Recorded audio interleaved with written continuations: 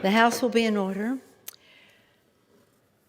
The Chair wishes to remind all members about certain standards of decorum in the hall of the House. Members are reminded that the announced policies of January 4th, 2021, as updated on May 11th, remain in effect with respect to the wearing of masks. The Chair will reiterate that members and staff are currently required to wear masks at all times in the hall of the House, except when a member has been recognized by the Chair or when a member acting as Chair is speaking. The Chair reminds members that the House is following the guidance of the attending physician, who has stated that the present mask requirements and other guidelines remain unchanged in the hall of the House until all members and the floor staff are fully vaccinated. That is the advisory of the attending physician. The Chair also informs members that the attending physician guidance is consistent with the Centers for Disease Control guidelines. Members are further reminded under House Resolution 38, the Sergeant-at-Arms is authorized and directed to impose a fine against any member acting in violation of these policies. The Chair expects members to conduct themselves in appropriate decorum in the House chamber at all times. That includes proper attire, behavior that is respectful of other members and of our staff, and adherence to mask requirements and other safety protocols intended to protect all of those present in the hall of the House. To follow these basic standards of practice is to facilitate an atmosphere of respect for one another and for the institution and our staff. The Chair appreciates the attention of the members to these matters. Pursuant to the order of the House of January 4th, 2021, the Chair now recognizes members from lists submitted by the majority and minority leaders for hour-long debate, morning hour debate. The Chair will alternate recognition between the parties with time equally allocated between the parties and each member other than the majority or minority leader or whip, limited to 5 minutes, but in no event shall debate go beyond 11:50 a.m. The Chair recognizes the gentleman from California, Mr. McClintock, for 5 minutes.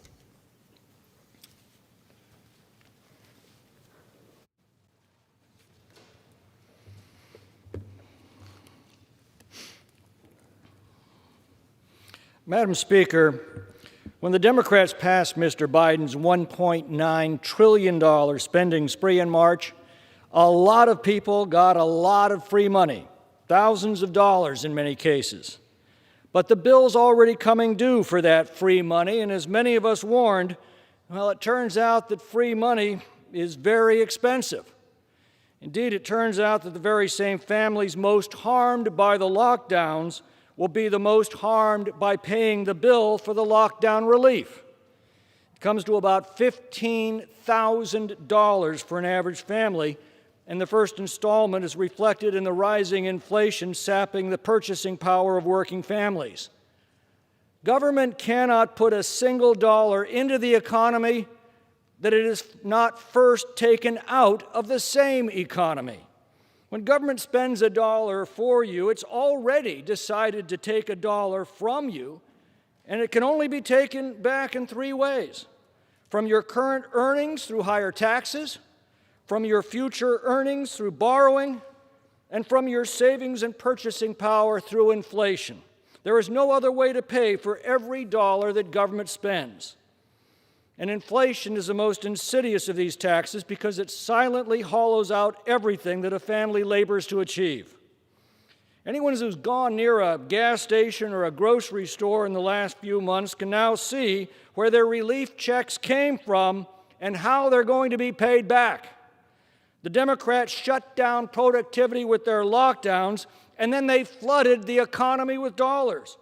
More dollars chasing fewer goods is the classic recipe for inflation. And this is just the first installment of the bill already coming due for the left's reckless spending. The Consumer Price Index increased 4.2% in April. It was 2.6% in March, 4.2% now. Core inflation is already growing faster than at any time since the end of the Carter administration. Now, what does that mean exactly? Well, it means that if you've managed to save $100,000 for your retirement, the government has just taken $4,200 of it because your savings are now worth that much less.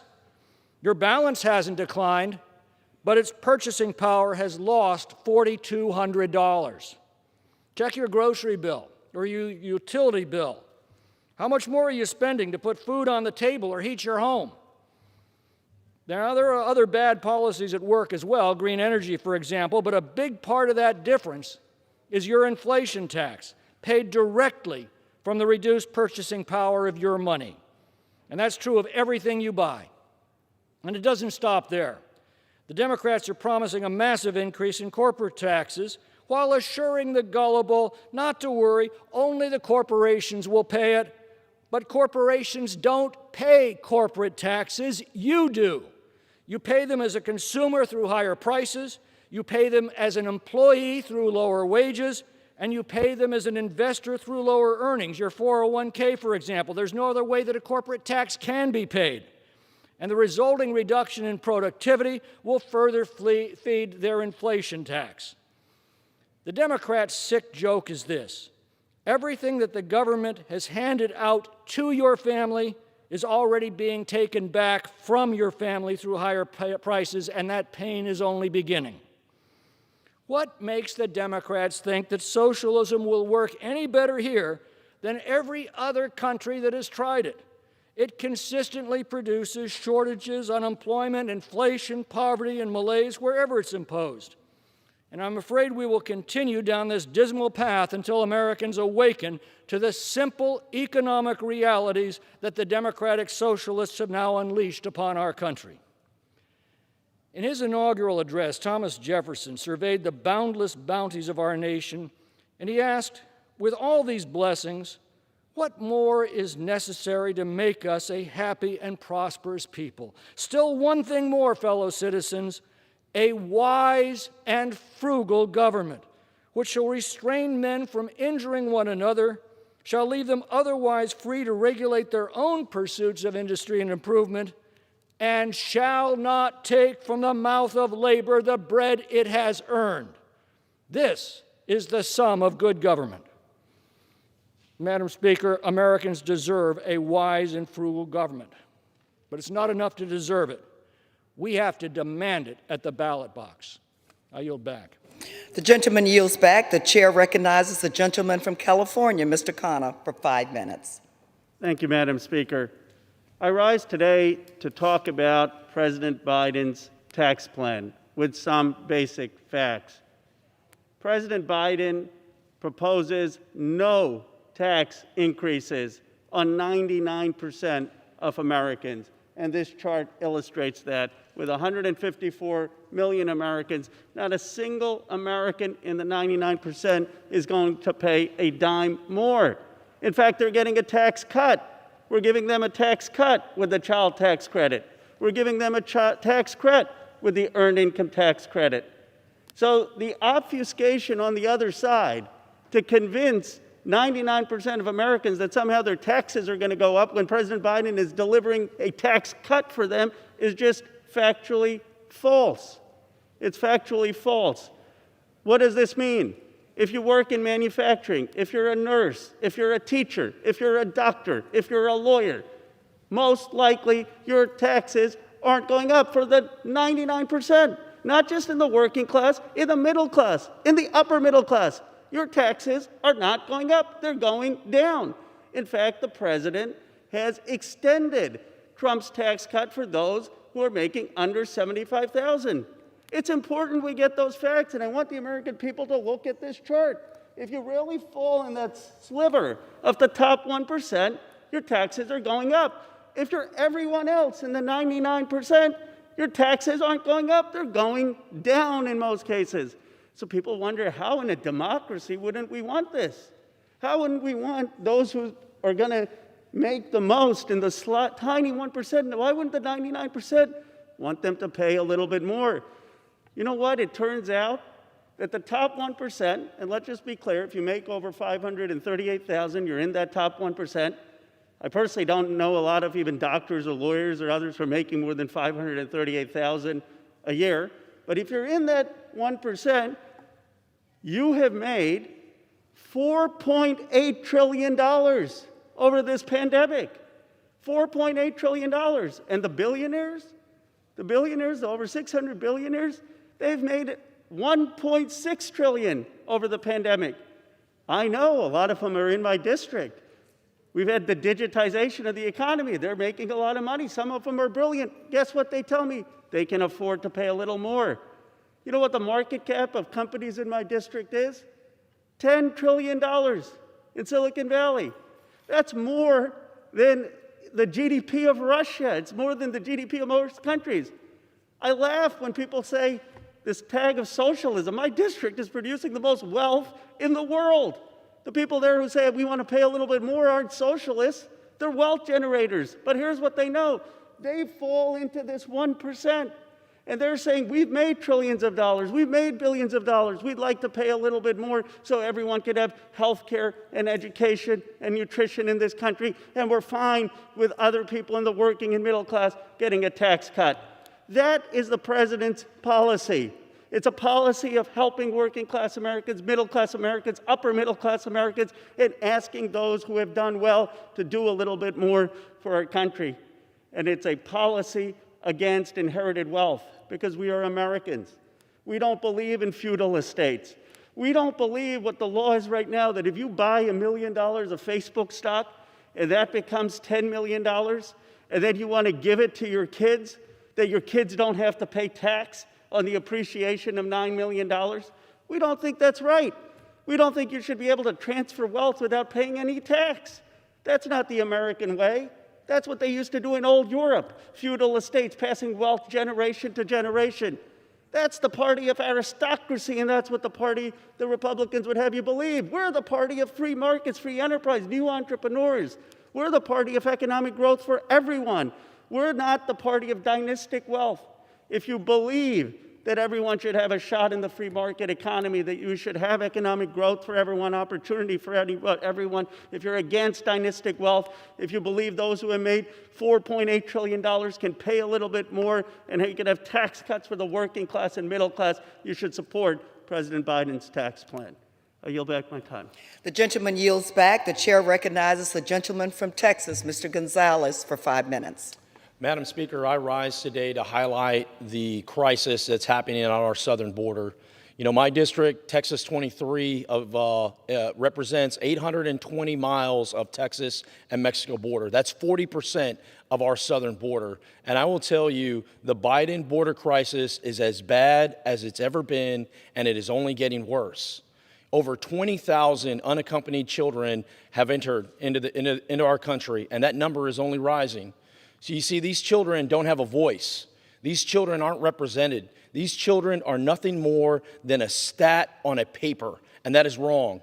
So here I have, on Mother's Day weekend of all days, these 5 young girls, babies essentially, were found abandoned on a ranch in Texas. Well, today I'm here to talk about their story and give them a voice. So 2 of these girls, Ashley is 5 years old, and her sister, Valeria, is 11 months old. They're from Guatemala. 2 of the other girls, Naisley is 7, and Crystal is 4. They're from Honduras. They happen to be related. They're cousins. So as they've made this trek to America, there they were dumped in a farm in Texas with no water, no food, and the oldest of them, 7 years old. Imagine, you're 7 years old, and your responsibility is to take care of your younger daughter that is 4, and take care and ensure that your cousins who are 5 and 11 not only are okay, but survive the night. That is wrong on all accounts. I want to tell a little bit more about this story. You see, Sandra is the mother of Naisley and Crystal. Sandra has attempted to make this trek many times, and unfortunately, she was turned around at the border several times. So she goes off and she gives her children to smugglers. Why? Because she is desperate. The situation at our southern border is desperate, And we need to act now. We need to reform immigration, and we need to secure our southern border, right? Not only for these young ladies here, right, but for all children that are making that dangerous trek, and for all people that live along the border and see this every single day. What is happening with these girls? They get put in HHS and then get released. Guess where they're going? They're going to Houston, Texas, to try to be reunited with a family member. All cities of the United States are border cities.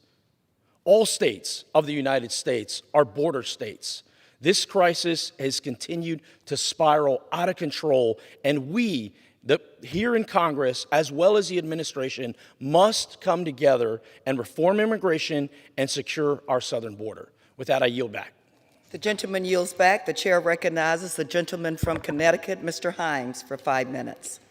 Thank you, Madam Speaker. As I rise, gasoline is once again flowing through the Colonial Pipeline, and we are getting ready to undertake our routine briefs, those of us who sit on the Intelligence Committee, the Committee on Homeland Security, of this week's cyber attacks. Many of them will have come from Russia, from China, from North Korea, from Iran, or from some shadowy criminal group, which is often sheltered or at least tolerated by one of these countries. Many will have succeeded in stealing critical data or penetrating essential networks. Only a few, like the recent attacks on the Colonial Pipeline, will ever become publicly known. There is a long list of things that we must do to stop these attacks. We should require private companies to tell the public, or at least the government, when these attacks occur. We should make sure that experts in places like NSA and FBI are working side by side with network operators to address these attacks, and we should have a clear policy on the payment of ransom to ransomware attacks. But at the very top of the list is the need to fundamentally change the game by establishing a sure and swift deterrence. Time and again, we do too little, too late. 5 years ago, President Obama responded to the Russian attack on our 2016 election, the very essence of our democracy, with the expulsion of 35 so-called Russian diplomats and the closing of a few secondary Russian facilities. And he told Putin to cut it out. Putin barely felt the slap on the wrist, and we know that because fewer than 4 years later, a Russian intelligence agency used a supply chain attack on Microsoft and SolarWinds to penetrate thousands of networks, including those of the federal government. In response, the United States, you guessed it, expelled some Russian diplomats. For the bad guys, the cost of doing business is very low indeed.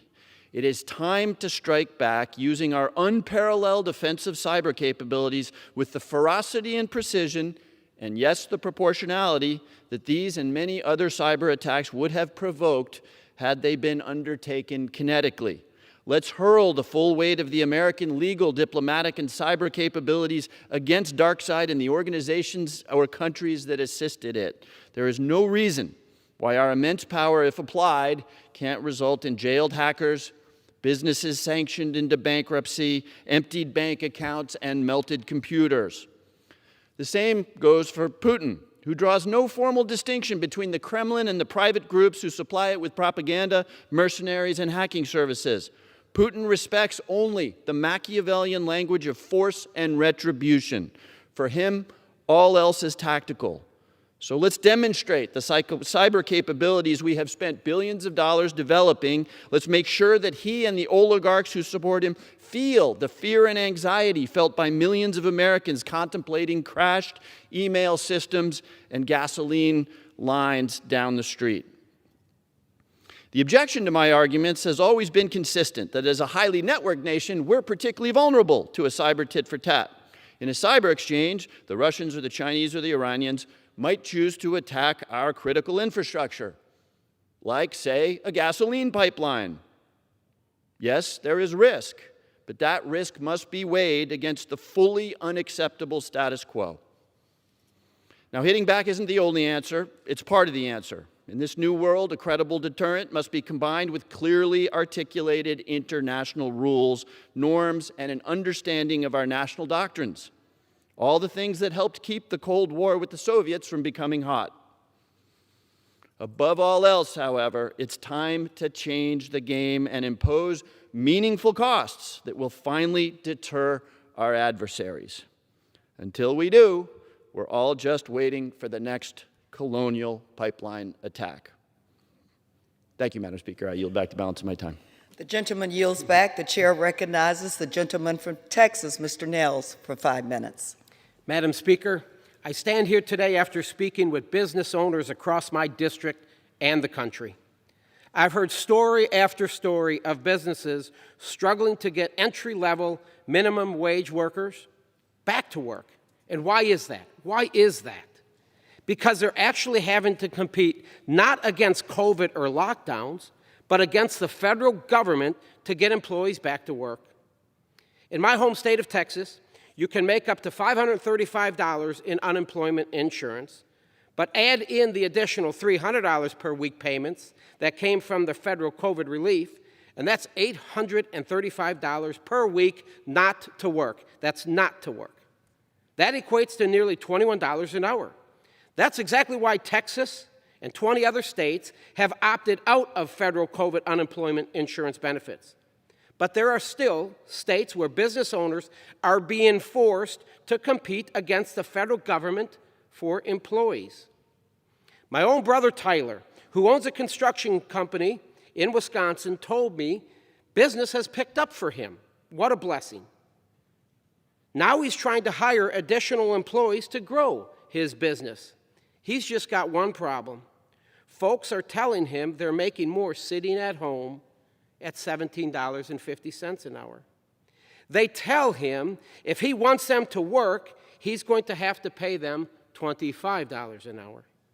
Situations like my brother Tyler's were hardly an unexpected consequence of paying workers more not to work. So expected, it seems as though when Democrats failed to get their minimum wage hikes through the Senate in February, they used the federal unemployment insurance program to accomplish the same result, albeit temporarily. While there are many who are still struggling from the effects of COVID, whether it be from health effects or the effects of lockdowns on their business, millions more are taking advantage of the unemployment insurance system and sitting at home. They're playing Xbox instead of working and being productive members of society. On top of the labor shortage driven by the federal government paying people not to work, President Biden is proposing historic levels of spending and raising taxes on our job creators.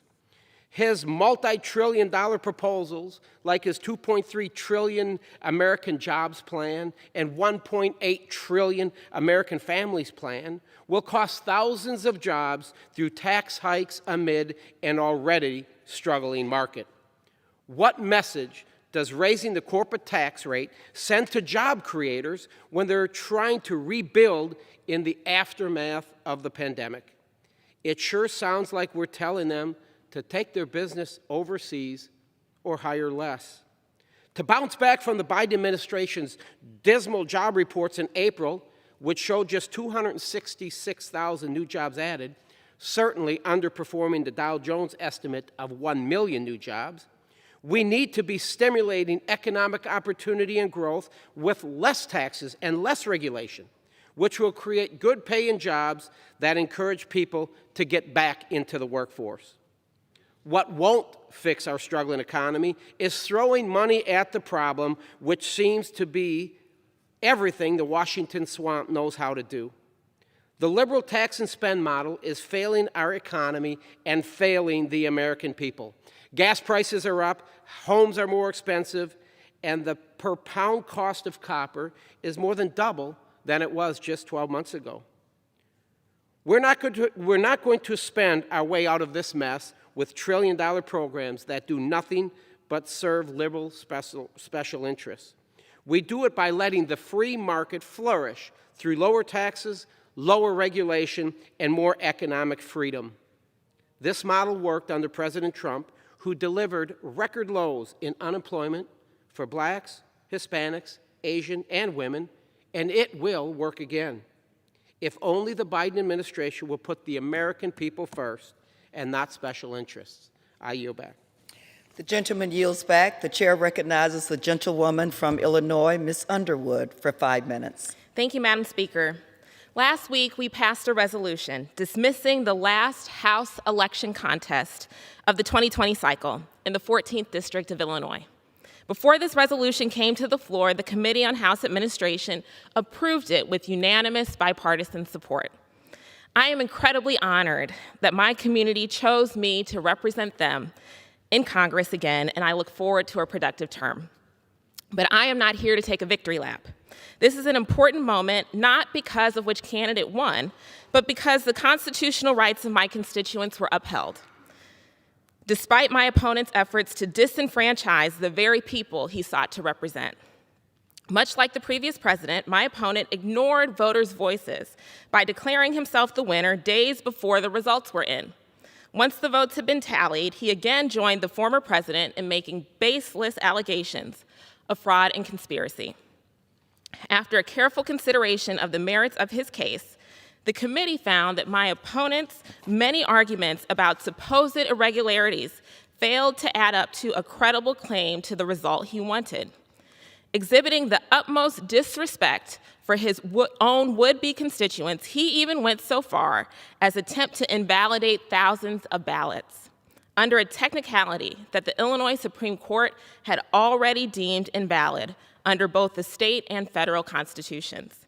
Specifically, the court warned that the standard my opponent sought to apply in this case would allow corrupt officials to deliberately toss out ballots of voters whom they had reason to believe voted otherwise than they desired, which is exactly what he attempted to do. By passing the resolution dismissing this baseless contest, the House upheld the results that were verified by 7 county clerks, including 4 Republicans, and certified by the state of Illinois. On behalf of my constituents whose voices were heard despite these efforts to silence them, I want to thank the many election officials and volunteers who safely and successfully administered the highest turnout election in history during a pandemic. I also want to thank the House Administration Committee and its hardworking staff for faithfully carrying out the Federal Contested Elections Act by rejecting this attempt at disenfranchisement. Unfortunately, the contest in my district was just one battle in a war that is still ongoing, a war on democracy, on voting rights, and on truth itself. It will take more than a resolution to defeat the big lie, a seditious effort to delegitimize the 2020 election and every future election. As the so-called debate about widespread fraud that did not occur raged on, I have been shocked and horrified by the willingness of so many people to tell dangerous, flat-out lies. People who should know better, including terrifyingly elected officials at every level of government. I desperately hope for a future where the fabric of reality itself is no longer under attack. Because there can be no compromise here. There is nothing to compromise on. The choice is simple: truth or lies. In the meantime, Madam Speaker, let me tell you about the reality that others have left far behind. The reality is that the American people chose Democrats to lead the House, the Senate, and the White House. In reality, Americans voted for health care, for child care, and for a safe environment and climate. In reality, Americans chose historic numbers of women, people of color, and LGBTQ people to represent them in this chamber. There are people like my erstwhile opponent, the former president, and far too many others in positions of great responsibility who refuse to face this reality. Their denial of truth is incompatible with the democracy we all swore an oath to defend. A few months ago, we endured a violent insurrection here in this building, an all too real manifestation of this widespread assault on reality. We survived the attack, but we're still in the midst of an insidious erosion of norms and policies that threatens our democracy, including by sowing distrust of our elections and our democratic institutions. Madam Speaker, I urge my colleagues to join me in rejecting these attacks on our democracy by living as though the truth were true. I yield back. The gentlewoman yields back. The chair recognizes the gentleman from Wisconsin, Mr. Fitzgerald, for 5 minutes. Thank you, Madam Speaker. I rise today to talk briefly on a topic that has come up numerous times already this morning, and I just attended a meeting of the Small Business Committee in which we had an extensive discussion as well. If you remember back when the CARES package was moving through Congress, there were a number of legislators that identified that an issue was being created that didn't need to necessarily be created, and that was additional dollars being set aside for those that would find themselves unemployed. And as a former state legislator in Wisconsin, I had kind of gone through a process back in 08 and 09, which basically was an unemployment insurance fund, and I would underscore the idea insurance, that was in the red. And it was as a result of the number of unemployment claims that were being made in my state. And there was a nonpartisan commission that had been created to kind of oversee this process without getting too far into the details. And it had worked, where there had been some give and take, and employers and those that represented employers knew that there would be X amount of dollars taken out of everyone's payroll that would supplement or pay for the premiums associated with unemployment. And the system worked. But when the uptick came as a result of the economy sputtering at the time, it went into the red. It's just a reminder, I think, of what we find ourselves kind of in the midst of right now. As I said, some earlier speakers referenced this. The $300 a week bonus that so many people are calling it right now, and I get it. I'm not trying to be too judgmental on people that actually find themselves in that position.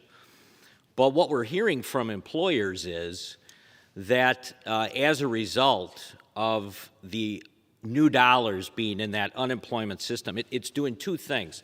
The first thing it's doing is obviously putting the regular private sector market that employers are typically used to.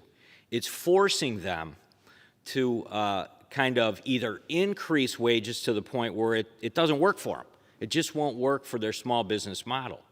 They can't afford it and still be able to put out goods and services. The other thing it does, though, it keeps people on unemployment. So what we're experiencing in our state, and I think I'm hearing that there's other states that are experiencing the same thing, and I think we're up to 19 different states right now where governors have made a decision to pull back on the $300 a week. It is certainly cratering these unemployment insurance pots again. They can't keep up with it.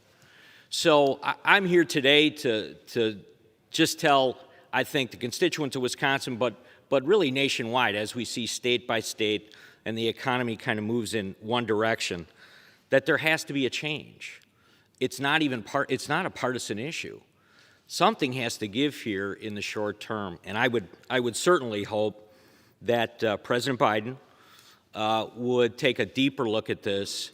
I think the House and the Senate should actually move in a direction where there would be some type of reduction in these benefits very soon.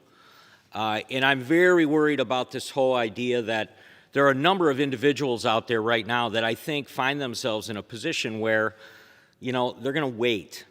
They're just going to wait. They're going to wait for September to come. They're going to wait for October to come before they really start to re-engage. The other thing in Wisconsin and other states that exist is when you were on unemployment insurance, you had to go out and look for a job. And you had to talk to employers, and you had to develop your soft skills, which means, making sure you're ready for work and you get to work on time.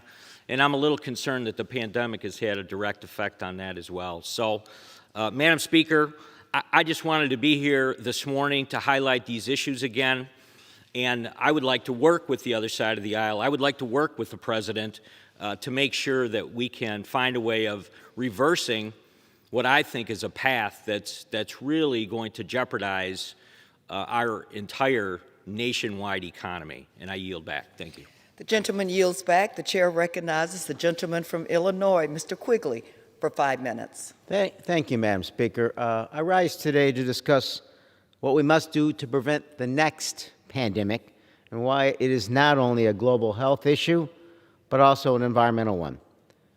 The origins of the pandemic we are battling now are clear: unsanitary, unsafe wildlife markets. These markets, which are prevalent in some areas of Asia and Africa, but are present everywhere, including the United States, are fed by trade in wildlife. Some of it legal, some of it illegal, all of it very dangerous. They are breeding grounds for a strain of viruses known as zoonotics, which are diseases born from the unnatural intermingling of bodily fluids of different species in an unsafe and unsanitary market that sold wildlife, living and dead, for human consumption. Other zoonotics include SARS, MERS, Zika, Ebola, swine flu, bird flu, and even HIV/AIDS, and now COVID. COVID-19 has truly opened the world's eyes to the danger of these markets and the global impact. And it should open our eyes to just how urgent the need for legislation around this is in order to prevent the loss of millions of lives. That is why over the course of the last year, I wrote the Preventing Future Pandemics Act, along with my friend, Mr. Fred Upton, and Senators Cory Booker and John Cornyn in the Senate. We may not agree on much, but we agree on this: we have the power to prevent the next pandemic, and to do nothing would be an act of negligence. A vital lesson that we need to learn from COVID is that we must fundamentally change the way that we interact with wildlife globally if we want to stop this from happening again. This means stopping deforestation and other habitat destruction, slowing and ending global climate change, and it means global shutdown of live wildlife markets. Already we've seen how changes in temperature and weather patterns and encroaching human development have brought people and wildlife into more frequent and more intimate contact. Human consumption of wildlife is simply the most dangerous form of that contact. To get at the root of this problem, the Preventing Future Pandemics Act would establish the official foreign policy of the U.S. to be that we will work with other countries to shut down these markets in the trade in terrestrial wildlife for human consumption and build international coalitions to reduce the demand for wildlife as food. The bill would authorize funding for USAID to work on reducing demand for consumption of wildlife from wildlife markets and support shifts to alternate sources of food and protein in communities that rely upon this consumption for food security. Moreover, to truly lead by example, this bill would end the import and export of wildlife for human consumption in and out of the United States. While wildlife is not a major source of protein in our country, these markets do exist here, and they still pose a danger. If we are to establish and maintain a position of international leadership on this issue, we must practice what we preach. This bill will help us take significant steps to break down the silos between global and conservation, because we know unequivocally that if we try to treat these as separate problems, we fail to solve either problem.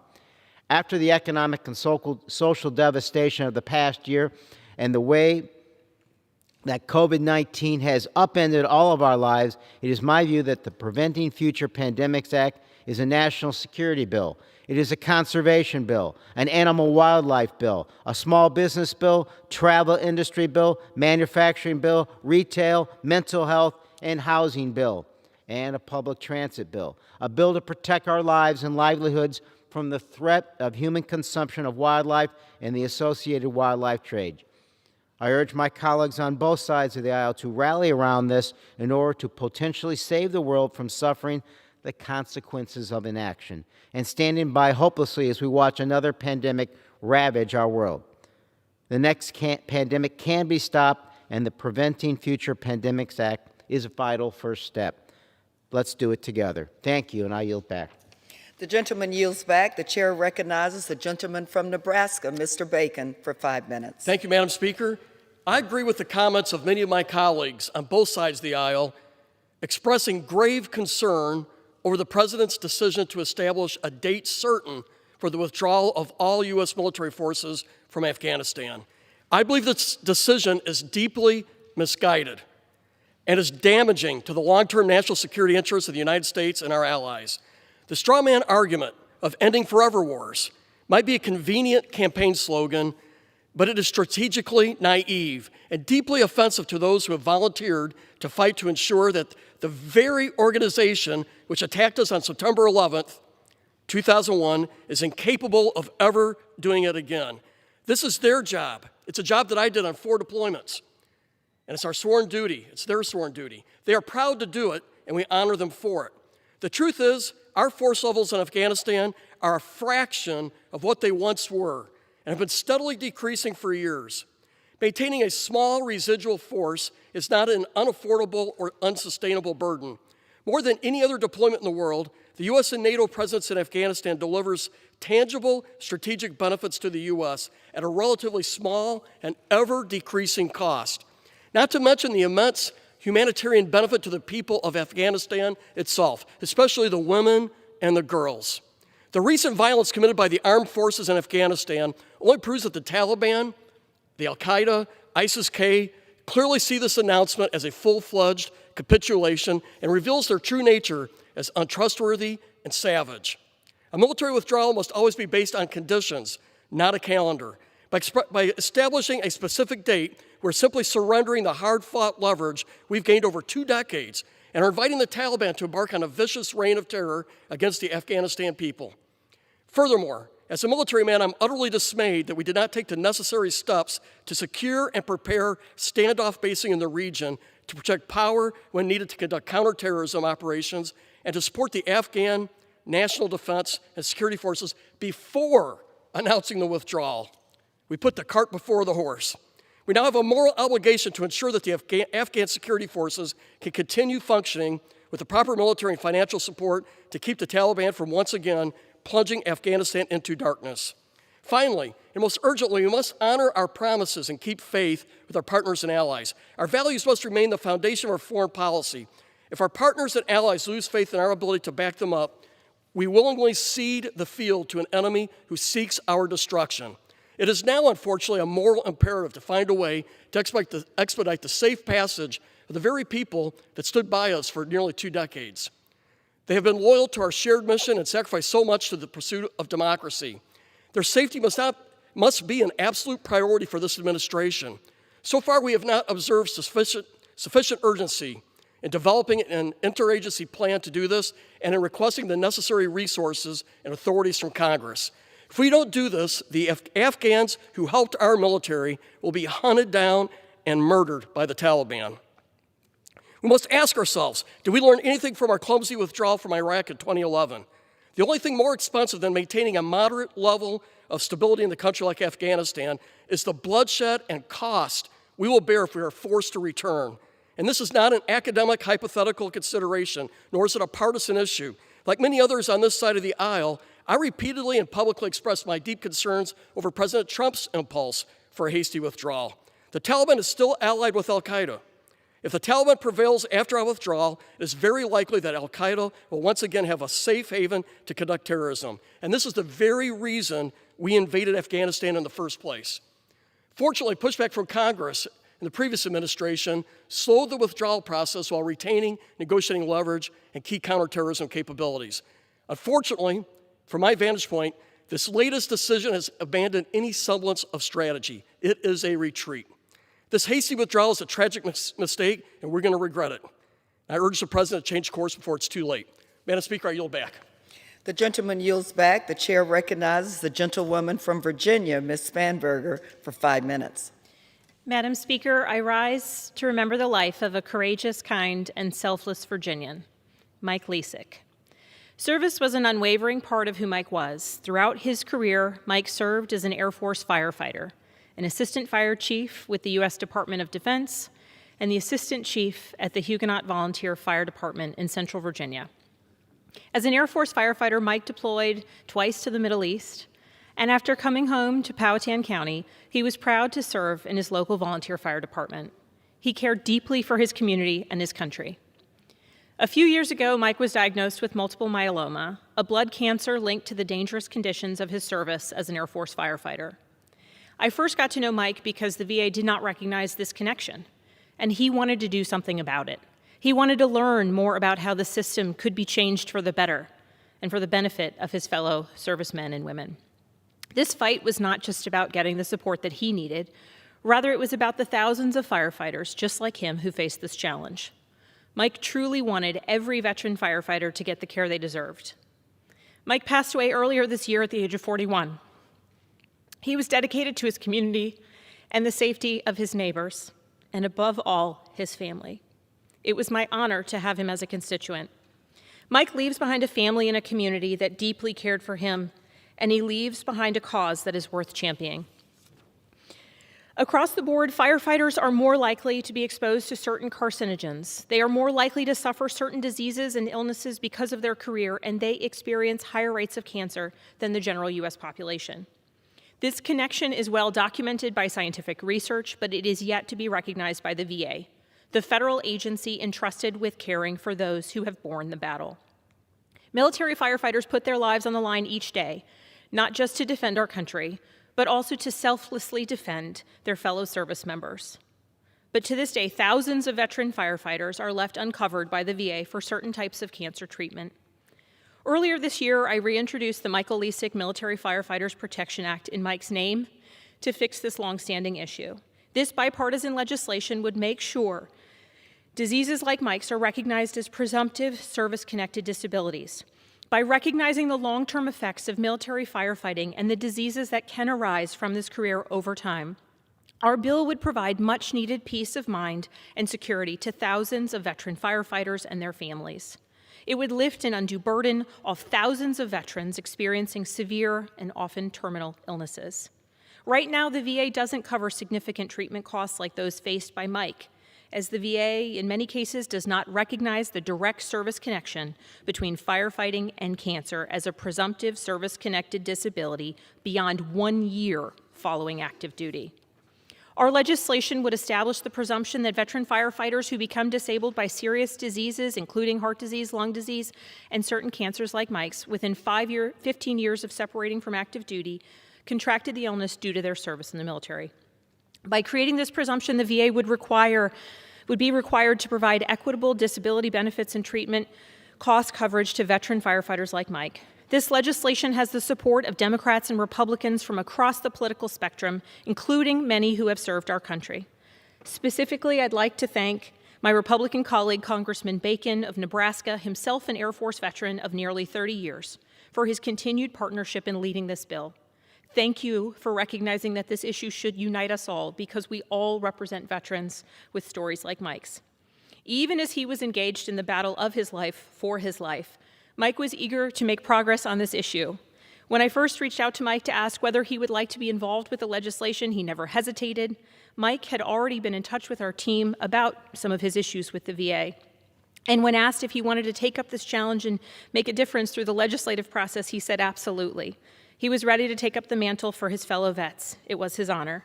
And even as his illness progressed, he stayed apprised of new developments on this legislation, and my team was humbled to work with him.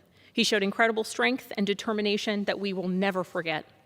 The Michael Lesick Military Firefighters Protection Act is about a fundamental question.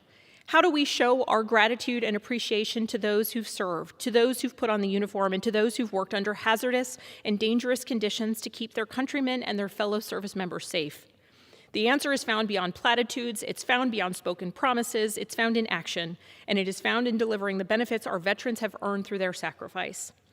No veteran who puts on the uniform should repeatedly have to make the argument that their injury, their illness, is connected to their service when the evidence is so apparent, to the degree that the majority of our states have already recognized the link between these serious diseases and the occupational hazards of firefighting and have enacted presumptive disability laws.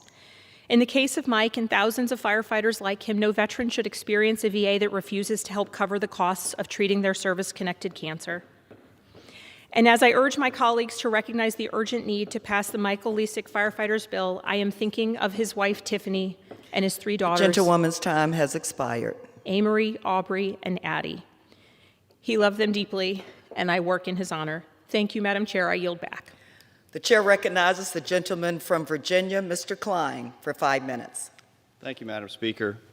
I rise today to express my unwavering support for the United States' greatest ally in the Middle East and the region's only democracy, Israel. When I visited the region, I saw firsthand the proximity of the danger Israelis face on a daily basis. With the Gaza Strip controlled by the Iranian-funded terror group Hamas, rockets are always pointing at the Jewish state, and it's estimated that the militant group has more than 30,000 rockets and mortars at their disposal. And for the past week, Israel and its people have been bombarded by more than 3,000 rockets launched from within Gaza. Thank goodness for the Iron Dome, which, despite being overwhelmed, saved countless lives. While some on the other side of the aisle and in the media attempt to draw a moral parallel between Hamas and Israel, there is simply no comparison to be made. As Prime Minister Benjamin Netanyahu said, "You cannot equate a democracy that values life with a terror organization that glorifies death." Israel has an absolute right to defend itself, and while they make every effort to keep Palestinian civilians from harm, Hamas continues to intentionally target population centers, seeking death and destruction. Hamas is not interested in peace. They are not interested in working toward a lasting solution. Their only objective is to eliminate the Jewish state. Why some would choose to back Hamas, despite its atrocious human rights record, is beyond me. Why back a regime that stifles free speech, prosecutes and assaults the press, treats women as second-class citizens, and has laws on the books that condemn its own citizens to death simply for selling land to a Jewish person? Madam Speaker, it's mind-boggling. I stand with Israel, and in doing so, I stand for peace. Madam Speaker, author and avid golf fan P.G. Wodenhouse once remarked, "Golf is the infallible test. The man who can go into a patch of rough alone with the knowledge that only God is watching him and play his ball where it lies is the man who will serve you faithfully and well." Fittingly, I rise today to recognize Grace Christian School of Stanton, whose golf team won its first Virginia Association of Christian Athletics state championship. The Warriors shot an 18-hole total of 355 in the championship tournament at the club at Ironwood to overcome its closest competitor by 32 strokes. Caleb Mass led the Warriors with an impressive 86, while Preston Fitzgerald and Matty Helmick each shot a pair of 87s, with Isaiah Farlow carding a 95. Mass, Fitzgerald, and Helmick were also named to the All-State team for their performances throughout the season. Congratulations to the athletes, coaches, and staff on an excellent season. I wish you all the best of luck moving forward, and keep hitting them straight. Thank you, Madam Speaker. I yield back. Gentleman yields back. The chair recognizes the gentlewoman from Georgia, Ms. Bordeaux, for 5 minutes. Madam Speaker, like so many of us in this chamber, I spent a lot of time on the road driving from event to event. As someone who represents the metro Atlanta area, I have spent far more hours than I care to admit sitting on I-85 in bumper-to-bumper traffic. My staff have all had the experience of being on the phone with me as I pull off the road and try to find a spot with a strong signal in order to call into events, because there's just no way I'll make it in time with all the traffic. Congestion is one of the issues we all hear about with frequency. It is not a Republican issue or a Democratic issue. It is a question I get frequently, regardless of whether I'm at a town hall, speaking to a chamber of commerce, or visiting a small business. What is being done to ease congestion? This question is particularly important as we continue to have a national conversation on infrastructure. Having spent my career in public policy and public finance, I know how important it is that we make smart investments today to set us up for success tomorrow. And that's why recently I rolled out my infrastructure agenda. I call it Future Fit the Suburbs. Future Fit the Suburbs is a vision to address our growing needs in the suburbs, to make smart investments now to prepare for the next century, from preparing for the impact of climate change to building the transit system of tomorrow. This agenda focuses on the needs of fast-growing suburbs, recognizing the need for transit and congestion relief in order to maintain economic viability while addressing the climate crisis, and doing all of it in a way that leverages public-private partnerships in a fiscally responsible manner. The key is to do well by doing good. This initial launch of Future Fit the Suburbs contains 4 initiatives. The first, I am proud to be introducing a new piece of bipartisan legislation today, the Build Up the Suburbs Act, along with Congressman Carlos Jimenez of Florida and my Georgia colleague, Congresswoman Lucy McBath. Imagine a regional bus rapid transit system that would run along our major highways and express lanes, developing an electric bus equivalent of commuter rail to help people get from suburban hubs to major commercial hubs while skipping the traffic. The Build Up the Suburbs Act would fund exactly that. The next time you need to go to the airport, wouldn't it be easier if you didn't have to budget in an extra hour or two just to get there? Tomorrow, I'll be introducing the National and Regional Greenways Act to provide funding for the construction and expansion of greenways across the country. Corridors of land connecting disparate communities with beautiful recreational space and environmentally friendly travel routes, thereby reducing congestion and emissions. This program would support projects like the visionary Chattahoochee River Greenway, a proposed multi-use path that would run along the Chattahoochee River in Georgia. Beyond immediate transit priorities, Future Fit the Suburbs focuses on how we can be smart in leveraging the power of public-private partnerships to maximize available resources. For example, as more and more shopping goes online, retail malls and the large plots of land that they sit on are going unoccupied and unused, taking up valuable real estate. Through low-interest and guaranteed loan programs, these areas can be restored in a way that serves the community. Finally, creating a national infrastructure bank would provide federal seed money to leverage significant private sector investment in major infrastructure projects. Private investment is on the sidelines and looking to invest in our roads, bridges, broadband, and electric charging infrastructure. Change is coming, whether we like it or not. We can make smart investments now that enhance our quality of life, or we can spend a lot more time, money, and effort retrofitting the same projects years down the road. By investing now, we can help slow the effect of climate change, create jobs, and position the suburbs for success in the years to come. I yield back my time. The gentlewoman yields back. The chair recognizes the gentleman from Tennessee, Mr. Burchett, for 5 minutes. Thank you, Madam Speaker. It's a pleasure being with you. As we say in East Tennessee, you class up the joint. So thank you for allowing me to be here. Today, I rise to celebrate the 90th birthday of one of my dearest friends, Julia Tucker, 90 years old. She served the Knoxville community in many different ways over the years. Julia was the first woman to chair the Knoxville City School Board, where she served with my daddy. She's a force to be reckoned with, and she fights for things that are important to her. She once saved her unconscious neighbors' lives during a gas leak by dragging them out of their house. Since her son Bill lost his tragic battle with AIDS in 1991, Julia has dedicated her life to raising money and awareness to combat the disease and also to fight the bigotry. And I still have his mini bike as a little Indian in my collection, and I treasure it very much.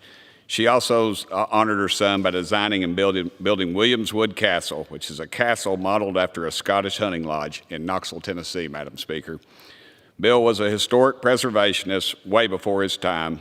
People weren't doing it like that, and Bill kind of set the mark for it. He was incredibly proud of his family's Scottish heritage, and this castle is a unique way for her to preserve her son's memory. And she allowed my sweet little girl Isabel to have her birthday party there, and it was magical.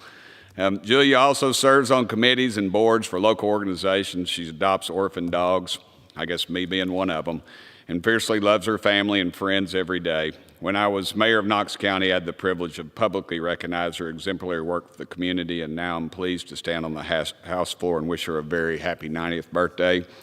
She was the first person I knew that had cable TV. She introduced me to Shirley Temple's and rare roast beef sandwiches when I was a little boy. So Julia, happy birthday. You are loved by many people, and the Birches especially. Thank you, Madam Speaker.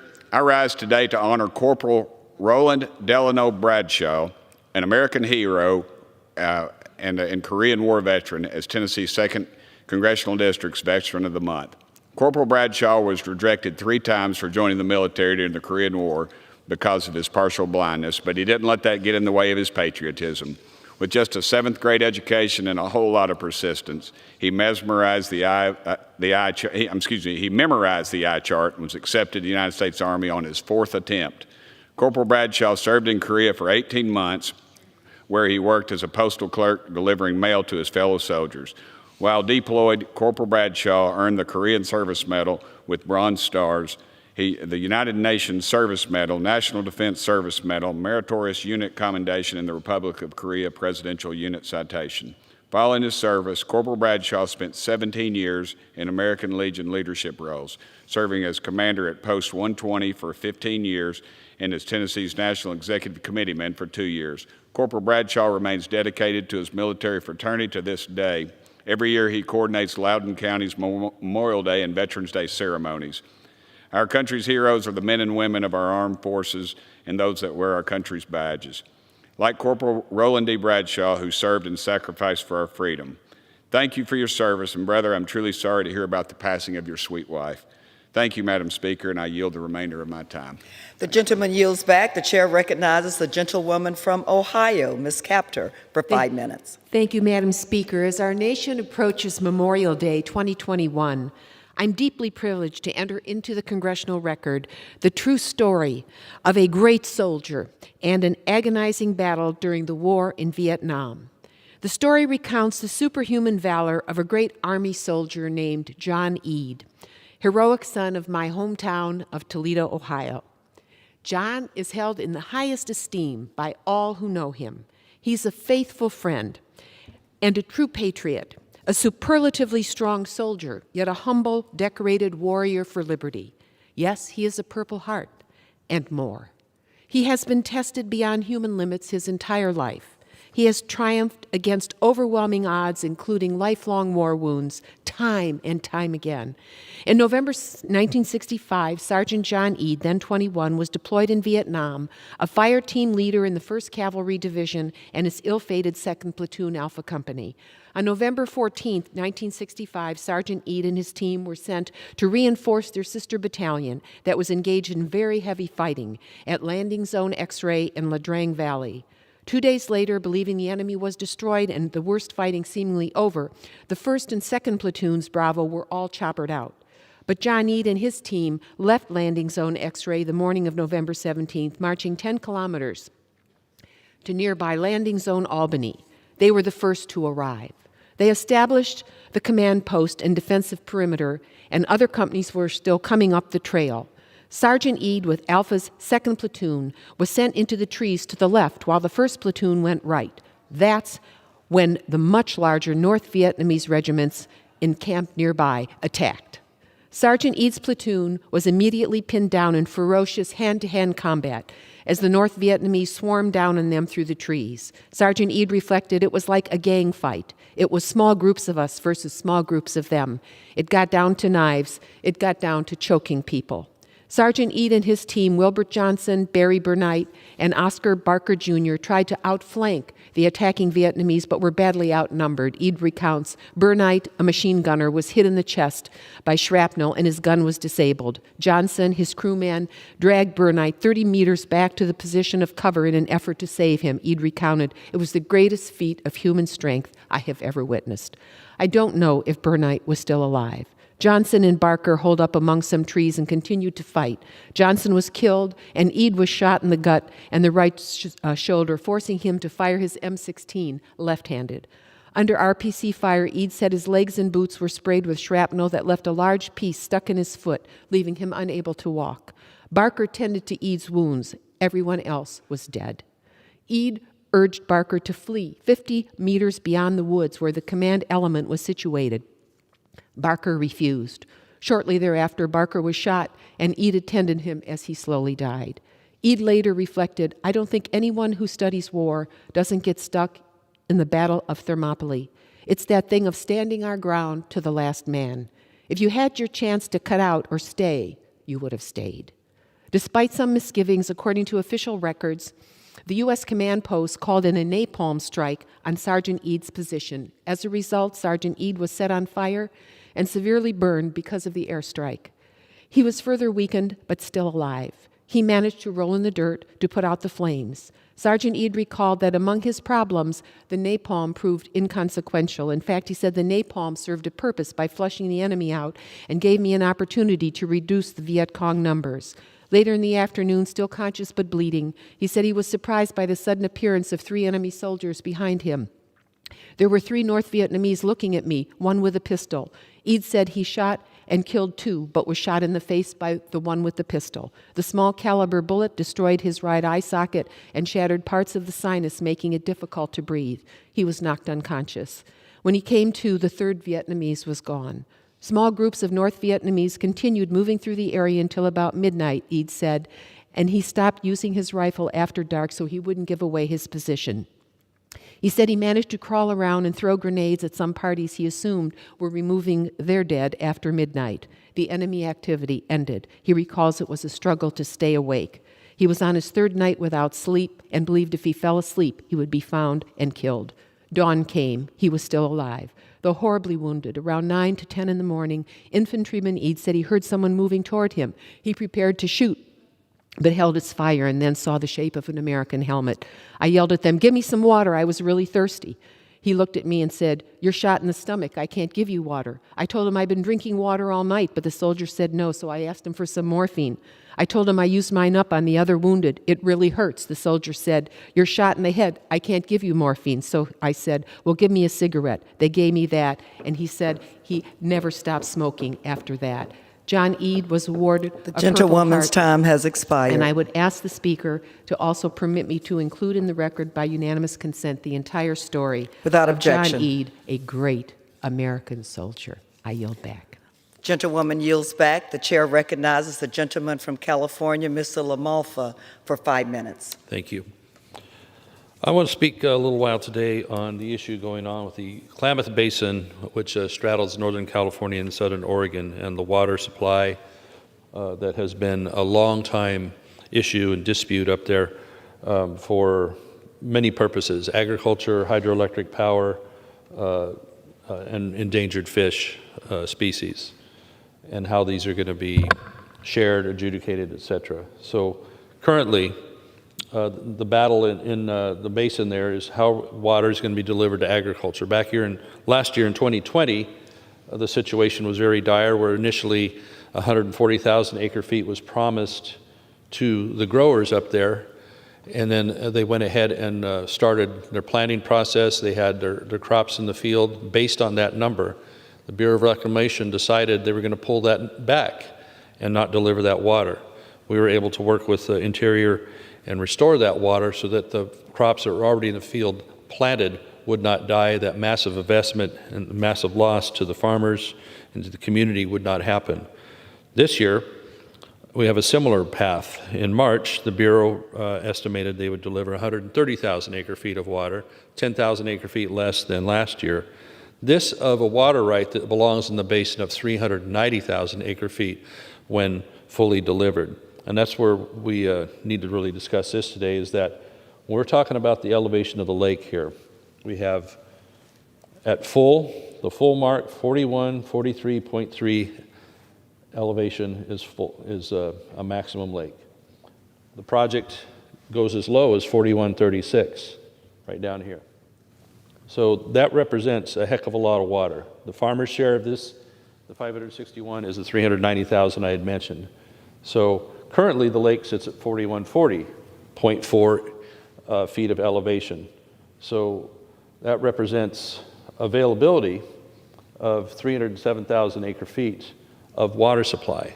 Now, the species of fish that we're talking about here are the long-nosed suckerfish that's in the lake. It lives in the lower part, the brown area of the lake there, and that's where it is best suited. It's a bottom fish, bottom-feeding fish.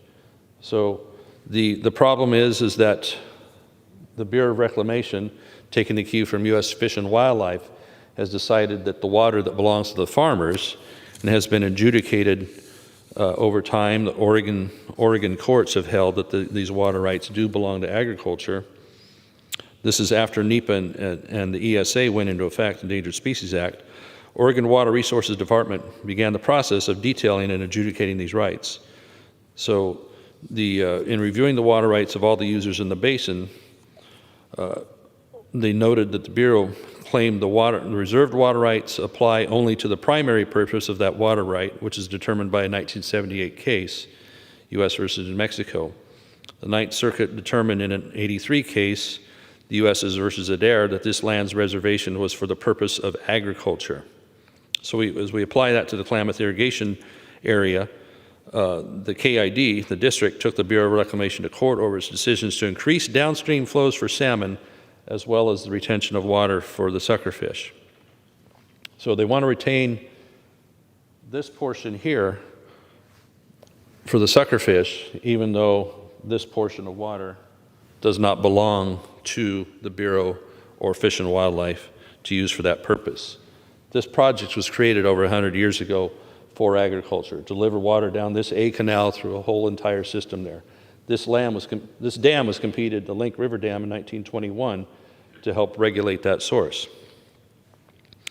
So in the process, with Klamath Irrigation District having taken them to court, the state ultimately agreed with KID that the Bureau has the right to store the water and administer the water in Upper Lake, but the Bureau of Reclamation does not have the permit, the license, the right to use the water themselves for salmon in the river or for the suckerfish that stay in the lake. Going further, Section 8 of the Reclamation Act clearly states that the federal government cannot interfere with the laws of states relating to the control or distribution of water used in irrigation. So in 1978, California versus the U.S. certified that a state can impose requirements on the distribution of water through a federal reclamation project as long as they're consistent with clear congressional directives, as Congress set this back up over 100 years ago and ongoing. Congress has made it clear multiple times that the Klamath Project was designed and established for irrigation. So if you want to concede, just for a moment, playing along with Fish and Wildlife, that the current level at 4140.4, and you take it down to 4138, there's 173,000 acre-feet of water available for farmers right now that should not be taken, even if you concede the suckerfish total. So we got giant problems in the basin legally. The chair recognizes a gentlewoman from Illinois, Ms. Kelly, for 5 minutes. Thank you, Madam Speaker. We are in the midst of a shameful healthcare crisis. In 2021, there is no reason that giving birth should be more dangerous for women today than it was for their mothers. Despite declining rates of maternal mortality around the world, in the United States, the rates have been climbing in recent years. Decades of institutional racism in our society and our healthcare system have brought us to this moment. Data released by the CDC last month shows that the maternal mortality crisis is only worsening, and the risks are even greater for Black women and other women of color. Black women are 3 times more likely, and indigenous women are more than twice as likely to die from pregnancy-related causes as non-Hispanic women. Even worse, more than 2/3 of the deaths are preventable. Additionally, the rates of pregnancy-related complications are on the rise, and for every maternal death in the United States, there are approximately 100 women who experience severe maternal morbidity or a near miss. As chair of the Congressional Black Caucus Health Brain Trust and co-chair of the Congressional Caucus on Black Women and Girls, I have seen so many examples of how the healthcare system fails Black women. Maternal mortality is a complex crisis with inequities stemming from many factors, including access to care, standardization of care, bias, and racism. Pregnancy and birth should be one of the happiest times for a family, but for Black women, that is too often not the case, and we must take action now to begin saving the lives and protecting the health of Black women. One of the most pressing issues related to the maternal mortality crisis we must address is access to high-quality, affordable health care. We know there are major risks associated with becoming uninsured shortly after pregnancy. That is why I fought to have extended Medicare coverage included in the American Rescue Plan so that women are able to receive postpartum care up to 1 year after birth instead of the existing 60 days of coverage. But we need to take additional steps to incentivize every single state to permanently implement this policy. That is why today I'm introducing the Helping Medicaid Offer Maternity Services Act, or Helping Moms Act of 2021. This bipartisan legislation will amend the American Rescue Plan to provide a permanent state option to extend postpartum Medicaid coverage from 60 days after delivery to a full year. The Helping Moms Act would also authorize a 5% federal medical assistance percentage rate for the first year that states adopt the extended coverage. Ensuring health care coverage for the entirety of the postpartum period will save lives and prevent needless complications that endanger the health of mothers and their babies. This is an important step forward, but is not the only change that is needed. The Black maternal health crisis is a multifactorial epidemic, and solving it will require a multifaceted approach. That is why tomorrow I will reintroduce my Mothers and Offspring Mortality and Morbidity Awareness Act, or the MAMA Act. This comprehensive bill tackles a growing maternal mortality crisis and severe morbidity in 5 ways. The MAMA Act will standardize maternal mortality and morbidity data collection across states and authorize a designated federal agency to aggregate the data. Maternal health advocates agree that standardization of data across the country is critical in fully understanding this crisis and informing future decisions about how to improve a woman's health care. This bill will empower the CDC to provide technical guidance and publish best practices to prevent maternal mortality and morbidity. It will authorize evidence-based national obstetric emergency protocol to save mothers' lives. The MAMA Act will expand health care coverage through the full postpartum year after giving birth. Finally, the MAMA Act will ensure improved access to culturally competent care training and workforce practices throughout the entire delivery continuum. This aspect in particular is so important in addressing the harmful biases and misconceptions that are unfortunately pervasive through our healthcare system, but especially rampant when it comes to Black maternal health. We have already lost too many mothers to this crisis. While many of us celebrated Mother's Day just a few weeks ago, families across the country mourned lost mothers and babies and remembered traumatic and unacceptable birth stories. I have talked with husbands who are so frustrated with the way their wives are treated and wonder if there's something else they could have done to protect them. I've heard the heartbreaking stories of tragedy and loss directly from these families. I have cried with them and shared their pain. I introduced these bills, the Helping Moms Act and the Mamas Act, in honor of these gentlewoman's mothers time has and expired. families, and recommit myself to always fighting for the health of women. I yield back. Gentlewoman yields back. The chair recognizes the gentleman from Louisiana, Mr. Higgins, for 5 minutes. Thank you, Madam Speaker. Madam Speaker, it has been 9 months since Hurricanes Laura and Delta devastated southwest Louisiana. Our region has endured natural disaster after natural disaster. This past year has been incredibly challenging. 2 very powerful major hurricanes, a crippling ice storm, and this week, ongoing, a severe rainfall event that's causing homes and businesses to flood. Many families will have to again start the difficult process of rebuilding their lives. Our people have been resilient in the face of great adversity, a show of incredible strength, but the need for help from the federal government is dire. While much work has been done, Southwest Louisiana has long-term recovery needs. To date, we've worked with our federal partners to deliver well over $1 billion in disaster relief to Louisiana, with more on the way. We've worked with President Trump and President Biden to secure increased federal assistance through cost share adjustments, now at levels of 90 and 100%. These resources have supported Southwest Louisiana's most immediate needs: housing and rental assistance, utility repairs, debris removal, hazard mitigation, and other disaster response costs. Due to the COVID-19 pandemic and related bills, these federal disaster accounts have received supplemental funding well beyond normal appropriations and are still available to the people of Southwest Louisiana. However, our region requires additional support in the form of long-term recovery resources, primarily through community block grant funding. Louisiana's governor issued a formal request to the Biden administration in January of this year. My office has supported our governor's request in every way, through every channel. We've worked for months to build support in Congress for long-term recovery resources, and our efforts to build that coalition has been successful.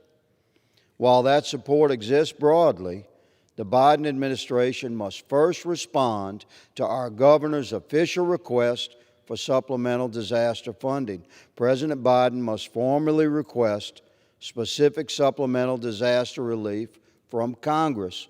Only then can our brotherhood of support take action here in the House of Representatives. That's the way it works. We have communicated these extreme needs directly to the Biden administration and House leadership. Additionally, the state must do more to ensure private insurance companies are treating Louisiana citizens fairly. This has been a significant issue that has frustrated Louisiana citizens and hindered our recovery efforts. I will not stop fighting for the citizens of South Louisiana, and I ask that my colleagues here in this body stand with us. I ask that our president stand with the people of Louisiana. We are one nation, and as a republic of sovereign states, we have never failed to come to each other's rescue in the wake of natural disaster. Now is one of those moments. This is a time when Americans must stand together as one. Every day, we are working to help Louisiana stand back up. Thank you, Madam Speaker, and I yield the balance of my time. The gentleman yields back. The chair recognizes the gentlewoman from the Virgin Islands, Ms. Plaskett, for 5 minutes. Thank you, Madam Speaker.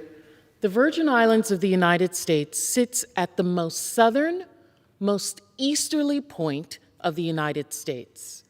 Because of this geographic position, its proximity to South America, and its almost century lighthouse position to the rest of the Caribbean, it has been fought over, exploited by many nations, owned by 7, and used as a base by pirates, privateers, rum and drug runners, and even great corporations.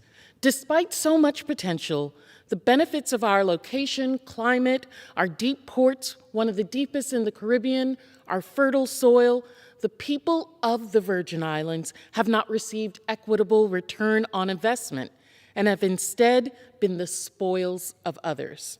Our people continue to work to create economic benefits for our homes, jobs, skills, revenue, financial independence.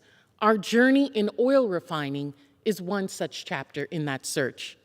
In the 1960s, the Virgin Islands began refining oil. Our island of St. Croix became the second largest petroleum refinery in America. In 2012, the refinery closed, exacerbating the shocks of the Great Recession, leading to unemployment rates of 18%. Our government made the decision to work to bring the refinery back, and after several years, the terminal and refinery reopened. In the last few weeks, my office has been in contact with EPA regarding air emissions incidents, odors, emissions around the vicinity of the refinery, which threaten the health of residents and our environment. On May 14th, EPA ordered Lime Tree Bay, the owners of the terminal and refinery, to pause all operations on the St. Croix refinery due to multiple improperly conducted operations that present an imminent risk to public health. Lime Tree Bay is in a community that is disproportionately affected by environmental burdens. Recent incidents have raised significant environmental justice concerns. My office has continued to discuss with EPA regarding the shutdown of the refinery, which, when fully operational, contributes tremendously to the Virgin Islands economy. I've also been in contact with the owners of the refinery, as well as the Virgin Islands local government, and will share with you all, with this Congress, what we can do to rectify the issue. But part of my concern, and one of the reasons I came to Congress, was to create mechanisms and funding, incentives, so that communities like the Virgin Islands, places long neglected, can have the tools, funding, incentives, stable schools, healthcare, to create diverse, sustainable industry. And as I've said in the past and continue to reiterate, the current problems in my community further demonstrate the need for so many communities like it to have a diversified economy. This would provide flexibility. A diversified economy creates economic health in a community, not tied to a single industry or market sector. It also creates and supports innovation. Not only do companies support one another financial, but they engender an ecosystem of new ideas and product generation.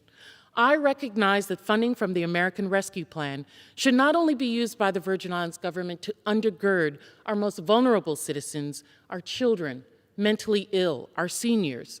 It should also be used to support creation of clean, resilient jobs. I and other Democrats recognize that we must rebuild our communities and our economy better than before through the American Jobs Plan. Now is the time to think boldly with a once-in-a-century investment to create millions of good-paying jobs, to ensure America can outcompete any other country in the world. The President has promised to deliver clean drinking water, renewed electric grid, high-speed broadband, build, preserve, and retrofit more than 2 million homes and commercial buildings, modernize our nation's schools and childcare facilities, upgrade veterans hospitals and federal buildings. The President's plan includes $20 billion for new programs that will reconnect neighborhoods like the Virgin Islands, cut off by historic investments, and ensure new projects increase opportunity, advance racial equity, environmental justice, and promote affordable access, safeguard critical infrastructure, services, and defend vulnerable communities. President Biden will call upon Congress, our body, to ensure that new jobs create clean energy, manufacturing, and infrastructure are open and accessible to women and people of color. The House is working on this. The gentlewoman's time has expired. We have a historic package to build back better, The gentlewoman's create jobs time and justice. has expired. I yield back. The chair recognizes the gentleman from Pennsylvania, Mr. Thompson, for 5 minutes. Thank you, Madam Speaker. Madam Speaker, I rise today to thank our men and women in uniform and remember those who gave their life for this country. The month of May is recognized as Military Appreciation Month, and we have several days dedicated to honoring our servicemen and women as well as their families. May 7th is Military Spouse Appreciation Day. May 8th is Victory Day in Europe Day, marking the end of World War II in Europe. May 15th is Armed Services Day, where we thank active duty members from all branches of the military.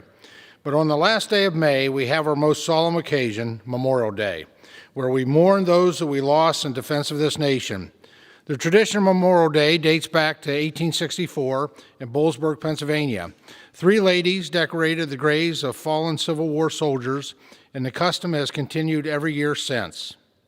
Boalsburg has put on a traditional Memorial Day celebration complete with a parade, a community walk to the cemetery, speeches, military reenactments, and much more. In the days leading up to the Memorial Day, many place flags or lay wreaths at the graves of our soldiers. We gather with friends and family to attend parades and special services to remember those lost. As we take the time to thank our active duty members and remember the fallen, we must also never forget the soldiers who have not returned home. As a father of a wounded warrior, I thank God every day he returned home safely. Not every family has been as lucky, and we owe our greatest efforts to recovering the brave men and women who made the ultimate sacrifice for our country. Currently, there are more than 80,000 American service members who remain unaccounted for, from World War II, the Korean War, the Vietnam War, the Cold War, and the Gulf Wars. We must uphold our promise to our POW MIA, who made the ultimate sacrifice and work to return these members home to their families. That is why today I'm introducing the Prisoners of War and Missing in Action Trade Agreement Resolution. As we develop trade ties in regions where service members once engaged in combat, we must make every effort to guarantee these countries are active participants in aiding in the recovery of our fallen soldiers. While several of these nations have worked to assist in the research and recovery efforts, many challenges still exist. This resolution ensures, as we enter mutually beneficial trade agreements, our trade partners will commit to the research and recovery efforts of our nation's missing service members. In addition, it also sends a message to the families of those who are still waiting for their loved ones to return home. The United States will uphold the eternal promise to our armed forces to always bring our men and women home. Madam Speaker, I urge my colleagues to support this resolution, especially in advance of Memorial Day weekend. As Memorial Day approaches and we make plans to see family and friends, to attend services and parades, let us remember that our freedom is not free, and we owe thanks to those who died in sacrifice. May God bless them, and may God bless the United States of America. Thank you, Madam Speaker, and I yield back the balance of my time. The gentleman yields back. Pursuant to Clause 12A of Rule 1, the chair declares the House in recess until noon today.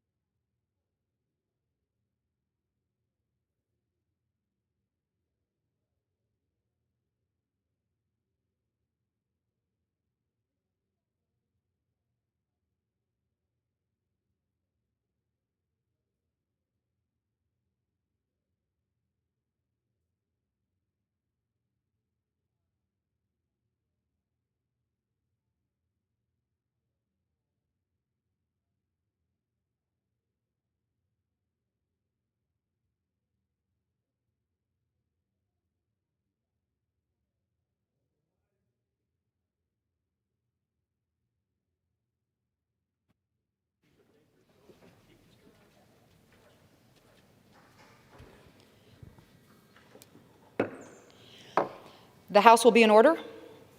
The prayer will be offered by Chaplain Kibben. Would you pray with me? Holy God, abide with us in our walk this day. When the path isn't clear, grant us the gift of your discernment. When we stumble over our own pride, pick us up and strengthen us with humility. Should we be caught in the web of deceit, free us by your truth. When temptation lures us off course, hold us accountable to the direction you intend for us. If along the way we should be injured by another in word or deed, fill our hearts and minds with forgiveness. When we are detoured by demands, help us to focus on your priorities. If we are overcome by anger at those who journey with us, may your kindness temper us, that we may in turn be kind. When words get lost in misunderstanding, give us the gift of gentleness, that love would be found in our answers. As we face danger, grant us courage. In the search for answers, may we find faith. And for your many blessings as you guide us through this day, may we always be thankful. In your sovereign name we pray. Amen. Pursuant to Section 11A of House Resolution 188, the Journal of the Last Day's Proceedings is approved. The Pledge of Allegiance will be led by the gentleman from California, Mr. Valadao. Allegiance to the flag of the United States of America, and to the republic for which it stands, one nation, under God, indivisible, with liberty and justice for all. The chair will entertain up to 15 requests for 1-minute speeches on each side of the aisle. First, does the gentleman from Colorado seek recognition? Madam Speaker, I rise to recognize I request 1 minute, request unanimous consent, rather, to address the House for 1 minute and to revise and extend remarks. Without objection, the gentleman is recognized for 1 minute.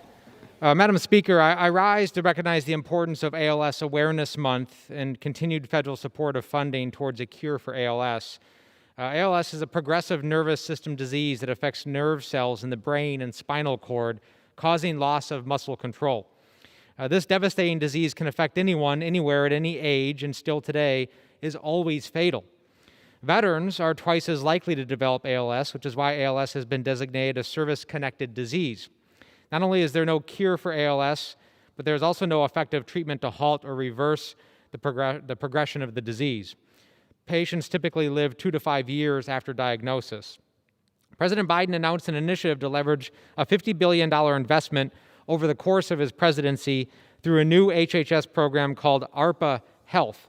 This investment would bring focus, scale, and innovation to combat devastating diseases like ALS, Alzheimer's, diabetes, and cancer. Madam Speaker, the need is urgent, and I would encourage my colleagues to join me in supporting these investments. Our response must meet the moment. Madam Speaker, I yield back. For what purpose does the gentlewoman from New Mexico seek recognition? Madam Speaker, I ask unanimous consent to address the House for 1 minute and to revise and extend my remarks. Without objection, the gentlewoman is recognized for 1 minute. Thank you, Madam Speaker. In 1942, Dan enlisted as a paratrooper in the U.S. Army. You see, Dan McBride is an American hero. He's a sergeant from New Mexico. Assigned to Fox Company, the 502nd Parachute Infantry Regiment, 101st Airborne, Dan's job was a new modernization in military tactics. Paratroopers jumped out of perfectly good airplanes to parachute behind enemy lines. On June 6, 1944, Dan jumped into Normandy on D-Day as part of Operation Overlord. There he earned his first Purple Heart. On September 17, 1944, Dan jumped into Holland as part of Operation Market Garden. There he earned his second Purple Heart. In December of 1944, Dan and the 101st Airborne made their way to Bastogne, Belgium, where they held off a desperate push by the Germans in temperatures well below zero with no winter clothes. The Battle of the Bulge is where Dan earned his third Purple Heart. His actions did not go unoverlooked. Amongst the multitude of medals he was awarded, Dan and his fellow paratroopers Dick Klein and James Martin were featured in the book 3 of the Last Screaming Eagles. That book has now been made into a documentary film called A Rendezvous with Destiny, which premieres on May 29th in Columbus, Ohio at the National Veterans Museum and Memorial. We owe so much to our World War II veterans, of whom we have fewer every day, and I am so proud of Sergeant McBride. I can't think of a better way to honor his legacy than by immortalizing his story on film. Thank you, Mr. Speaker. I yield back. The gentleman yields back. For what purpose does the gentleman from Illinois seek recognition? I seek unanimous consent to address the House for 1 minute, please. Without objection, the gentleman is recognized for 1 minute. Thank you, Mr. Speaker. I rise to recognize the transformation that the American Rescue Plan has made in all of our communities. A week or so back, I traveled to a town called Kewanee, Illinois, to visit our Head Start classrooms there. There was a teacher named Miss Candace who told me that she loves her job, but she doesn't stay for the pay, she doesn't stay for the benefits, but for the families. Miss Candace has a student in her class, and before that student, she had her siblings. All of the siblings in that family have passed through her classroom. She feels that she has helped this family grow up, and she has. The American Rescue Plan isn't just about the numbers, though. It's about the 143,000 children in the district that I serve who will be helped, the 27 million children nationwide, child poverty cut in half. We are rebuilding our communities all over this great country, and we can't stop now. We can keep rebuilding with the American Jobs and Families Act. Today and together, we can make this a once-in-a-century investment in our families, the future of our children, our nation. Let's make sure teachers like Miss Candace can continue helping our families. I yield back. The gentleman yields back. For what purpose does the gentleman from California seek recognition? I seek unanimous consent to address the House 1 minute, revising the standard remarks. Without objection, the gentleman is recognized for 1 minute. Thank you. I rise today with great concern over the Biden administration's foreign policy. The world has watched with growing concern as Hamas rockets have pummeled the Israeli people, forcing Israel to take retaliatory steps to protect its own citizens. This escalation occurs as the Biden administration has pivoted away from anything useful in the Middle East, neglecting Israel, which is one of our strongest allies. Just recently, we have learned that over $15 million in foreign aid went from this year's phony Democrat coronavirus package to the Palestinians, which take their orders from the terrorist group Hamas as a proxy state for Iran, who wishes the total eradication of Israel. What message does this foreign aid send to our allies? Sending money to both sides?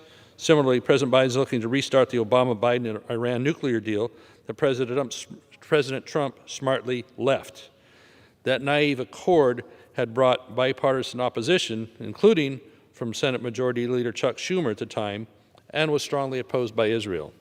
It's astounding that President Biden would take the word of the Iranian government, whose leaders call us their sworn enemy, and spurn our strongest ally in the region, Israel.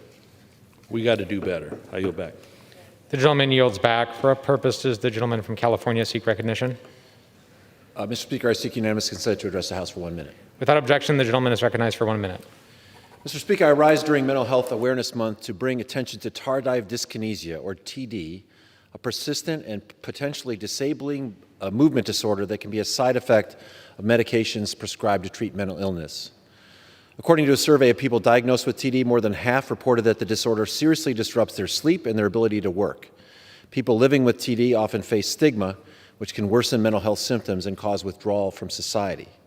While TD affects over 500,000 people in the United States, it remains a relatively unknown condition, often unrecognized, and patients suffering from the illness may be misdiagnosed. Earlier this month, Senator Chris Murphy introduced S-184, recognizing the week of May 2nd to May 8th as Tardive Dyskinesia Awareness Week.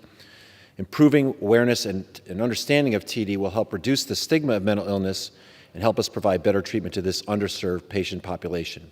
Thank you. I yield back. For what purpose does the gentleman from Pennsylvania rise or seek recognition? Madam Speaker, request unanimous consent to address the House for 1 minute and to revise and extend my remarks. Without objection, the gentleman is recognized for 1 minute. Thank you, Madam Speaker. Madam Speaker, I rise today to recognize May as National Foster Care Month and to say thank you to every parent, volunteer, and mentor who work with our foster children. I'm a proud member of the Congressional Caucus on Foster Youth and had a foster brother growing up, still a part of my family. During this month, we renew our commitment to ensure that every child has a safe and loving family. I know firsthand how a supportive and loving home can make all the difference in a young person's life. There are over 460,000 children and youth in foster care. These children and youth range from infants to 18 years old when they age out. Foster youth who transition out of the foster care system without a permanent home place them at a higher risk of unemployment, poor educational outcomes, health issues, early parenthood, long-term dependency on public assistance, increased rates of incarceration, and homelessness. Every child deserves a safe, supportive, and permanent family. We have the responsibility to continue to create policies that will improve the outcomes and the overall well-being of foster youth and their families. Thank you, Madam Speaker, and I yield back the balance of my time. For what purpose does the gentleman from Indiana seek recognition? Madam Speaker, I ask unanimous consent to address the House for 1 minute. Without objection, the gentleman is recognized for 1 minute. Madam Speaker, I rise today to highlight legislation that I recently introduced, the Longshore and Harbor Workers COVID-19 Compensation Act. I am extremely proud that this is my first piece of legislation and that it serves to protect the health, safety, and livelihoods of our nation's maritime workers. The current health pandemic has created serious challenges for these essential workers, including unpaid mandatory quarantine requirements resulting from COVID-19 contraction or exposure. In the 1st Congressional District of Indiana, the Burns Waterway Harbor generates more than $15 billion in business revenue and supports over 80,000 workers, including union jobs with the International Longshoremen's Association. I appreciate the support of my chairman on the House Education and Labor Committee, Bobby Scott, and I look forward to working with all my colleagues to support this invaluable workforce and to move this legislation forward as soon as possible. Thank you, and I yield back my time. For what purpose does the gentleman from California seek recognition? Madam Speaker, I ask unanimous consent to address the House floor for 1 minute to revise and extend my remarks. Without objection, the gentleman is recognized for 1 minute. Madam Speaker, I rise today to call attention to the worsening drought crisis in California, which has become so devastating that farmers are abandoning their crops in the fields. This was an asparagus field in Fireball, a small rural town in my district. Recently, the farmer made the difficult decision to abandon the crop in that field to preserve water for his melon crops instead. You can clearly see the destruction this drought has wreaked on his farmland. Promised water will now not be delivered. Farmers all over California are unable to bring their crops to harvest, crops that would have fed families across the United States. With legislation like my bill, the Renew Win Act, those farmers might have been able to save their fields rather than be forced to waste and destroy half-grown produce our nation relies on California to grow.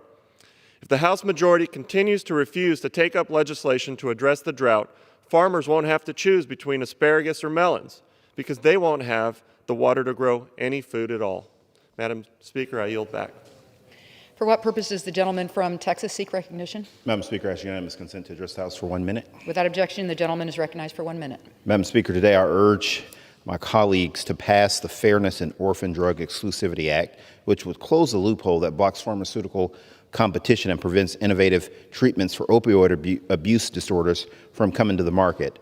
The opioid crisis in this country, as you know, is very serious, and the COVID-19 pandemic has only exacerbated the problem.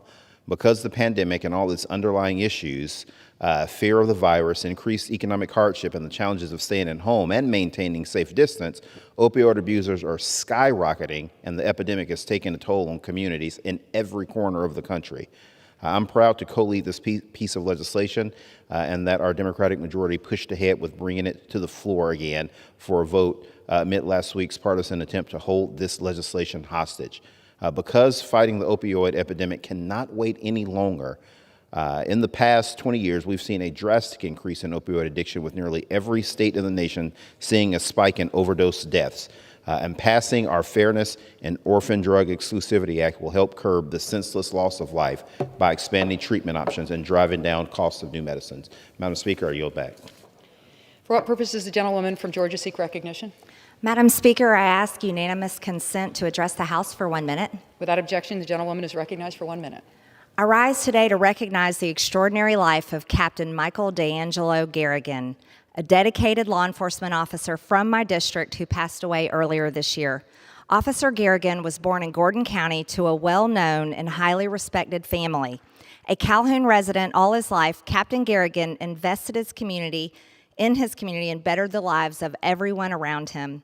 Captain Garrigan served the people of Gordon County for over 3 decades as a deputy, detective, and coordinator for the Gordon County Sheriff's Office. In fact, Captain Garrigan was decorated over a dozen times for exemplary police work.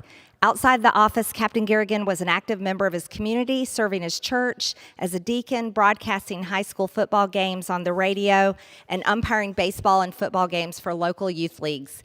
Captain Garrigan's exemplary contribution to the people of Gordon County should be honored and remembered. That is why I've introduced House Resolution 301, commending Captain Garrigan for his devotion to his family, community, church, and the nation. My thoughts and prayers are with Captain Garrigan's family and the people of Gordon County. I yield the remainder of my time. For what purpose does the gentleman from South Carolina seek recognition? Madam Speaker, I request unanimous consent to address the House for 1 minute. Without objection, the gentleman is recognized for 1 minute. Madam Speaker, there are nearly 8 million job openings in the United States right now, yet the federal government is currently paying people to stay home instead of going to work. Last year, the government took steps to protect and support the American people during a once-in-a-lifetime global pandemic, and it was the right thing to do at the time. Now the science tells us that we can resume life as normal. Federal money was able to support workers during the peak of the pandemic, but now the best recovery plan is employment. The answer to our supply chain issues, rising unemployment rate, and inflation is not to continue to throw trillions of dollars at this problem. The real solution is to get people back to work. We need to follow the lead of states like my home state of South Carolina and discontinue participation in the federal unemployment programs. Vaccines are available to anyone who chooses to get one. Let's get back to work. With that, I yield back. Thank you. For what purpose does the gentleman from Mississippi seek recognition? Madam Speaker, I ask unanimous consent to address the House for 1 minute. Without objection, the gentleman is recognized for 1 minute. Former President Ronald Reagan once said, "The best social program is a job." Job creation and growing our economy are bipartisan issues that benefit all Americans. This past year, we saw the impact that COVID had on our businesses, both large and small. But now, as we are reopening the economy, many employers are unable to find workers to keep up with the high demand for goods and services. A major roadblock to businesses being able to hire staff comes from the federal supplemental unemployment payment made on top of the unemployment already received by the states. These payments have caused many potential employees to continue collecting unemployment from the government rather than re-entering the workforce. Thankfully, many Republican governors, including Mississippi's Governor Tate Reeves, have ordered the end of the federal unemployment payments now that the economy is open. As a Congress, we need to follow the example of Mississippi and other states and bring this program to a close as more Americans find it possible to return to normal life. Thank you, and I yield back. For what purpose does the gentleman from Michigan seek recognition? Madam Speaker, I request unanimous consent to address the House for 1 minute. Without objection, the gentleman is recognized for 1 minute. Thank you, Madam Speaker. I rise today to recognize the exemplary career of Tom Tenbrink and his legacy of service, dedication, and success in the Jenison community. On behalf of West Michigan, it's an honor to express my appreciation and gratitude for his many years of service to the students, staff, and families of Jenison Public Schools. Mr. Tenbrink's distinguished career with the Jenison Public Schools is coming to an end as he is retiring after 34 successful years, 18 of which were spent as superintendent of the district. As a faithful servant to West Michigan, Mr. Tenbrink has spent his tenure establishing Jenison Public Schools as a destination district. He has fostered a family culture prioritizing the importance of adopting attitudes of servant leadership while also maintaining a commitment to educational excellence. His steadfast leadership has led to the creation of the Jenison International Academy, the development of a K-12 Spanish immersion program, and the building of the Jenison Center for the Arts and a new Kids First Early Childhood Center. Furthermore, the district has earned countless accolades under his leadership. Tom, thank you for your leadership, dedication, and commitment, not only to the students, but to the Jenison community and all of West Michigan. I hope you enjoy retirement knowing that Jenison and Georgetown Township would not be the place it is today without your leadership. And I yield back. For what purpose does the gentleman from Kansas seek recognition? Madam Speaker, I seek unanimous consent to address the House for 1 minute. Without objection, the gentleman is recognized for 1 minute. I rise today to urge Americans who can get back to work, get back to work. It's been more than a year since the pandemic shut down the country. Today, nationwide coronavirus cases have dramatically decreased, and cases in Kansas alone are only 7% of what they were in January. We are getting back to normal.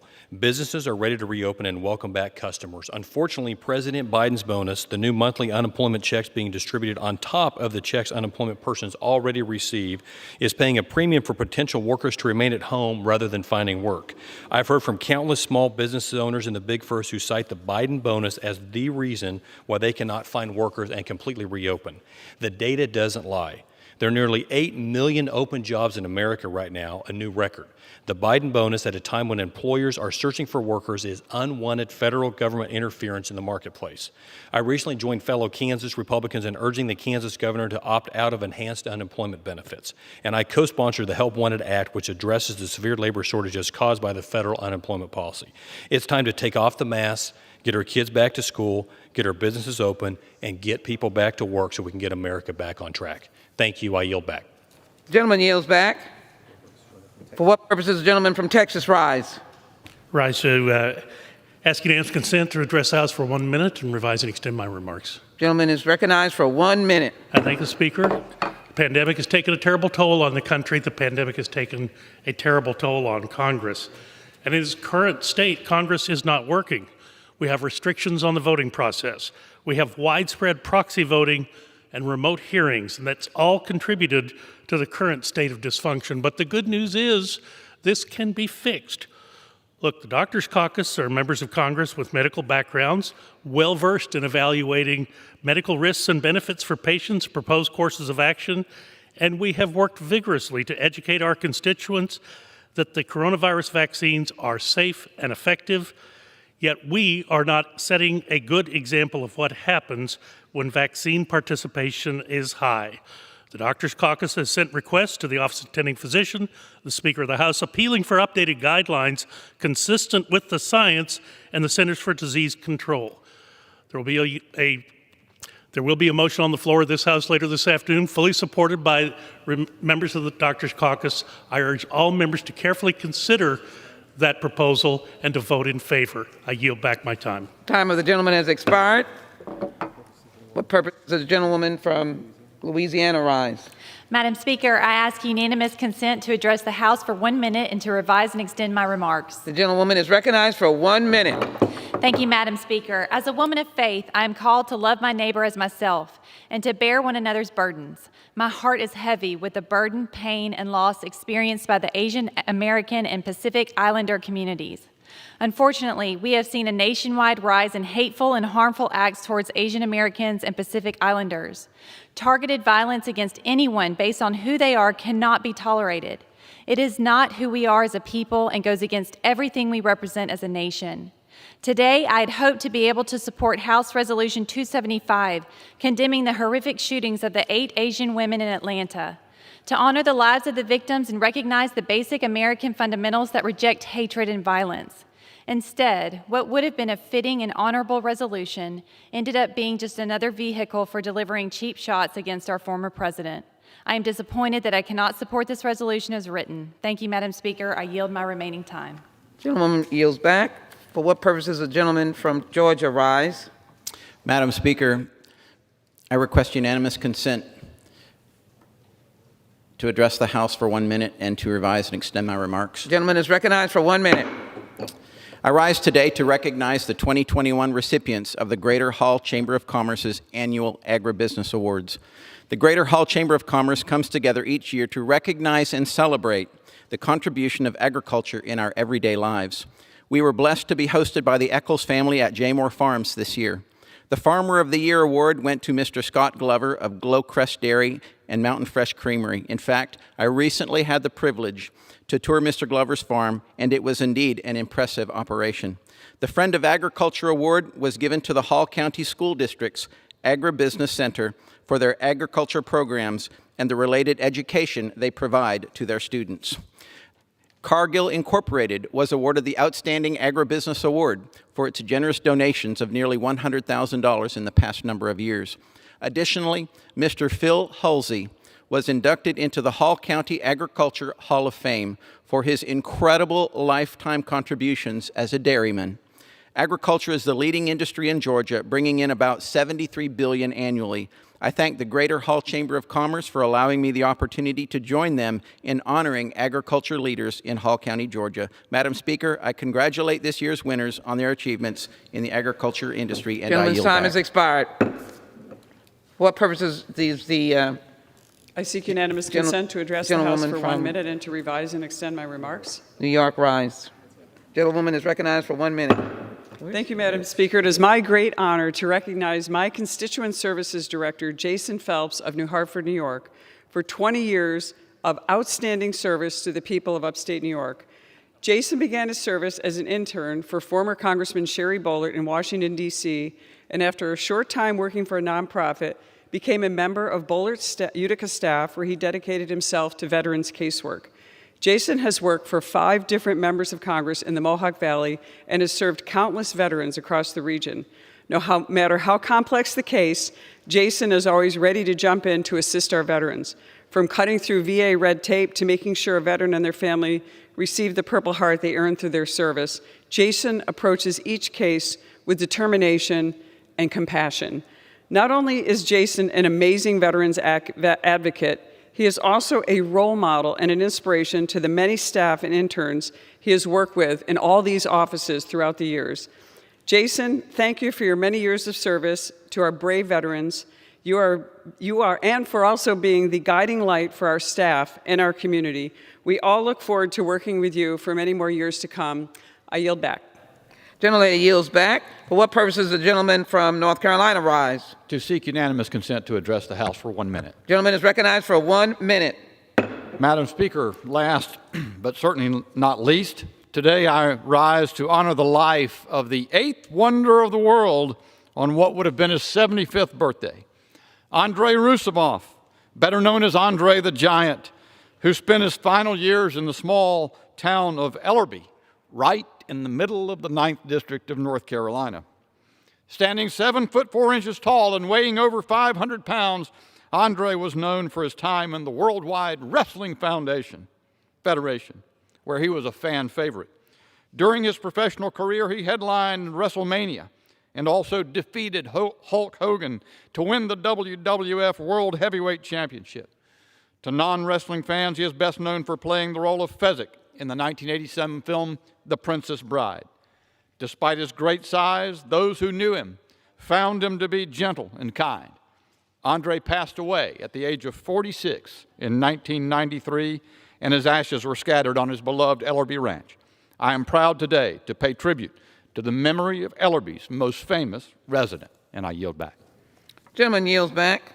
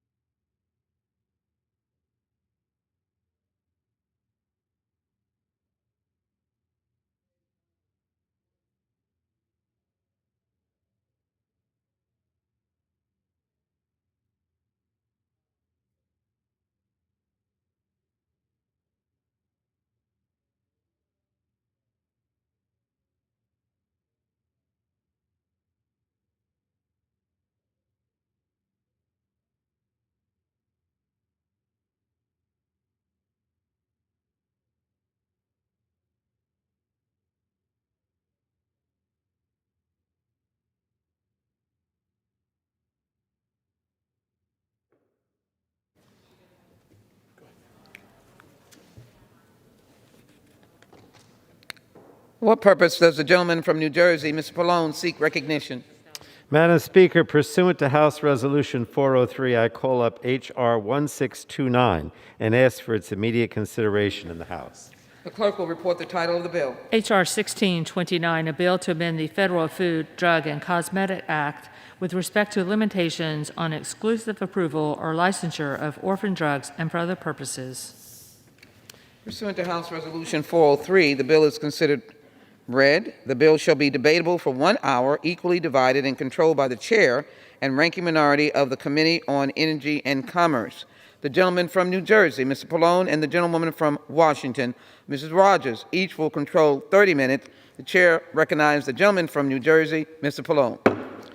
Thank you, Madam Speaker. I ask unanimous consent that all members may have 5 legislative days in which to revise and extend their remarks and add extraneous material on H.R. 1629, the Fairness and Orphan Drug Exclusivity Act. Without objection, so ordered.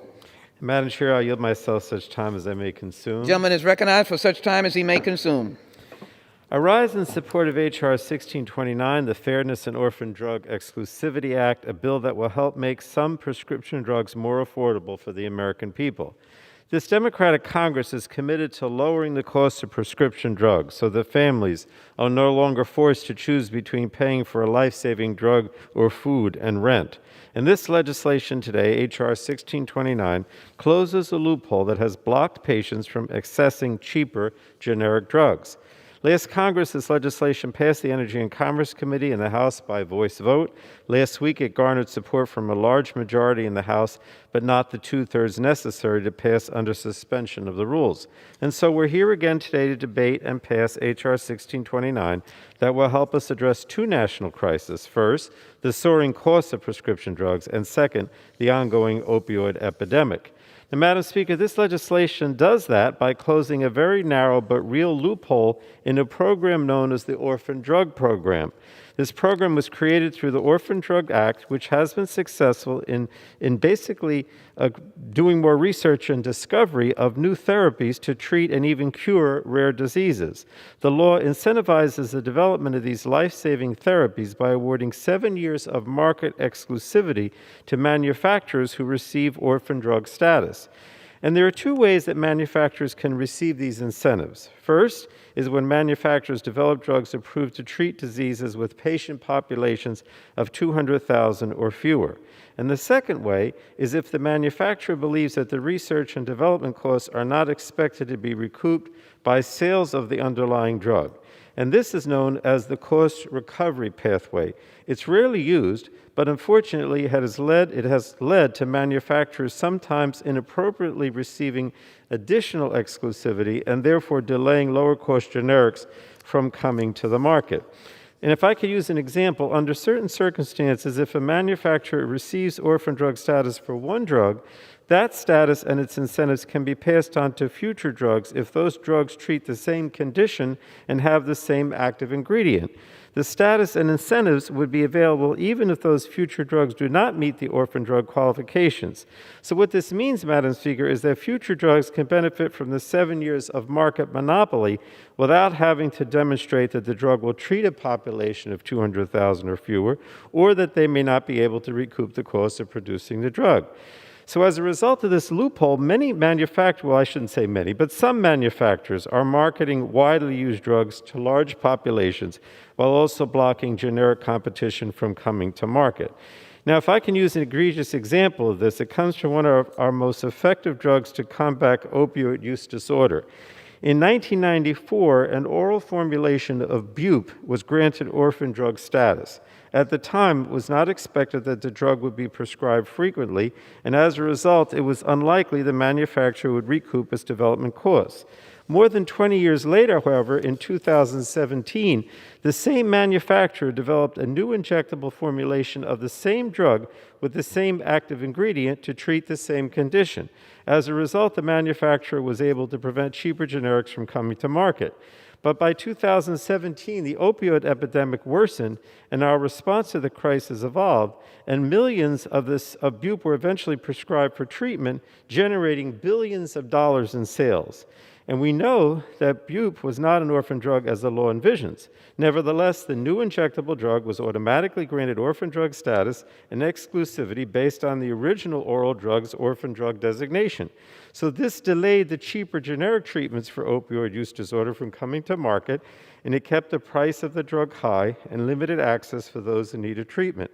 While the FDA eventually recognized this issue with this particular drug and revoked its orphan drug designation, its exclusivity delayed generic competition that otherwise would be on the market today.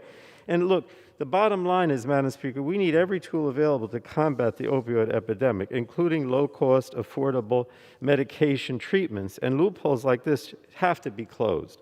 So H.R. 1629 would stop this from happening again in the future. It requires drug manufacturers to demonstrate in their application to the FDA that each drug application considered under the Orphan Drug Act cost recovery pathway would be unable to recoup development costs at the time of approval. This would include all drugs that seek the orphan drug designation under the cost recovery pathway, including the injectable bupe example I just described, and the bill would also ensure that these rules apply to drugs already on the market, so no drug manufacturers can claim orphan drug status without first meeting this requirement. Now, I want to explain, because I know this is complicated, this bill is narrowly tailored to fix a narrow but very real loophole in the law. We can't allow these manufacturers to game the system any longer, and that's why we have to close this loophole today. So I just want to thank the Congressman Dean, who's the sponsor of the bill. I mean, the merits of this bill are obvious, and I know she's going to talk about it more, but that's why it has received strong bipartisan support, and I'm confident that it will once again get bipartisan support today, make its way through the Senate, and to have the President sign it. I regret that we were not able to pass this legislation last week under suspension, but I believe that we'll come together today to close this loophole, and I want to thank our ranking member of the full committee, Ms. Rogers, for all her help with this, and I reserve the balance of my time. Gentleman reserves. For what purposes, the gentlewoman from Washington rise? Madam Speaker, I rise in support of the bill. Gentlelady is recognized. Thank you, Madam Speaker. I yield myself such time as I may consume. Gentlelady is recognized for such time as she may consume. Madam Speaker, I rise today in support of H.R. 1629, the Fairness in Orphan Drug Exclusivity Act. The Orphan Drug Act was enacted to incentivize the development of drugs that treat rare diseases. Products designated as orphan drugs may be entitled to 7 years of market exclusivity, meaning a drug produced by another manufacturer that contains the same active ingredient to treat the same condition is barred from entering the market during this time. However, we've seen in recent years that some drug manufacturers, in an effort to block competition from the market, have tried to take advantage of a loophole in existing law.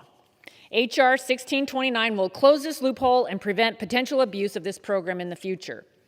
We must preserve incentives to innovate, especially for drugs that treat rare diseases, while preventing bad actors from attempting to exploit those incentives to benefit from a national crisis, as was done during the opioid epidemic. This legislation strikes that careful balance. This bill garnered both Republican and Democrat support last Congress. I hope we can continue to work together to move H.R. 1629 forward in the future on a bipartisan basis. I reserve the balance of my time. Gentlewoman reserves the balance of her time. The gentleman from New Jersey is recognized. Thank you, Madam Speaker. I'd like to yield now to the sponsor of the bill, the gentlewoman from Pennsylvania, Ms. Dean. But I do want to also commend her for all the work she's done on this. You know, this has been several Congresses now, and we're hoping that this will be the final one where we get this passed. And I yield such time as she may consume. Gentlewoman from Pennsylvania is recognized for such time as she may consume. Thank you, Madam Speaker, and I thank Ranking Member Rogers. I thank Chairman Pallone for your leadership on this bill.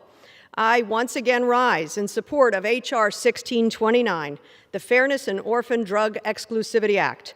This crucial legislation would close a current loophole that is used to block competition in the pharmaceutical marketplace. The Orphan Drug Act of 1983 provided incentives for prescription drug manufacturers to develop products to treat rare diseases. This includes an exclusive 7-year marketing right for therapies that receive an orphan drug designation.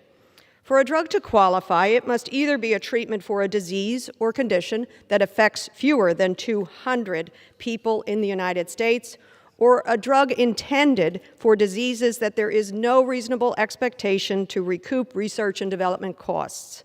It would require all drug manufacturers who obtain orphan drug status to prove that they have no reasonable expectation that they will recover R&D costs.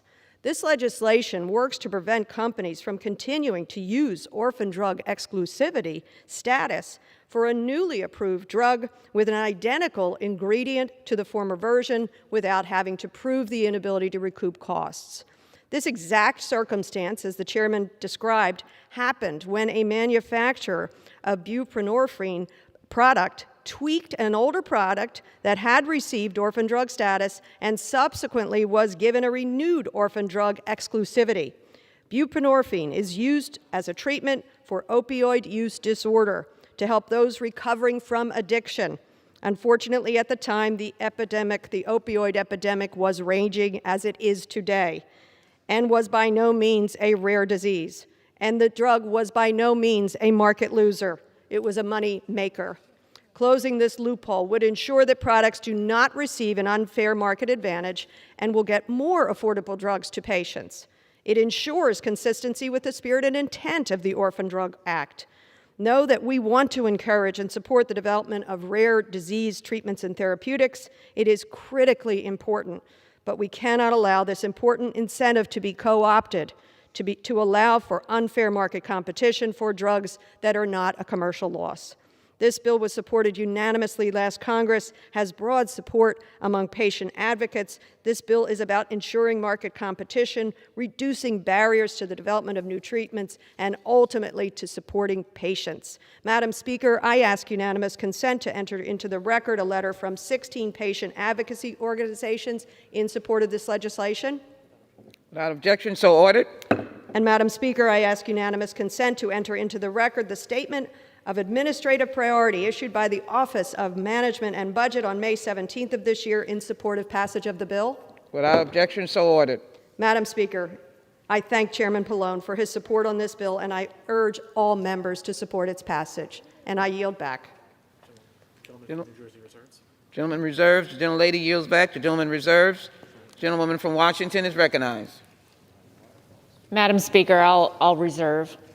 Gentlelady reserves. Gentleman from New Jersey is recognized. Madam Speaker, I have no additional speakers on our side. Okay.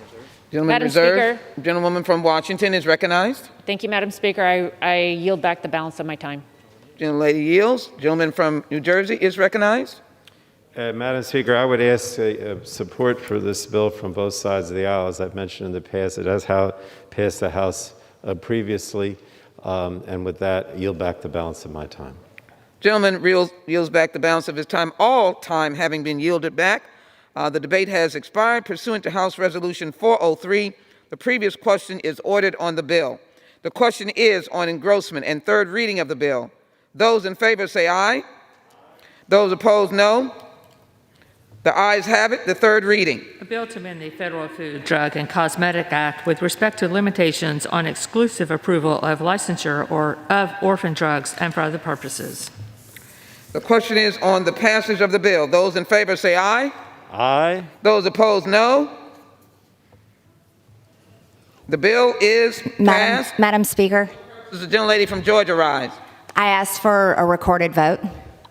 Pursuant to Section 3S of House Resolution 8, the yeas and nays are ordered. Pursuant to Clause 8 of Rule 20, further proceedings on this question are postponed.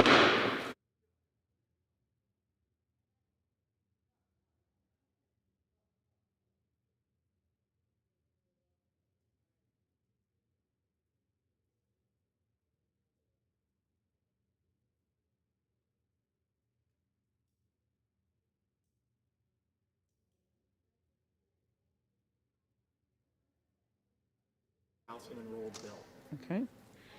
You ready for me to do it now? The chair lays before the House an enrolled bill. This one. H.R. 941, an act to reauthorize the Stem Cell Therapeutic and Research Act of 2005 and for other purposes.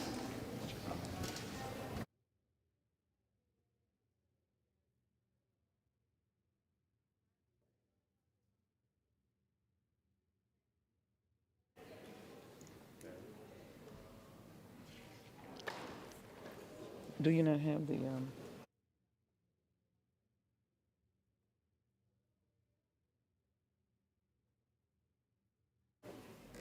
Is he ready? Yeah. For what purposes does the gentleman from Massachusetts seek recognition? Madam Speaker, by direction of the Committee on Rules, I call up House Resolution 409 and ask for its immediate consideration. The clerk will report the resolution. House Calendar Number 18, House Resolution 409. Resolved that upon adoption of this resolution, it shall be in order to consider in the House the bill H.R. 3233 to establish the National Commission to investigate the January 6th attack on the United States Capitol complex and for other purposes. All points of order against consideration of the bill are waived. The bill shall be considered as read. All points of order against provisions in the bill are waived. The previous question shall be considered as ordered on the bill and on any amendment thereto to final passage without intervening motion except one. 1 hour of debate equally divided and controlled by the chair and ranking minority member of the Committee on Homeland Security or their respective designees. And 2, 1 motion to recommit.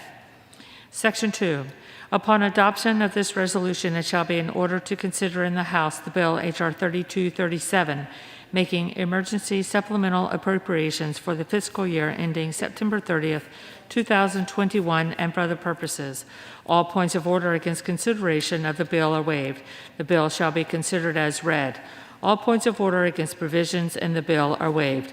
The previous question shall be considered as ordered on the bill and on any amendment thereto to final passage without intervening motion except one.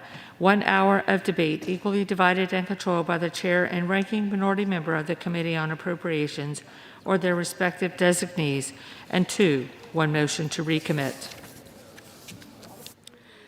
The gentleman from Massachusetts is recognized for 1 hour. Madam Speaker, for the purposes of debate only, I yield the customary 30 minutes to the distinguished gentleman from Oklahoma, my friend Mr. Cole, pending which I yield myself such time as they may consume. During consideration of this resolution, all time yielded is for the purposes of debate only, and I ask unanimous consent that all members be given 5 legislative days to revise and extend their remarks. Without objection, so ordered. Madam Speaker, yesterday the Rules Committee met and reported a rule, House Resolution 409. The rule provides for consideration of H.R. 3233 to establish a national commission to investigate the January 6 attack on the United States Capitol Complex Act under a closed rule. The rule provides 1 hour of debate equally divided and controlled by the chair and ranking minority member of the Committee on Homeland Security or their designees and provides 1 motion to recommit. The rule also provides for consideration of H.R. 3237, the Emergency Security Supplemental, to respond to January 6th Appropriations Act 2021 under a closed rule. The rule provides 1 hour of debate equally divided and controlled by the chair and ranking minority member of the Committee on Oversight and Reform or their designees and provides for 1 motion to recommit. Madam Speaker, it has been 133 days since an angry mob of insurrectionists tried to stop the certification of a free and fair election in America. The question before us today is this: what are we going to do about it? Some of my colleagues on the other side want to sweep this dark chapter under the rug. Just last week, one Republican said the events of January 6th resembled, quote, normal tourist visits, end quote. Madam Speaker, I was here, presiding over the House on January 6th. People died that day. Police officers were beaten and bloodied. America's capital, the symbol of our freedom and the citadel of our democracy, was desecrated by a mob that wanted to invalidate an election. There was nothing normal about it. It is not normal for a mob to break into this complex to try and hang the Vice President of the United States and harm other elected officials. It is not normal for insurrectionists to try to stop the certification of an American election, one that judge after judge after judge said was free and fair. and it is not normal for Congress to respond by doing nothing. That's why we are considering the underlying legislation contained in this rule. It will establish a bipartisan 9/11-style commission to investigate what happened. A commission led not by politicians, but by experts. Now, let me say this plainly. A vote for this commission is a vote to make sure this never happens again. And I want to recognize the incredible work of the chairman and ranking member of the Homeland Security Committee in navigating this truly bipartisan deal. It's one that will keep the focus where it should be, solely on the events of January 6th. And I look forward to the Commission's report at the end of the year. But the truth is, we cannot wait until then to fix what we already know needs fixing. We need to upgrade the physical safety of this and other federal buildings.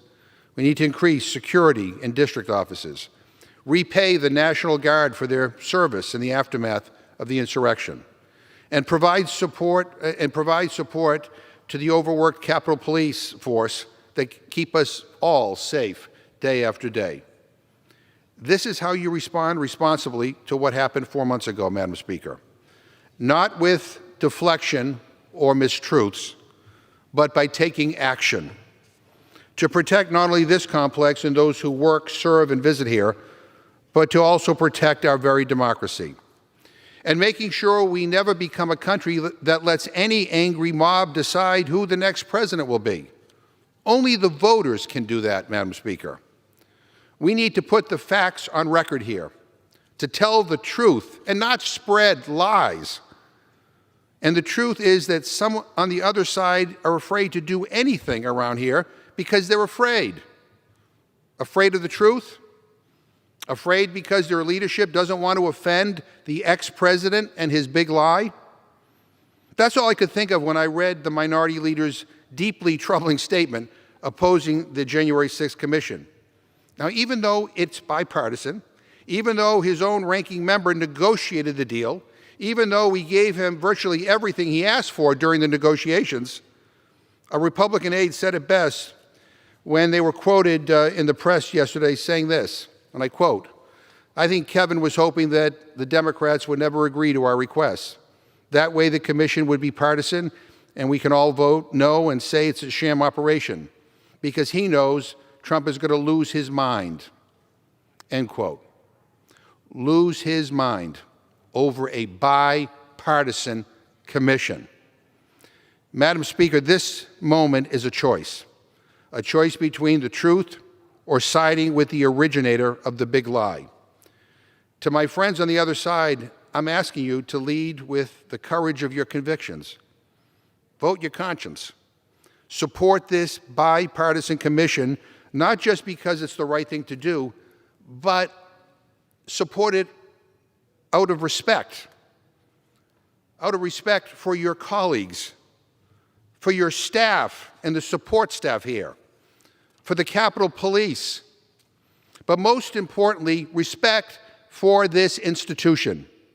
Now, I've cast some tough votes in my career, but casting a vote to establish a bipartisan commission to examine an insurrection is not one of them.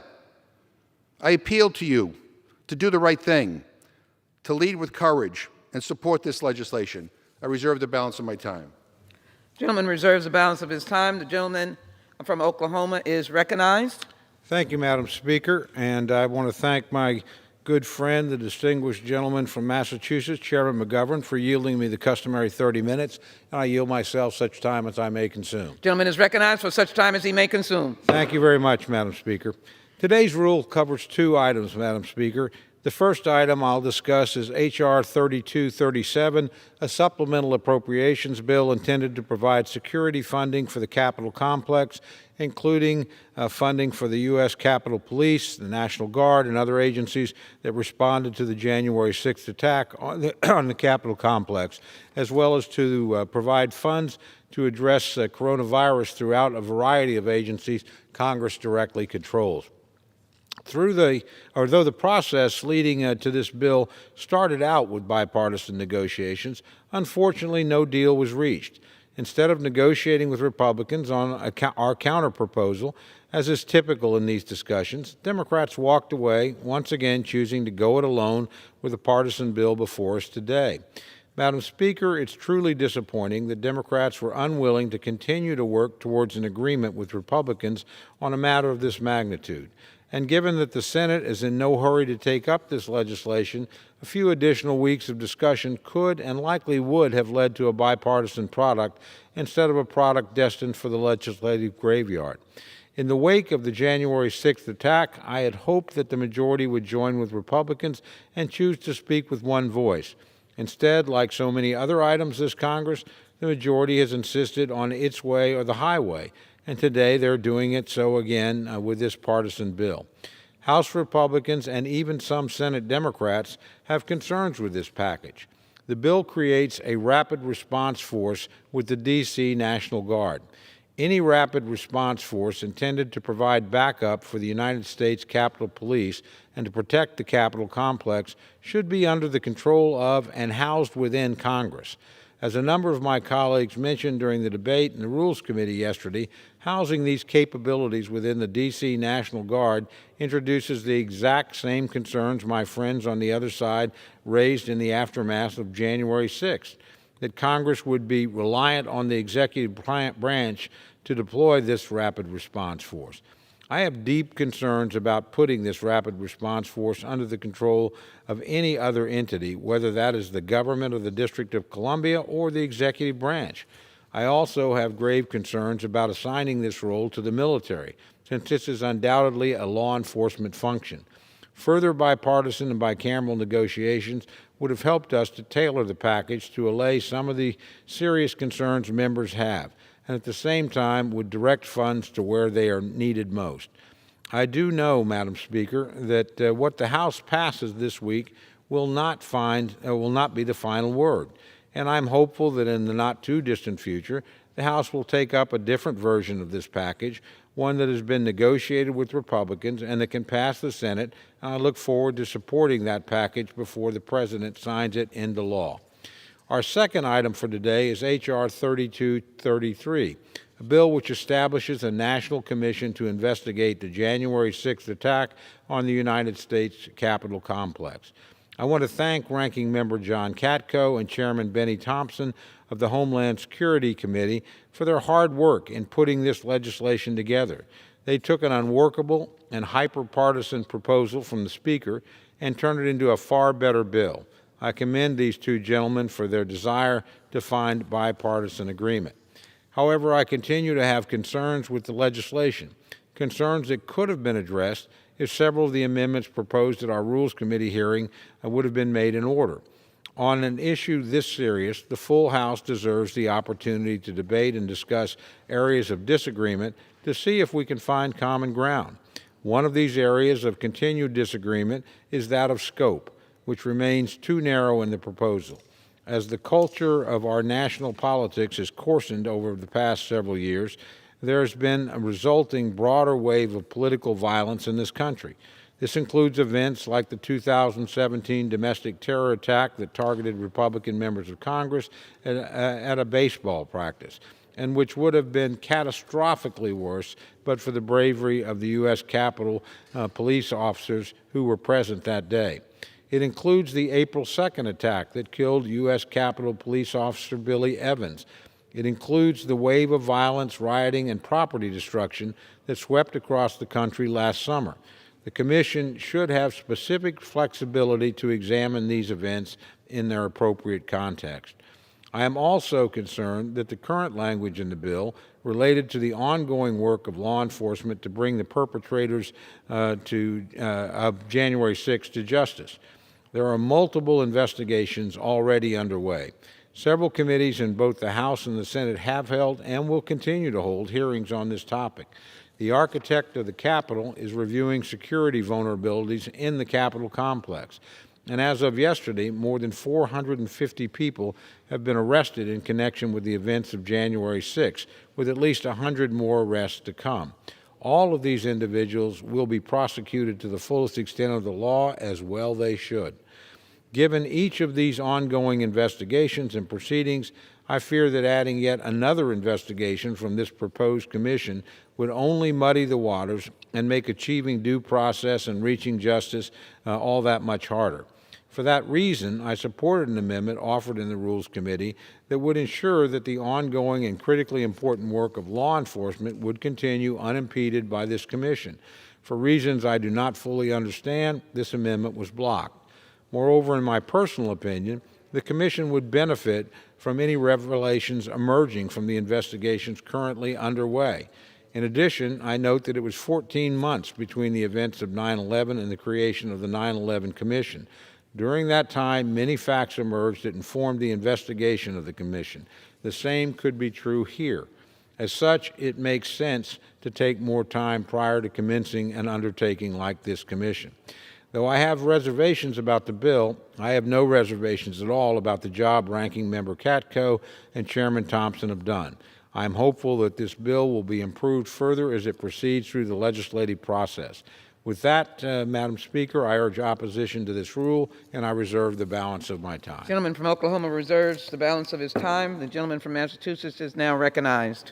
So, Madam Speaker, let me also, agree with the gentleman that Chairman Thompson and Ranking Member Katko deserve an enormous amount of credit. They negotiated a truly bipartisan deal. I've taken note of the letter that Minority Leader McCarthy sent to Speaker Pelosi of all the things that he wanted in this deal. He got virtually every one of them, all in this bipartisan deal. And now all of a sudden, it's not good enough. And all the concerns that my good friend raised are addressed in this bill. The commission could look at anything and investigate anything related to the violence that occurred here on January 6th. I mean, what happened here, isn't that a big enough deal to merit an investigation? I don't get it. But in any event, and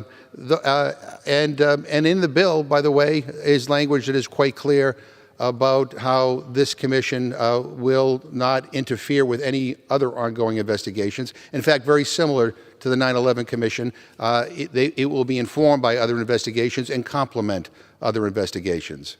So again, I urge my colleagues, Democrats and Republicans, to vote for this commission out of respect for the people who work here, out of respect for this institution, out of respect for our democracy.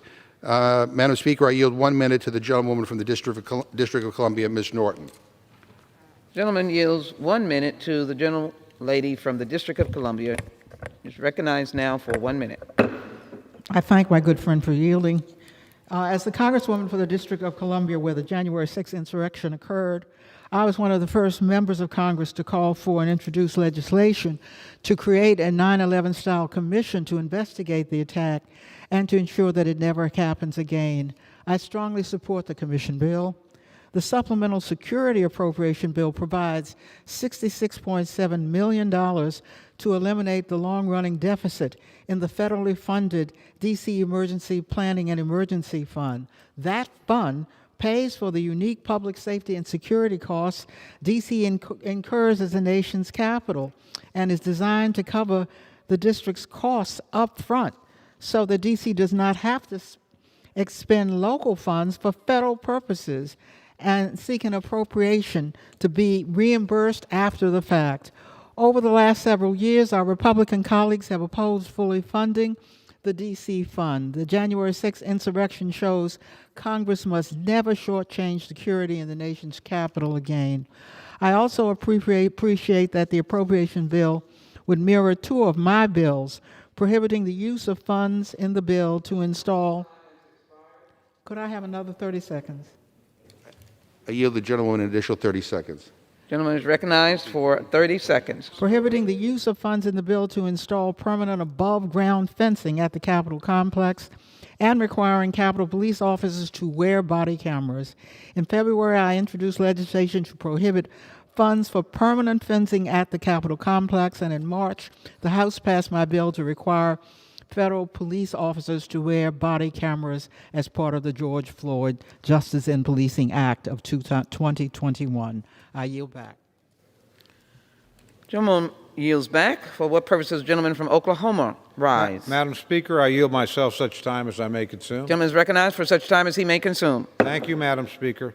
Madam Speaker, if we defeat the previous question, I will offer an amendment to the rule to bring up House Resolution 153, a resolution condemning the recent hate crimes committed against Asian Americans and Pacific Islanders. Madam Speaker, I ask unanimous consent to insert the text of my amendment in the record, along with extraneous material immediately prior to the vote on the previous question. To further explain our amendment, I now yield 4 minutes to my good objection, friend, so ordered. the author of the resolution, Ms. Steele of California. Mr. How much time? 4 minutes, Madam Speaker. Gentlewoman is recognized for 4 minutes. Thank you, Madam Speaker. I rise in opposition to the previous question. If the previous question is defeated, Republicans will amend this rule to immediately consider House Resolution 153, the condemning recent hate crimes committed against Asian Americans and Pacific Islanders. This bipartisan bill was the very first bill I introduced in Congress. I am here today to condemn the recent discrimination and violence that our AAPI community has experienced. I spoke on this issue yesterday, and I'm proud to be standing here again today. I was born in Korea and raised in Japan. I'm living my American dream, and I am a proud American. I am honored every day to represent my community in Congress. Unfortunately, hate crime, the Asian American community is not new. And as an American who loves this country dearly, this issue is very personal to me. Hate crimes committed against Asian Americans and Pacific Islanders have been on the rise since the start of the COVID-19 pandemic. Between March and December of last year, nearly 3,000 first-hand accounts of anti-Asian American and Pacific Islander hate crimes were recorded in the United States. That recording has now been updated by the group Stop AAPI Hate, and between March 2020 and March 2021, more than 6,000 hate crimes or hate incidents reported. This includes physical assault, verbal assault, and online bullying of Asian Americans.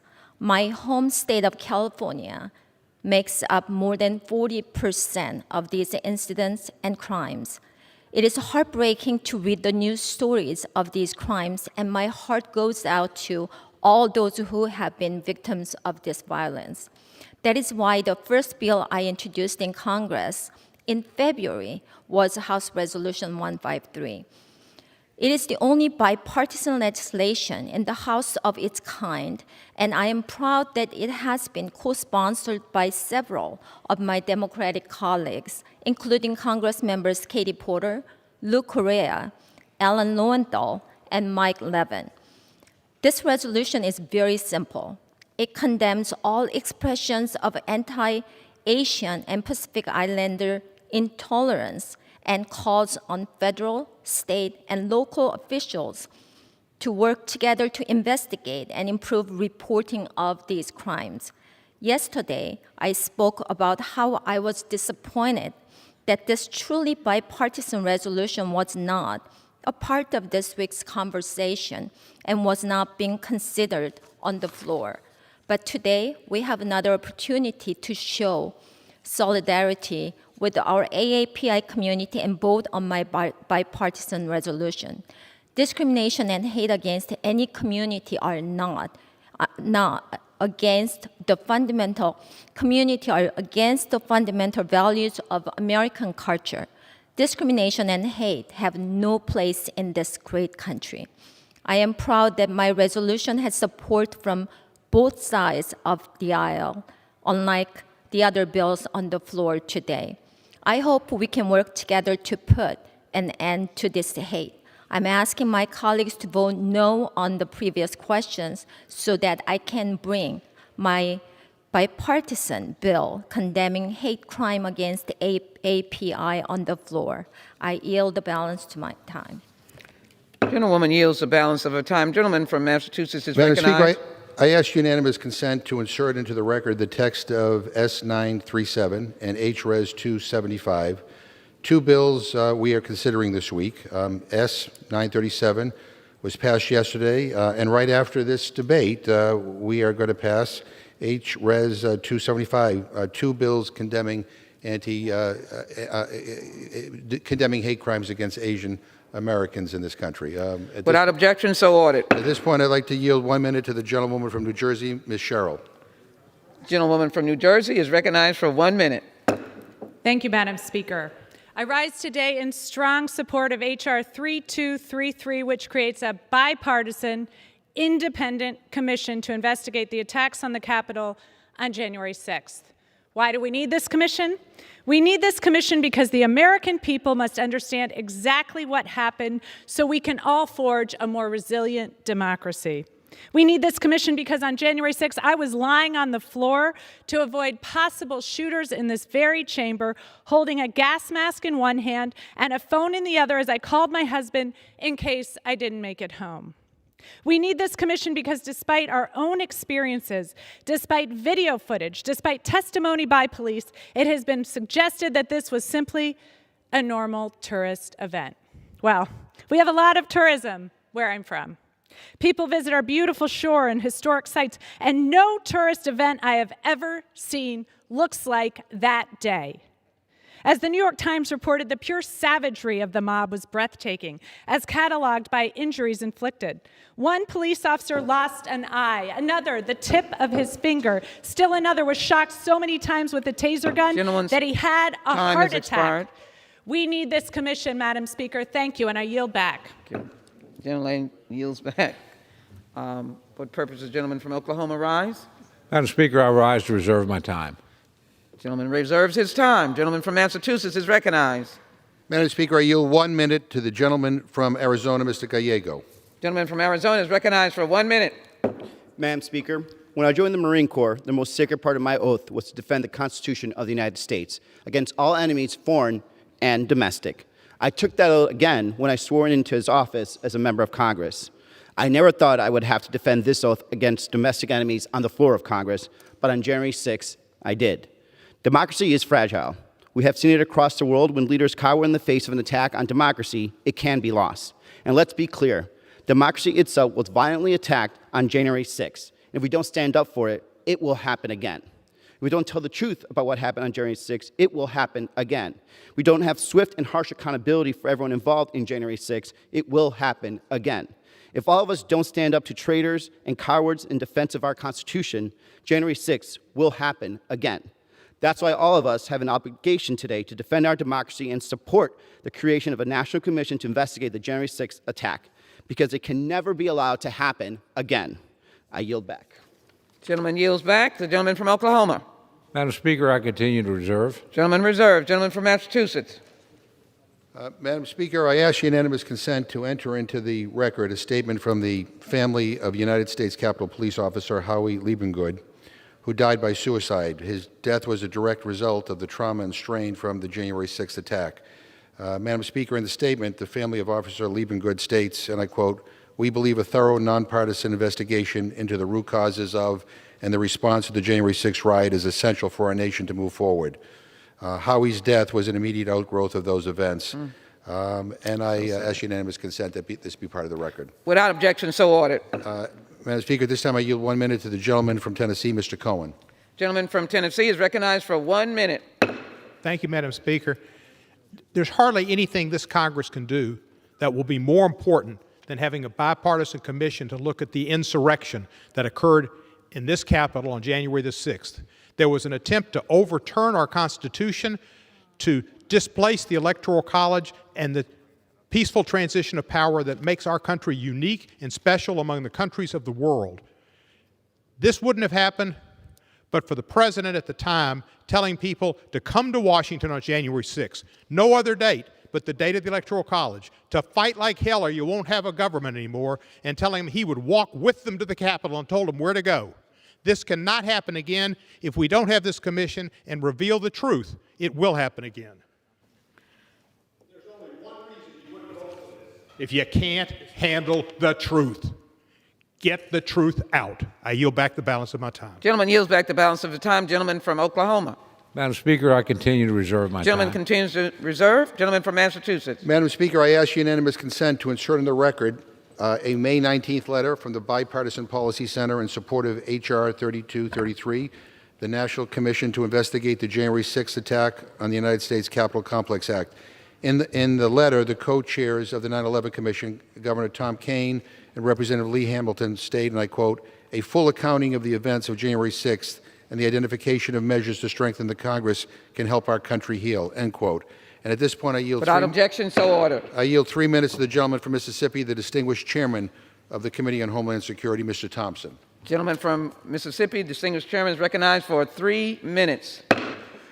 Thank you very much, Madam Chair. Madam Chair, I rise in support of H.Res. 409, which allows for debate on H.R. 3233, the National Commission to investigate the January 6th attack on the United States Capitol Complex Act. After months of negotiations last week, I was pleased to introduce this measure with the gentleman from New York, Mr. Katko.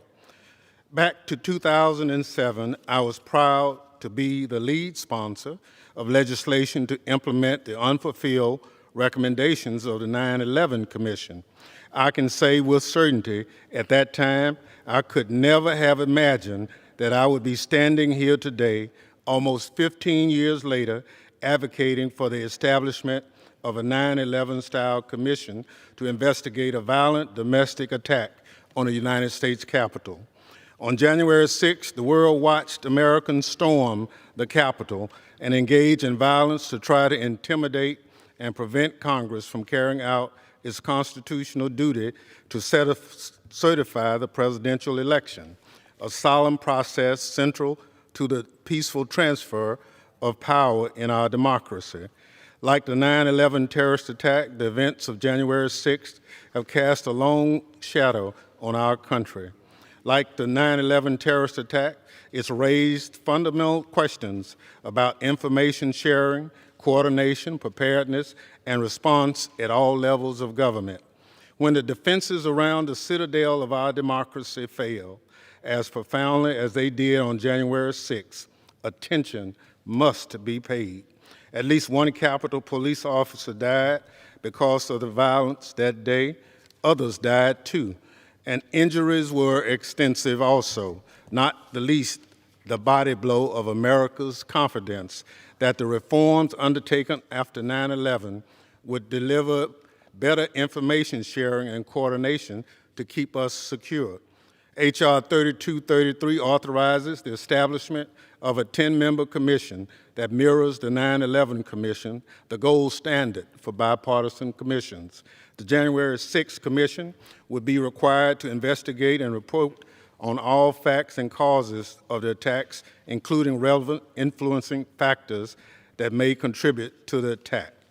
Given how politically charged the events of January 6th have become, we need to come together in a patriotic, bipartisan way and approve this independent body just as we did when we approved the creation of the 9/11 Commission.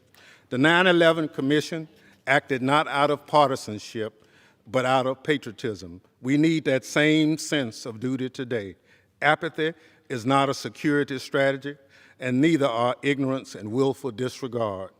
After such a shocking attack, nothing short of a full accounting of what took place would put us on a path to improving our homeland security. Thank you, and I yield back the balance of my time. Gentleman yields back. His gentleman's time has expired. Gentleman from Oklahoma. Thank you, Madam Speaker. I yield myself such time as I may consume. Gentleman is recognized for such time as he may consume. Thank you very much, Madam Speaker. I want to thank my good friend, the distinguished chairman of the Homeland Security Committee, for his excellent work on this bill.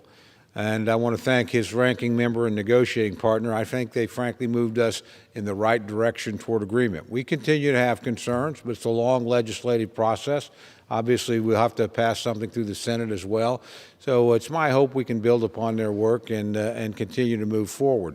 We're not prepared at this time to provide, huge support for this bill. We think it can continue to improve, but that doesn't take anything away from my appreciation and admiration for the gentleman from Mississippi for his good work, and we'll continue to try and work with him and others and get to a place where we can all come to agree. And with that, Madam Speaker, I reserve the balance of my time. Gentleman reserves the balance of his time. Gentleman from Massachusetts is recognized. So, Madam Speaker, I would, let's be clear that opposition to this commission is not about substance or policy. It really is about politics, plain and simple. At least my Republican colleagues on the Senate side are willing to admit that. Senator Thune said that there's concern among Republicans that the findings could be, quote, weaponized politically and drug into next year, end quote. I get that his members want to, quote, be moving forward and not looking backward, but this was an attack on the United States Capitol and all the people who work here, and it was an attack on our democracy. And I ask unanimous consent to insert into the record a CNN article entitled "Republicans Fear January 6 Probe Could Undercut 2022 Midterm Messages." Without objection, so ordered. At this point, I yield 1 minute to the gentleman from New Jersey, Mr. Pascrell. Gentleman from New Jersey is recognized for 1 minute. I rise today in support of truth and justice. Mr. Chairman, Mr. Ranking Member, two honorable men, you all oversee this. I'm happy about that. That attack was born of lies. This year marks the 20th anniversary of the worst external terrorist attack in our modern history. The gravest attack ever on American democracy came 133 days ago. That attack was born of lies. It was born about the voting, about elections, about our democracy. These lies divided our country. They spread across our land like a plague. On December 11th, I warned on this floor of elected officials across this nation amplifying big lies. On January 6th, the world saw the result. Like the 9/11 Commission, it is modeled after. This commission must hold allegiance only to the truth. A full investigation in this attack must reflect on how the spark of resurrection and insurrection was ignited and who fanned the flames. It was our sacred duty, Gentleman's time has expired. Speaker, and I thank you and I yield back. Thank you. The gentleman's time has expired. The gentleman from Oklahoma is recognized. Thank you, Madam Speaker. I reserve my time. Gentleman reserves. Gentleman from Massachusetts is recognized. Madam Speaker, I yield 1 minute to the gentleman from New York, Mr. Espiat. Gentleman from New York is recognized for 1 minute. Madam Speaker, I rise in support of the rule and underlying bills. January 6 was an unprecedented event that exposed a real threat to the beating heart of our democracy, our capital, and all of us who work in it. Shortly after the insurrection, I expressed the need to form a 9/11-style commission, not only to get to the bottom of this and who was responsible for it, but also to ensure that it never happens again. This is exactly what these bills do, Madam Speaker. The security of our capital and our democracy is not a partisan issue. However, the other side of the aisle has attempted to turn this into a sideshow, Madam Speaker, into a circus. I submit to you that the attempted murder of our Vice President, that the attempted murder of our Speaker, the attempted murder of any one of us is not a sideshow, is not a circus, is a real threat to everyone across this great land. Taken together, these two critical bills will help us finally recover from the January 16 insurrection. We must ensure that these sacred halls will never again be overrun by racist thugs against our democracy. Thank you, and I yield back. Gentleman yields back. Time has expired. Gentleman from Oklahoma. Thank you, Madam Speaker. I reserve my time. Gentleman continues to reserve. Gentleman from Massachusetts. Madam Speaker, I yield 1 minute to the gentleman from Rhode Island, Mr. Cicilline. Gentleman from Rhode Island is recognized for 1 minute. Madam Speaker, I rise in support of the rule and the establishment of a national commission to study the events of January 6, 2021. The January 6th insurrection was a violent and bloody attack on our democracy. Domestic terrorists stormed this building. They did so in order to stop the peaceful transition of power to keep Donald Trump in office even after he lost the 2020 election fair and square. We've never seen this type of attack before in this country. I pray we never will again. But that's why we need to establish a national commission to understand how this happened, to gather all the facts surrounding these events, and most importantly, to ensure that it never happens again. I want to thank Chairman Thompson and Ranking Member Katko for working across the aisle to establish this bipartisan commission. The people who took part in this insurrection caused great damage to this building. Dozens of people were injured and 5 people lost their lives. But despite the horror of that day, our democracy endured. And this commission will allow us to understand how this happened and how we prevented and gather all the facts. The search for truth matters. Protecting our democracy matters.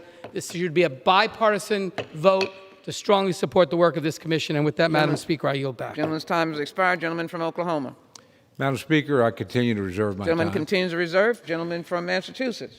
Madam Speaker, I'm having trouble trying to figure out exactly what the problem that some of my Republican colleagues may have with this bill, and maybe based on the lack of speakers, they're having trouble figuring it out too. I'd like to yield 2.5 minutes to the gentlewoman from Pennsylvania, the distinguished member of the Rules Committee, Ms. Scanlon. Thank you, Chairman McGovern. Madam Speaker, I rise in strong support of the rule and underlying bills before us today. It's been over 4 months since the attack on the Capitol, an attack which disrupted a joint session of Congress and threatened one of the most essential pillars of our American government, the peaceful and democratic transfer of power. That lawless assault threatened not just the foundations of our government, but also the lives of those who serve their fellow citizens here.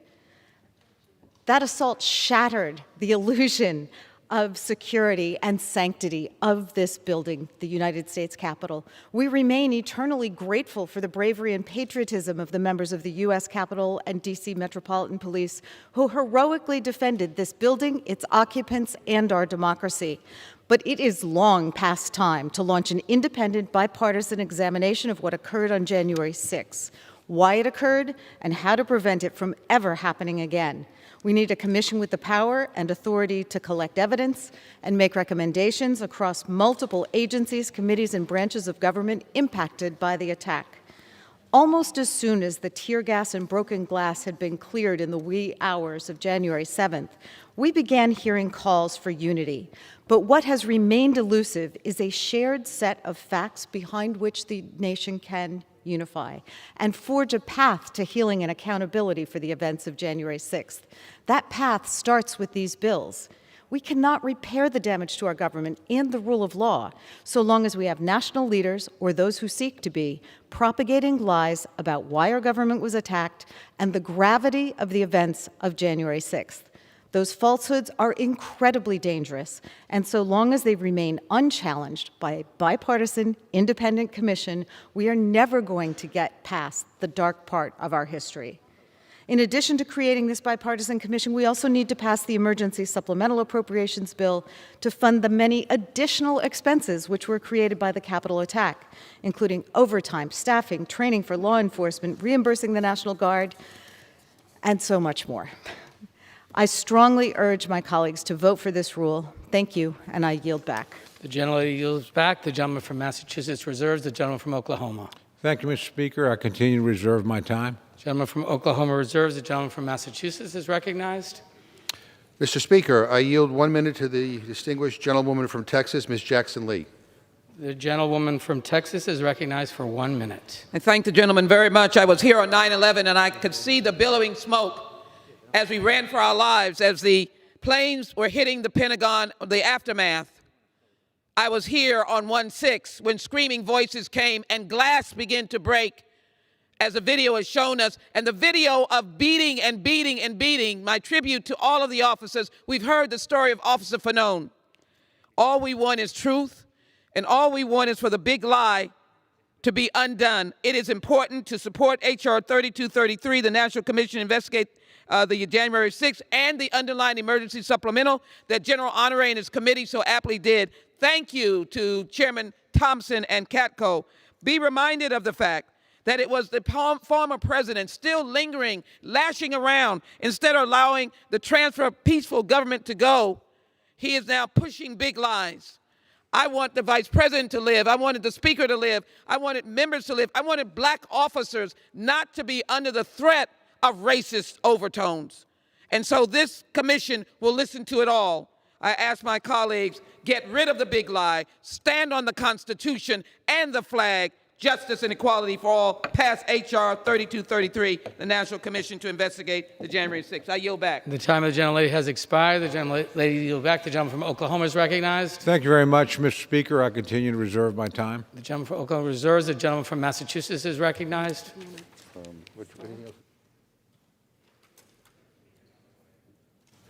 Mr. Speaker, we have some speakers on the way. We'll just, would the gentleman like to how reserve? much, may I inquire how much time we have remaining on both sides? That'll take a few moments for us to figure out. I'll be right back. Okay.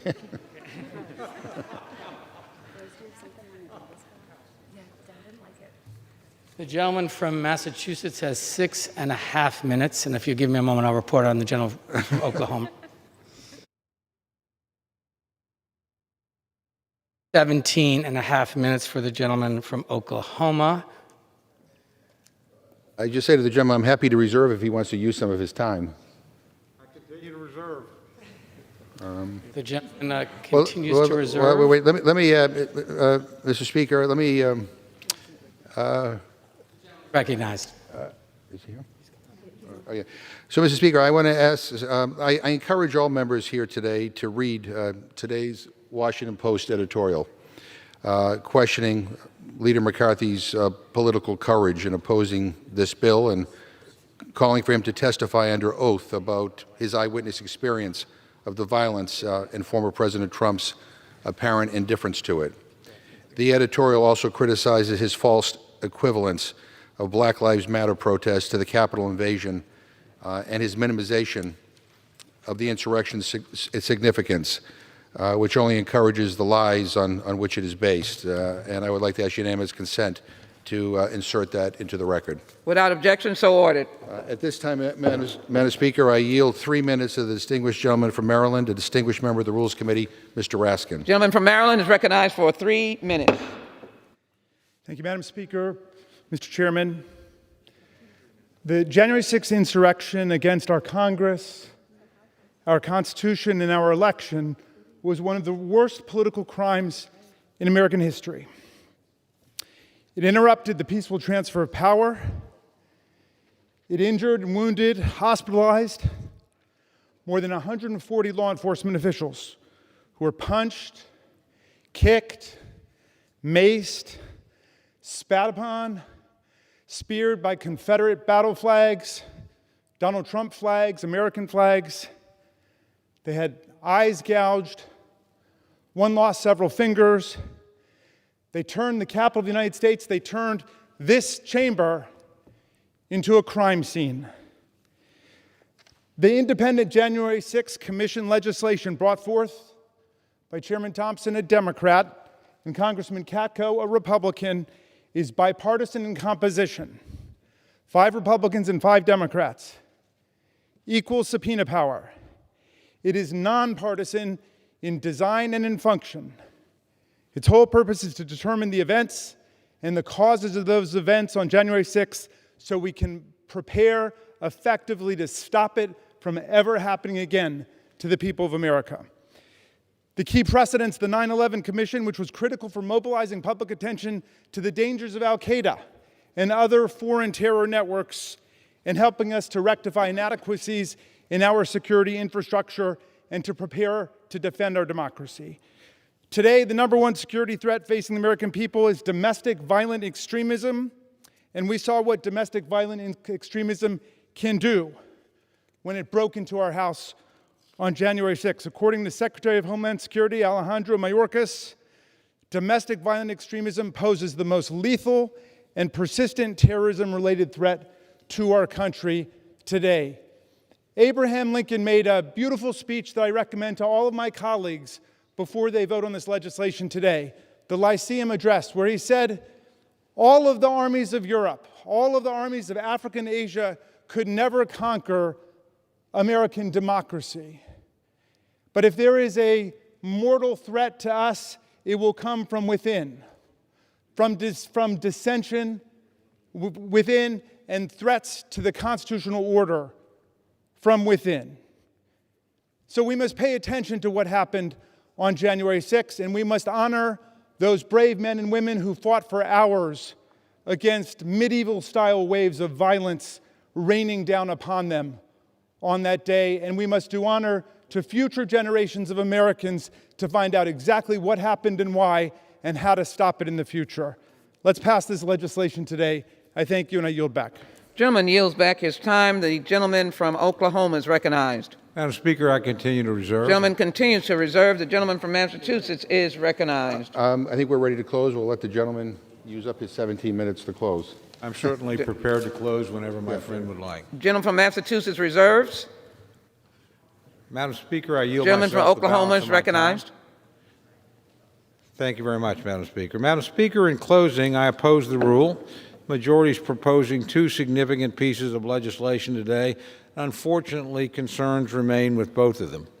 H.R. 3237, the supplemental appropriations package intended to provide funds for the security of the Capitol complex, is unfortunately and unnecessarily a partisan bill. It was the subject of bipartisan negotiations, and there's no reason we could not have gotten to a bipartisan result had the majority wanted to do so. Instead, we're left with a partisan package that does not meet the needs of the institution and, frankly, has no chance of becoming law in its current form. I would urge my friends particularly to look at the section relating to the Rapid Response Force. That's something where I think, honestly, a little bit more reflection, we could find some common ground. I think it's a mistake to put a force like that under the control of either the District of Columbia or the executive branch. I think we need direct control of that ourselves. I know some of my colleagues on the other side feel strongly that way too. Simply makes sense. If we're having a crisis here, we ought to make the decision if we need an extra force. And I think if we keep working at it, we're going to find some common ground there. And I hope that we do. H.R. 3233 establishes a commission to investigate the January 6th attack on the Capitol complex. And here, too, I want to acknowledge that real progress was made in the course of negotiations. And I want to commend particularly Chairman Thompson and Ranking Member Katko for having brought us closer to agreement. However, on our side, many of us continue to have reservations about this bill and the parameters of the commission itself. After all, the events of January 6th did not occur in a vacuum. If we truly hope to find answers for the American people, then we must take into account everything, all of the other political violence that's taken place in recent years. And I would just ask my friends go back, and I know they have, and look at the 9/11 Commission, which did exactly that. It didn't just look at 9/11. It looked at the attack on the USS Cole. It went back to the attack on the African embassies that we experienced. So there's room here, I think, for context and additional discussion. We also have concerns structurally with some of the staffing provisions, other items that I've mentioned that we hopefully would look. So we would like to continue to work on that. I think we could have made good progress had any of the amendments that were offered in the Rules Committee been made in order. My friends chose not to do that. That's their privilege to do so, but I think it probably obstructed what could have been a larger bipartisan vote for this particular piece of legislation. But again, we'll see going forward. What we do here isn't the final arbiter. This is one stage in the process. The United States Senate is the next stop. Hopefully there'll be some changes made there. Then it would have to come back here. So we should look on both of these matters as stops in a journey or parts of a journey, not as the final decision on any of them. So with that, Madam Speaker, I want to urge my colleagues to vote no on the previous question, no on the rule, and I yield back the balance of my time. The gentleman from Oklahoma yields back the balance of his time. The gentleman from Massachusetts is recognized. Madam Speaker, I yield myself the remaining time. The gentleman from Massachusetts yields himself the remaining time. He's recognized. Madam Speaker, I am deeply disappointed that any of my Republican colleagues would oppose the creation of this commission. You know, there's a lot of talk all the time about the need for bipartisanship, and that's what we have here. This is true bipartisanship. The distinguished minority leader sent a letter to Speaker Pelosi asking for an equal 5-5 ratio in apportionment and appointments by Democrats and Republicans on this commission. He got it. He asked for co-equal subpoena power. He got it. He asked for no inclusion of findings or other predetermined conclusions which ultimately should be rendered by the commission itself. He got it. Now, maybe he didn't think he would, but Chairman Thompson and Ranking Member Katko, who was appointed by the minority leader to negotiate on behalf of the Republicans, came to a deal, a genuinely bipartisan deal, to look into the horrific acts of what happened in this chamber on January 6th. I was here that day. They were not ordinary tourists who came in here. My colleagues on the Republican side were here today. There are pictures of them helping to barricade the doors. They know exactly what happened on January 6th. Those people who attacked the Capitol, were not here to make a political point. They were here to desecrate this building and hurt people. And look, we as members of Congress, we sign up for this job. But I want you to vote for this commission, not because of us, but because of the people who work here, our staff, the support staff, the Capitol Police, the people who work in our cafeterias, who maintain this building. They were traumatized by what happened here today. And our response to all of this is, well, let's move on. Let's not do this. In spite of a truly bipartisan negotiation and a bipartisan commission. This is so disappointing. I mean, don't talk to us about bipartisanship, and then when you get it, turn your back on it. Madam Speaker, I'm sick and tired of those who want to hover around mistruths and lies and spread conspiracy theories. What happened 133 days ago can never be normalized. We all have to speak the truth. And we must act to prevent it from ever happening again. And that starts with not only passing this rule, but passing this bipartisan bill to establish a bipartisan commission to produce a report for the American people. And so we know clearly and credibly as to what happened, and then we can take additional actions to make sure it never happens again. As I said in my opening, vote for this out of respect for this institution, out of respect for our democracy, out of respect for the truth, out of respect for the people who work for you, who come here every day and work for you. We owe it to them and to this country to move forward. Madam Speaker, I yield back the balance of my time, and I move the previous question on the resolution. Gentleman yields back, moves the previous question. The question is on ordering the previous question on the resolution. Those in favor say aye. Those opposed, no. The ayes have it. The previous question. On that, I would request the yeas and nays. Gentlemen, pursuant to Section 3S of the House Resolution 8, the yeas and nays are ordered. Pursuant to Clause 8 of Rule 20, further proceedings on this question are postponed. Pursuant to Clause 8 of Rule 20, the unfinished business is a vote on adoption of House Resolution 275, on which the yeas and nays are ordered. The clerk will report the title of the resolution. House Resolution 275, resolution condemning the horrific shootings in Atlanta, Georgia on March 16, 2021, and reaffirming the House of Representatives' commitment to combating hate, bigotry, and violence against the Asian American and Pacific Islander community. The question is on adoption of the resolution. Members will record their vote by electronic device.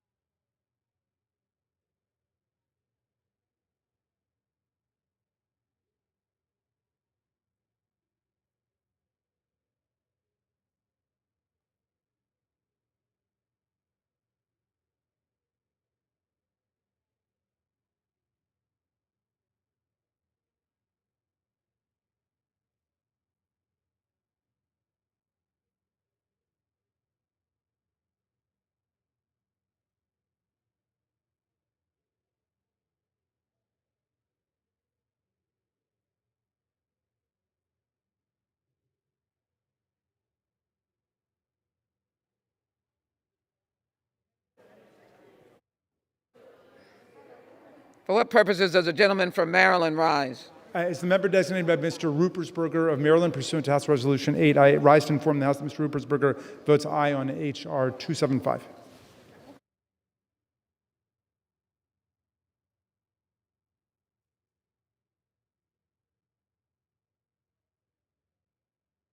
What purposes does the gentleman from Texas rise? Madam Speaker, as a member designated by Mr. Crenshaw of Texas pursuant to HRES 8, I inform the House that Mr. Crenshaw will vote no on HRES 275.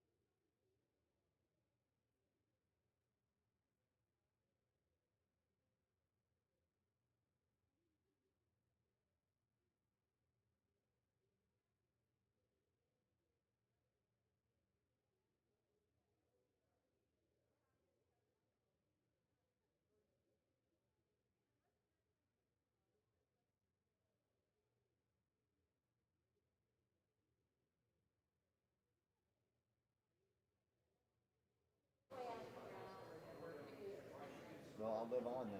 At least as long as you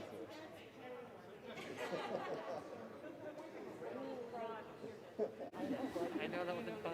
John and I were.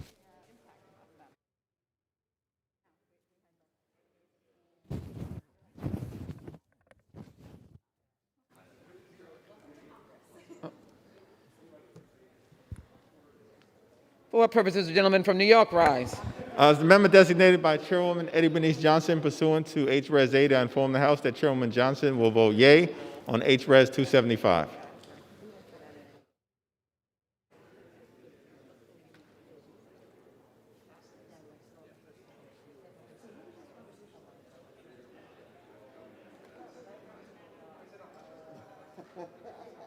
Yeah, actually. I hadn't thought of that till now, yeah.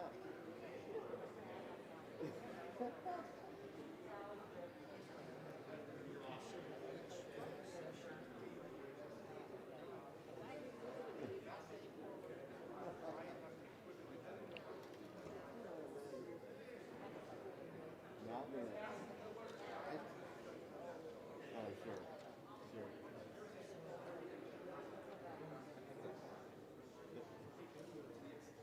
Sure. Yeah, I don't know what you're looking at.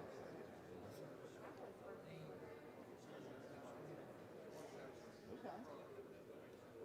You want to catch full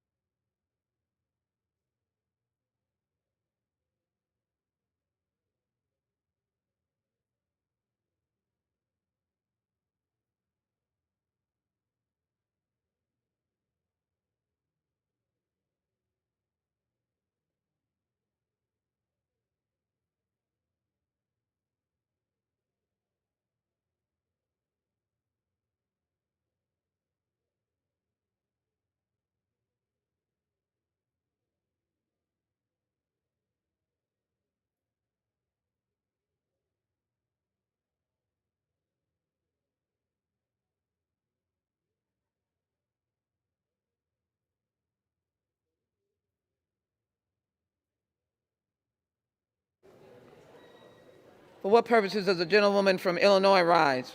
As a member designated by Mr. Rush pursuant to H-Res 8, I inform the House that Mr. Rush will vote yes on H-Res 275.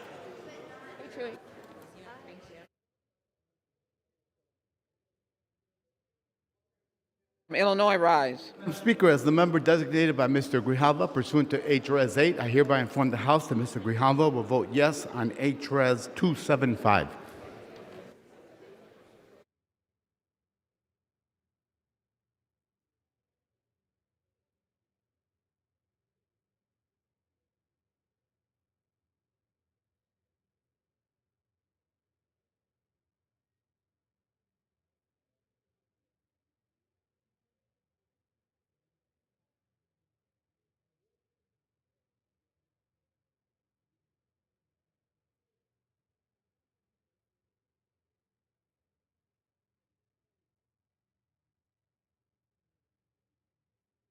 For what purposes does the gentleman from Arizona rise?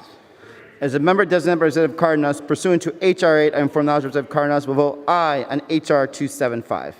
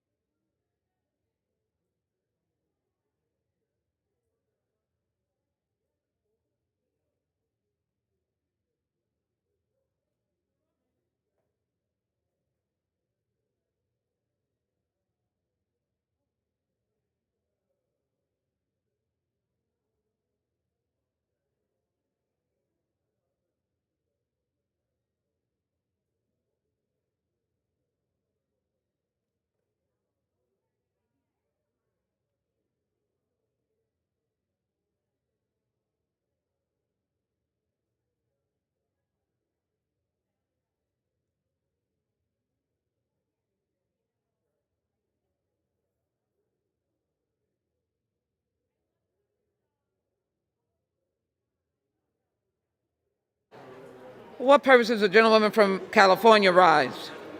As the member designated by Ms. Maxine Waters pursuant to House Resolution 8, I inform the House that Ms. Maxine Waters will vote yes on H-Res 275.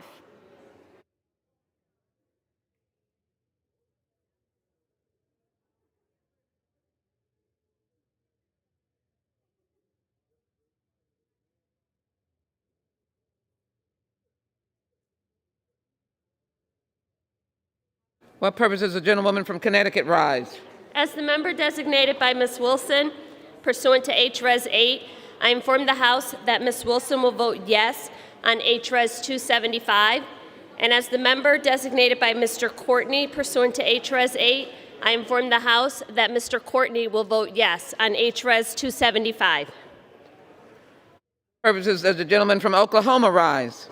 Madam Speaker, as the member designated by Representative Mullen of Oklahoma pursuant to House Resolution 8, I inform the House that Mr. Mullen will vote nay.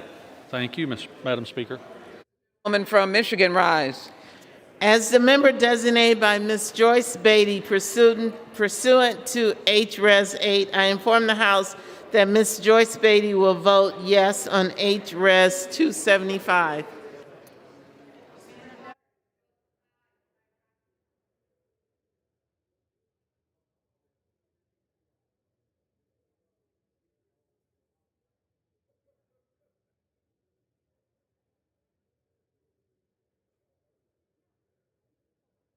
Purposes, gentleman from California, rise.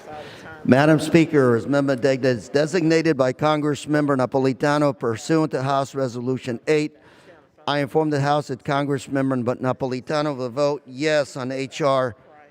275.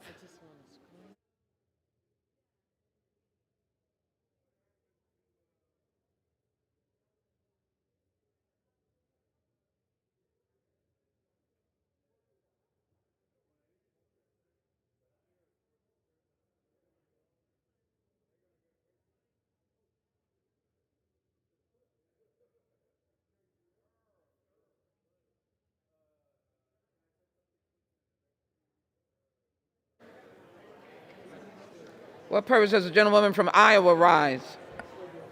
As the member designated by Ms. Slotkin pursuant to HRES 8, I inform the House that Ms. Slotkin will vote yes on HRES 275.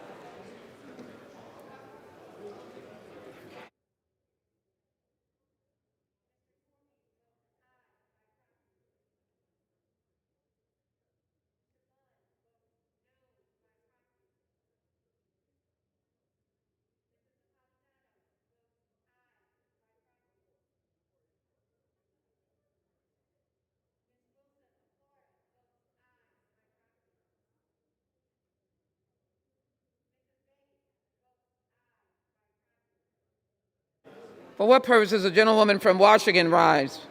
Madam Speaker, as the member designated by Ms. Sewell pursuant to HRES 8, I inform the House that Ms. Sewell will vote yes on HRES 275.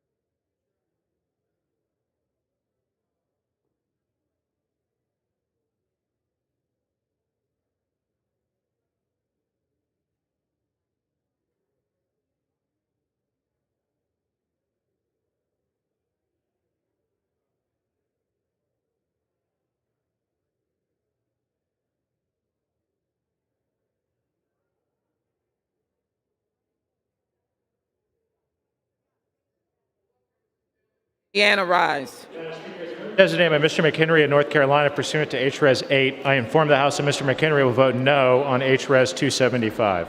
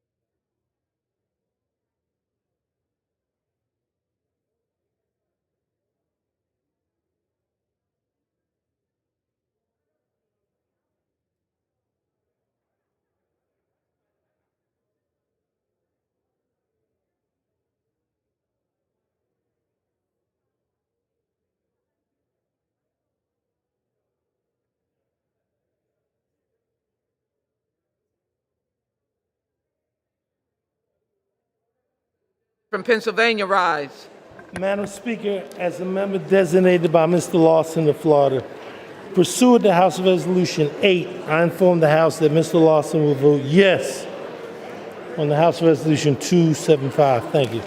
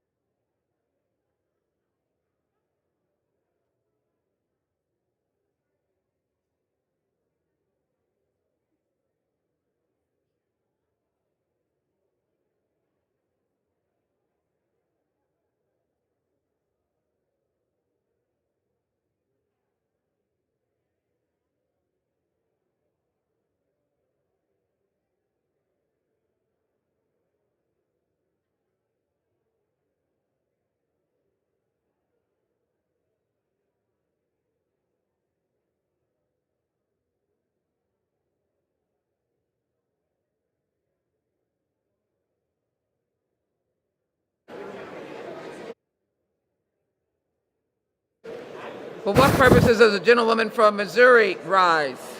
As the member designated by Ms. Ocasio-Cortez pursuant to H-Res 8, I inform the House that Ms. Cortez will vote yes on H-Res 275.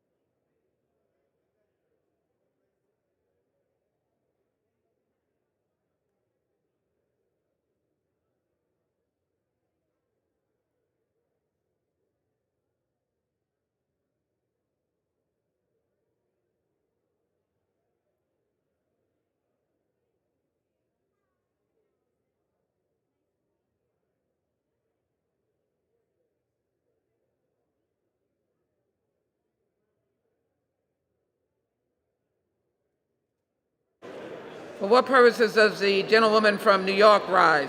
Madam Speaker, as the member designated by Mr. Deutsch of Florida pursuant to H-Res 8, I inform the House that Mr. Deutsch will vote yes on H-Res 275.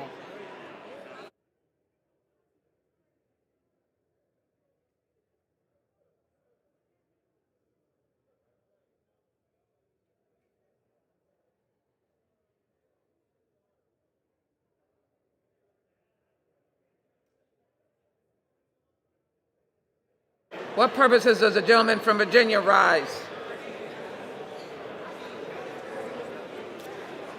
Madam Speaker, as the member designated by Mr. Liu pursuant to H-Res 8, I inform the House that Mr. Liu will vote yes on H-Res 275. As the member designated by Mr. Lowenthal pursuant to H-Res 8, I inform the House that Mr. Lowenthal will vote yes on H-Res 275. For what purposes does the gentleman from Florida rise? As the member designated by Mr. Buchanan of Florida pursuant to House Resolution 8, I inform the House that Mr. Buchanan will vote nay on House Resolution 275. Does the gentleman from Arizona rise? As the member designated by Ms. Kirkpatrick pursuant to H-Res 8, I inform the House that Ms. Kirkpatrick will vote yes on H-Res 275.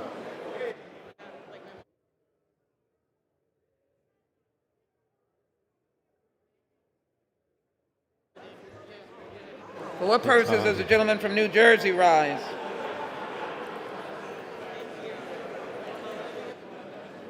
Purposes does the gentleman from New Jersey rise? Madam Speaker, as the member designated by Mr. Donald Payne pursuant to H-Res 8, I inform the House that Mr. Payne will vote yes on H-Res 275.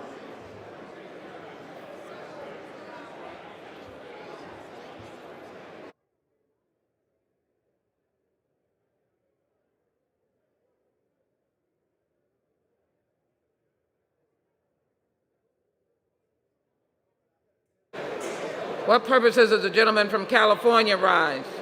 As a member designated by Mr. Carter of Texas, pursuant to House Resolution 8, I inform the House that Mr. Carter will vote yes on H.R. 1629. What purposes does the gentlewoman from Virginia rise? Madam Speaker, as the member designated by Mr. McEachin pursuant to H-Res 8, I inform the House that Mr. McEachin will vote yes on H-Res 275. And as the member designated by Mr. Allred pursuant to H-Res 8, I inform the House that Mr. Allred will vote yes on H-Res 275.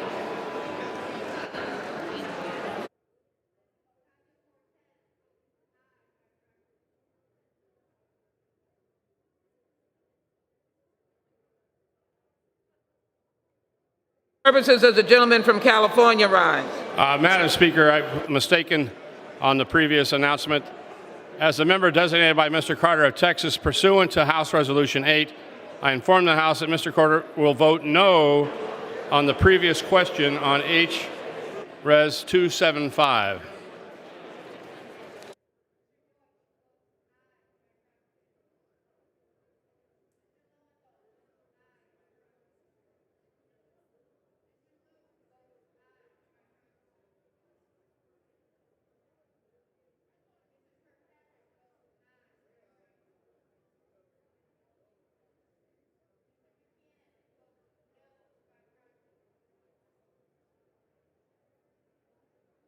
The gentleman from South Carolina rise? Madam Speaker, as a member designated by Mr. Wilson of South Carolina pursuant to HRS 8, I inform the House that Mr. Wilson will vote nay on HRS 275.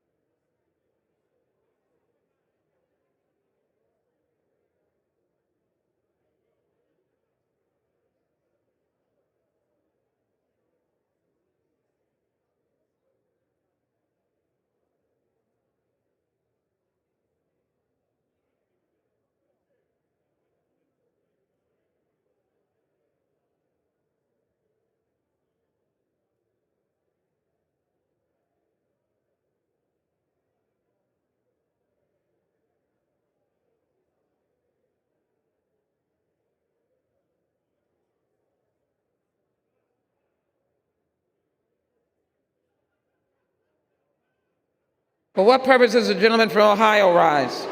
Madam Speaker, as a member designated by Mr. Young from the great state of Alaska, pursuant to HRes 8, I inform the House that Mr. Young will vote yea on HRes 275.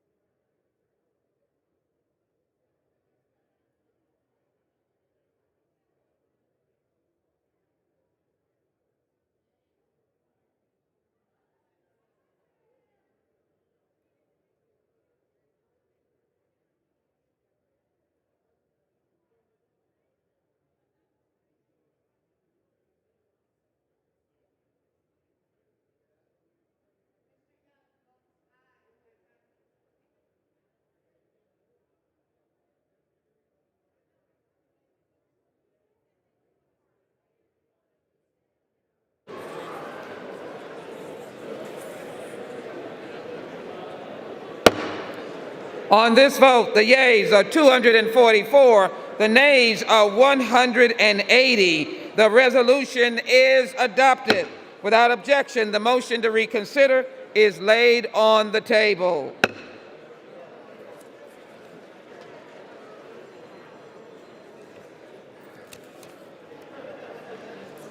Pursuant to Clause 8 of Rule 20, the unfinished business is a vote on passage of H.R. 1629, on which the yeas and nays are ordered. The clerk will report the title of the bill. H.R. 1629, a bill to amend the Federal Food, Drug, and Cosmetic Act with respect to limitations on exclusive approval or licensure of orphan drugs and for other purposes. The question is on the passage of the bill. Members will record their votes by electronic device.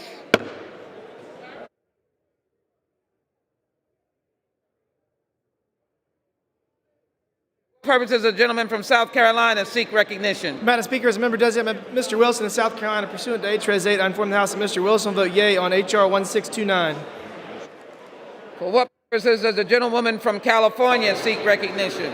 As the member designated by Ms. Maxine Waters pursuant to House Resolution 8, I inform the House that Ms. Maxine Waters will vote yes on H.R. 1629.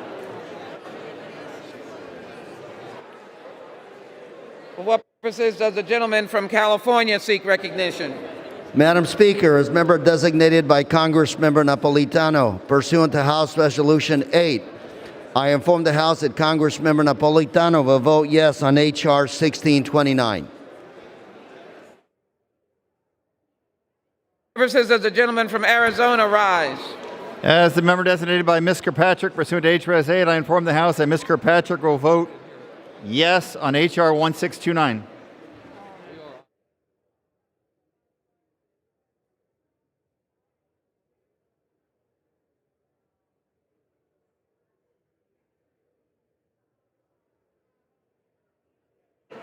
For what purpose does the gentleman from Ohio seek recognition?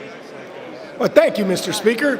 As a member designated by Mr. Young of the great state of Alaska, pursuant to H.Res. 8, I inform the House that Mr. Young will vote yea on H.R. 1629. Thank you.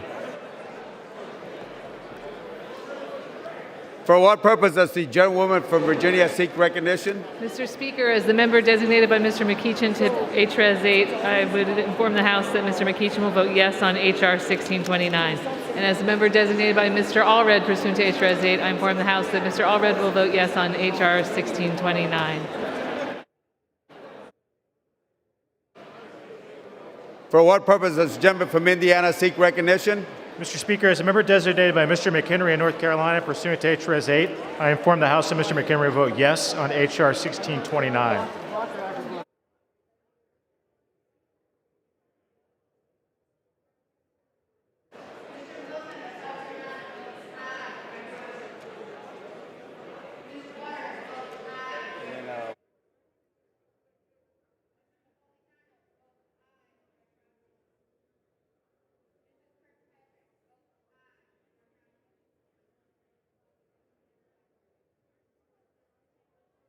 For what purpose does the gentlewoman from Washington seek recognition? Mr. Speaker, as the member designated by Ms. Sewell pursuant to H.Res. 8, I inform the House that Ms. Sewell will vote yes on H.R. 1629. For what purpose does the gentleman from Oklahoma seek recognition? Mr. Speaker, as the member designated by Representative Mullen of Oklahoma pursuant to House Resolution 8, I affirm to the House that Mr. Mullen will vote yea on H.R. 1629. Thank you, Mr. Speaker. For what purpose does the gentlewoman from Missouri seek recognition? As the member designated by Ms. Ocasio-Cortez pursuant to H.Res. 8, I inform the House that Ms. Cortez will vote yes on H.R. 1629. For what purpose does the gentleman from Florida seek recognition? Mr. Speaker, as the member designated by Mr. Buchanan of Florida pursuant to House Resolution 8, I inform the House that Mr. Buchanan will vote yes on 1629.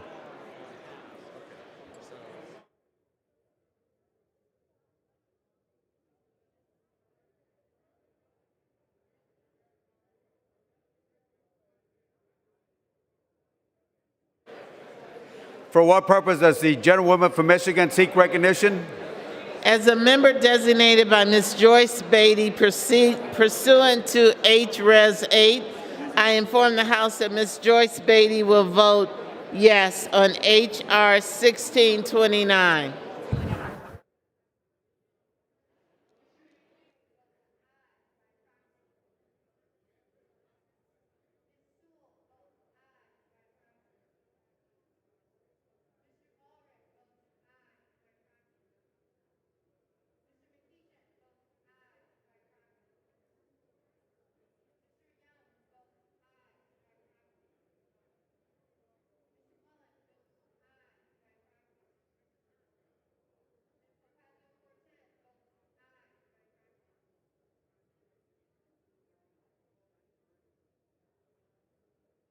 For what purpose does the gentleman from California seek recognition? As a member designated by Mr. Carter of Texas pursuant to House Resolution 8, I inform the House that Mr. Carter will vote yes on H.R. 1629. For what purpose does the gentleman from New Jersey seek recognition? Mr. Speaker, as the member designated by Mr. Donald Payne pursuant to H.Res. 8, I inform the House that Mr. Payne will vote yes on H.R. 1629.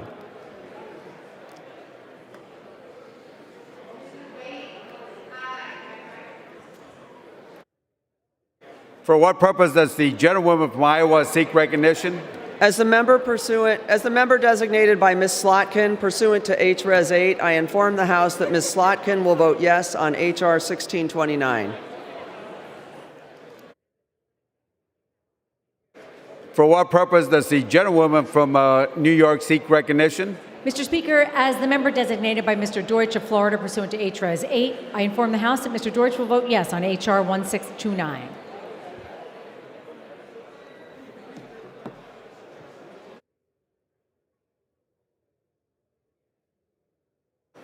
For what purpose does the gentleman from Virginia seek recognition? Mr. Speaker, as a member designated by Mr. Lowenthal pursuant to H.R. 8, I inform the House Mr. Lowenthal will vote yes on H.R. 1629.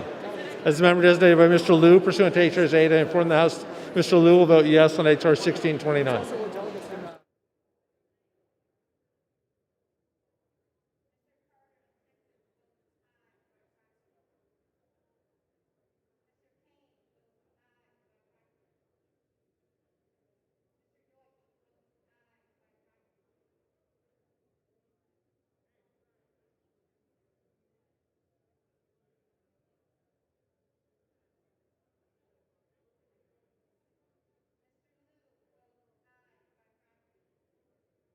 For what purpose does the gentleman from Maryland seek recognition? As the member designated by Mr. Rupersberger pursuant to House Resolution 8, I inform the House Mr. Rupersberger will vote aye on H.R. 1629.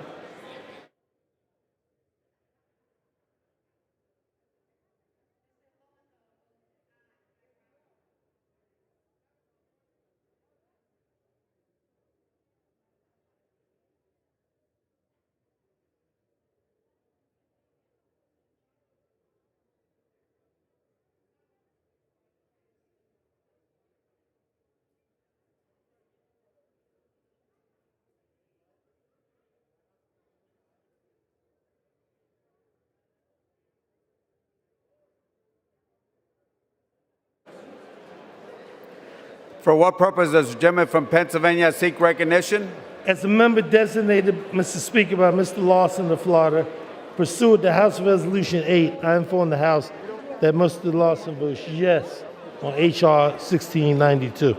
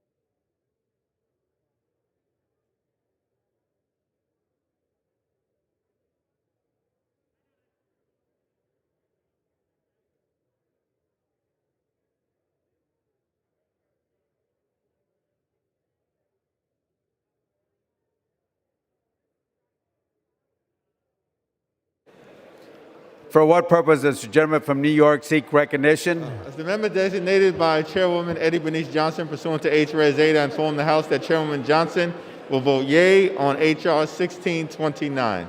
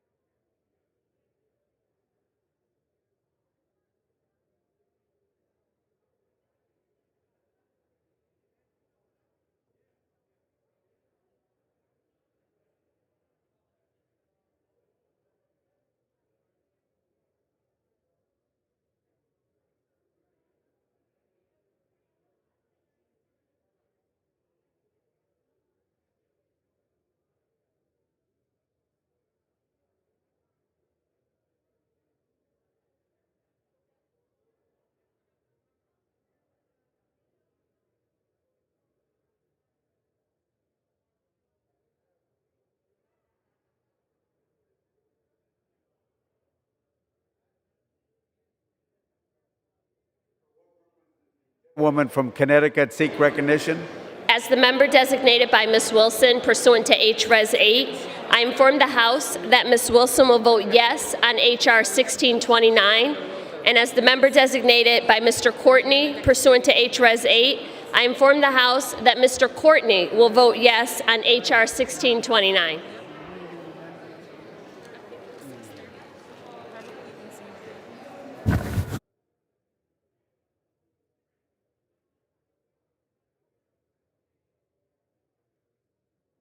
For what purpose does the gentleman from Illinois seek recognition? Mr. Speaker, as the member designated by Mr. Grijalva pursuant to H.Res. 8, I hereby inform the House that Mr. Grijalva will vote yes on H.R. 1629.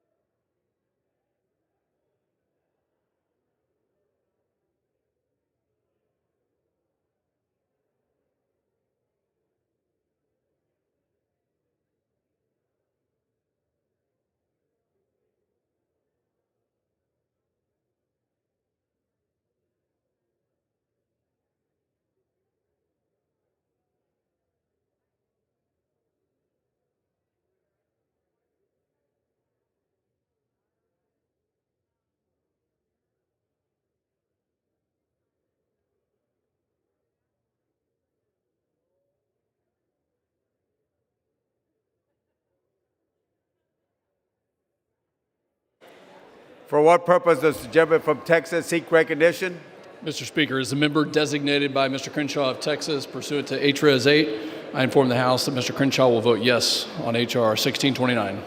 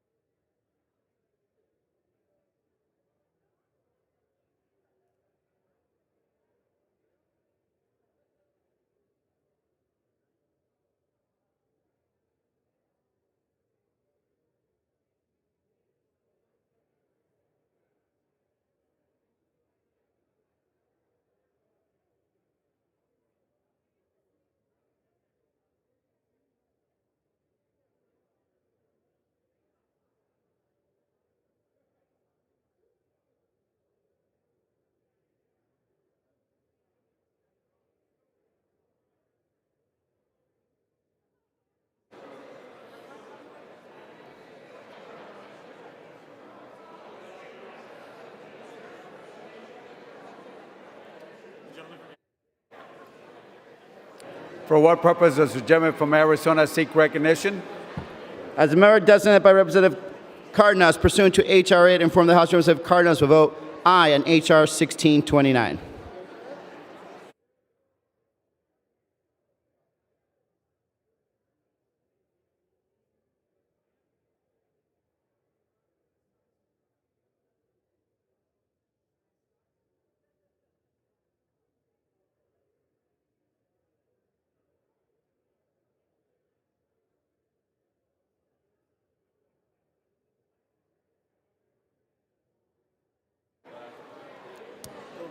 For what purpose does the gentlewoman from Illinois seek recognition? As a member designated by Mr. Rush pursuant to H.Res. 8, I inform the House that Mr. Rush will vote yes on H.R. 1629.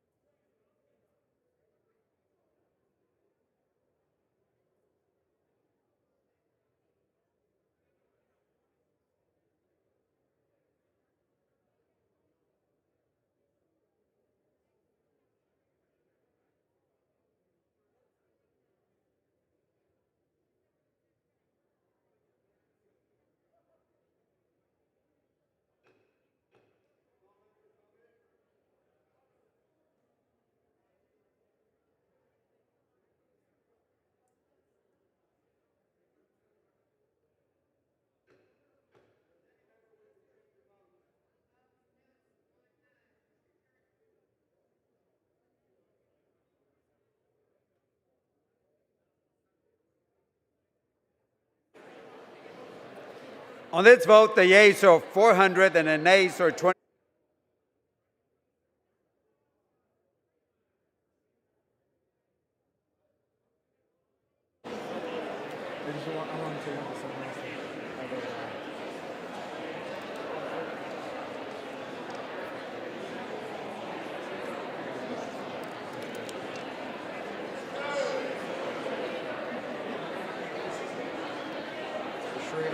Mr. Schrader. Mr. Schrader votes aye.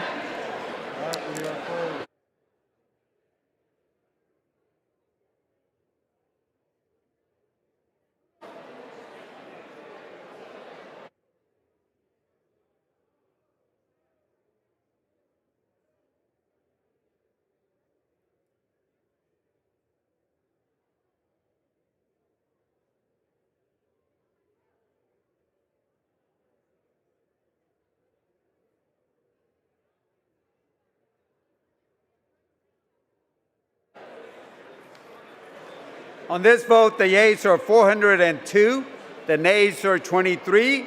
The bill is passed without objection. A motion to reconsider is laid on the table.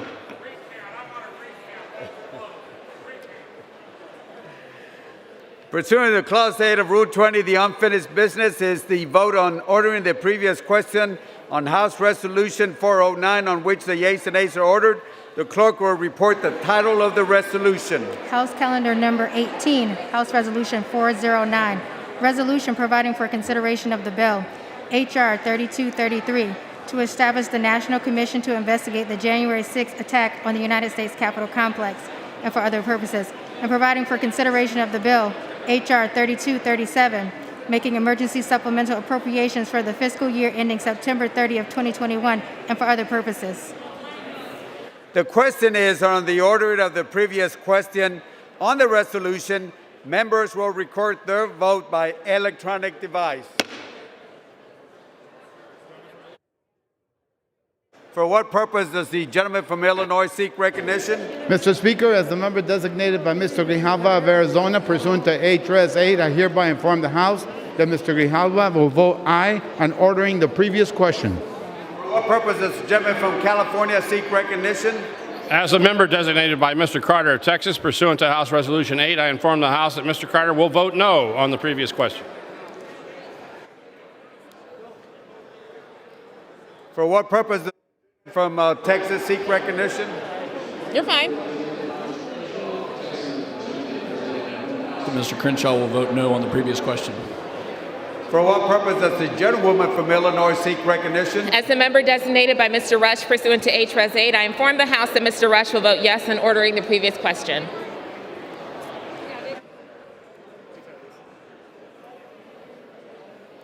For what purpose does the gentleman from California seek recognition? Mr. Speaker, as member designated by Congressmember Napolitano pursuant to House Resolution 8, I inform the House that Congressmember Napolitano will vote yes on ordering the previous question.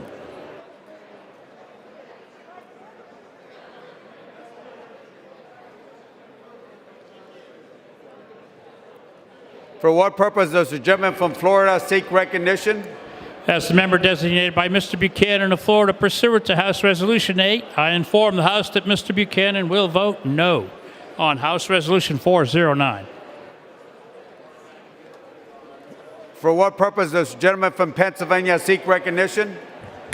Mr. Speaker, as a member designated by Mr. Al Lawson of Florida, pursuant to House Resolution, I inform the House that Mr. Lawson will vote yes on this resolution. Thank you.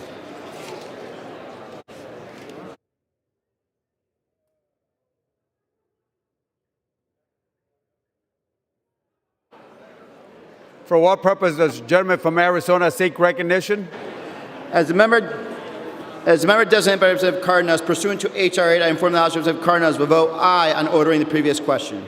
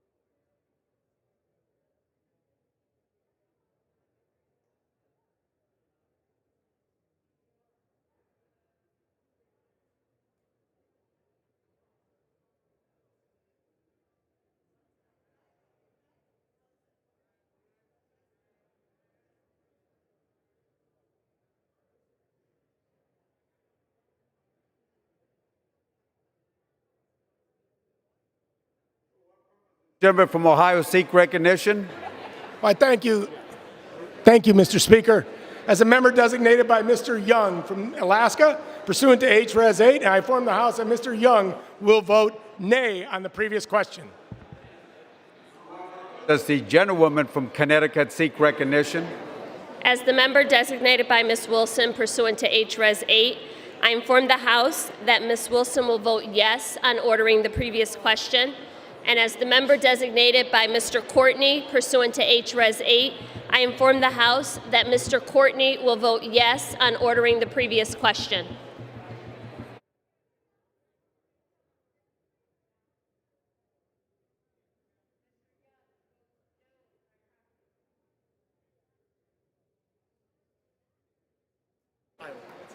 For what purpose does the gentlewoman from Iowa seek recognition?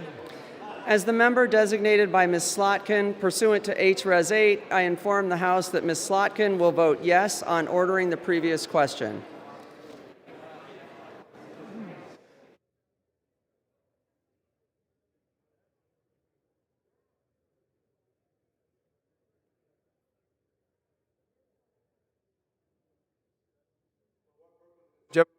Seek recognition. Designated by Mr. Rupersberger of Maryland pursuant to House Resolution 8, I rise to inform the House that Mr. Rupersberger will vote aye on ordering the previous question.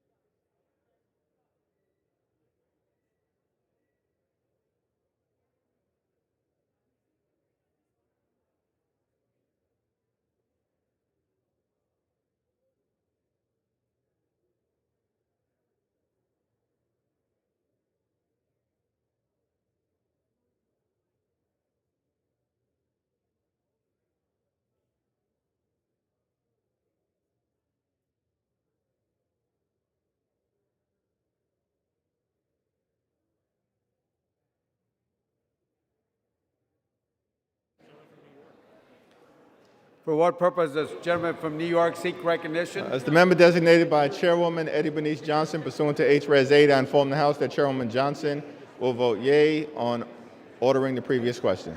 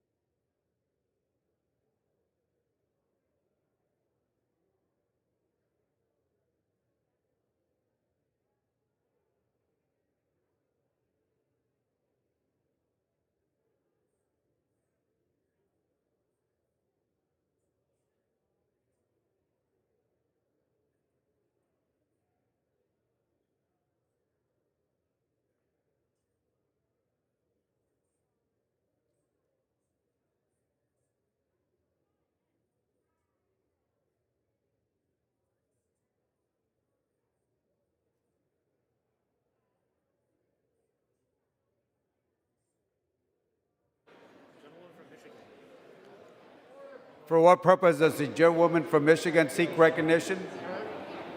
As a member designated by Ms. Joyce Beatty pursuant to H.Res. 8, I inform the House that Ms.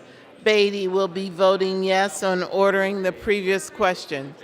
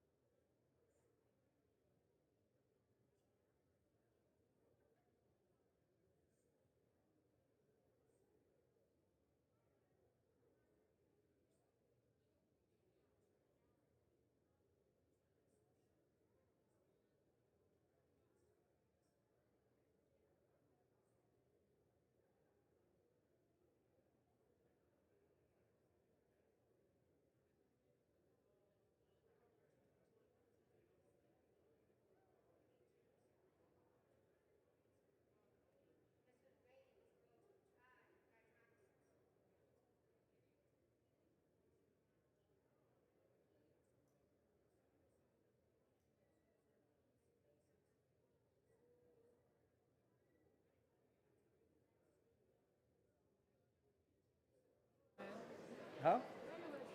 I know, I'm ready, I'm ready.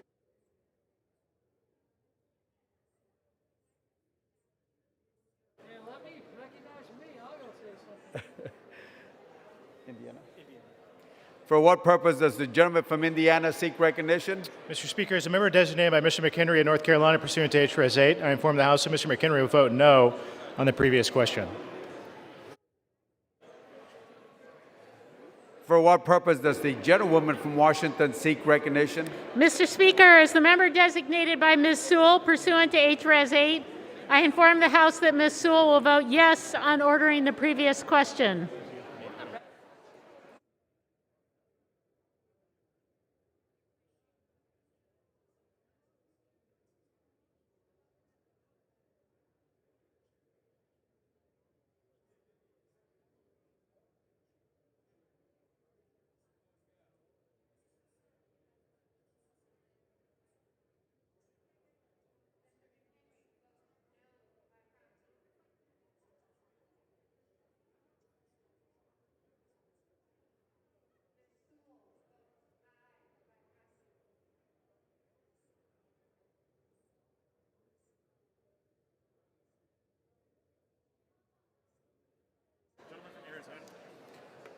For what purpose does the gentleman from Arizona seek recognition? As the member designated by Ms. Kirkpatrick, pursuant to H.Res. 8, I inform the House that Ms. Kirkpatrick will vote yes on ordering the previous question.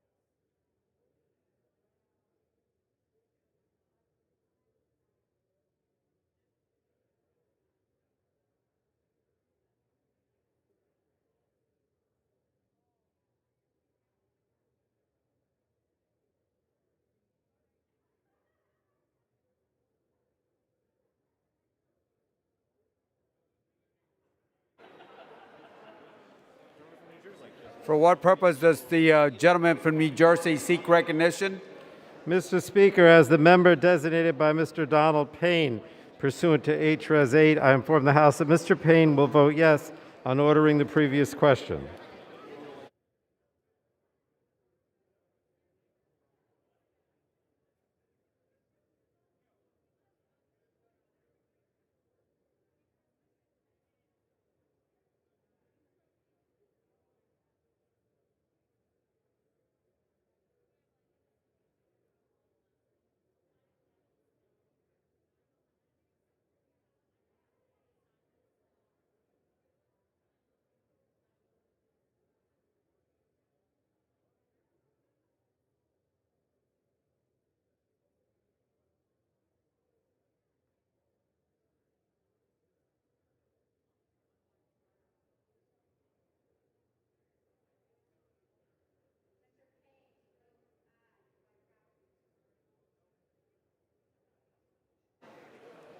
For what purpose does the gentleman from Oklahoma seek recognition? Mr. Speaker, as the member designated by Representative Mullen of Oklahoma pursuant to House Resolution 8, I inform the House that Mr. Mullen will vote no on the previous question. Thank you, Mr. Speaker.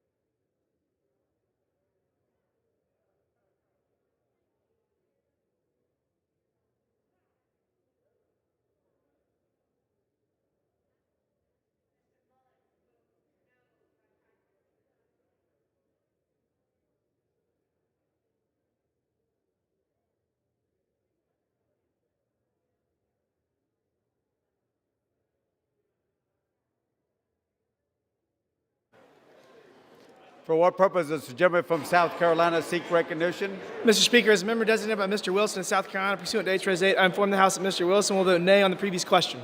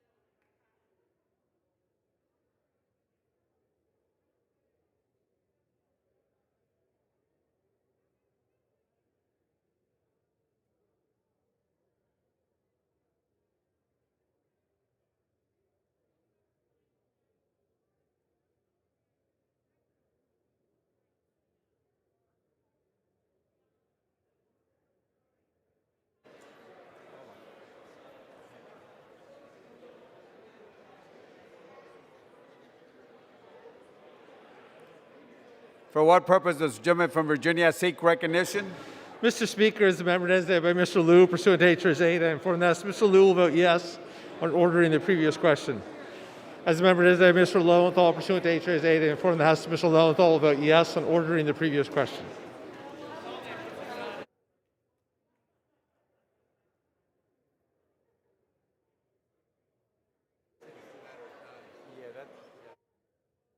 For what purpose does the gentlewoman from Virginia seek recognition? Mr. Speaker, as the member designated by Mr. McEachin pursuant to H-Res 8, I inform the House that Mr. McEachin will vote yes on ordering the previous question. And as the member designated by Mr. Allred pursuant to H-Res 8, I inform the House that Mr. Allred will vote yes on ordering the previous question.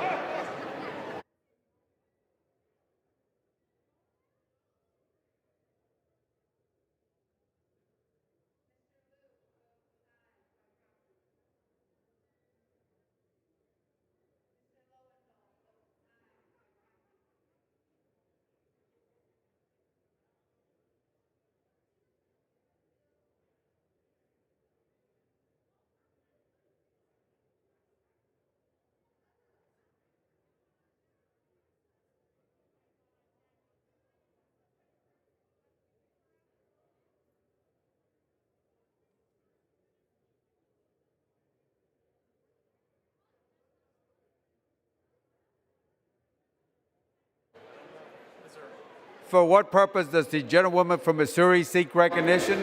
As the member designated by Ms. Ocasio-Cortez pursuant to H-Res 8, I inform the House that Ms. Cortez will vote yes on ordering the previous question.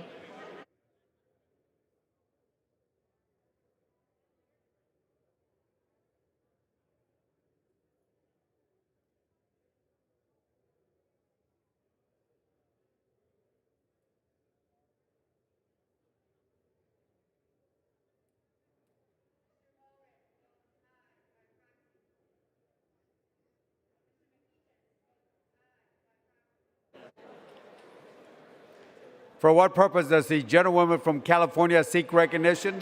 As the member designated by Ms. Maxine Waters pursuant to House Rules Resolution 8, I inform the House that Ms. Maxine Waters will vote yes on ordering the previous question.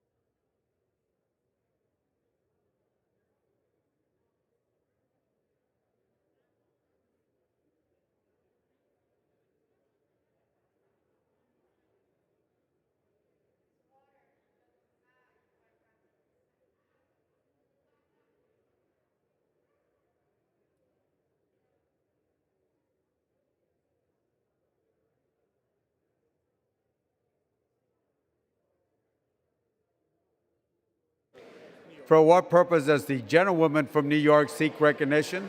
Mr. Speaker, as the member designated by Mr. Deutsch of Florida pursuant to H-Res 8, I inform the House that Mr. Deutsch will vote yes on ordering the previous question.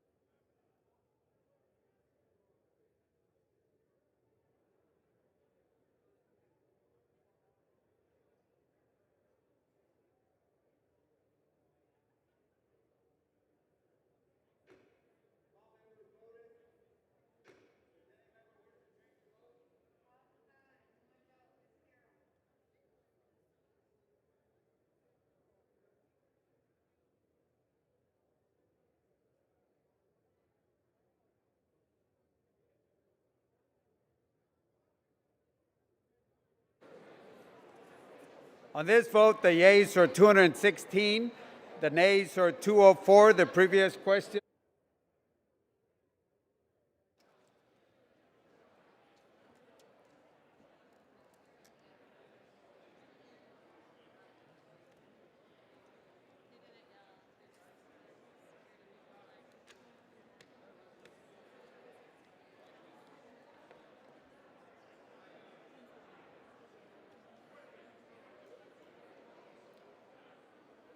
Mr. Thompson, Mr. Thompson of Pennsylvania votes no.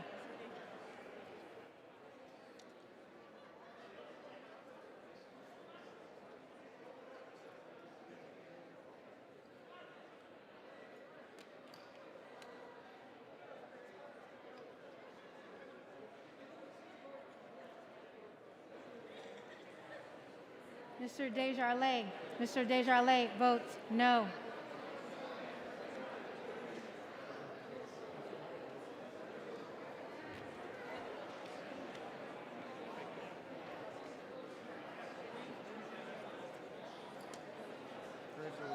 Mr. Graves of Louisiana votes no.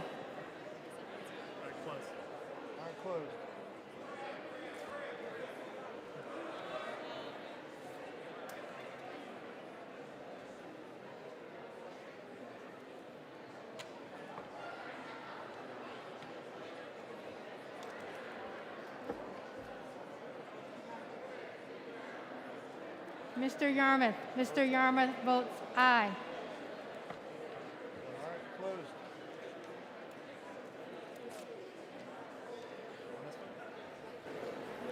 On this vote, the yeas are 217, the nays are 208. The previous question is ordered.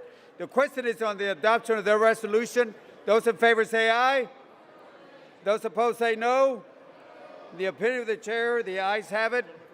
Gentleman from Pennsylvania. Ayes and nays. Pursuant to Section 3S of House Resolution 8, the yeas and nays are ordered. Members will record their votes by electronic device.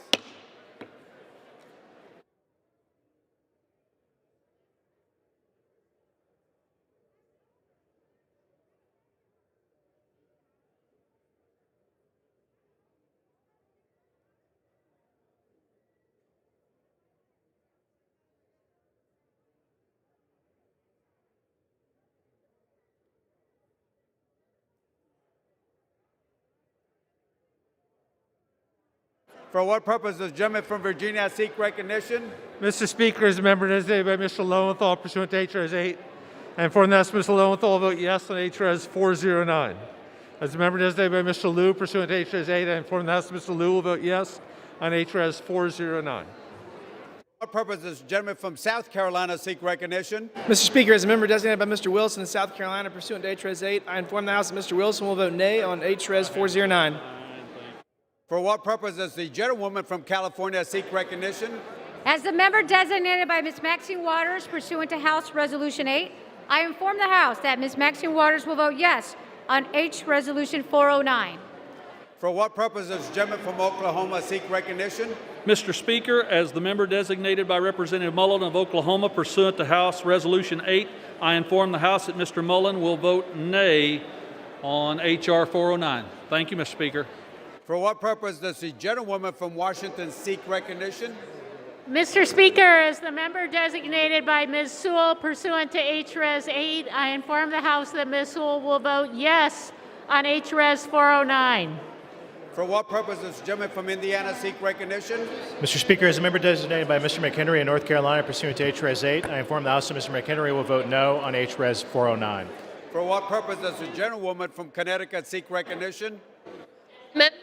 Designated by Ms. Wilson pursuant to H-Res 8, I inform the House that Ms. Wilson will vote yes on H-Res 409. And as the member designated by Mr. Courtney pursuant to H-Res 8, I inform the House that Mr. Courtney will vote yes on H-Res 409. For what purpose does the gentleman from Ohio seek recognition?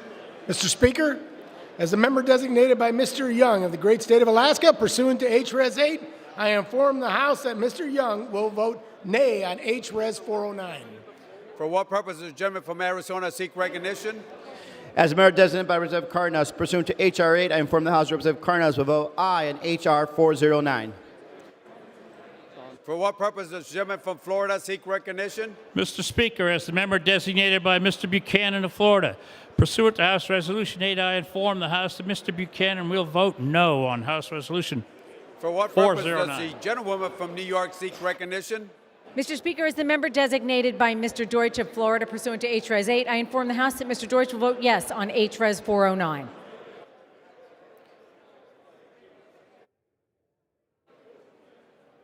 For what purpose does the gentlewoman from Michigan seek recognition?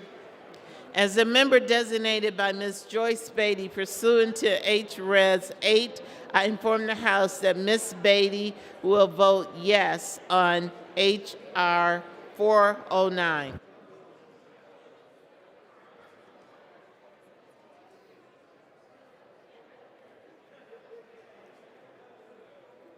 For what purpose does the gentlewoman from Virginia seek recognition?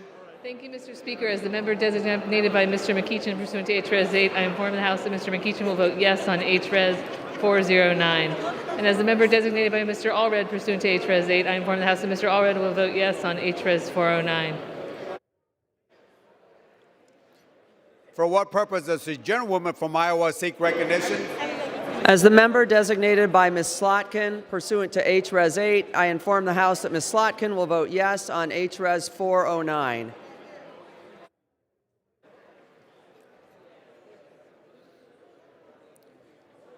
For what purpose does the gentlewoman from Missouri seek recognition?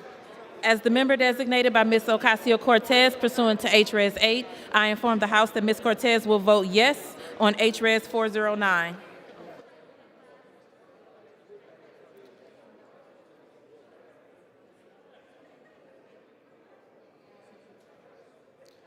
For what purpose does the gentlewoman from Virginia seek recognition? Mr. Speaker, as a member designated by Mr. Lawson, Florida, pursuant to House Resolution 8, I inform the House that Mr. Lawson votes yes on H.R. 409. For what purpose does the gentleman from Arizona seek recognition? Designated by Ms. Kirkpatrick, pursuant to H-Res 8, I inform the House that Ms. Kirkpatrick will vote yes on H-Res 409. For what purpose does the gentleman from New Jersey seek recognition? Mr. Speaker, as the member designated by Mr. Donald Payne pursuant to H-Res 8, I inform the House that Mr. Payne will vote yes on H-Res 409.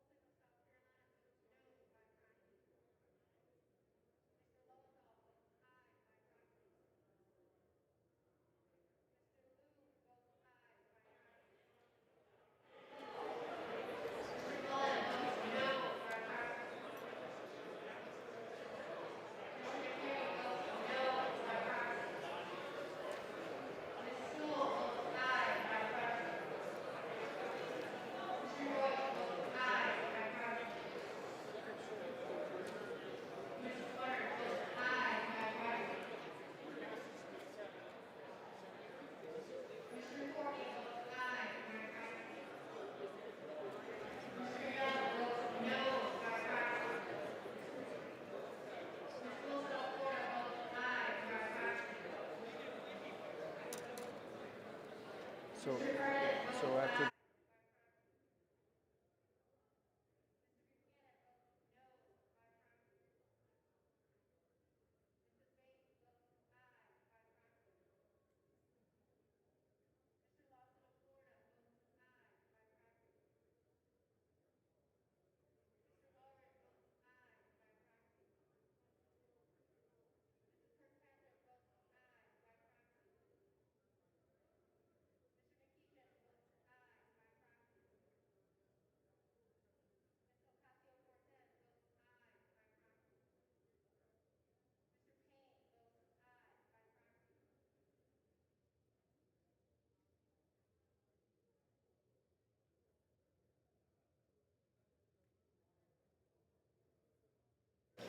For what purpose does the gentleman from Illinois seek recognition? Mr. Speaker, as a member designated by Mr. Grijalva of Arizona pursuant to H-Res 8, I hereby inform the House that Mr. Grijalva will vote yes on H-Res 409.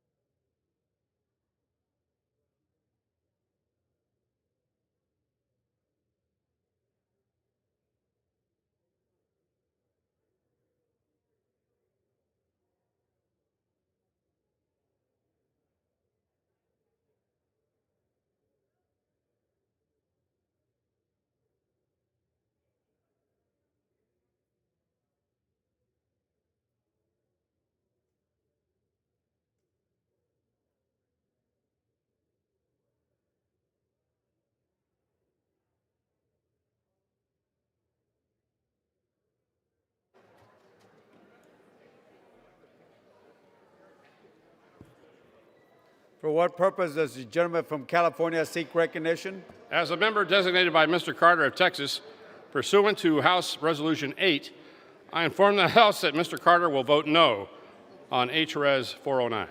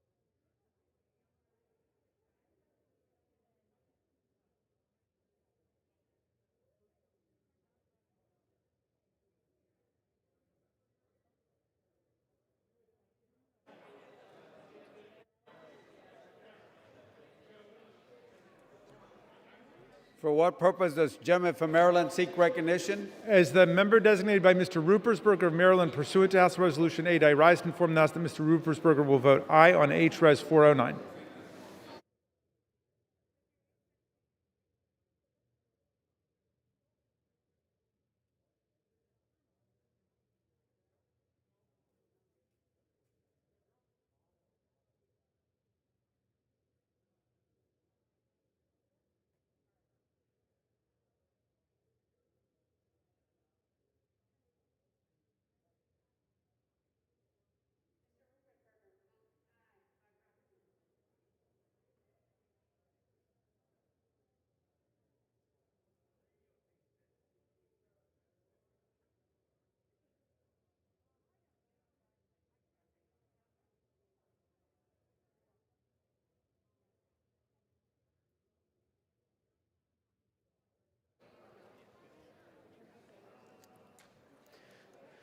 For what purpose does the gentleman from California seek recognition?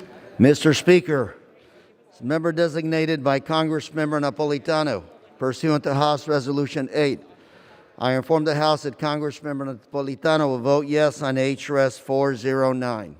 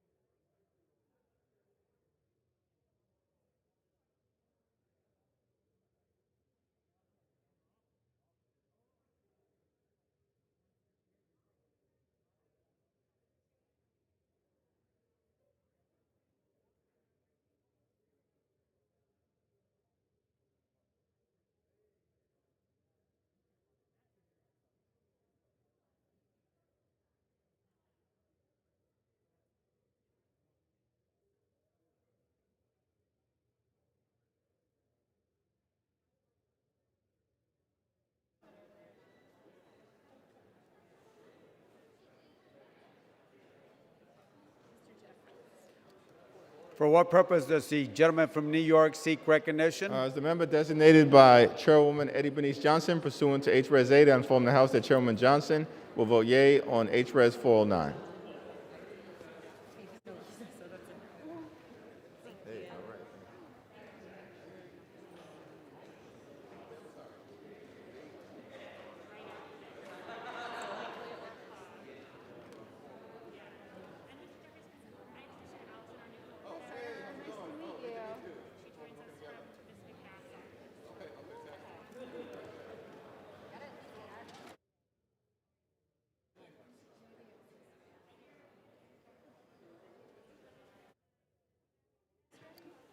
For what purpose does the gentlewoman from Illinois seek recognition? As a member designated by Mr. Rush pursuant to HRES 8, I inform the House that Mr. Rush will vote yes on HRES 409.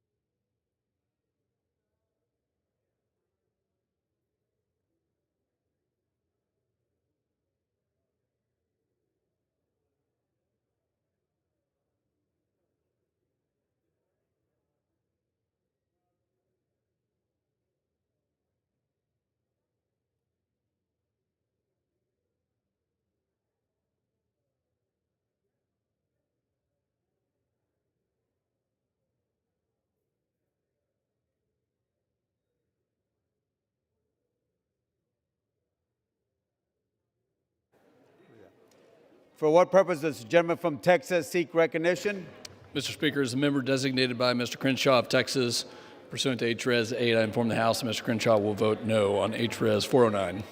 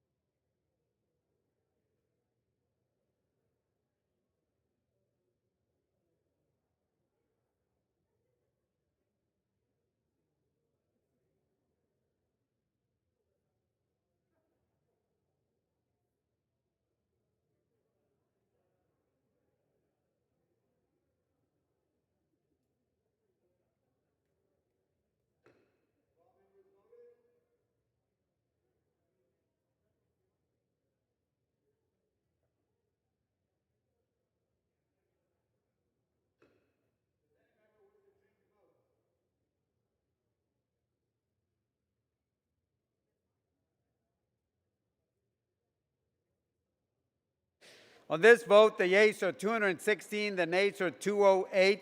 The resolution is adopted without objection. The motion reconsidered is laid on the table.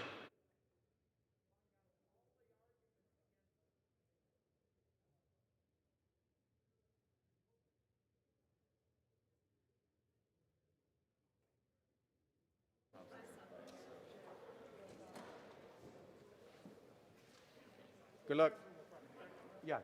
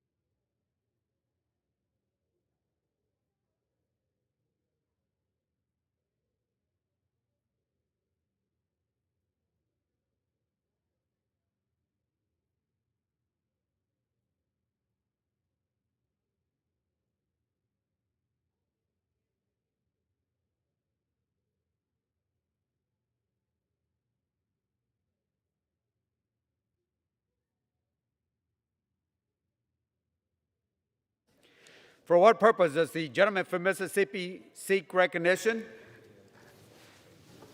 Mr. Speaker, pursuant to House Resolution 409, I call up H.R. 3233 and ask for its immediate consideration. The clerk will report the title of the bill. H.R. 3233, a bill to establish a national commission to investigate the January 6th attack on the United States Capitol complex and for other purposes. Pursuant to House Resolution 409, the bill is considered read. The bill shall be debated for 1 hour, equally divided and controlled by the chair and the ranking minority member of the Committee of Homeland Security. The gentleman from Mississippi, Mr. Thompson, and the gentleman from New York, Mr. Katko. Each will control 30 minutes. The chair recognizes the gentleman from Mississippi, Mr. Thompson. Thank you, Mr. Speaker.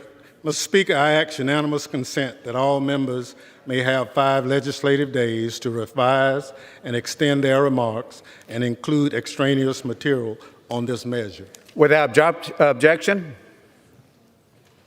Thank you, Mr. Speaker. I yield myself such time as I may consume. Gentleman's recognized. Mr. Speaker, I rise in support of H.R. 3233, the National Commission to investigate the January 6th attack on the United States Capitol Complex Act.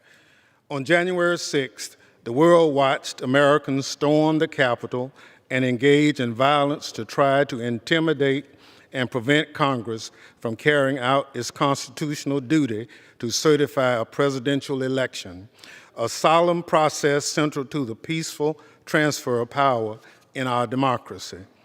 Many of us sitting here today were rushed out of this very chamber by Capitol Police to safety as violent attackers roamed the halls, hunting for our colleagues and the Vice President.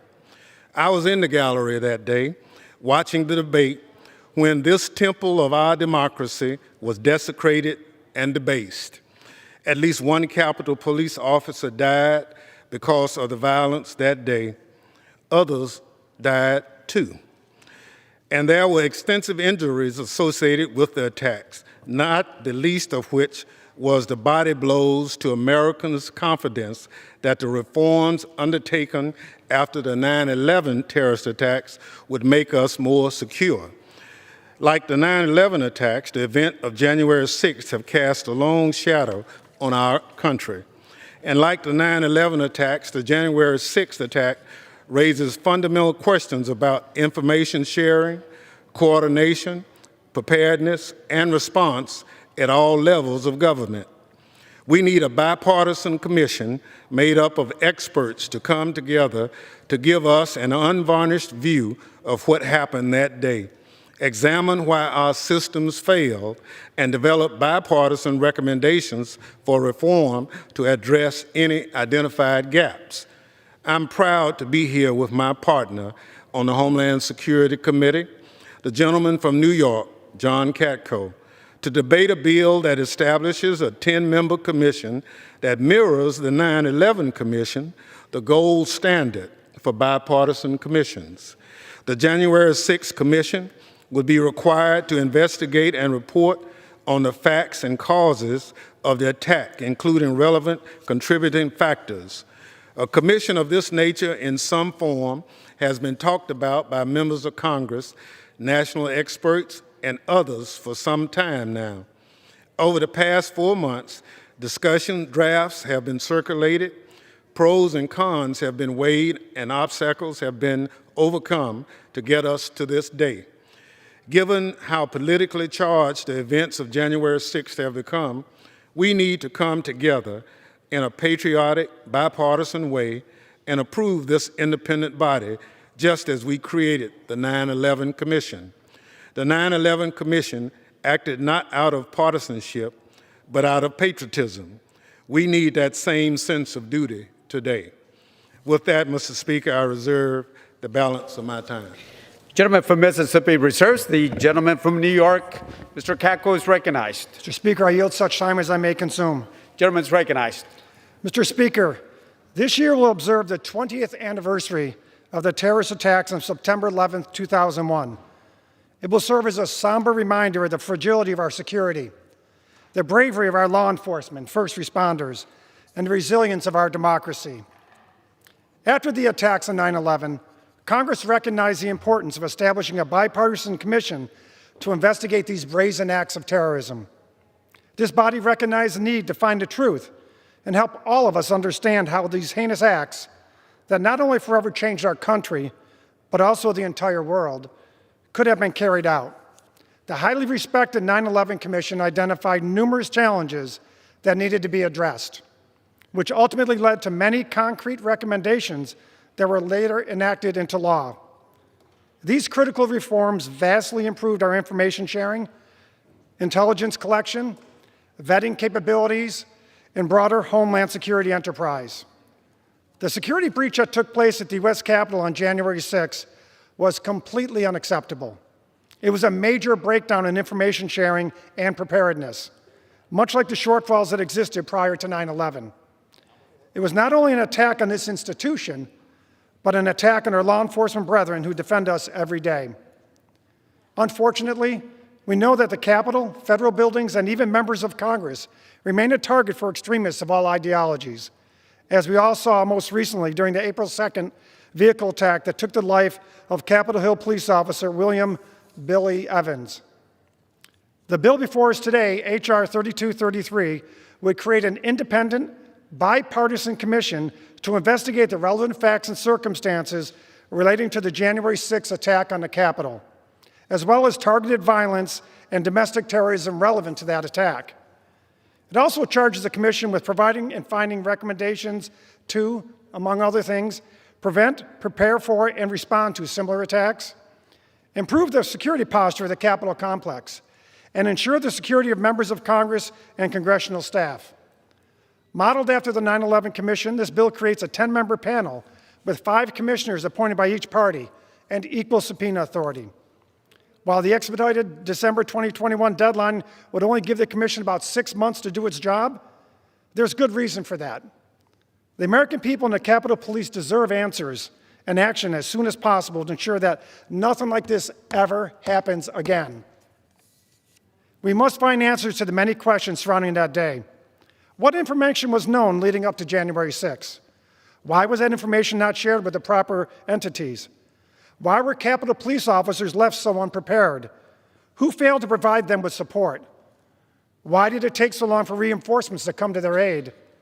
How can we improve the decision-making and bureaucracy that is clearly hampering the Capitol Police and security of the Capitol complex?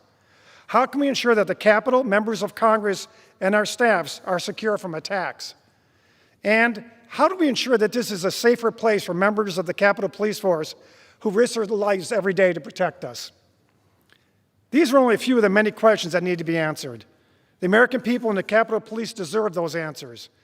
As I've called for since the days just after the attack, an independent 9/11-style review is critical for removing the politics around January 6th and focusing solely on the facts and circumstances of the security breach at the Capitol, as well as other instances of violence relevant to such a review. Make no mistake about it. Mr. Thompson and I know this is about facts. It's not partisan politics. We would have never got to this point if it was about partisan politics. And thanks to the strong partnership with Mr. Thompson, the Homeland Security Committee remains a bipartisan committee focused on securing the nation while leaving partisanship at the door, which is exactly what the American people expect of us.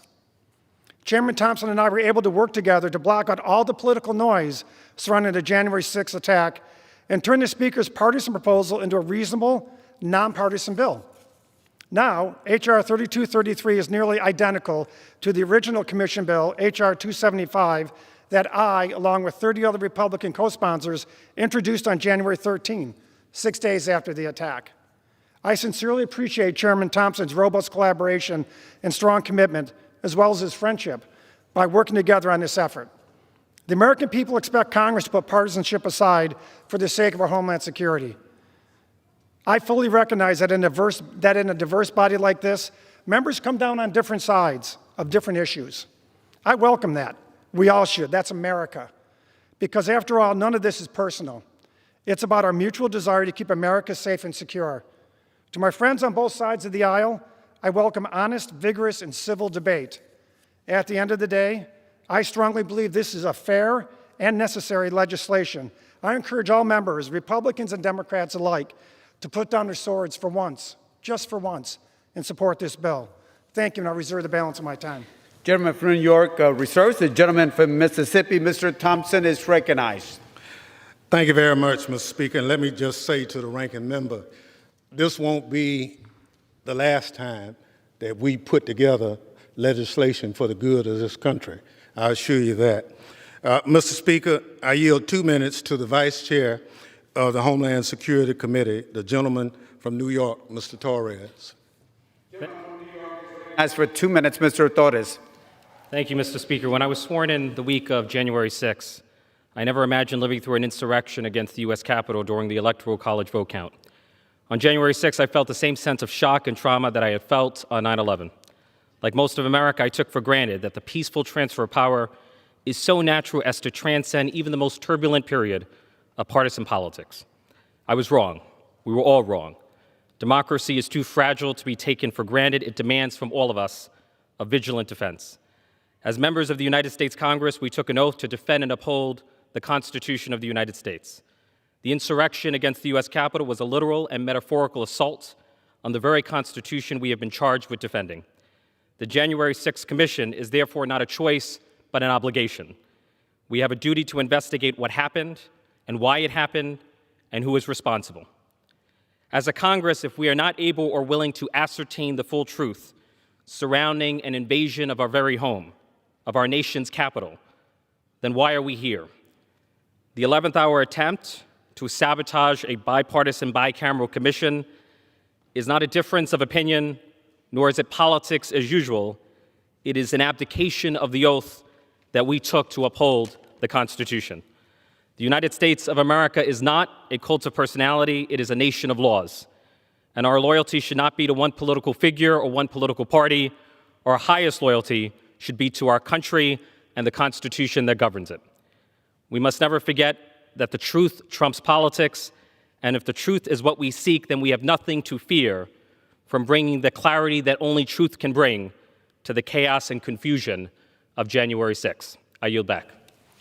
Gentleman from New York yields back. Gentleman from Mississippi reserves. Gentleman from New York is recognized. Mr. Speaker, I yield 2 minutes to the gentleman from Michigan, Mr. Meyer. Gentleman from Michigan is recognized for 2 minutes. Thank you, Mr. Speaker. I rise today to express my strongest support for H.R. 3233, a bill to establish a bipartisan commission to investigate the disgraceful January 6th attack on this institution. Let us be clear. The imperative to have a public, objective, fact-based investigation of the Capitol attack is not a partisan issue, and it should never be treated as such. A violent mob breached this building to disrupt the lawful presidential transition and threaten the lives of Vice President Pence and members of Congress. That this mob attacked the Capitol with the encouragement of prominent elected officials is a chilling reminder of President Reagan's warning that freedom is never more than one generation away from extinction. Unfortunately, many who rightly criticized and condemned the attack that day have walked back their words or softened their speech. But even more troubling, there has been an active effort to whitewash and rewrite the shameful events of that day to avoid accountability and turn away from difficult truths. If we avoid confronting what happened here just a few short months ago, we can be sure that intimidation, coercion, and violence will become a defining feature of our politics. On the evening of January 6th, as I was walking back to the Capitol after it was cleared of rioters, I received a text from a constituent who asserted that those who stormed the Capitol today were the true American heroes, that the election was a fraud, and that I must know that that was true. He then warned, "You can bet that there will be more blood on Congress's hands if you let that stand." I refuse to accept that possibility, this abrogation of a sacred obligation to the Republic. There is no replacement for an independent, bipartisan commission with a mandate to produce a definitive report to the public to clear away myths and fictions and get right on the facts. This is not picking at a scab. In order to scab over, a cut has to first heal. Rather than start to mend, the wound from January 6th was hastily bandaged and continues to fester. Only by airing it out and addressing what occurred can we hope to move past and heal. I applaud my friend Congressman John Katko for his good faith, bipartisan leadership to put this commission in place. I supported this effort in January, I support it today, and I urge my colleagues to do so as well. Thank you. I yield back. Gentleman from Michigan yields back. Gentleman from New York reserves. The gentleman from Mississippi is recognized. Thank you, Mr. Speaker. Mr. Speaker, I yield 2 minutes to the gentleman from New Jersey, Mr. Gottheimer. Gentleman from New Jersey is recognized for 2 minutes. Mr. Speaker, I rise today as a member of the Homeland Security Committee in strong support of H.R. 3233, Chairman Thompson and Ranking Member Katko's bill to form a bipartisan independent commission to investigate the January 6th domestic terrorism attack on the United States Capitol. On January 6th, the world witnessed an attempted insurrection against our government to overturn the will of the American people. I know that because I was right here in this House chamber that day as doors were barricaded and members and staff were forced to evacuate. The mob that stormed our Capitol, resulting in the death of a Capitol police officer, tore down the American flag and desecrated the seat of our democracy. These lawless thugs, led by members of extremist groups like the Oath Keepers and Proud Boys, Stop the Steal, attempted an insurrection. In the end, they failed. We gathered back together here, uncowed, and the Electoral College was certified. But true healing cannot come without a serious investigation and real accountability. I'm very proud that last night, the Bipartisan Problem Solvers Caucus, 29 Democrats and 29 Republicans, came together to endorse this legislation, putting aside politics to get to the bottom of what happened that day.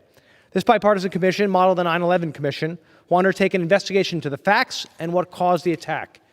Mr. Speaker, this legislation will help us deter further would-be extremists and provide the law enforcement Homeland Security community with the tools needed to protect the Capitol and our country from future attacks. I want to thank Chairman Thompson and Ranking Member Katko for their extraordinary leadership and months of hard work together on the bill, the way governing should occur.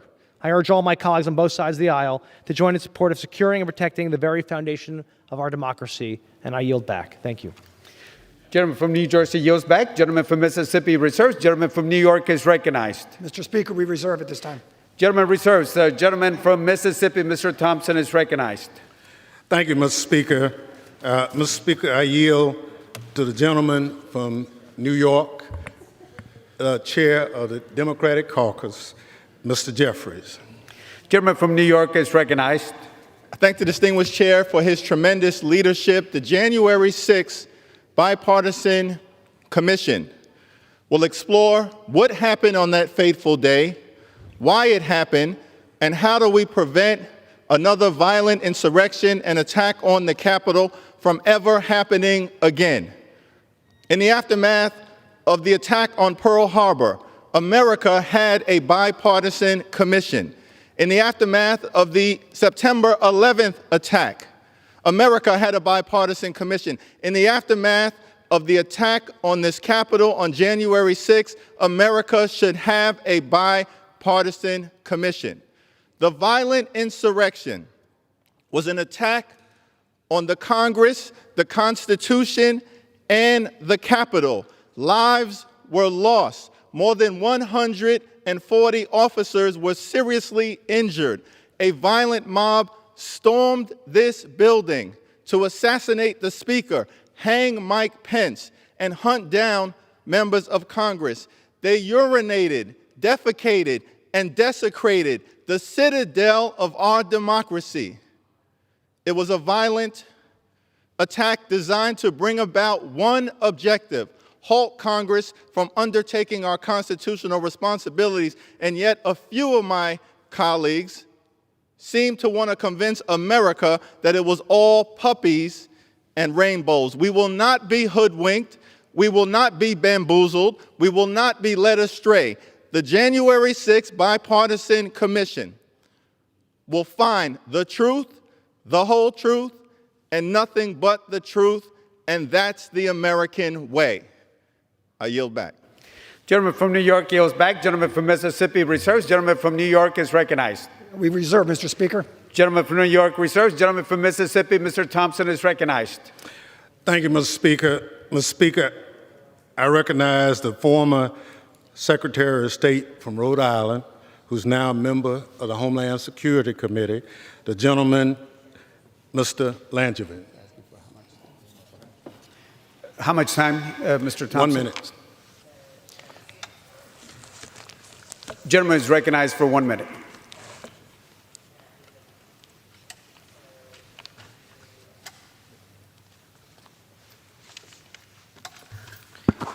Mr. Speaker, I rise in strong support of H.R. 3233. On September 11, 2001, I was a freshman in Congress. We suffered attacks that day because of a failure of imagination. Since then, I've dedicated myself to getting ahead of the curve, to seeing over the horizon, to preventing another such devastating surprise. Yet on January 6th, I, along with so many others, were caught by surprise. In the past 5 months, I've reflected. What signs did we miss? Were we unprepared for a tide of American rioters? Why were some citizens actually taking the big lie about the election seriously enough to actually commit violence? The January 6th Commission will answer these and many other difficult questions and deliver a complete record for posterity of what could possibly have happened to bring about such a betrayal of our democracy. We will not defeat darkness with darkness, we need light. We will not defeat lies with lies, we need truth. This commission will bring forth the truth, and it is only the truth that can truly heal the rift that is tearing our country apart. I thank Chairman Thompson and Ranking Member Katko for their leadership, and I yield back the balance of my time. Gentleman yields back the balance of his time. Gentleman from Mississippi reserves. Gentleman from New York is recognized. Mr. Speaker, I yield 2 minutes to the gentleman from Michigan, Mr. Upton. Gentleman from Michigan is recognized for 2 minutes. Well, thank you, Mr. Speaker. January 6th is going to haunt this institution for a long, long time. No, it was not the joyous day on Capitol Hill with our constituents celebrating the start of a new Congress and a new administration. COVID came first, and then this. So nearly 5 months later, we still don't have the answers to the basic questions. Who knew what? When? What did they do about it? I want to thank my colleagues, Katko and Thompson, for the really good job on working together to establish a bipartisan commission, seeking to find the answers to the questions that are still out there. You know, hundreds of people were arrested. People died. Millions of dollars of damage to this building, feces spread on the walls. And yes, the very core of democracy, this institution was threatened. You know, I wasn't in the chamber that day when the breach was attempted, but I heard the shouts, saw the flashbangs, smelled the gas on that sorry day, and if it had not been for the brave Capitol and Metropolitan policemen and women that day, who knows how many of our heads would have been swinging on those gallows that were constructed on the east front of the Capitol. I talked to the exhausted SWAT team members, the police, and watched some of the body cams. I talked to some of our still shaken colleagues who endured that day. We need the answers, not political rhetoric. That's what this bipartisan commission can provide for all of us, for our country. Let the truth shine in. I yield back. Gentleman yields back. Gentleman from New York reserves. Gentleman from Mississippi is recognized. Mr. Chair, I yield 1 minute to the gentleman from California, Mr. Correa. Gentleman from California is recognized for 1 minute. Mr. Speaker, I thank Chairman Thompson and Ranking Member Katko for this legislation. This bill is simply about the truth. It's about the truth behind the assault on our Capitol January 6th. Enough with lies, enough with conspiracy theories.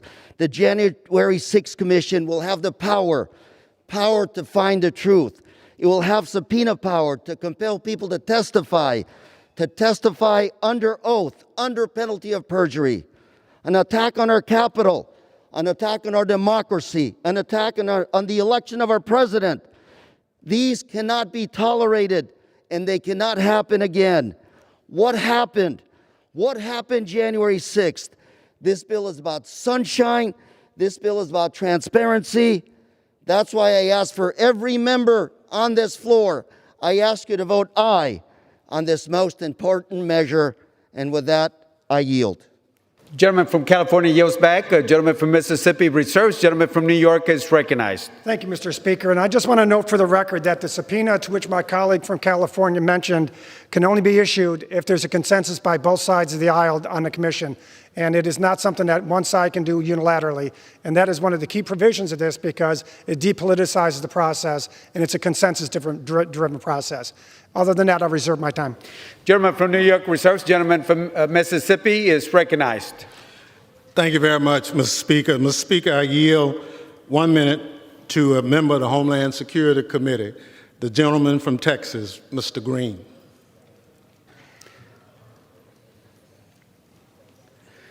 Gentleman from Texas, Mr. Green is recognized for 1 minute. Thank you, Mr. Speaker. Mr. Speaker, and still I rise. And I rise today understanding that William Cullen Bryant was right. Truth crushed to earth shall rise again. Whether you believe that it was just a group of tourists walking through the Capitol or not, you should want this commission. If you believe that it was an insurrection, you should want this commission. You should want this commission because you cannot bury the truth in an earthly grave of lies and not realize the words of William Cullen Bryant. Truth crushed to earth shall rise again. I want to thank Chairman Thompson and the ranking member for standing together to make this moment possible. Bipartisanship is achieved when you have good, decent people who can stand together for the good of all. God bless you, dear brothers. I yield back the balance of my time. Gentleman yields back the balance of his time. Gentleman from Mississippi reserves. Gentleman from New York is recognized. Mr. Speaker, we reserve. Gentleman reserves. Gentleman from Mississippi is recognized. Thank you, Mr. Speaker. Mr. Speaker, I yield 1 minute to the gentlelady from Texas, Ms. Jackson Lee. The gentlewoman from Texas, Ms. Jackson Lee, is recognized for 1 minute. I thank the chairman and thank the ranking member for showing no matter how much confusion and upside-down interpretation that leadership may give in changing their mind, truth will prevail. Let us show what America is today. Let us show what unity is today. Let me take a few moments to explain why the intended purpose of the January 6th insurrection to disrupt the joint member of Congress to tally the votes of presidential electors and announce the results to the nation and world was the greatest threat to the American experiment since the Civil War, when the pro-slavery forces would rather make war than let the nation survive, and pro-freedom forces would accept war rather than let the nation perish. I was here on 9/11. I understand what we did not get accomplished, but yet, when we became part of the Homeland Security Committee, we moved the 9/11 Commission that still stands as a standing bearer for finding out what happened. All the American people want, and those officers who are beat and beat and beat, is to find out the truth. This commission will help us find out the truth. It will answer the cry of those law enforcement officers who were called racial names. We'll be able to explain why someone was trying to kill the vice president, kill the speaker, and kill members of Congress. This is a truth time. Can we stand for truth? And might I add, I want to thank all of those officers who put their line in front for us. Let us get them the truth so the nation will know the truth and so we can stand on the truth and be free. I yield back. Expired. Gentleman from Mississippi reserves. Gentleman from New York is recognized. Mr. Speaker, we reserve. Gentleman from New York reserves. The gentleman from Mississippi, Mr. Thompson, is recognized. Thank you, Mr. Speaker. Mr. Speaker, I'm proud to yield 1 minute to the gentlelady from New York, Ms. Clark. The gentlewoman from New York is recognized for 1 minute. Mr. Speaker, I rise today on behalf of the American people, our republic, my colleagues, congressional staff, Capitol Police officers, and the late Officer Brian Sicknick, in support of H.R. 3233, the National Commission to Investigate the January 6th Attack on the United States Capitol Complex Act. Let me be very clear. What took place on January 6th in the United States Capitol building was an act of domestic terrorism. To witness this hallowed place, the seat of our democracy, being breached and invaded by a mob of incensed, bloodthirsty individuals, sycophants all, as we barricaded ourselves in our offices on this floor, fearing for our lives, was devastating beyond belief. It was an attack on our democracy, full stop. This commission is necessary to ensure all parties involved are brought to justice and the American people are made aware of the facts and causes that led to this heinous act of domestic terrorism. And I yield back. Gentleman yields back. Gentleman from Mississippi reserves. Gentleman from New York reserves. Reserve, sir. Gentleman from Mississippi is recognized. Thank you, Mr. Speaker. Mr. Speaker, how much time do we have? Gentleman from Mississippi has 16 minutes. 20 minutes. Thank you very much. Mr. Speaker, I yield 1 minute to the gentleman from California, Mr. Swalwell. Gentleman from California is recognized for 1 minute. Mr. Speaker, today our country has a choice: our Constitution or chaos. Our democracy was attacked on January 6th. We survived this once, but we will not survive another attack. And this commission ensures that we are better prepared if one is to come to this House again. But we don't just owe this to our democracy. We owe it to the men and women in uniform who fought in hand-to-hand combat for hours to protect our lives. These are the cops that we see every day. These are the cops who take care of us. 3 of them lost their lives. 1 of them lost a number of fingers, and 1 of them had his eye gouged out. Don't walk away from these cops. We can't agree on much as a country anymore. We choose the news that agrees with us, but this commission cannot be spun. Testimony is the testimony. It's unimpeachable, and it's going to be factual. And we owe those facts, the ground truth, not only to our democracy, but to the police officers who so bravely served us that day. I yield back. Gentleman yields back. Gentleman from Mississippi reserves. Gentleman from New York continues to reserve. Mr. Speaker. Gentleman reserves. Gentleman from Mississippi is recognized. Thank you very much, Mr. Speaker. Mr. Speaker, I recognize for 1 minute the gentlelady from New York, Ms. Rice. Gentlewoman from New York, Ms. Rice is recognized for 1 minute. Mr. Speaker, I rise today in support of H.R. 3233, the National Commission to investigate the January 6th attack on the United States Capitol Complex Act. This cannot be said enough. January 6th was an act of domestic terrorism. An armed mob of insurrectionists stormed the Capitol intending to murder the Speaker, the Vice President, and members of Congress.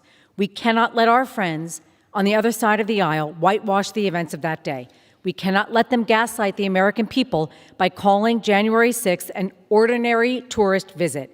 The 9/11-style commission we are proposing in this bill will issue a full report on the facts and provide recommendations to prevent future attacks. I truly appreciate Chairman Thompson and Ranking Member Katko for negotiating this bill in good faith.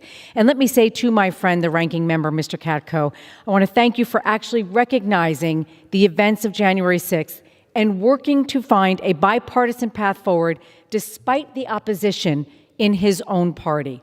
That is a true act of courage and being a true American. Thank you, Mr. Speaker. I yield back the balance of my time. Gentleman from New York yields back. Gentleman from Mississippi reserves. Gentleman from New York We reserve, Mr. Speaker. reserves. Gentleman from Mississippi, Mr. Thompson is recognized. Thank you very much, Mr. Speaker. I'm happy to recognize the gentlelady from New York, from Florida, gentlelady, Ms. Dimmons. For 1 minute? From 1 minute. The gentlewoman from Florida is recognized for 1 minute. Mr. Speaker, the insurrectionists attacked this very building we are standing in right now.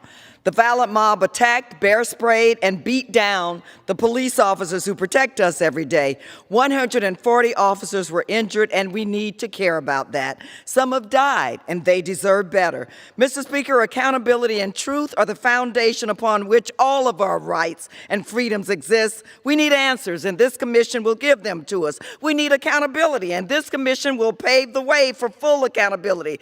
We need an independent commission, and a vote against it is a vote for a cover-up. Choose ye this day whom you will serve, our democracy or the big lie.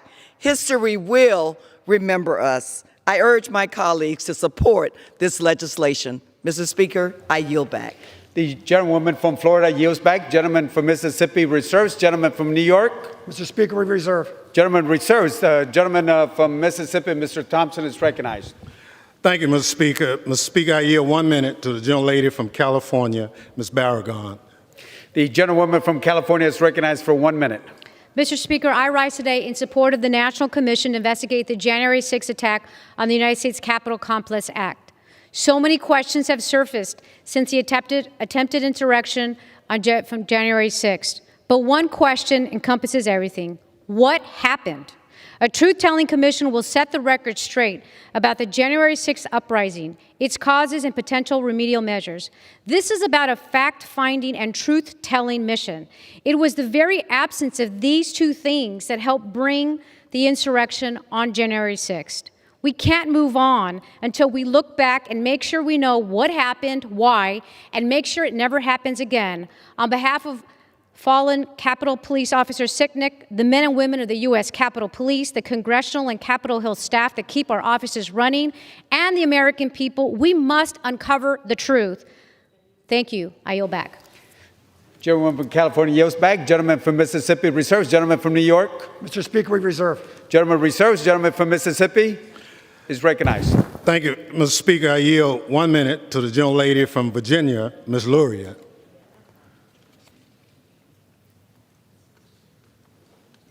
The gentlewoman from Virginia is recognized for 1 minute. Mr. Speaker, like all of us, I watched with horror as our Capitol was overrun on January 6th by those seeking to overturn a free and fair election.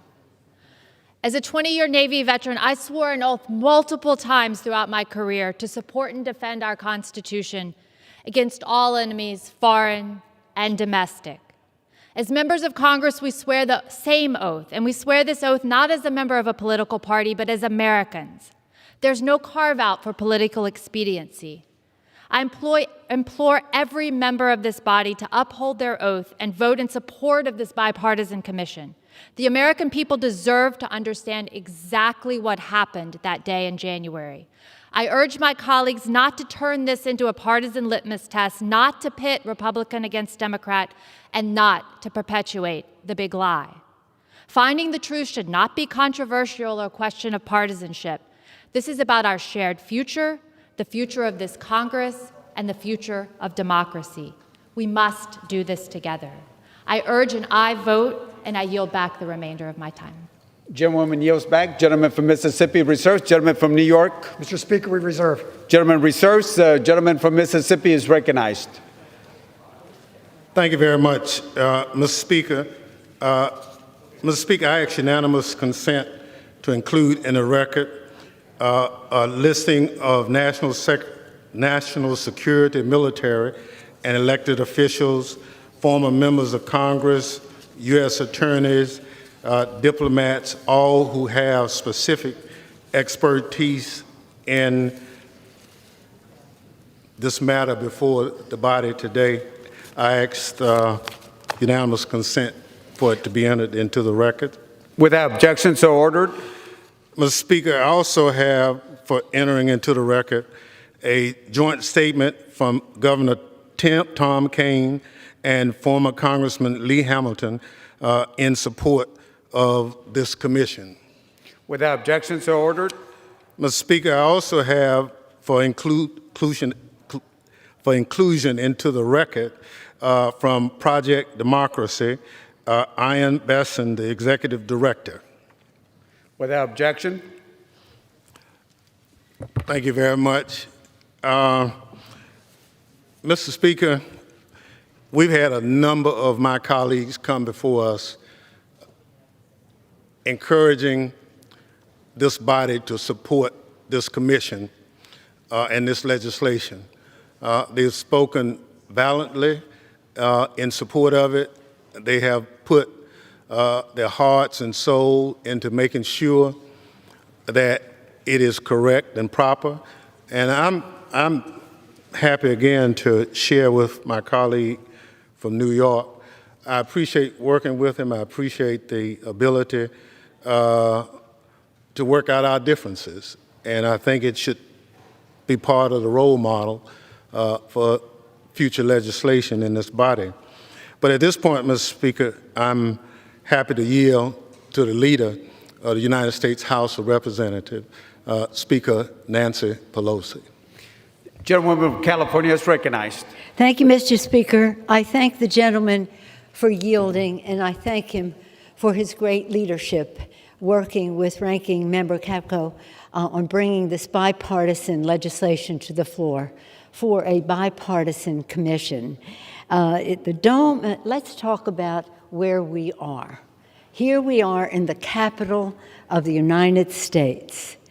The dome of the U.S. Capitol has always been a beacon of democracy and hope to America and to the world.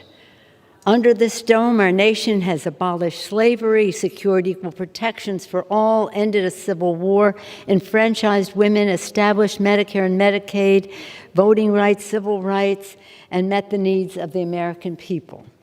Under this dome, school children learn about their country's history and what we are doing to advance their future.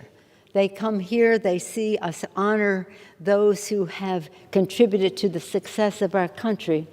Washington, Lincoln, so many, Jefferson, etc. But they know that our founders, those patriots, wanted us to be working for a better future as we honor our history.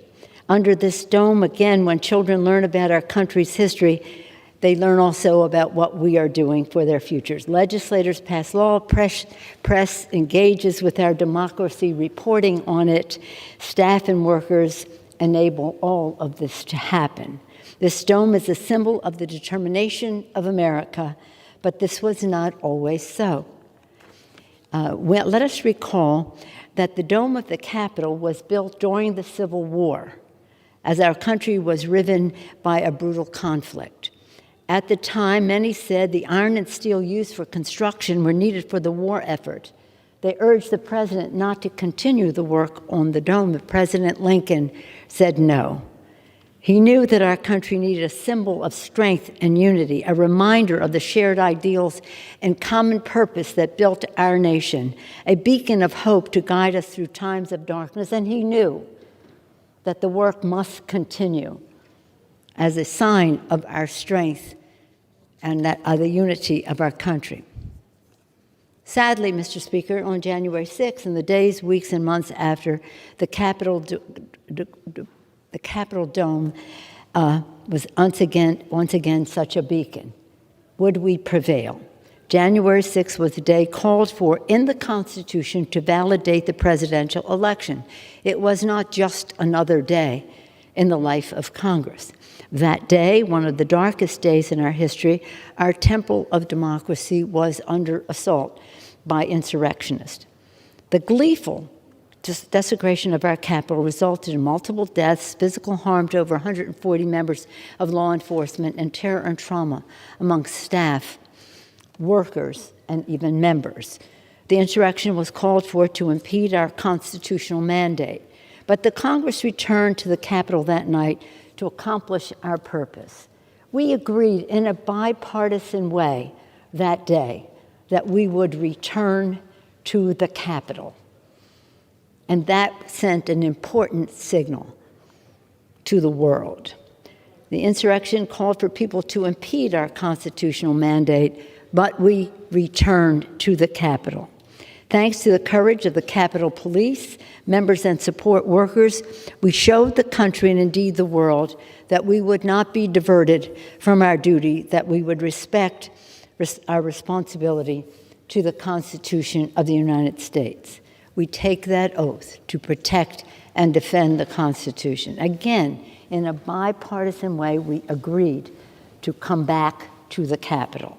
Today, over 4 months later, many questions regarding the circumstances of this assault on our democracy and the response to it remain. It is imperative that we seek the truth of what happened on January 6th. And to do that, Congress must, in a spirit, I believe, in bipartisanship and patriotism, establish an independent, bipartisan 9/11 type commission. Today, thanks to the leadership of Chairman Benny Thompson and Ranking Member John Katko, legislation to create such a commission is on the House floor.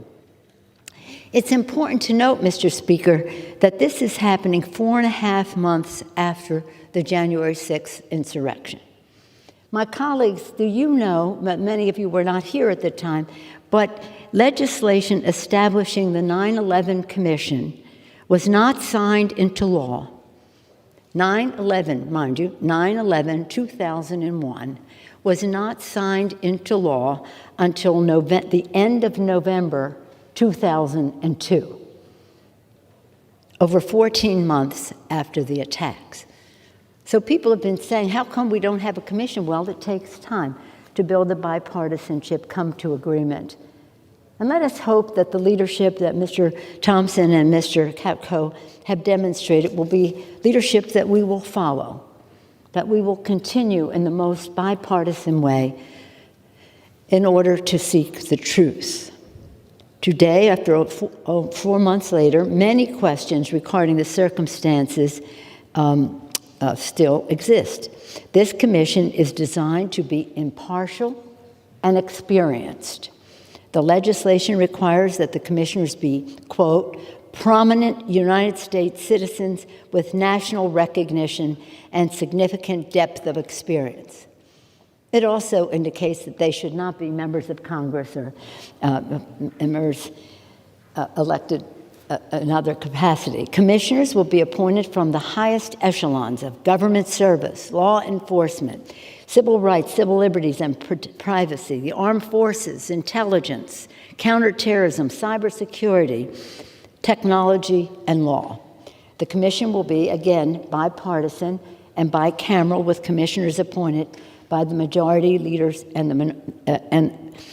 majority and minority leadership in the House and Senate, and will be actionable and effective, culminating in a final report on the facts and causes of January 6th, along with recommendations to prevent further attacks on our democratic institutions. I heard you earlier, Mr. Chairman, acknowledge the support and endorsement of the previous chairs of the 9/11 Commission, Governor Kaine, and Chairman in the Congress, Lee Hamilton, co-chairs of the 9/11 Commission.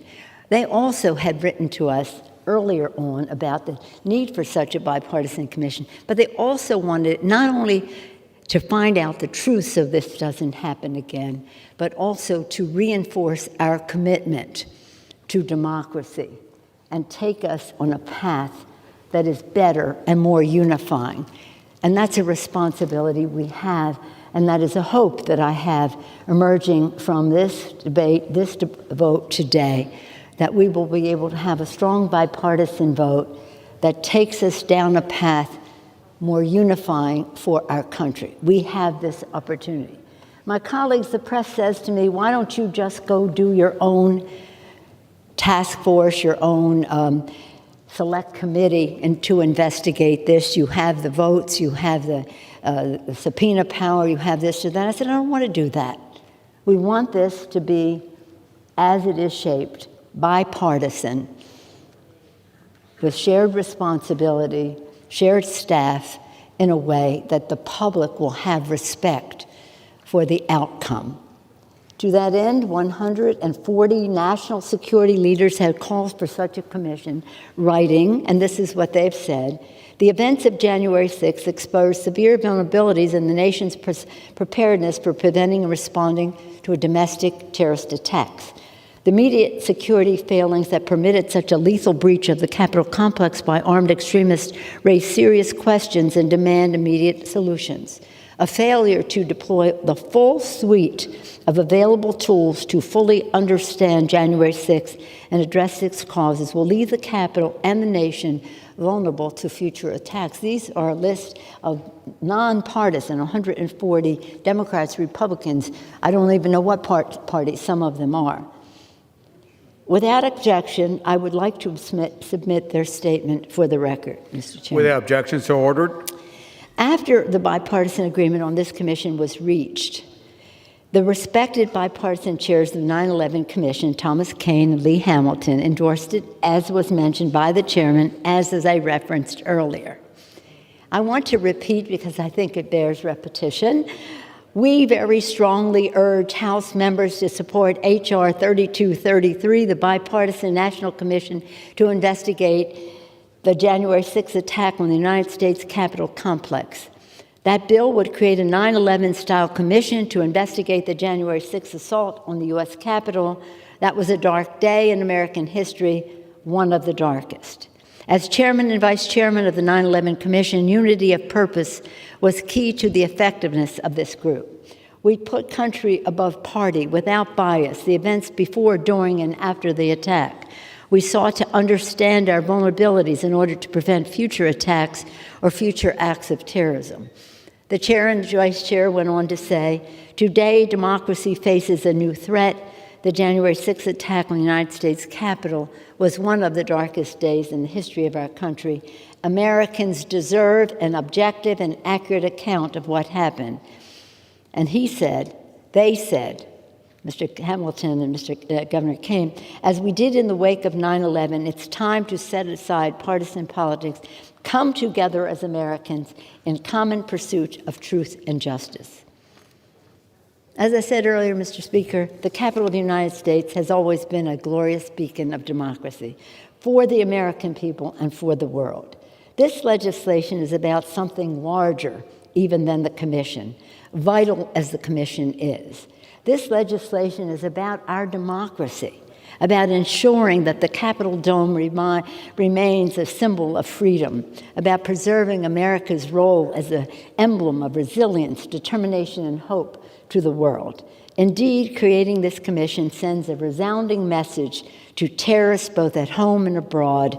The commitment of the United States Congress to the Constitution and to the American people is unshakable. In establishing the truth of January 6th, this commission will protect our temple of democracy and our democracy itself, and it will ensure that such an attack shall never happen again. Can you just not wait, my colleagues, for a time very soon when children come here to learn, where the press can cover in a more open way, where the American people can come into the people's house? That's what this body this chamber has been called, the people's house. Come to witness the debate that affects their lives. And whatever our disagreement about policy, that they are assured that we are unified in our commitment in honoring our Constitution, respecting the institution in which we serve. At that, I urge a strong bipartisan vote for H.R. 3233 to establish the National Commission to investigate the January 6th attack on the United States Capitol complex.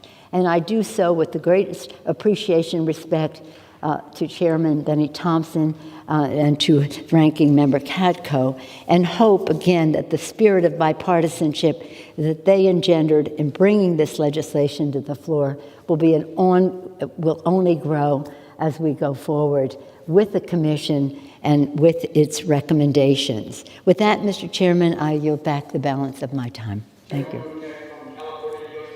From Mississippi reserves. Gentleman from New York is recognized. Thank you, Mr. Speaker. And I want to thank the Speaker for her comments. And I want to just reiterate for everyone to understand, the way that Mr. Thompson and I crafted this bill, we crafted it in such a manner to make sure that it would be depoliticized entirely. There's an equal number of members on both sides, appointed by both sides. They have equal subpoena power. They can't subpoena one person without the other person on the other side of the aisle agreeing. They have to hire staff together, all those things. And I want to make sure people understand we did this for a reason, because that's exactly what made the 9/11 Commission successful, and it made it effective. And someone who was in federal law enforcement for 20 years before I took this job, I can tell you that our country is infinitely safer because of what the 9/11 Commission did. We are much stronger against terrorism, and we share information in much better ways than we ever did. For example, the Joint Terrorism Task Forces, which are all over this country. So I ask my colleagues to consider the fact that this commission is built to work, and it will be depoliticized, and it will get the results we need. And because of the Capitol itself and the Capitol police officers, we'd be better off for it. I yield back. Oh, excuse me, Mr. Speaker. I yield 2 minutes to the gentle lady from Georgia, Ms. Green. The gentlewoman from Georgia is recognized for 2 minutes. Thank you. Mr. Speaker, I rise in opposition to this bill and to the January 6th Commission. I do so as a member of Congress because I believe this institution's duty is to serve the people of this country and not itself. In this past year, we have witnessed violent riots in the American cities all over this country. We have witnessed tremendous damage. Minneapolis city officials estimate 700 buildings were damaged, burned, or destroyed, including 360 local businesses. There has not been a commission launched to study the reasons why that happened. There has not been an investigation to stop the BLM Antifa riots that have hurt innocent people, attacked government buildings, federal courthouses, taken over police precincts, created autonomous zones in the city of Portland, and done so much damage to people all over the country. Studies show 570 protests in 220 different U.S. locations turned violent over the summer. The $1 billion plus riot damage is estimated to be the most expensive in insurance history. It resulted in up to $2 billion of damages in 20 cities across the U.S., mostly concentrated in L.A., Detroit, Miami, D.C., and New York.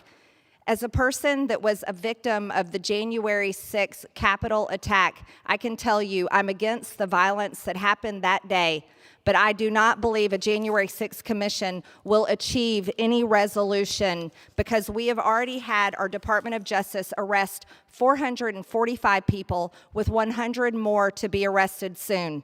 There's also reports of people being held for 23 hours in solitary confinement. That should not be happening. These people haven't even had a court date yet.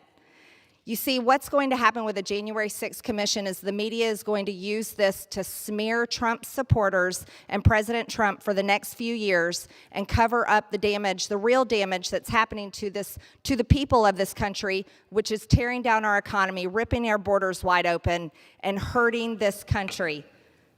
I yield the remainder of my time. Gentleman yields back, balance of time. Gentleman from New York reserves. Gentleman from Mississippi is recognized. Thank you, Mr. Speaker. Mr. Speaker, I'm happy to recognize the gentleman from Maryland, the majority leader of the Democratic Party, Mr. Hoyer. I thank Gentleman the chair. from Maryland is recognized for 1 minute. For 1 minute. Gentleman from Maryland is recognized for 1 minute. Or as I call it, the magic 1 minute. It is. I thank the chairman for yielding. I thank the chairman for his work. I've been here a long time. It's my 40th year in the Congress of the United States. I came at the same time Ronald Reagan was elected President of the United States.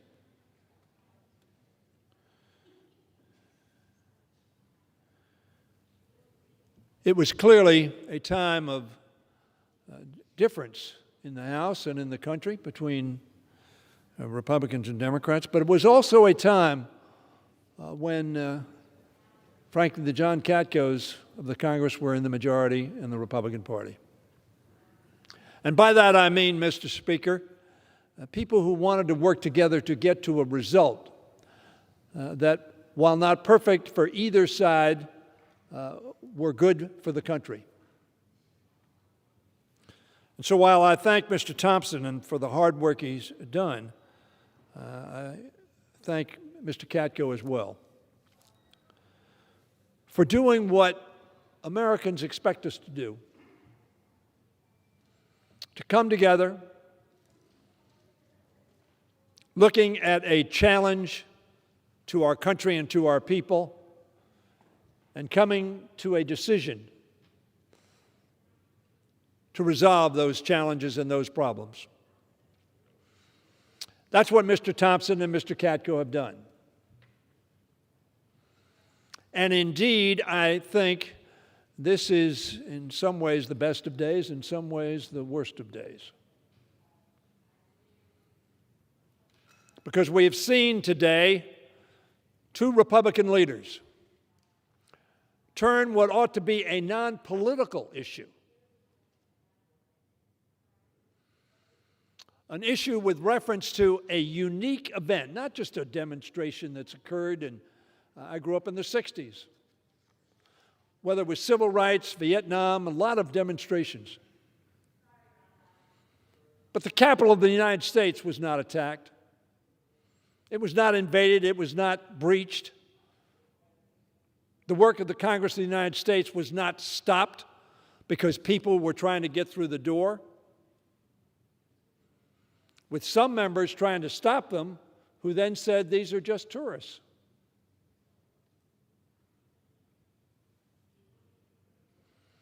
Sad, because what the majority what the minority leader in the Senate and the minority leader in the House said, exactly what Mr. Katko pointed out. They wanted a commission that was even, as 9/11 commission was even, so that both sides would have an equal voice. And so what was the resolution that Mr. Thompson and Mr. Katko attained? Equal division, equal voice. Not only equal voice in terms of numbers, but, for instance, one of the things that was controversial was about subpoenas. And so Mr. Thompson and Mr. Katko arrived at a resolution that said both sides have to agree, or alternatively, the committee can agree. And in light of the fact that the committee is evenly divided, it would obviously have to be a bipartisan request for subpoenas. Now, what we didn't agree on was the distraction and the dissembling. Let's look at let's look at this corner. Don't look here. Let's look at this corner. Don't look here. Let's look at that corner. Don't look there. Don't look at just the invasion, the insurrection that occurred on January 6th. Look at everything else, because maybe we can confuse the issue enough that we'll lose sight of the insurrection on January 6th.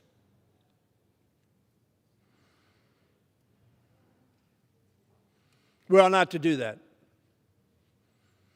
I've been here a long time, but I also know the history of the House, and I do not know of any other instance that is analogous to January 6th, not one. 1812, of course, there was a similar invasion, but it was from a foreign enemy. It was not the enemy within. I said that on the floor that morning as we finished the business of the House, notwithstanding the insurrection. Mr. Speaker, it's vital that Congress establish a bipartisan, independent commission to investigate January 6th.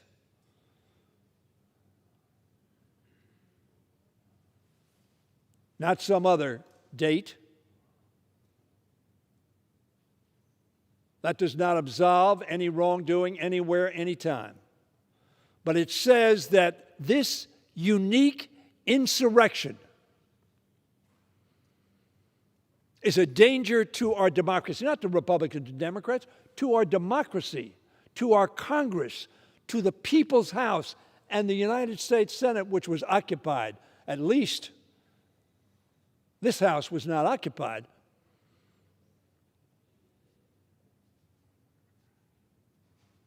But members were terrified, and work was stopped, and democracy for a short period of time was overtaken by armed, violent insurrectionists. And certainly each one of us ought to be very concerned about getting at the bottom of why did that happen? How did it happen? How can we stop it from happening again? What are the resources that we need? And yes, who was responsible? Some perhaps are going to vote against this because that's what they fear.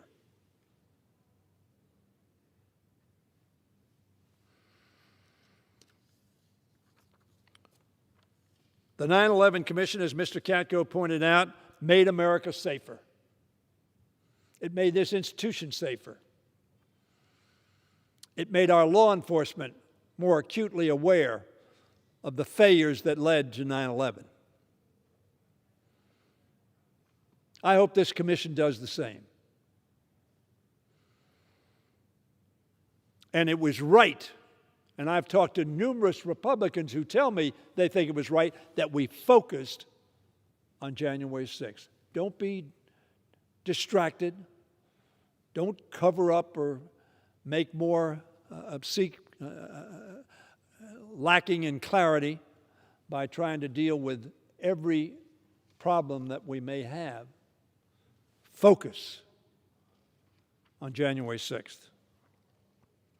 Together, Mr. Katko and Mr. Toppin negotiated a bipartisan agreement to move forward with such a commission based on input from Democrats and Republicans. There are going to be a significant number of Republicans to vote for this bill.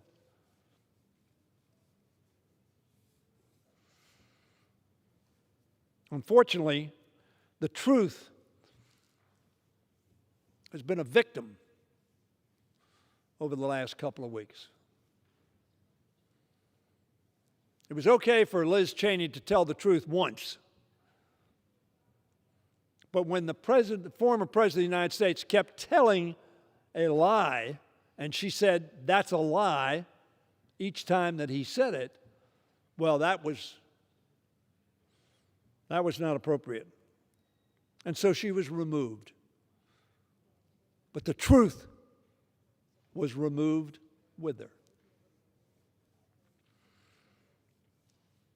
See no evil, hear no evil.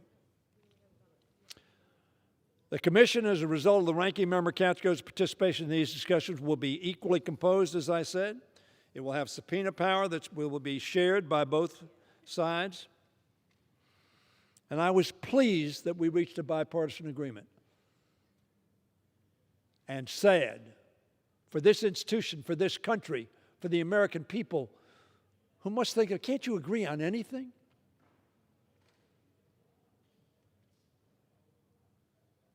The minority leader got what he asked for.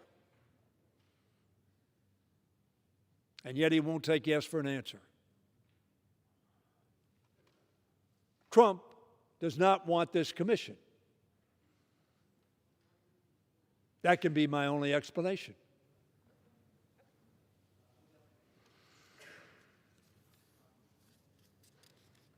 Throughout my career, both in the state Senate for 12 years, as president of the Senate, and here in this body for 40, I think I'm known on the other side of the aisle as somebody you can work with. I hope that's the case. Because I think that's the way Americans want us to work. President Trump opposes this commission. I'm not sure why.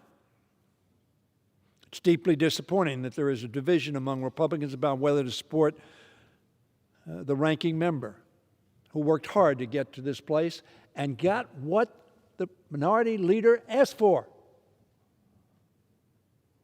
except for the distraction, except for the dissembling. He didn't get that, but he got everything else. Mr. Speaker, I hope my Republican colleagues will think not about their politics,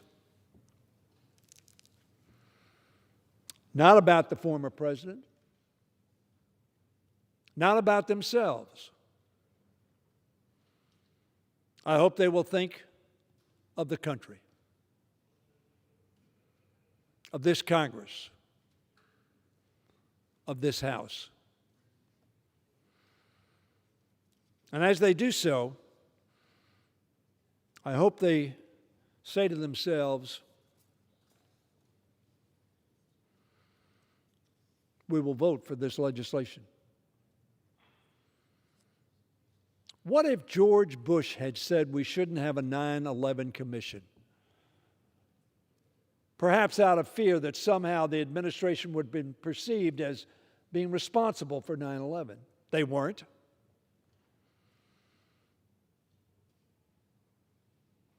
Wouldn't all of us said, what are you talking about? That we're not going to have a commission to see how we can protect the Capitol and why this Capitol was stopped from doing the work of our democracy. This legislation is going to pass. It's going to pass on a bipartisan basis, and I want to thank Mr. Katko for having the courage and the integrity to stand up fighting for what the minority leader asked for. That's Mr. Thompson, the funny thing about this.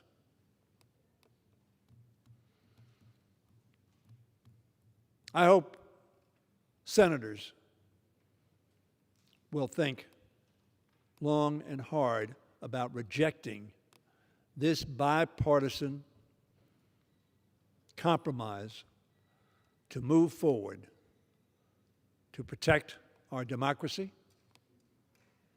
and to lift it up as the beacon that it has been and needs to be, not only for our own citizens, but for all the world. How sad that day was as the world watched as TV showed them America's citadel of democracy and of freedom invaded by its own citizens. Vote yes. It's the right thing to do. I yield back. Gentleman from Maryland yields back. Gentleman from Mississippi reserves. Gentleman from New York is recognized. Mr. Speaker, I yield 2 minutes to the gentleman from North Carolina, Mr. Bishop. Gentleman from North Carolina is recognized for 2 minutes. I thank the gentleman for yielding, and I had intended not to speak. But the careful mask of bipartisanship seems to have faltered here at the last, with the majority leader's attacks on the minority leader, who has not spoken, and the leader in the Senate, minority leader in the Senate, for comments he's made in public, but not in debate. And so what was an image of bipartisan cooperation has now become one more partisan attack. And it caused me to believe that it was important to stand up and say this. How can you have a bipartisan commission with an all-Democrat staff? How do you do that? And why is it that there is no willingness to look into all of the riots and the arson and the violence and the burning? If we're concerned about the danger that police officers were in on January 6th, and certainly they were, then why don't we have that concern for the dangers, the violence, the injuries, the deaths that have been faced by police officers across this country? Why is one form of political violence equivalent to 9/11 when a blind eye has been turned by this Congress, or at least by the majority in this Congress, to that same phenomenon across this country for a year? Where is the inquiry into that? When the images are raised, the lurid images about insurrection, let me just say this. If it was an insurrection, it was the worst example of an insurrection in the history of mankind. It was a riot, it was a mob, and it was significant, and it was troublesome. But this is not bipartisanship, and I fear that the gentleman from New York may find that he has been played. Gentleman's time has expired. Gentleman from New York reserves. Gentleman from Mississippi is recognized. Well, I'm not going to argue with the previous speaker. I just said read the bill. And if you read the bill, you'll understand it is a bipartisan bill. It's not a partisan bill. It's absolutely bipartisan. The staff will be picked just like the staff was picked for the 9/11 Commission. It's just like the earlier bill the ranking member talked about at the Rodney Davis bill. I mean, it's easy. So we look, Mr. Speaker, at this issue because the world saw what happened on January 6th, and it's clear that we've put together a bipartisan bill for the good of the country, and it's in that spirit that we're here today. Mr. Speaker, how much time do we have? Gentleman from Mississippi has 6 minutes remaining. Gentleman from New York has 15 minutes remaining. Thank you very much. Mr. Speaker, I yield 2 minutes to the gentlelady from New York, the chair of the Government Reform and Oversight Committee, Ms. Maloney, for 2 minutes.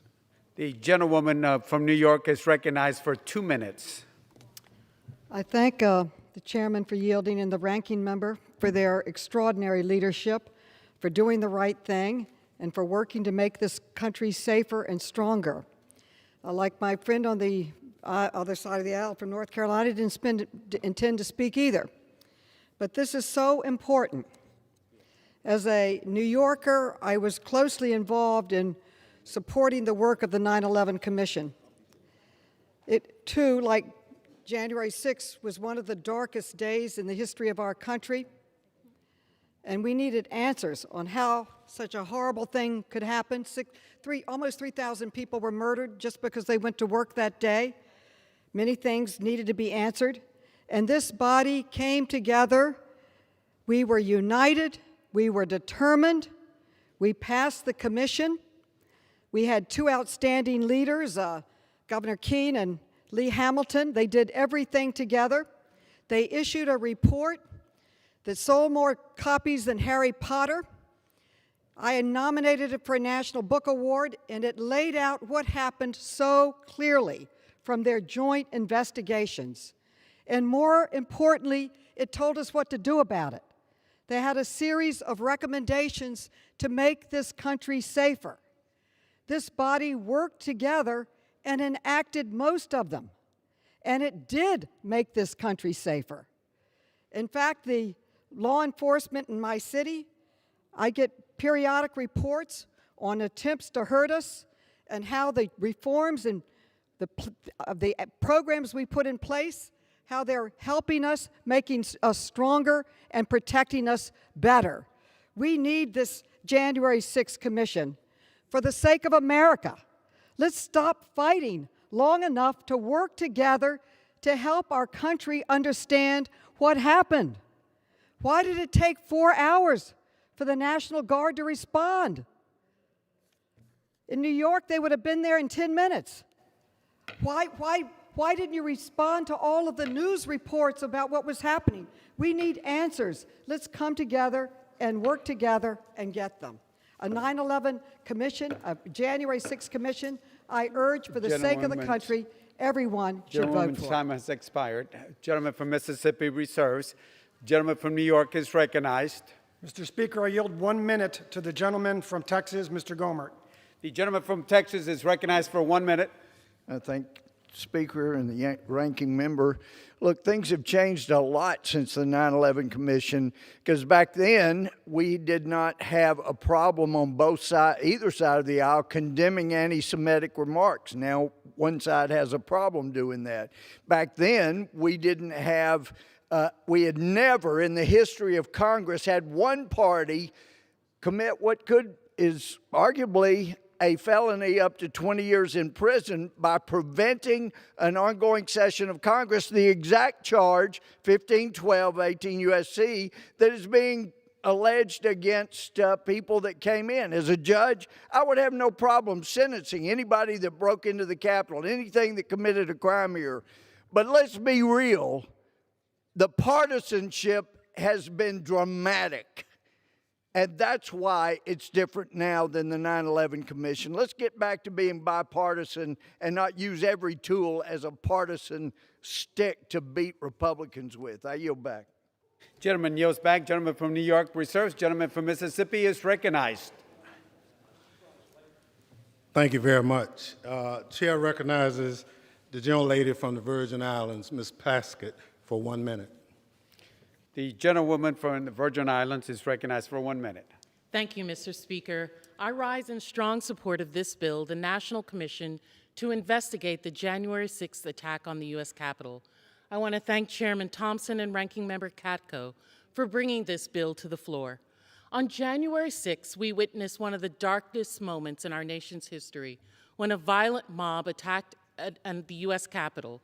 These individuals desecrated the halls of Congress, attacked law enforcement, and attempted to stop the democratic process.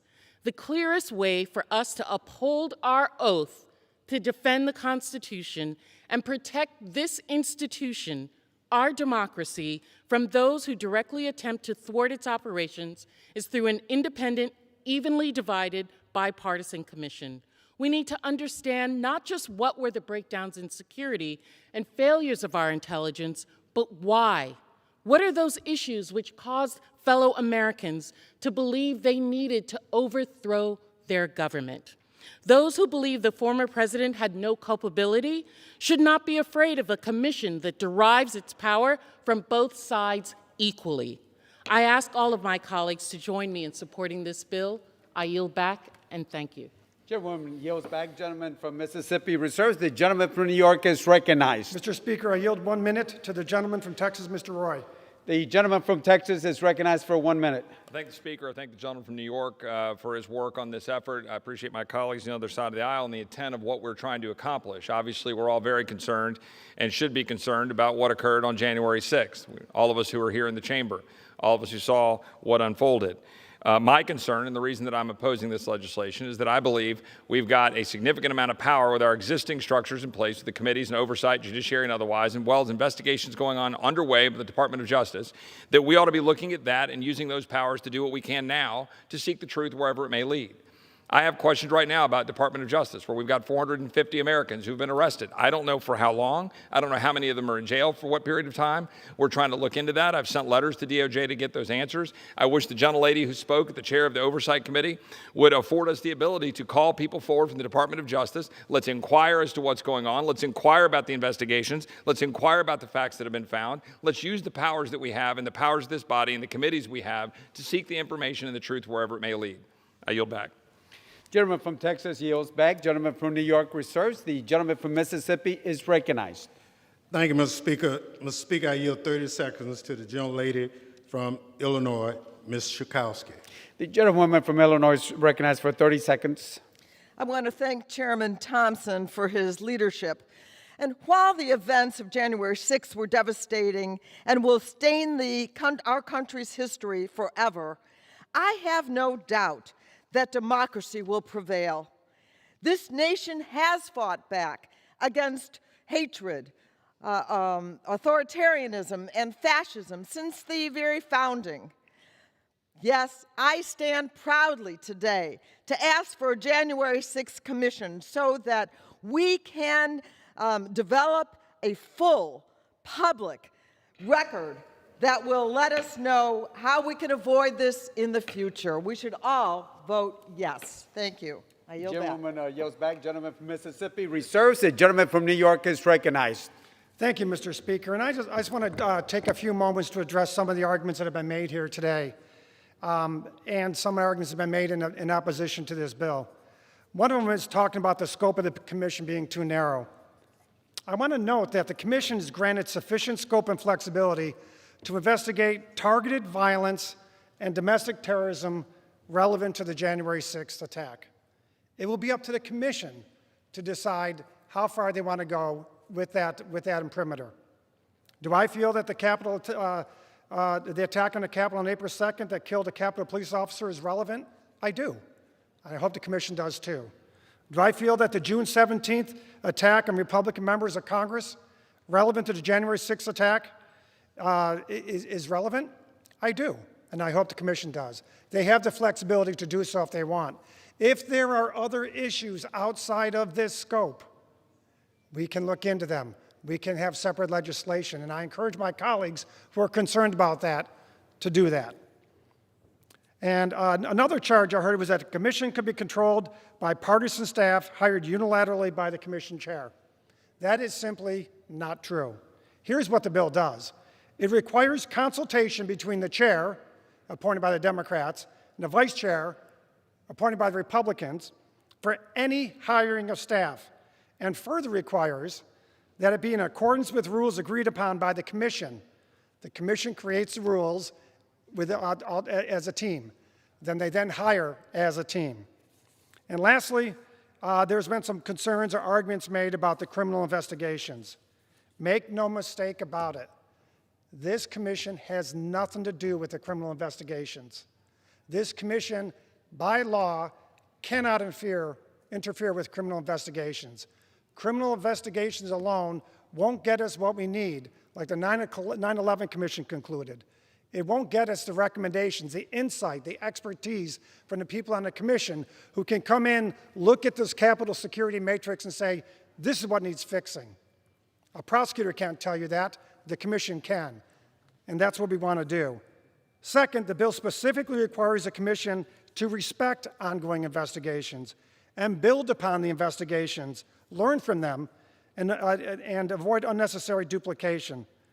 This language, in that respect, goes further than the 9/11 Commission and H.R. 275 in granting deference to other ongoing investigations.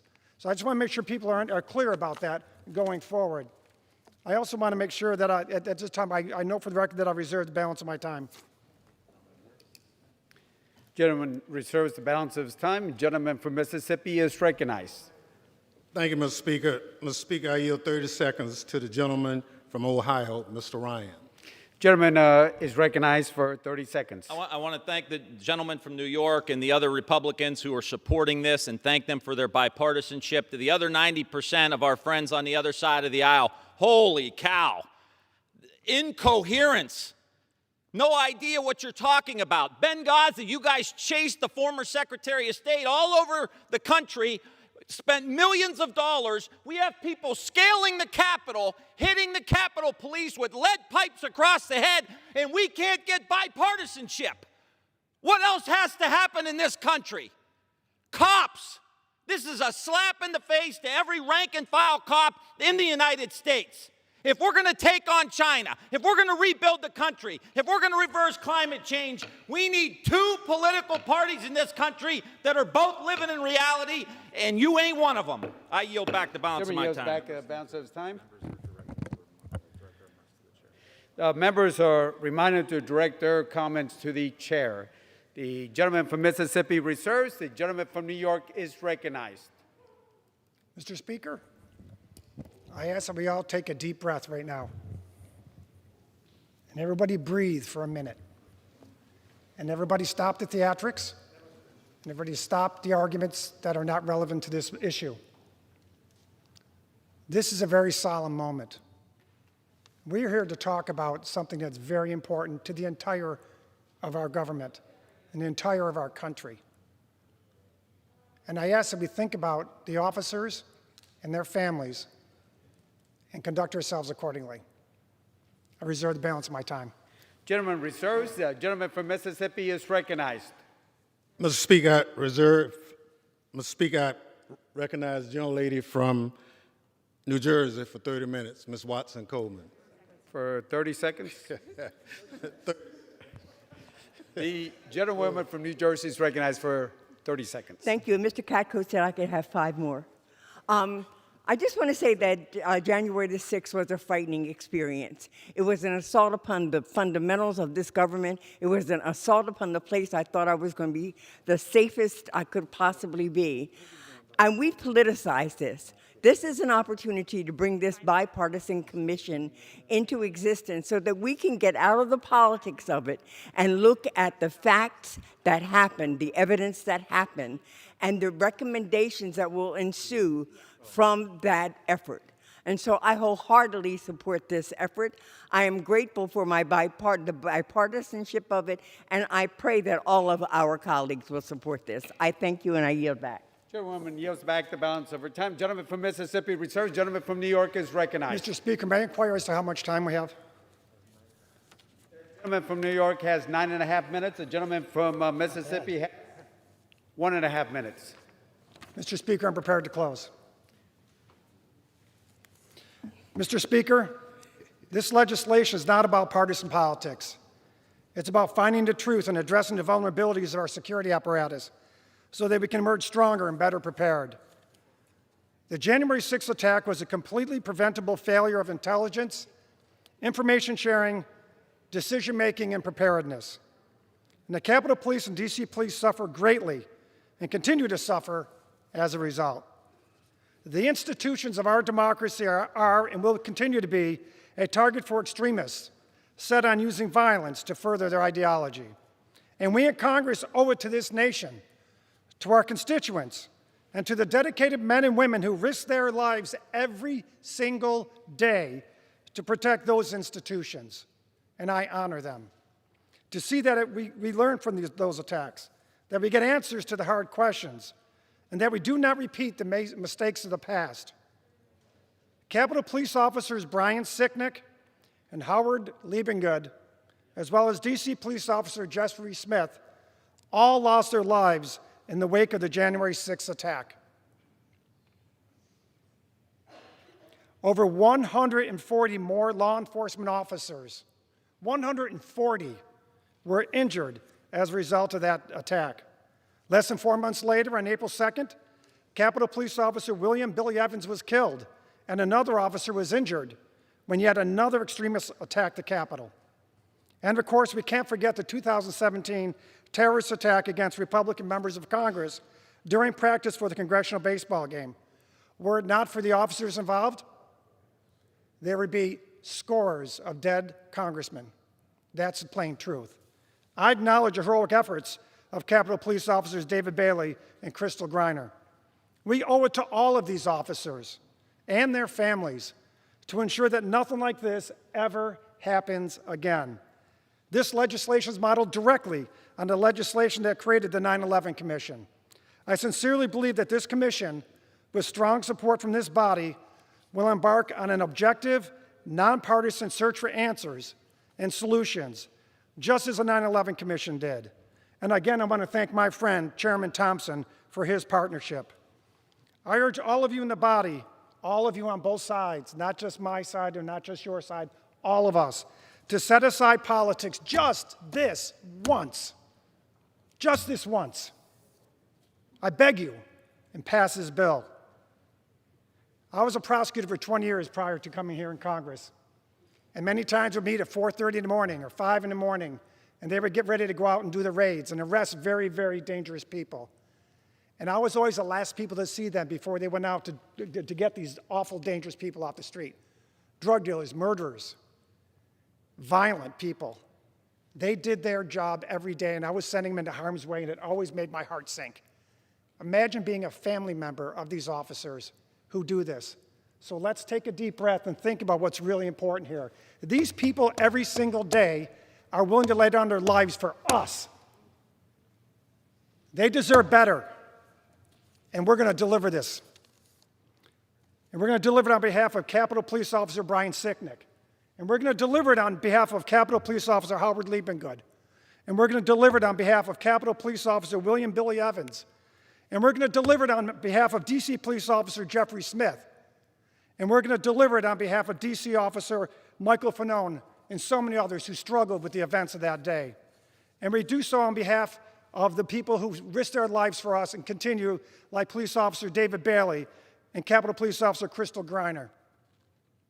I want these officers and their families to know that we are doing it not for us and not for politics. We are doing it for them. We're doing it for them. I urge my colleagues to support this legislation, and I yield back the balance of my time. Gentleman yields back the balance of time. Gentleman from New York, Mr. Katko. Gentleman from Mississippi is recognized. Thank you very much, Mr. Speaker. And let me, at the outset, salute Mr. Katko for his agreeing to work in a bipartisan manner so that we get this bill to the floor and adopt it today. Mr. Speaker, we're here today at a unique moment in American history. Trust in our government's ability to share information and coordinate at all levels to keep our democracy secure was severely shaken by the January 6th attack.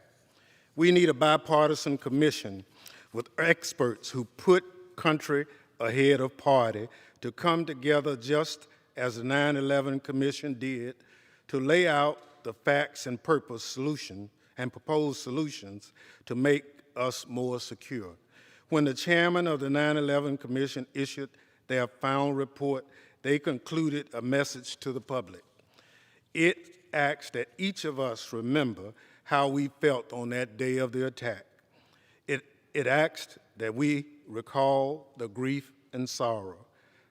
This moment is no less historic, no less important, no less momentous, and it requires the same common action, both as Congress and as a country.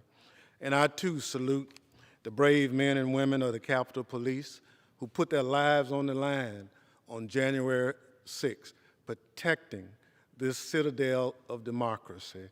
And it's in their spirit that I ask that you vote in support of this legislation. Yield back.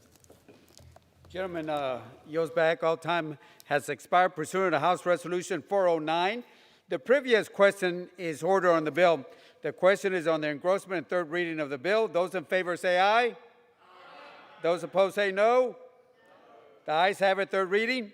To establish the National Commission to investigate the January 6th attack on the United States Capitol complex and for other purposes.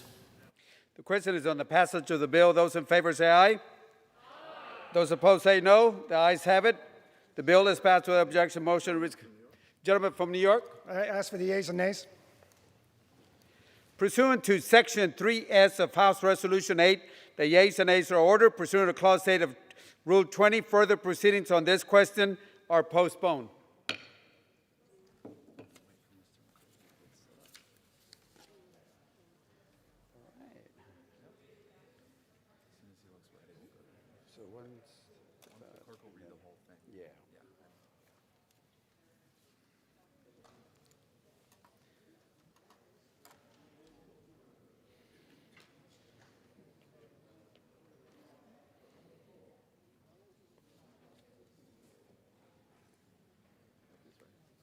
For what purpose does the gentleman from California rise? Mr. Speaker, I rise to a question of the privileges of the House and send to the desk House Resolution 414, directing the attending physician to provide updated mask-wearing guidance. The clerk will report the resolution. House Resolution 414. Whereas the Centers for Disease Control and Prevention issued a guidance on March 13, 2021, stating that Americans who are fully vaccinated against COVID-19 no longer need to wear a mask indoors or outdoors in almost all scenarios. Whereas the 3 widely available vaccines against COVID-19 are highly effective. Whereas Dr. Fauci, Anthony Fauci, stated on May 16th that it is very unlikely that a vaccinated person, even if there's a breakthrough infection, would transmit it to someone else. Whereas those who are fully vaccinated are shown not to carry the viral load necessary to spread the virus and therefore do not pose a significant risk. Whereas those who have not yet received the vaccine pose no real threat to those who have been vaccinated. Whereas there may be members of the House of Representatives whose personal physician, for various reasons, may recommend that they do not receive the vaccine, whereas those who want to continue wearing a mask or taking other forms of precaution may do so. Whereas members of the House of Representatives have a responsibility to send a message to the American people that we can trust the safety and efficacy of the available COVID-19 vaccines. Whereas the continued House mask mandate sends the erroneous message that the efficacy of the vaccines cannot be trusted. Whereas the continued House mask mandate is not based on the best available science and contrary to the latest CDC guidance, and is not in line with the protocols in place in the United States Senate and at the White House. And whereas the continued House mask mandate hinders the ability of the House to properly and effectively conduct the people's business, now therefore be it resolved that the attending physician, in consultation with the Director for the Centers for Disease Control and Prevention, should take timely action to provide updated mask-wearing guidance applicable to the Hall of the House of Representatives and committee meeting spaces for members and staff who are vaccinated against COVID-19, consistent with the public guidance released by the CDC on May 13, 2021. The resolution qualifies. For what purpose does the gentleman from Maryland rise? I have a motion at the desk. The clerk will report the motion. Mr. Hoyer of Maryland moves to lay the resolution on the table. The question is on the motion to lay the resolution on the table. Those in favor say aye. Aye. Those opposed say no. In the opinion of the chair, the ayes have it. Gentleman from California. The yeas and nays, Mr. Speaker. Pursuant to Section 3S of House Resolution 8, The yeas and nays are ordered. Members will record their vote by electronic device.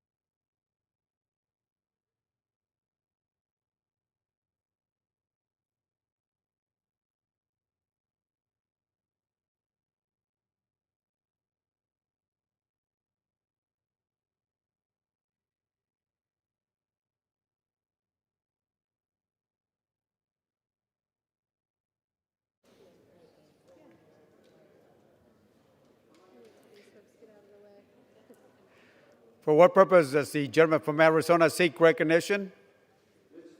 Member dissented by Representative Cardenas. Pursuant to H.R. 8, I inform the House that Representative Cardenas will vote yea on the motion to table. On that one.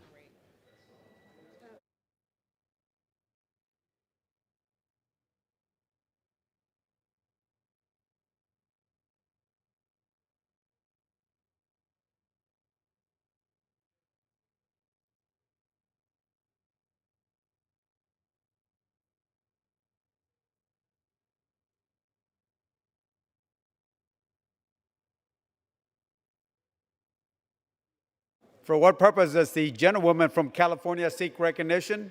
As the member designated by Ms. Maxine Waters pursuant to House Resolution 8, I inform the House that Ms. Maxine Waters will vote yes on the motion to table.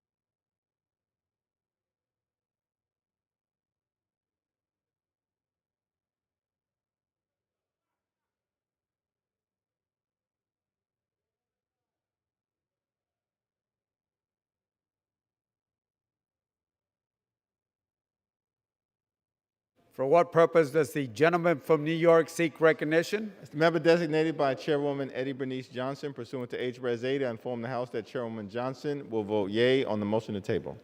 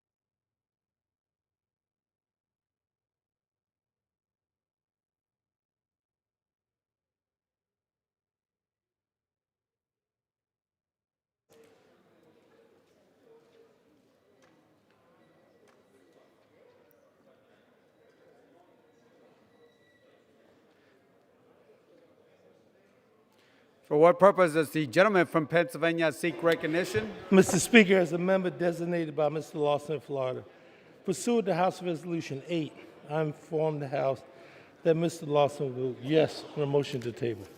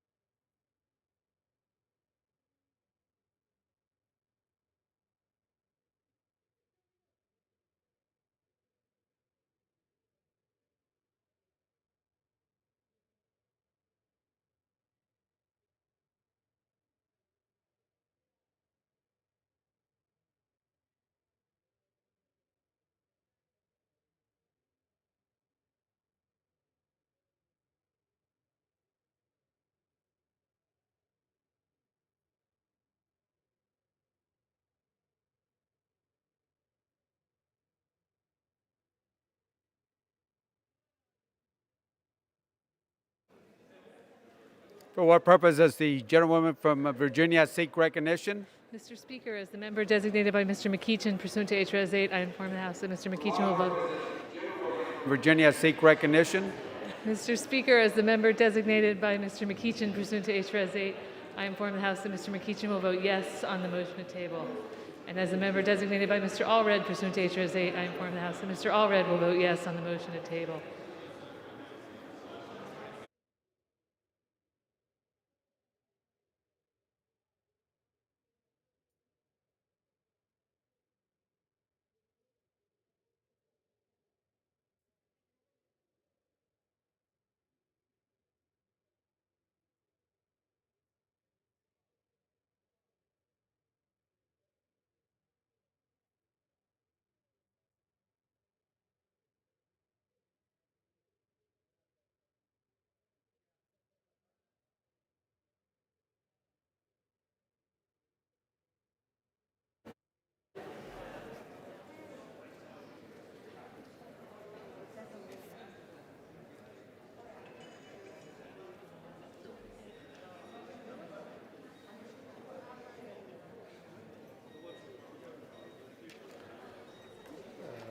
Michigan? New Jersey. New Jersey? For what purpose does the gentlewoman from Michigan seek recognition? Mr. Chair, as a member designated by Ms. Joyce Beatty, designated pursuant to H-Res 8, I inform the House that Ms. Joyce Beatty will vote yes on the motion to table.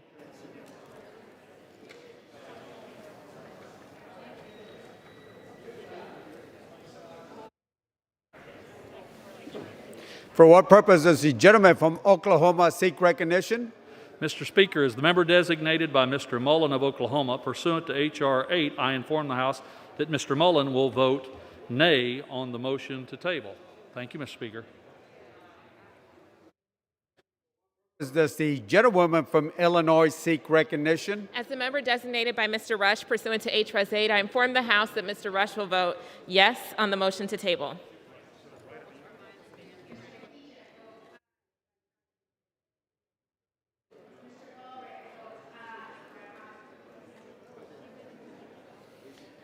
For what purpose does the gentleman from Texas seek recognition?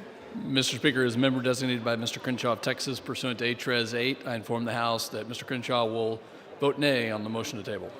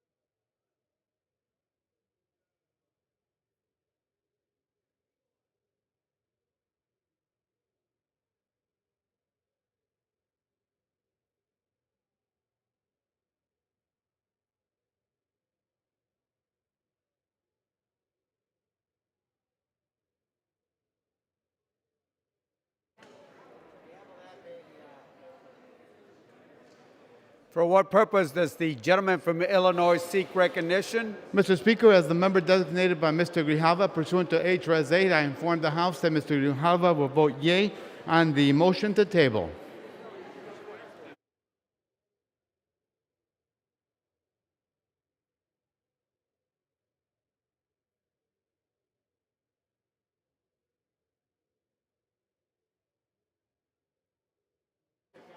For what purpose does the gentlewoman from Washington seek recognition?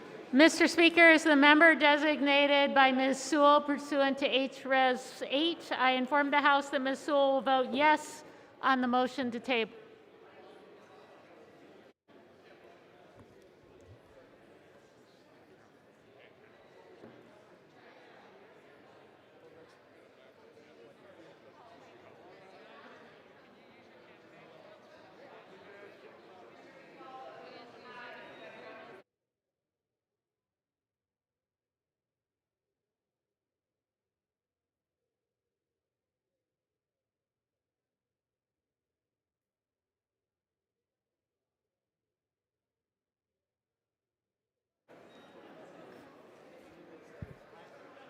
For what purpose does the gentleman from Florida seek recognition?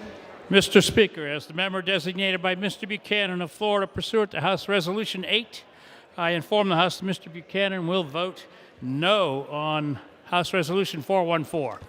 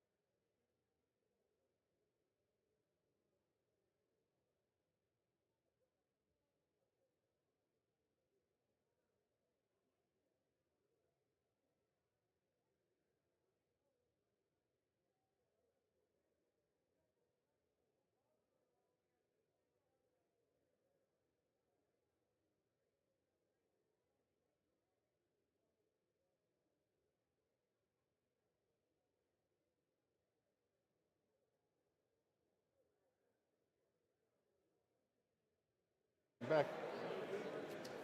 That's good.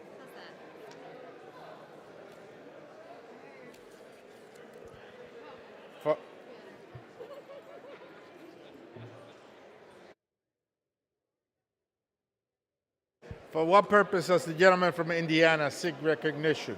Mr. Speaker, as a member designated by Mr. McHenry of North Carolina pursuant to House Resolution 8, I inform the House that Mr. McHenry will vote no on the motion to table. Purpose does the gentlewoman from Connecticut seek recognition? As the member designated by Ms. Wilson pursuant to H-Res 8, I inform the House that Ms. Wilson will vote yes on the motion to table.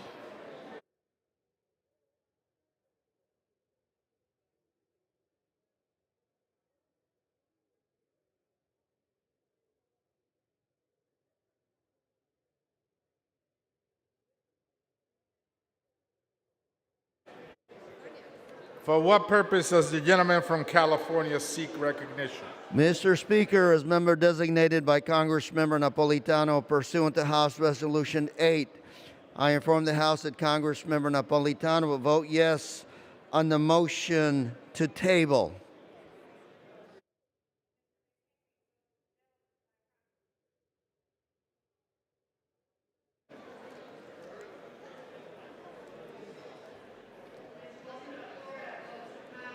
What state is she from? For what purpose does the gentlewoman from Iowa seek recognition? As the member designated by Ms. Slotkin pursuant to H-Res 8, I inform the House that Ms. Slotkin will vote yes on the motion to table.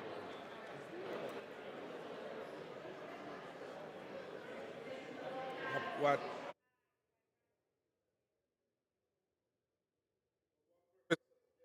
South Carolina seek recognition. Mr. Speaker, as a member designated by Mr. Wilson in South Carolina pursuant to H-Res 8, I inform the House that Mr. Wilson will vote nay on the motion to table.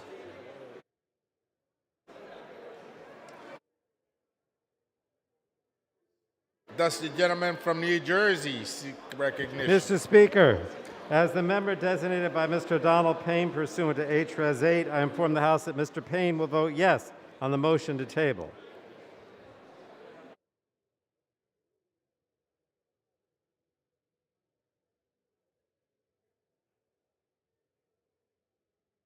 Purpose does the gentleman from Maryland seek recognition? As the member designated by Mr. Rupersberger of Maryland pursuant to House Resolution 8, I rise to announce to the House that Mr. Rupersberger will vote aye on the motion to table.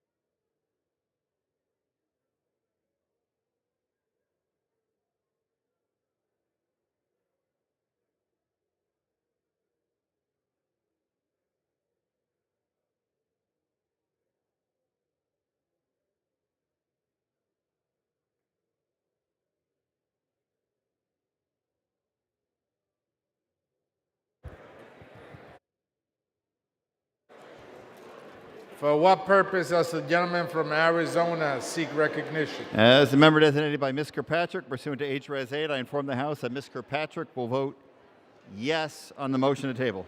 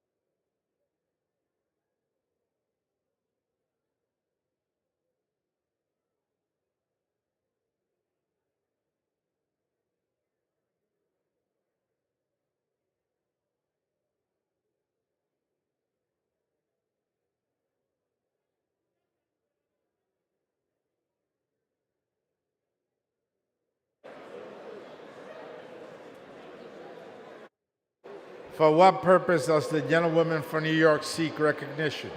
Mr. Speaker, as the member designated by Mr. Deutsch of Florida pursuant to H-Res 8, I inform the House that Mr. Deutsch will vote yes on the motion to table.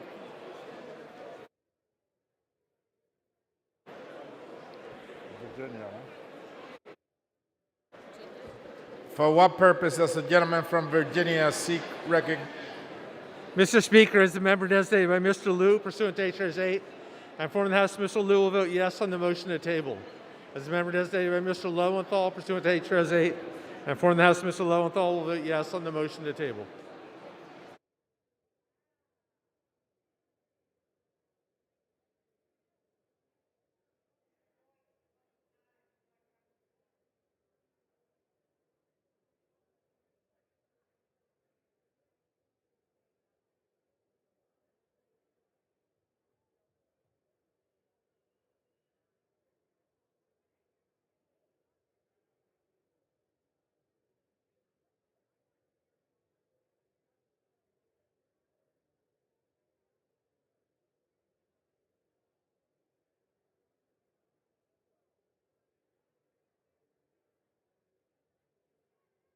For what purpose does the gentleman from California seek recognition? As a member designated by Mr. Carter of Texas pursuant to House Resolution 8, I inform the House that Mr. Carter will vote no on the motion to table.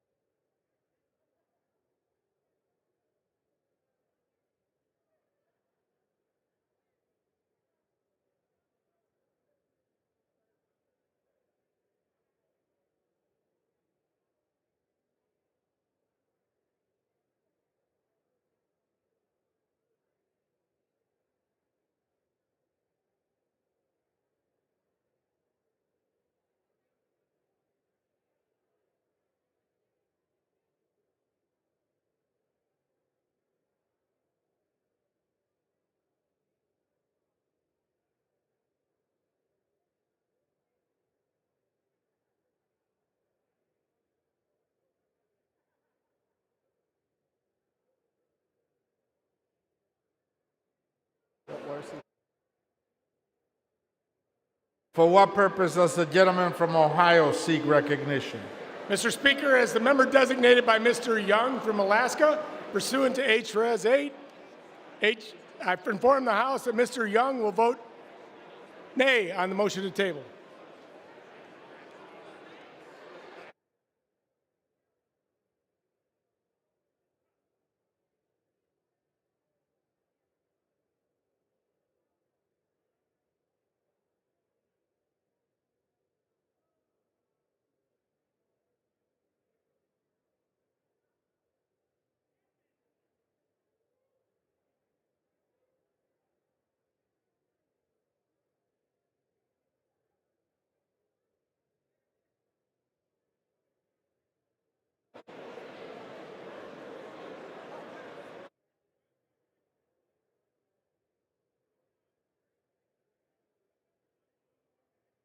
Missouri.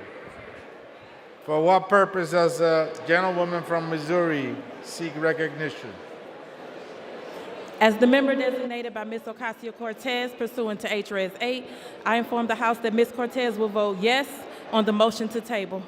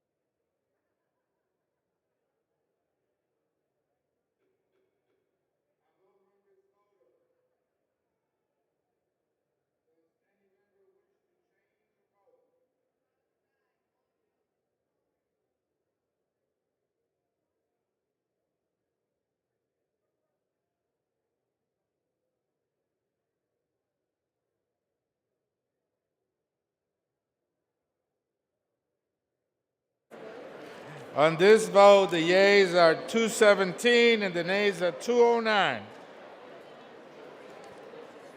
The motion is adopted. Without objection, a motion to reconsider is laid on the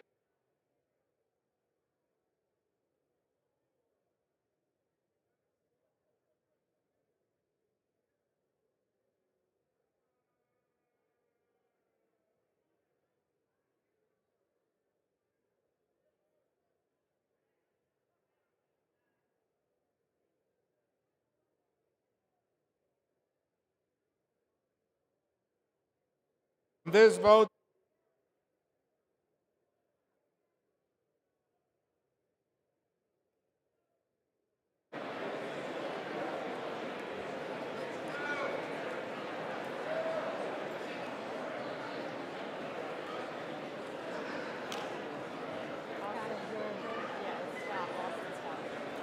Mr. Austin Scott of Georgia votes no.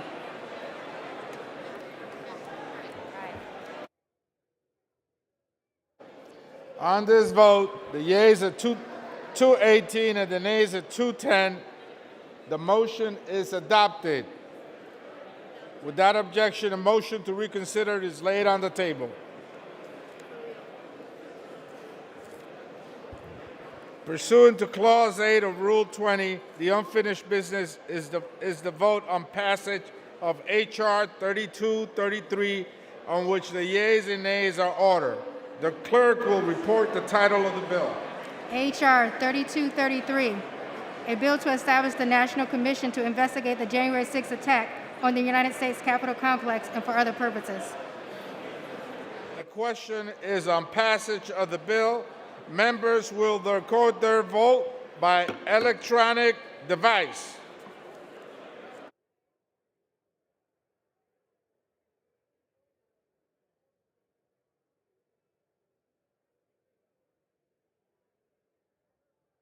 For what purpose does the gentleman from Florida seek recognition? Mr. Speaker, as the member designated by Mr. Vern Buchanan pursuant to House Rule 8, I inform the House that Mr. Buchanan will vote no on House Rule 3233. For what purpose does the gentlewoman from Virginia seek recognition? As the member designated by Mr. McEachin pursuant to H. Res. 8, I inform the House that Mr. McEachin will vote yes on H.R. 3233. And as the member designated by Mr. Allred pursuant to H. Res. 8, I inform the House that Mr. Allred will vote yes on H.R. 3233. For what purpose does the gentleman from South Carolina seek recognition? Mr. Speaker, as a member designated by Mr. Wilson in South Carolina pursuant to H. Res. 8, I inform the House that Mr. Wilson will vote nay on H.R. 3233. For what purpose does the gentleman from Arizona seek recognition? As the member designated by Ms. Kirkpatrick, pursuant to H. Res. 8, I inform the House that Ms. Kirkpatrick will vote yes on H.R. 3233. For what purpose does the gentleman from California seek recognition? As a member designated by Mr. Carter of Texas, pursuant to House Resolution 8, I inform the House that Mr. Carter will vote no on H.R. 3233. For what purpose does the gentleman from California seek recognition? Mr. Speaker, as member designated by Congressmember Napolitano, pursuant to House Resolution 8, I inform the House that Congressmember Napolitano will vote yes on H.R. 3233. For what purpose does the gentleman from Texas seek recognition? Mr. Speaker, as the member designated by Mr. Crenshaw of Texas pursuant to H. Res. 8, I inform the House Mr. Crenshaw will vote no on H.R. 3233. For what purpose does the gentleman from Illinois seek recognition? Mr. Speaker, as the member designated by Mr. Grijalva of Arizona pursuant to H. Res. 8, I hereby inform the House that Mr. Grijalva will vote aye on H.R. 3233. For what purpose does the gentleman from Oklahoma seek recognition? Mr. Speaker, as the member designated by Mr. Mullen of Oklahoma pursuant to H.R. 8, I inform the House that Mr. Mullen will vote no on H.R. 3233. Thank you, Mr. Speaker.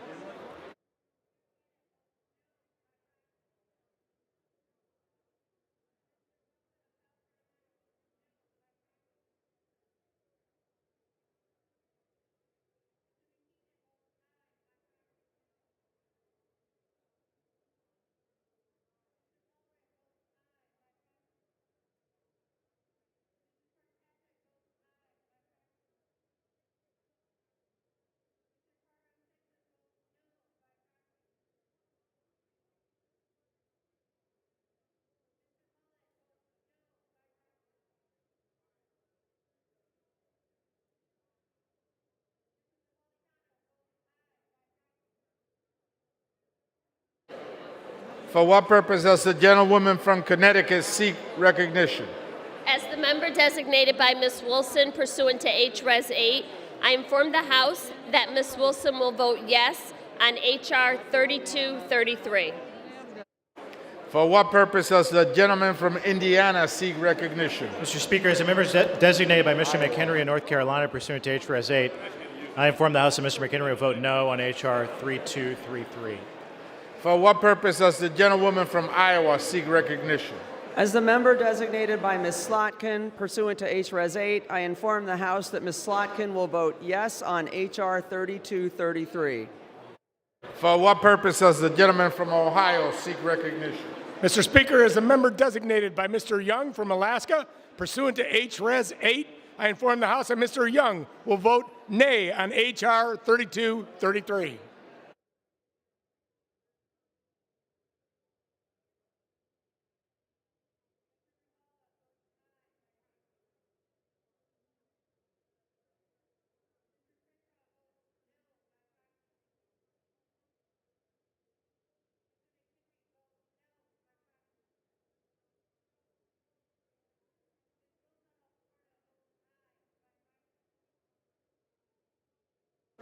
For what purpose does the gentleman from New Jersey seek recognition?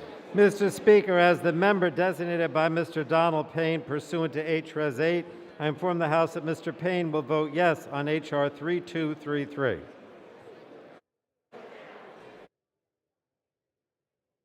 For what purpose does the gentlewoman from New York seek recognition? Mr. Speaker, as the member designated by Mr. Deutsch of Florida pursuant to H.Res. 8, I inform the House that Mr. Deutsch will vote yes on H.R. 3233.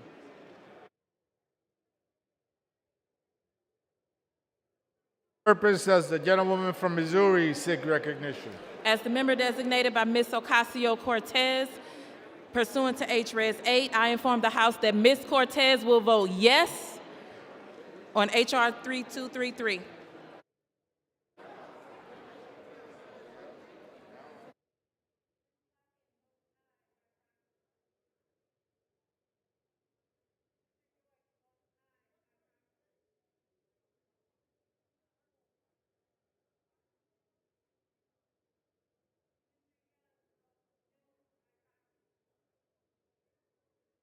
For what purpose does the gentleman from Pennsylvania seek recognition?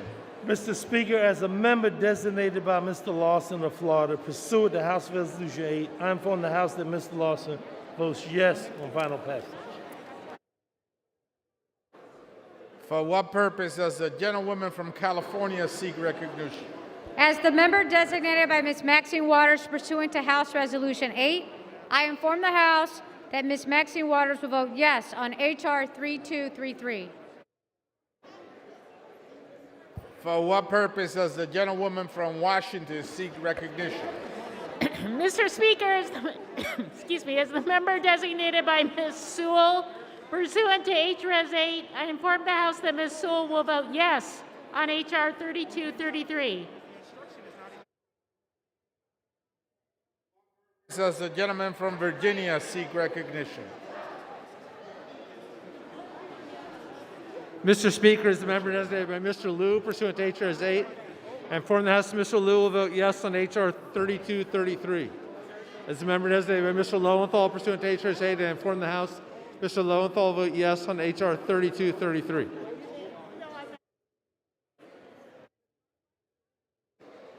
For what purpose does the gentlewoman from Michigan seek recognition?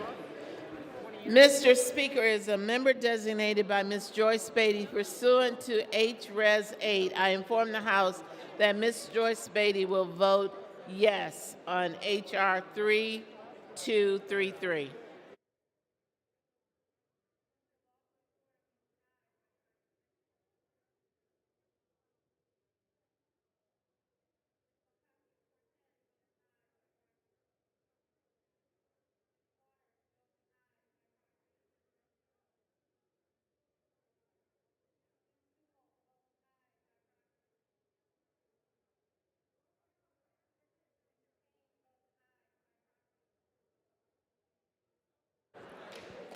For what purpose does the gentleman from New York seek recognition? As the member designated by Chairwoman Eddie Bernice Johnson pursuant to H.Res. 8, I inform the House that Chairwoman Johnson will vote yea on H.R. 3233.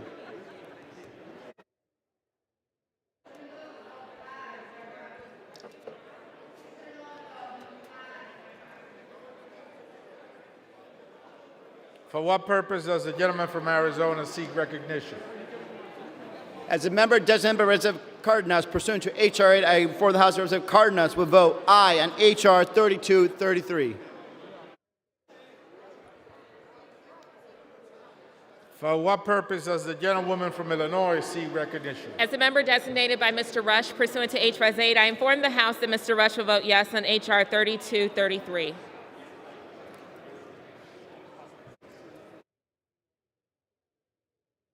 For what purpose does the gentleman from Maryland seek recognition? Mr. Speaker, as the member designated by Mr. Rupersberger of Maryland pursuant to House Resolution 8, I rise to inform the House that Mr. Rupersberger votes aye on H.R. 3233.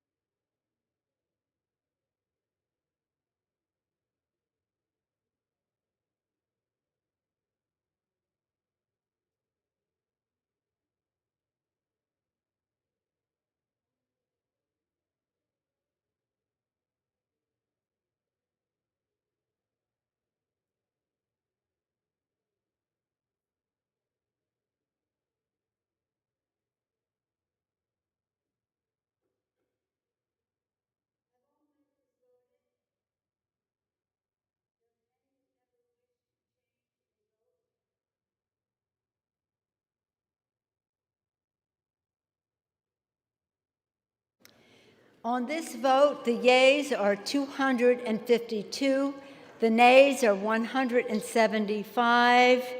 The bill is passed. Without objection, a motion to reconsider is laid upon the table.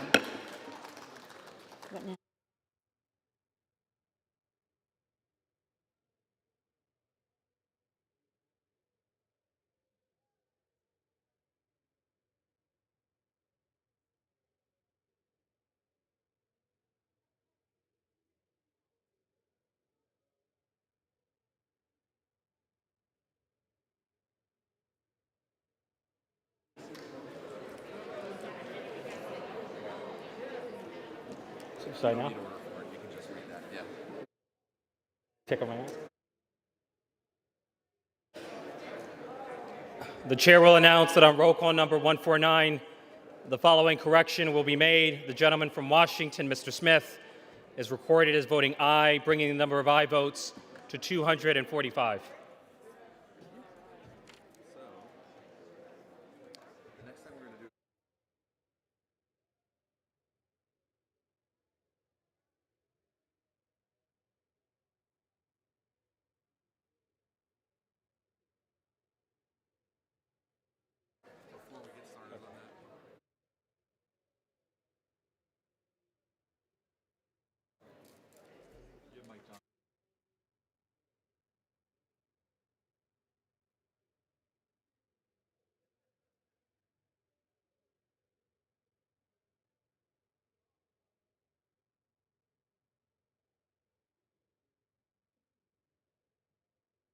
Men from Louisiana? House will be in order? Majority chart. House will be in order. Can I call him now? Okay. Sorry.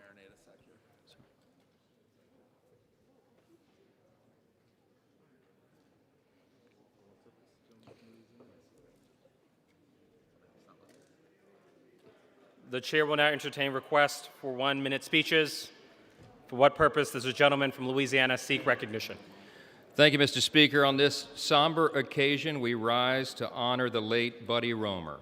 He was born in Shreveport, Louisiana in 1943. He was a Harvard-educated reformer with big ideas. He represented Louisiana's 4th Congressional District here in the House from 1981 to 1988. He served as the 52nd governor of Louisiana, and he was a former candidate for President of the United States. He passed away at the age of 77 on May 17, 2021. Please join us in a moment of silence in honor of his public service and his important contributions to Louisiana and our nation.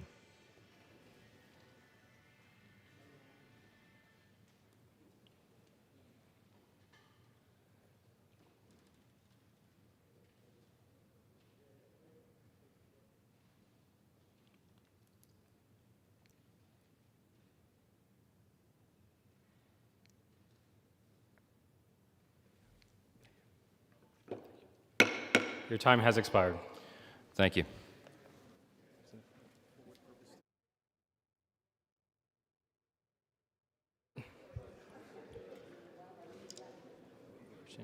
Where is she?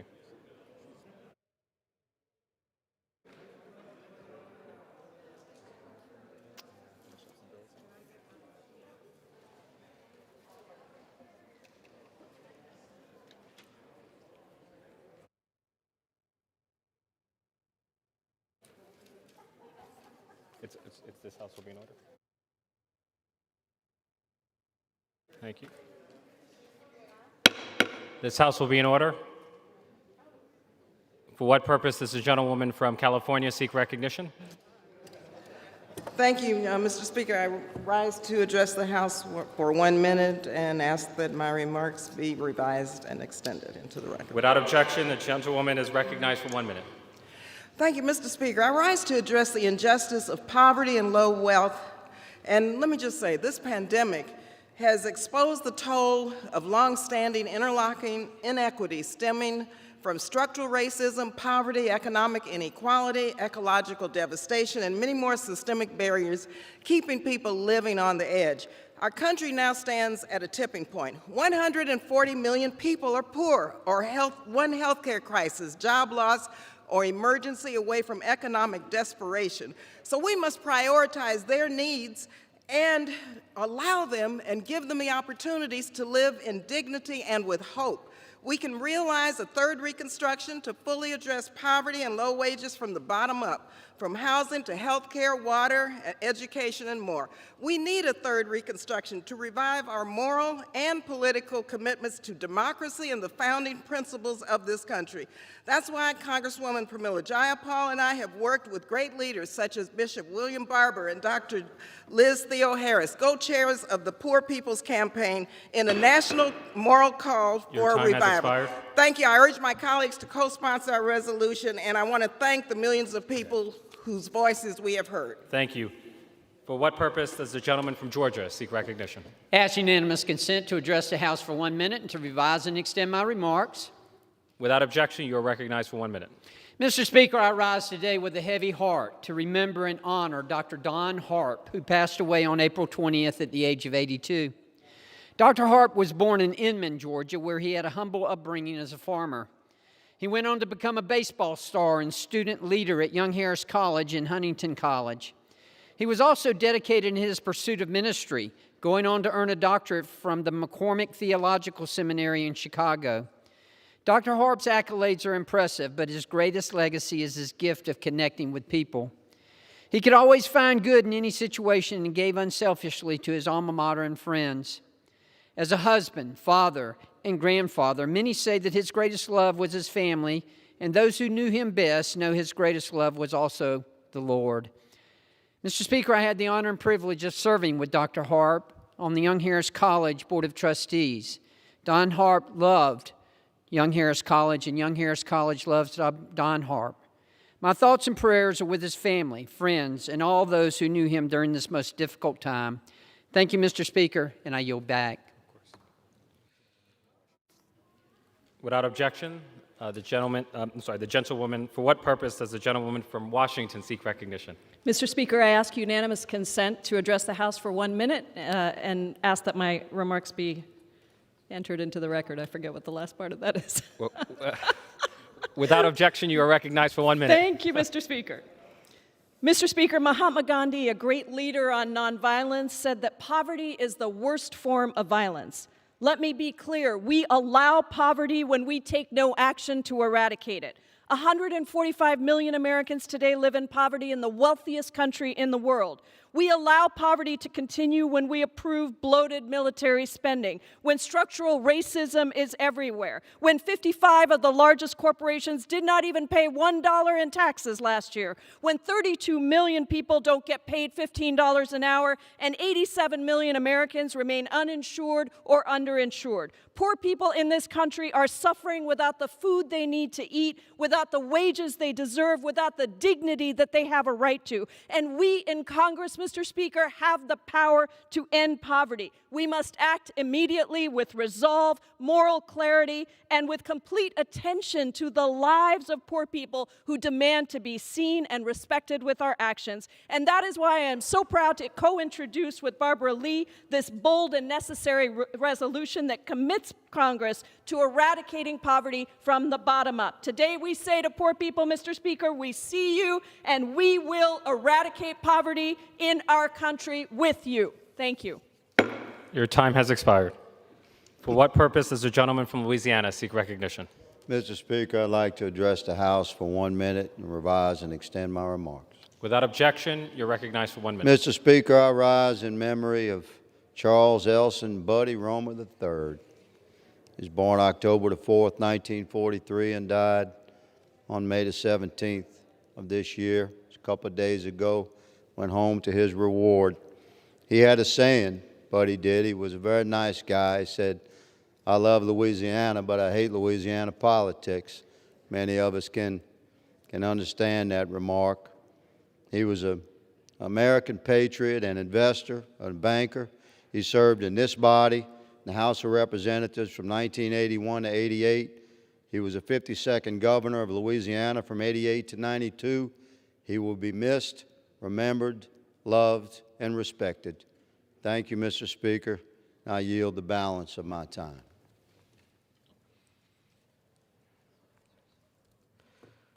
For what purpose does the gentleman from New York seek recognition? Mr. Speaker, I ask unanimous consent to address the House for 1 minute and to revise Without and objection, you are extend my recognized for remarks. 1 minute. Thank you. Mr. Speaker, we must act swiftly and with boldness to renew America's failing water systems. We know the heartache of failing water systems all too well. Lead, PFAS, disruptive water main breaks, and unaffordable bills. Yesterday, I introduced bold national drinking water legislation written with my friend and Energy and Commerce Committee Chair Frank Pallone to restore America's most critical infrastructure and one of our most basic responsibilities of government, our drinking water systems. The Aqua Act delivers on President Joe Biden's promise to remove every lead service line in the country, including removing lead from the drinking water systems of some 400,000 schools and child care centers. Our bill invests heavily in the Drinking Water State Revolving Fund to put resources in the hands of folks on the ground who know what their communities need. And it delivers a financial lifeline to local water systems in return for a multi-year commitment that they will not shut off anyone's water because of financial hardship during this devastating and prolonged pandemic. Let's rise to meet the moment. Let's do our jobs. Let's build back the right way so every American can use and trust the water coming out of our taps. With that, I yield back, Mr. Speaker. Your time has expired. For what purpose does the gentleman from Arkansas seek recognition? Mr. Speaker, I ask unanimous consent to address the House for 1 minute and revise and extend my remarks. Without objection, you're recognized for 1 minute. Mr. Speaker, I rise today to bring attention to the rising rates of religious persecution around the world, where billions are persecuted for practicing their chosen faith. One of the tools we have to combat global religious injustice is the International Religious Freedom Office at the State Department. However, this office remains without leadership, and thus far, President Biden has neglected to appoint an ambassador at large for international religious freedom. That's why I led a bipartisan and bicameral letter to President Biden to take action and appoint an ambassador at large for religious freedom. Religious freedom is one of the most basic human rights, Mr. Speaker, yet religious persecution continues around the world in countries like Iran, Russia, China. President Biden must act now and nominate this ambassador and give the United States government a leading voice to combat this persecution and ensure a future where all mankind can freely practice their religion of choice without fear. Thank you, Mr. Speaker, and I yield back the balance of my time. Thank you. For what purpose does the gentlewoman from New Mexico seek recognition? Mr. Speaker, I ask unanimous consent to address the House for 1 minute and to revise and edit my remarks.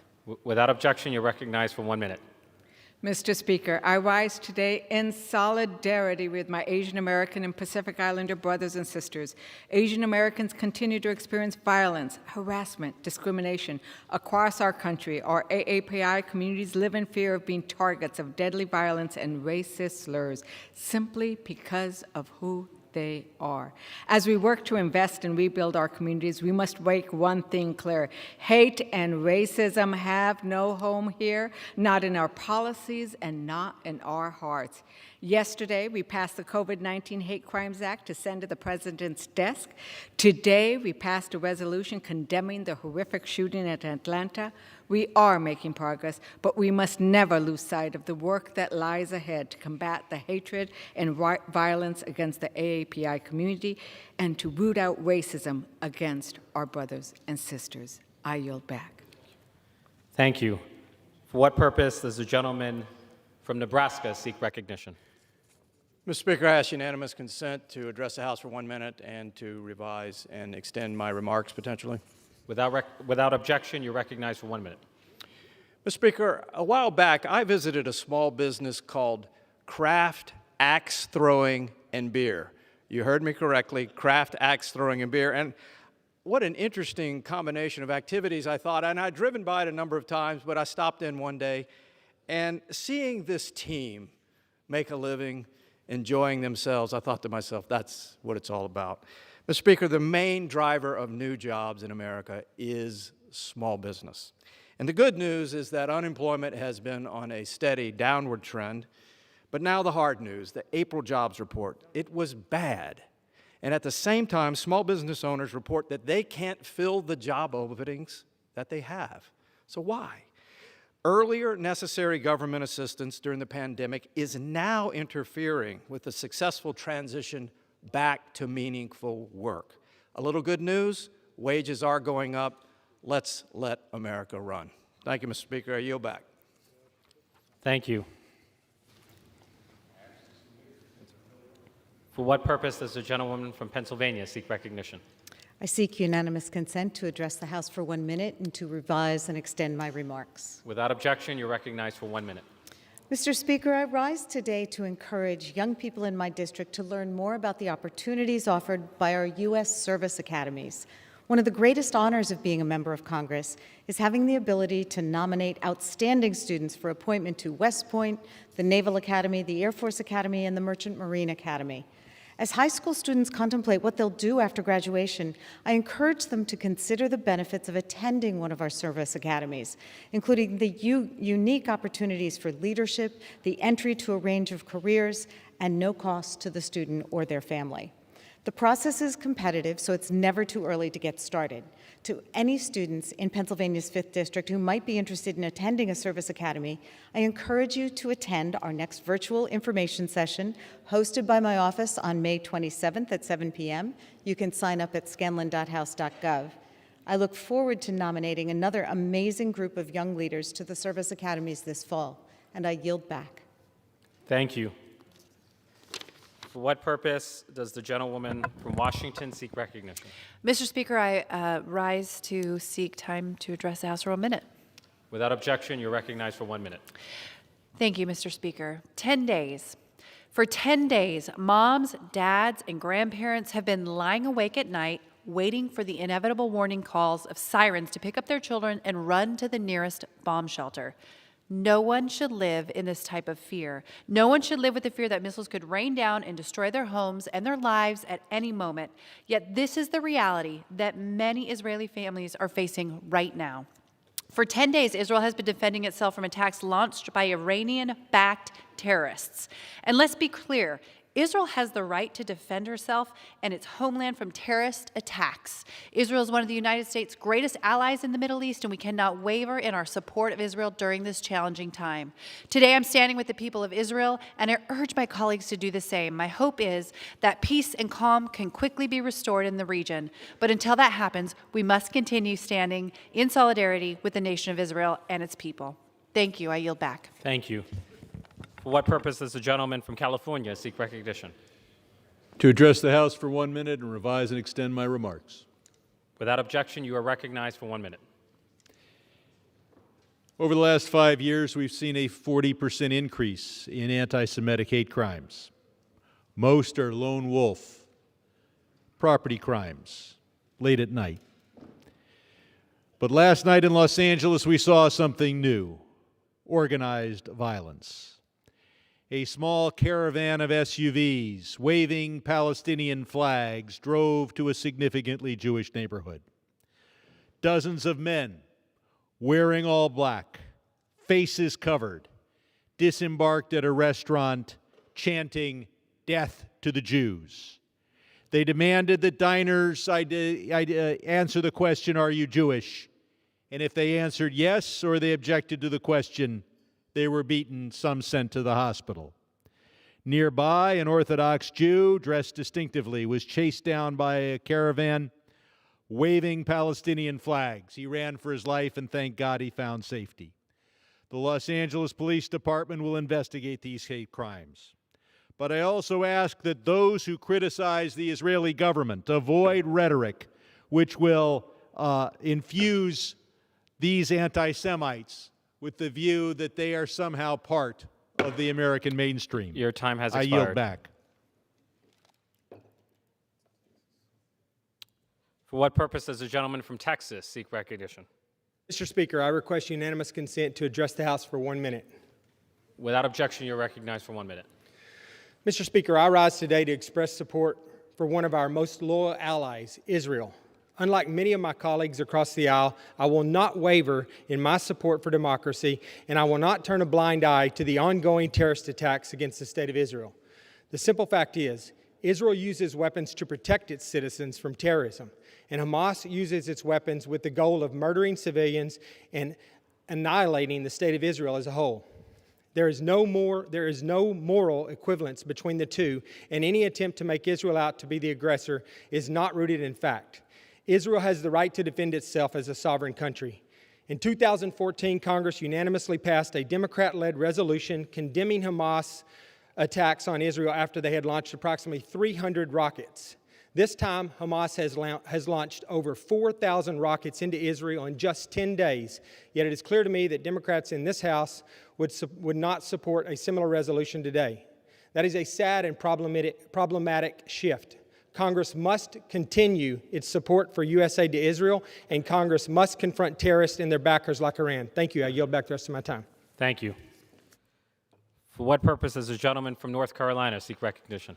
Mr. Speaker, I ask for unanimous consent to address the House for 1 minute. Without objection, you're recognized for 1 minute. Mr. Speaker, according to recent data from my district, the #1 concern of my constituents is the Biden border crisis. Let me repeat that.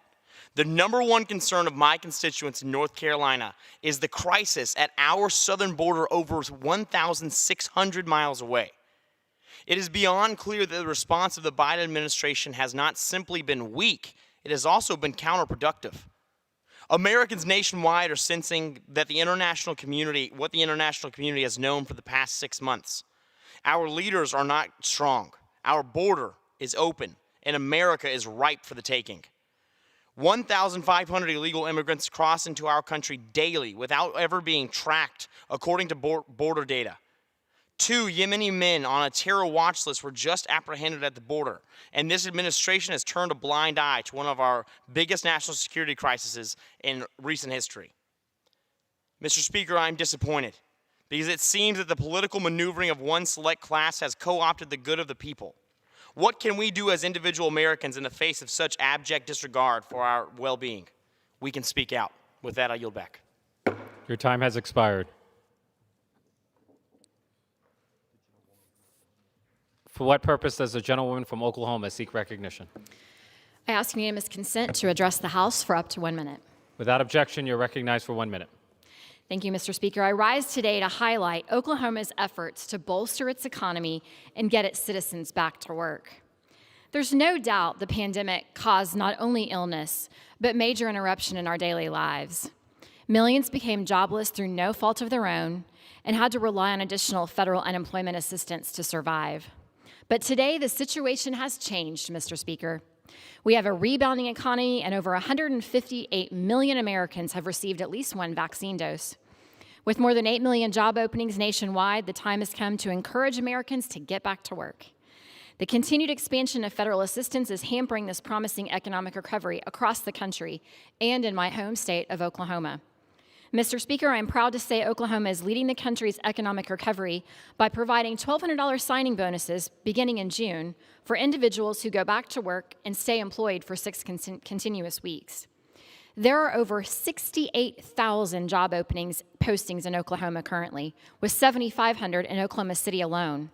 These are good-paying jobs across a variety of industries, including the energy and manufacturing sectors. Hundreds of employers are offering competitive wages and generous benefits. Thank you, Mr. Speaker, and I yield back. Your time has expired. Thank you. For what purpose does the gentleman from Texas seek recognition? For 1 minute. Without objection, you're recognized for 1 minute. Thank you, Mr. Speaker.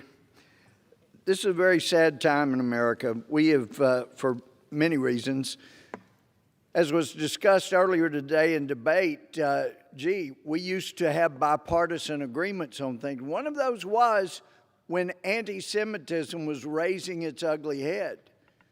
One party here on the floor still speaks up against, will vote against anti-Semitic statements and call them out for what they are, and another will not. I heard my friend across the aisle, Brad Sherman, just appropriately decrying the violence against anti-Jewish folks in California, this incident. Well, that surely could be something we could once again come back together in a bipartisan way and condemn the 40% rise in violence against anti-Semitism or Semitic people. It's time to come together on that it will show the world. I yield back. Your time has expired. For what purpose does the gentlewoman from Texas seek recognition? Mr. Speaker, I ask to address the House and revise and extend for 1 minute. You are recognized for 1 minute. I thank you. In this short period of time, I offer several thoughts. First of all, we are stronger as a country when we stand up against hate at all times. Today, in a Judiciary Committee, we saw the results of hate now 100 years in the making, and that is the Tulsa race riots. The Tulsa race riots showed that attackers looted and intentionally burned an estimated 1,256 homes in Greenwood, America's Black Wall Street, along with nearly all of the district's churches, schools, and businesses. A testimony of yesteryear saw hundreds of men march through the main business section of Whitetown with their hats off, their hands up, and the brutality was unmentionable. Men, women, and children driven like cattle, huddled like horses, treated like beasts.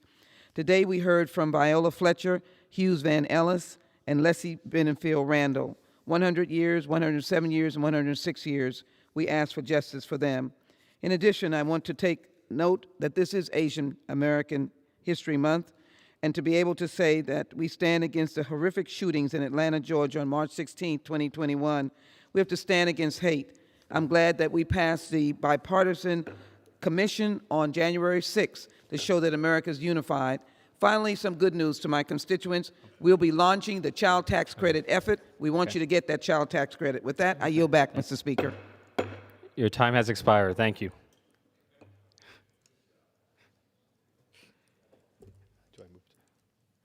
Under the Speaker's announced policy of January 4th, 2021, the gentleman from Louisiana, Mr. Johnson, is recognized for 60 minutes as the designee of the Minority Leader. Thank you, Mr. Speaker. And as we begin this special order, I ask unanimous consent that all members have 5 legislative days to revise and extend their remarks and include extraneous material on the subject of my special order. Without objection.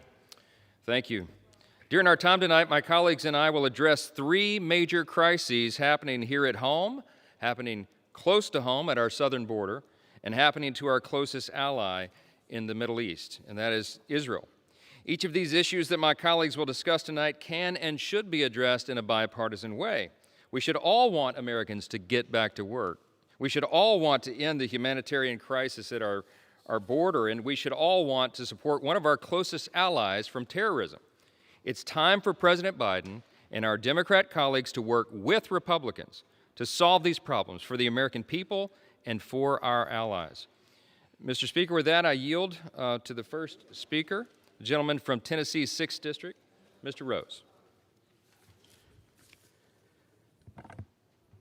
Mr. Speaker, I rise today to express my steadfast support for the nation of Israel, our closest and greatest ally in the Middle East.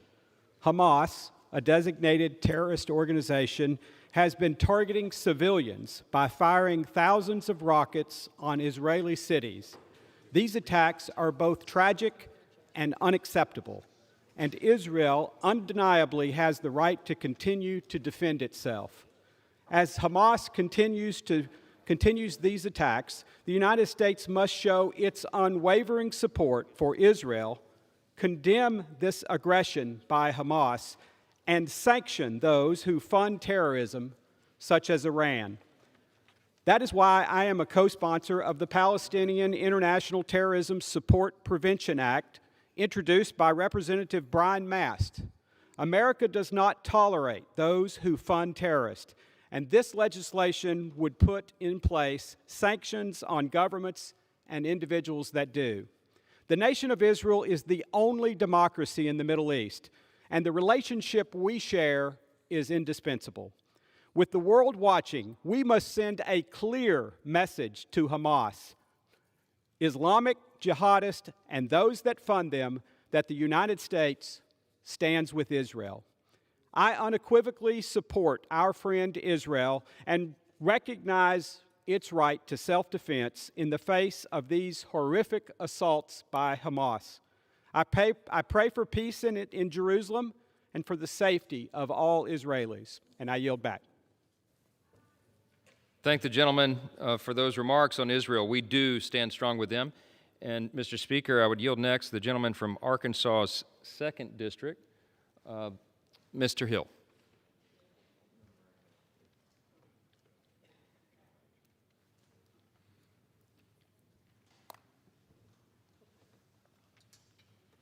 I thank my friend from Louisiana for the time, and I commend him for bringing our members to the floor tonight to talk about something that is so essential to American life: our careers, our work, our independence, our ability to pursue happiness.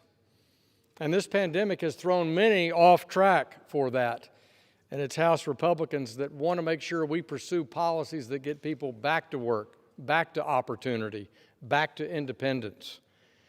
Our small businesses in my home state of Arkansas and our local economies across our country are recovering from the devastation of the pandemic. They now face a threat that's resulted from President Biden and House Democrats' inflated and fiscally irresponsible approach to unemployment benefits. The Wall Street Journal reports there are over 8 million job openings, Mr. Speaker, in the United States right now, almost more jobs open than every person currently out of work.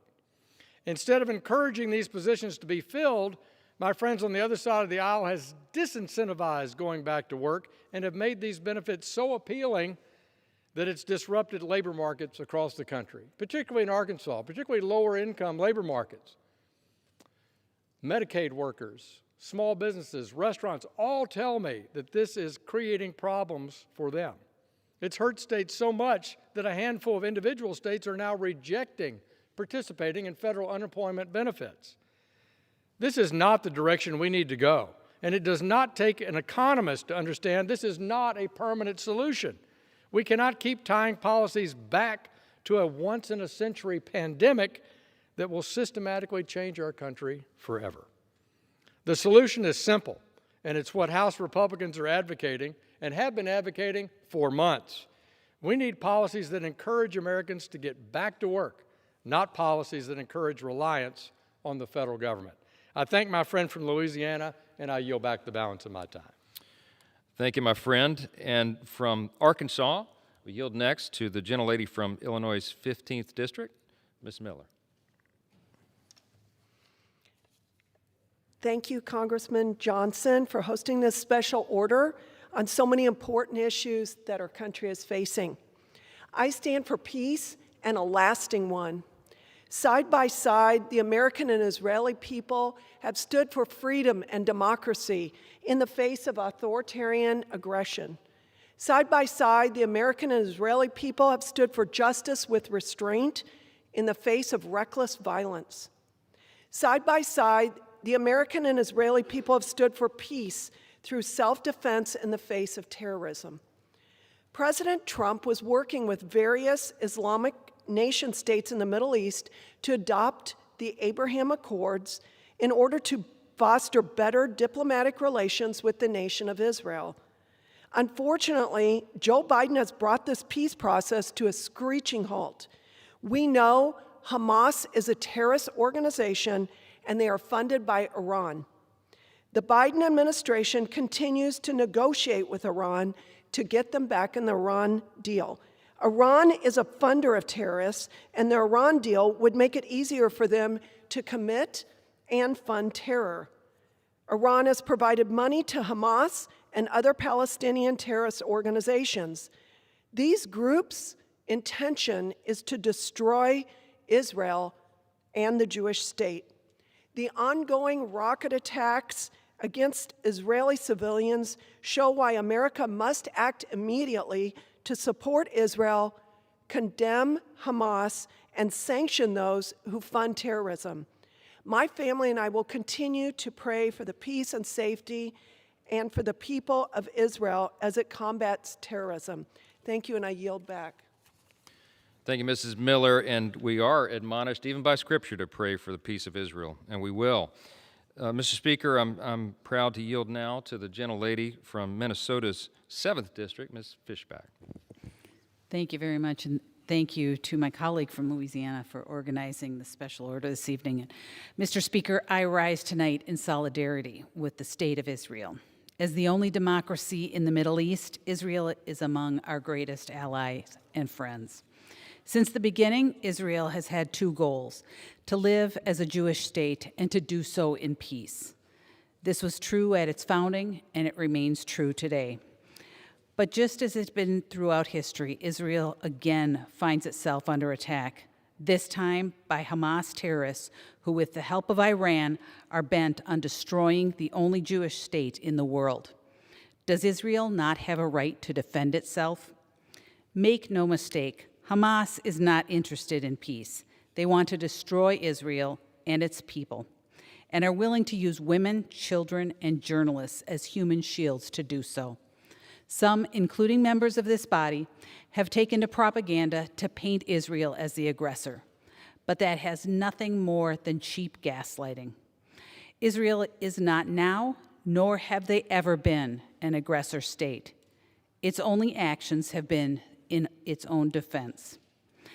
There is simply no moral equivalence between a nation defending itself and those who will use terrorism to annihilate the Jewish people. In fact, defeating this terrorism is a prerequisite for peace. Mr. Speaker, these ongoing attacks are exactly why the United States must stand with our Israel allies, condemn Hamas terrorists, and sanction those who provide them support. I call on members of all of this distinguished body to continue our long history of support for our Israeli allies. Thank you, Mr. Speaker, and I yield back. Thank the gentlelady from Minnesota. And from there, Mr. Speaker, I yield to the gentleman, the former sheriff from Texas 22, Mr. Nels. Mr. Speaker, I ask unanimous consent to address the House for 2 minutes. Good enough. It's time to get Americans back to work. The vaccine is available for all, cases are down across the country, and businesses have openings they need to fill. Using COVID as an excuse to stay home and collect unemployment insurance is not healthy for our economy or workers. We should be encouraging folks to take control of their lives and get back to work. But the multi-trillion-dollar proposals out of the Biden administration and the continued COVID federal unemployment insurance payments of $300 per week are encouraging folks to stay home. We just saw the Democrats and the Biden administration deliver 266,000 new jobs in the month of May, when the Dow Jones predicted 1 million jobs would be added. Why this incredible underachievement? Because the policies of the Democrats and the Biden administration are failing our economy, failing our business owners, and failing the American people. Gas prices are skyrocketing across the country. The per-pound cost of copper is more than double what it was just 12 months ago, and the price of homes is rising. The annual inflation rate is triple what it was in 2020, and the highest it's been in over a decade. These are the consequences of spending trillions of dollars on COVID relief and continuing to pay people not to work. The swamp continues to waste taxpayer dollars on failed policies they say we can fix by continuing to spend trillions more. When is enough enough? When are we going to let the free market flourish? That's the path back to our historic economy pre-COVID. And the sooner we decide to get back to lower taxes, less regulation, and more economic freedom, the quicker we can get the American people back to work and economy back to health. I yield back.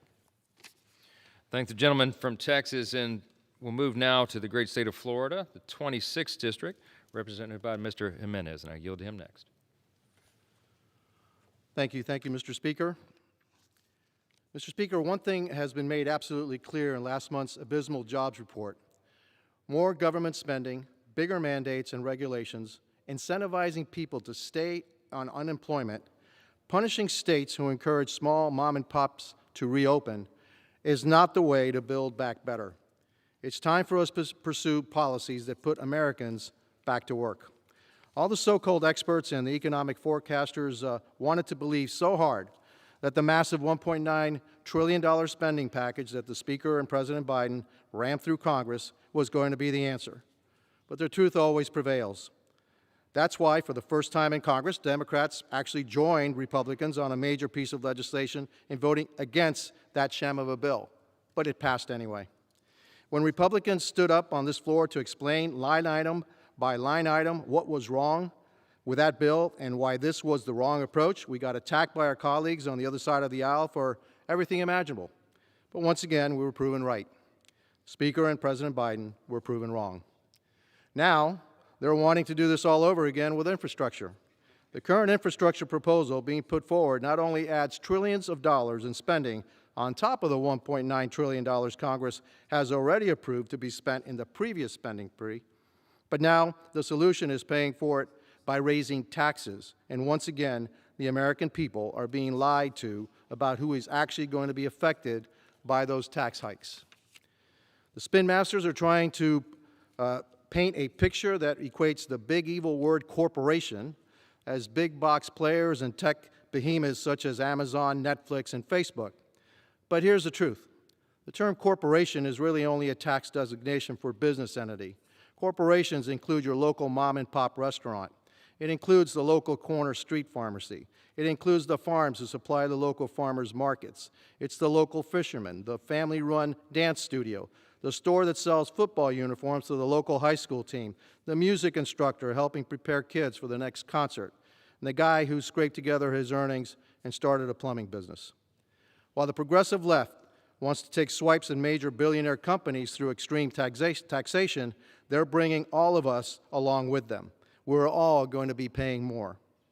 At a time where our economy is continuing to rebound from the COVID-19 pandemic, we should be encouraging small businesses to reopen, rehire workers, and spur our local economies, not punishing them with more taxes and more regulations. America's small businesses and our middle-class workers deserve much better than this. I know we can and will do better if my colleagues across the aisle choose to work with us in earnest.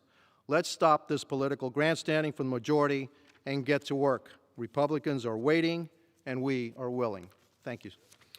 Thank my friend from Florida. There are three major crises we're talking about tonight. Again, the economic crisis here at home, the crises happening close to home at our southern border, and what's happening to our closest ally in the Middle East, Israel. I'm delighted to yield next to the gentleman from Pennsylvania's 12th District, Mr. Keller. I thank the gentleman from Louisiana. The current economic crisis facing our nation is troubling but not surprising.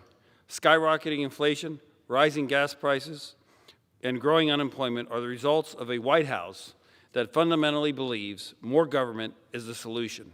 To be clear, President Biden's massive tax and spend policies constitute a losing formula which will drag our nation deeper into debt and government dependency. The April jobs report is a testament to this. A record 8 million jobs are available. However, only 266,000 were filled last month because Biden is promoting government control rather than the sustainable income of a job. Job creators across Pennsylvania in the hospitality, energy, manufacturing, agriculture, and many other industries say the same thing. They are struggling to find workers. Biden's policies are detrimental to our economic recovery and are the last thing America needs. Even more frustrating, the solution to get us back on track has been present all along.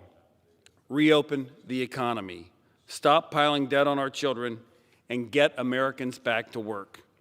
It's time that President Biden recognizes that big government is the problem, and only the ingenuity and resilience of the American people will lead us to prosperity.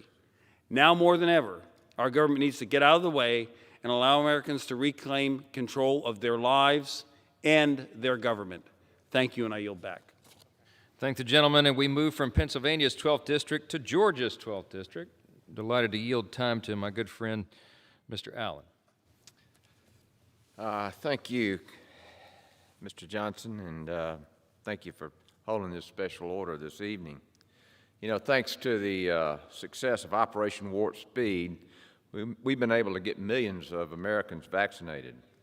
Georgia has led the nation in COVID-19 economic recovery, and I'm proud to say that Georgia's economy has reached pre-pandemic levels.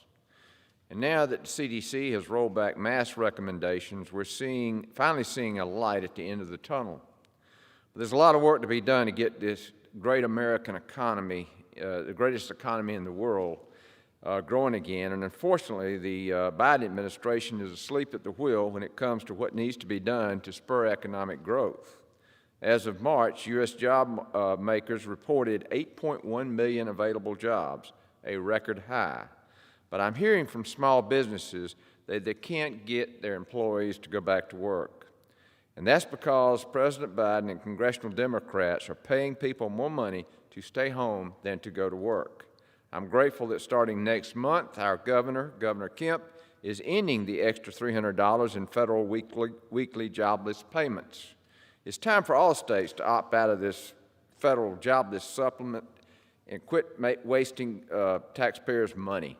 Let's get Americans back to work and focus on rebuilding our economy. Thank you, and I yield back.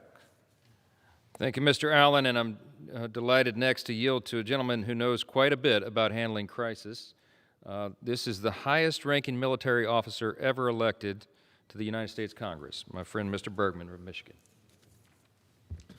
Well, I'd like to thank my not only friend and colleague, but not well enough acknowledged as the largely singular author of the Commitment to Civility by the bipartisan freshman classes in 2017.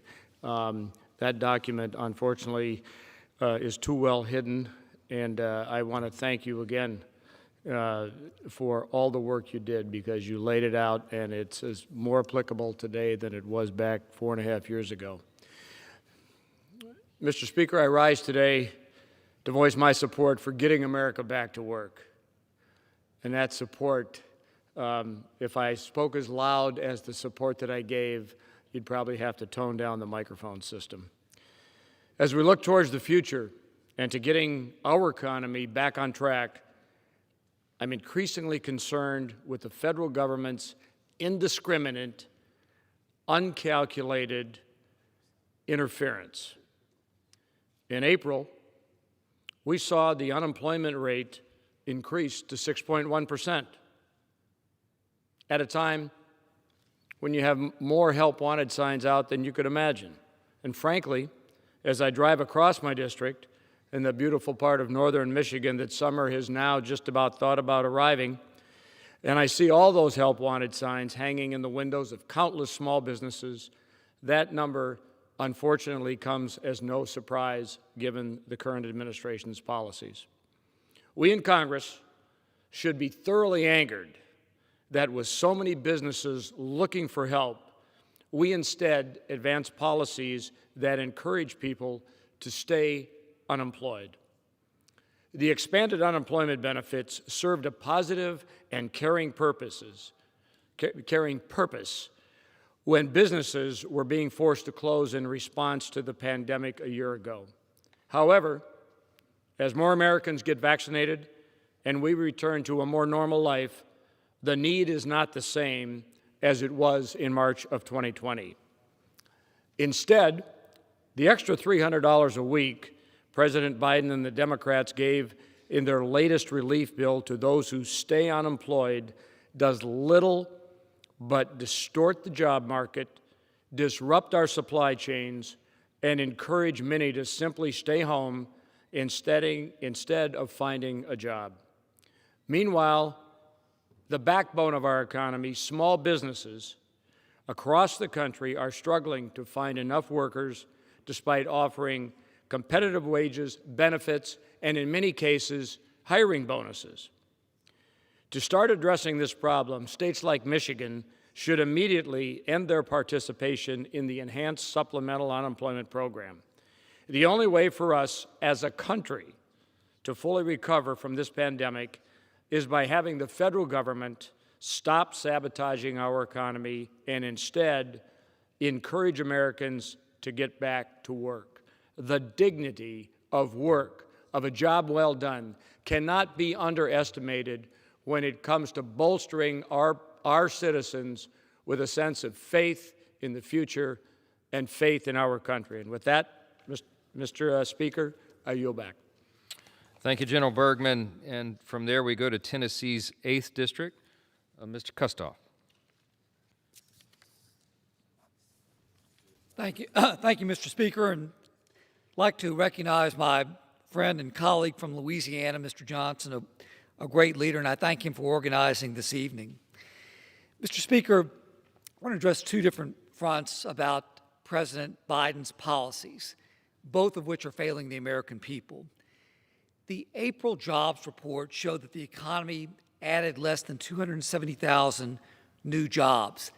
That's disappointing, and it was an underperformance from the 1 million jobs that economists expected. Now, it really should be no surprise to anyone because the enhanced unemployment benefits that were approved by Congress against all of our objections under President Biden's initiative, it's truly disincentivized people from going back to work. And then on the second front, we've seen over the past week or so Hamas continue to launch thousands of rockets at Israel, aiming to kill as many innocent lives as possible. Let me be clear. I strongly condemn these attacks. Everybody on this side of the aisle strongly condemns those attacks, and we fully support Israel's unequivocal right to defend herself and her citizens. Yet President Biden has taken a weak approach, demonstrating to terrorist organizations that his administration won't stand up for one of our greatest nations, greatest friends, and greatest ally, and that's Israel. America's support of our strongest ally in the Middle East, it should never be quiet. That sends a terrible message to the rest of the world. Ultimately, we need a government that is more efficient, more effective, and accountable. We need to get people back to work. We must reopen our economy, lower taxes, and get our children back in school. And lastly, we've got to show the rest of the world that our support for Israel will never waver, that we stand strong in defending the Jewish state together as one. You know, Prime Minister Benjamin Netanyahu once said, and I'll paraphrase, if Arabs put down their weapons today, there would be no more violence.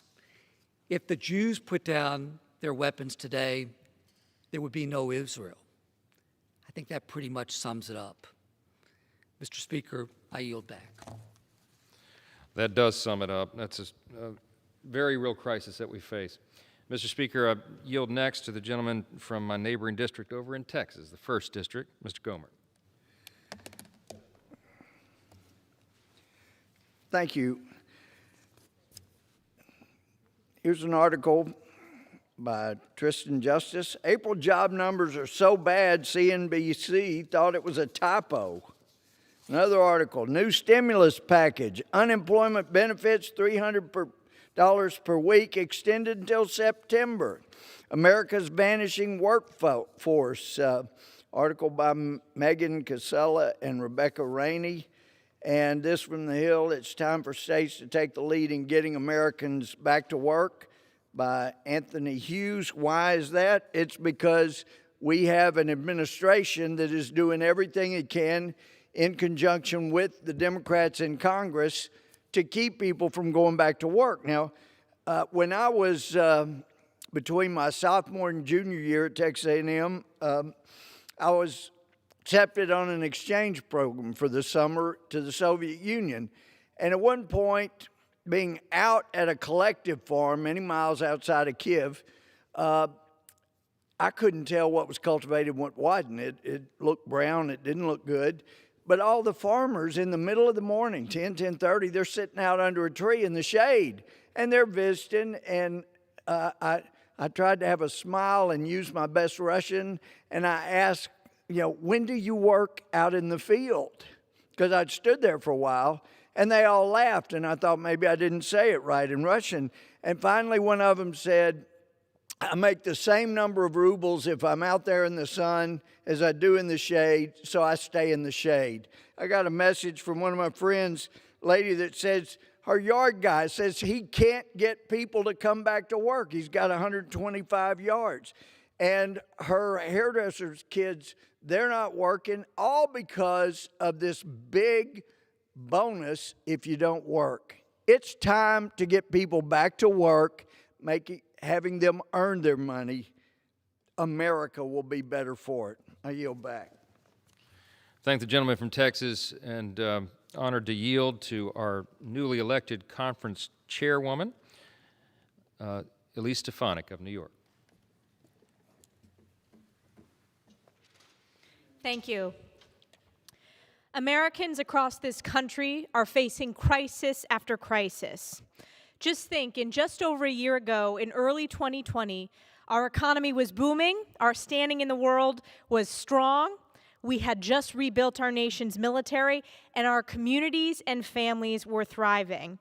Here we are, a little over 1 year later, in just over 100 days, President Biden and Speaker Pelosi have dismantled that foundation, and the American people are paying the price. Americans are suffering under 4 crises from the far-left radical socialist policies of President Biden and Speaker Pelosi. First, American families are facing an economic crisis fueled by trillions of dollars in uncontrolled spending, rampant inflation, and unemployment benefits that incentivize workers to stay home while businesses are desperate to hire employees. We just experienced one of the worst jobs reports in over 20 years, with unemployment rising, cost of living increasing every single day, and small businesses unable to hire. This impacts every hardworking American family, and it is a crisis with no end in sight except the trillions and trillions of dollars in new taxes proposed by President Biden and Speaker Pelosi. Second, American families are facing an energy crisis. This is the first time my generation is experiencing widespread gas lines and stations with no gas. If we do find gas, Americans are paying more at the pump than they have in 7 years. This is unacceptable, and it is unaffordable for every American family. Third, President Biden and Speaker Pelosi have single-handedly created a historic border crisis, leading to rampant human trafficking, an influx of criminals and dangerous drugs like fentanyl rushing across the border. And make no mistake, this does not just affect our border states along the southern border. Every state in this country is a border state, and every city is a border city experiencing the consequences of this border crisis. Fourth, the world is watching in horror as we are facing a national security crisis in the Middle East and resurgent Russia and China. Israel is under attack by Iranian-backed terrorists, and our radical socialist Democrat colleagues across the aisle cannot decide whose side they are on. Let me be clear, my colleagues, the Republicans, we stand with Israel. More importantly, the American people stand with Israel. And these 4 crises are impacting every American family across this nation. In my district, in New York's 21st District, small businesses have more help wanted signs than they have workers. Restaurants like Ted's Fish Fry in upstate New York have been forced to close 1 day a week, just as we're heading into summer, because they are unable to hire workers. Families are bearing the brunt of the abrupt tax hikes caused by skyrocketing gas prices. Border Patrol agents that should be securing our northern border have been sent to the southern border, leaving hundreds of miles of border in my district exposed to drug traffickers and criminals. And people are struggling to grasp the unthinkable. How was the Biden administration negotiating with Iran, the world's largest state sponsor of terror, who has targeted our friends, neighbors, and the soldiers of the 10th Mountain Division in my home district? Republicans and the American people are united in rallying against this destructive, radical far-left policies of Biden and Pelosi, causing crisis after crisis in our country every day. We will continue to stand strongly with American workers, American families, small businesses, as well as our allies around the world. And we will fight back against these policies that have led to the devastation and destruction across this country. With that, I yield back. I thank our conference chair from the great state of New York, and we'll go across the country to the other coast, the state of California, the 25th District, represented by Mr. Garcia. I'm delighted to yield to him now. Thank you, Mr. Johnson. Mr. Speaker, I rise today in direct support of our most critical ally, Israel. Rarely in history has a strategic alliance between two nations been more meaningful and necessary to the pursuit of worldwide stability than the modern partnership between the United States and Israel. I believe the recipe for a lasting relationship between our two nations and achieving stability in the region in pursuit of peace is comprised of the following key tenets. Number one, maximum foreign military funds from the U.S. to Israel with a focus on providing Israel a qualitative military edge. Number two, an undivided Jerusalem as a capital of Israel. Number three, the Golan Heights must remain under the control of Israel. Number four, the worldwide elimination of boycott, divestment, and sanctions against Israel and Jewish communities and Jewish communities here in the U.S. Such practices are blatantly anti-Semitic. Number five, prosecution of and defense against mutual threats to Israel and the United States. Any threat to Israel should be treated as a threat to the United States. Number six, we cannot allow a nuclear-capable Iran, and we should not re-enter the JCPOA nuclear deal. Mr. Speaker, I've seen war firsthand. War is an ugly thing, but failing to unequivocally support an ally as critical as Israel in pursuit of worldwide stability is the ugliest of things, especially at a time like this when stability worldwide is eroding in front of us. I urge Congress and this administration to fully support Israel. I yield back. Thank you, Mr. Johnson. Thank my friend from California. Move to the great state of Texas next, the 36th District, represented by Mr. Babin. I yield to him. Thank you to my good friend from Louisiana, Mr. Johnson. I come to the floor today with one clear message for the American people. Bad policies have bad consequences. Not that many weeks ago, we had a thriving and stable economy. We were energy independent. We were a sovereign nation with a secure border. Now, roughly 100 days into Joe Biden's presidency, we are living in what feels like the twilight zone with gas shortages, 2008 levels of inflation, rampant and out-of-control spending, high unemployment rates, destruction in the Middle East, political correctness and wokeness winning the war on common sense, and worst of all, a massive border crisis. These things didn't just happen, folks. They are the direct result of the left's conscious policy decisions, or rather delusions, and is this the America they really wanted? Unfortunately, the mainstream media wants to distract you from the colossal failures of America's weakest president and his administration. In fact, the liberal media dedicated approximately 0 minutes of airtime to the April illegal border crossing numbers, which were the worst in our nation's history. But I'm here to tell you the truth. Biden's foolhardy policies have created a disaster on America's southern border. He has failed us. He has failed you and your family. And most importantly, he has failed to maintain the sovereignty of our beloved nation. We cannot begin to comprehend the lasting impact that Biden's border crisis will have on the sanctity and the security of this nation. And as I wade through the anarchic waters of living in Joe Biden and the Democrat America, I am reminded of the words of Alexander the Great when he said, "I'm not afraid of an army of lions led by a sheep. I am afraid of an army of sheep led by a lion." My friends, leadership is everything. And sadly, right now, our country is in desperate need of a real leader. With that, I yield back. Thank my friend for that great reminder, and yield next the gentleman from Georgia's 10th District, Mr. Heiss. I thank my friend for yielding this time. We were all seeing gas prices soar 35% since January, since this administration took office.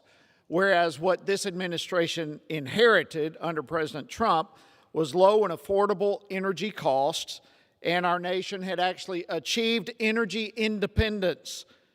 There were record low unemployment numbers across all demographics, and prior to COVID, the average hourly wage earnings rose at the fastest rate in decades. So what's changed? Well, what's changed is a reversal of those policies that work.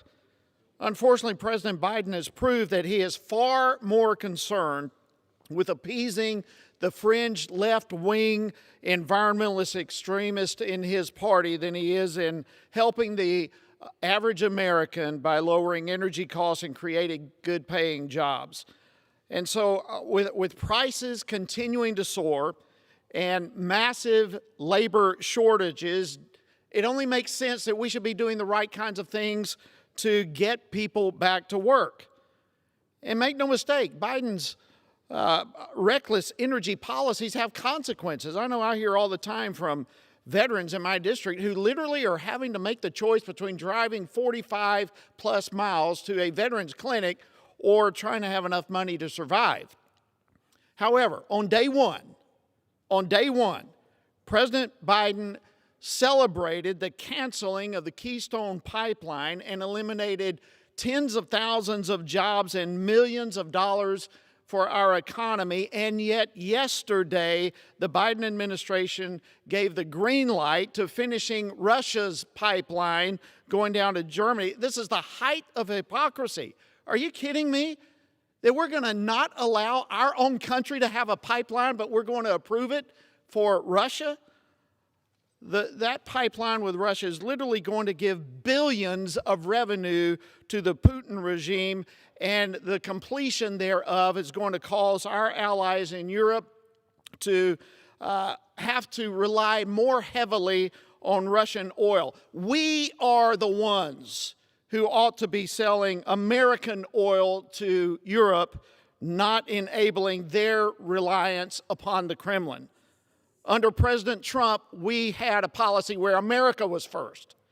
It appears under this current administration that America is last. And I just repeat this. This is what we have.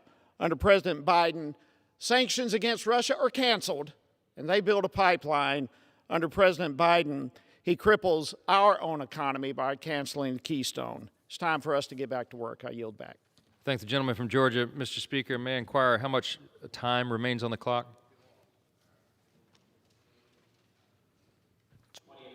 20 and a half? Yep. Thank you. Mr. Speaker, I'm delighted to yield next to Mr. Thompson of Pennsylvania's 15th District. Well, I thank the gentleman from Louisiana for his leadership tonight and for hosting this special orders. Mr. Speaker, I rise today because it is time to get Americans back to work. At the beginning of the pandemic, industries of all types were desperately trying to keep their doors open, and thousands of Americans lost their jobs. Since then, Congress has passed measures aimed to aid individuals and businesses, including 5 bipartisan relief bills, which I supported. Today, we are starting to return to normal. Businesses across the country are opening their doors to pre-COVID operation levels. However, these industries are facing a new challenge, getting qualified employees to return to work. This is abundantly apparent in my district. The number one need of businesses, both manufacturing and service industries, is a qualified and trained workers. This past April, Clarion County held their annual career fair. Employers from numerous sectors gathered and hoped to find employees of all skills level, great paying, family sustaining jobs available. Sadly, the career fair lacked individuals ready to rejoin the workforce. Stories like this are unfortunately not unique. Right now, there are more job openings in the United States than at any point in our nation's history. Mr. Speaker, as we continue to return to normal and more restrictions are lifted, we must continue to follow the science and encourage Americans to re-enter the workforce. It is time to fully reopen America for business and put Americans back to work. Thank you, Mr. Speaker, and I yield back. Thank Mr. Thompson. And, Mr. Speaker, I'm delighted to yield next to the gentleman from Tennessee's 2nd District, my good friend, Mr. Burchett. Thank you, Chairman Johnson, for yielding. And, Mr. Speaker, I want to thank you as masterful use of the gavel earlier today, I was noticing.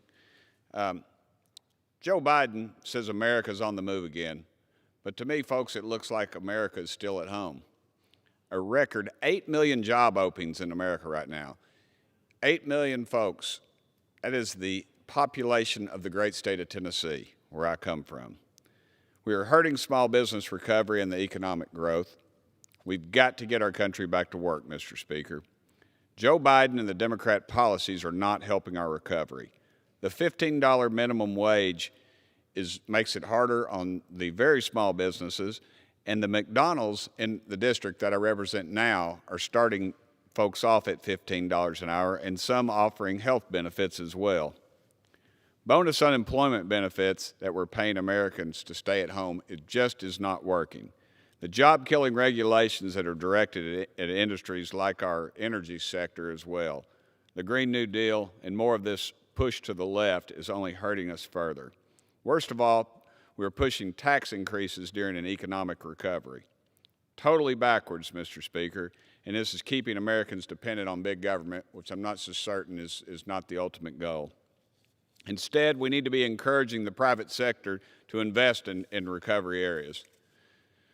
My Opportunity Zones Extension Act does just that. It gives investors more time to use the highly successful Opportunity Zones program.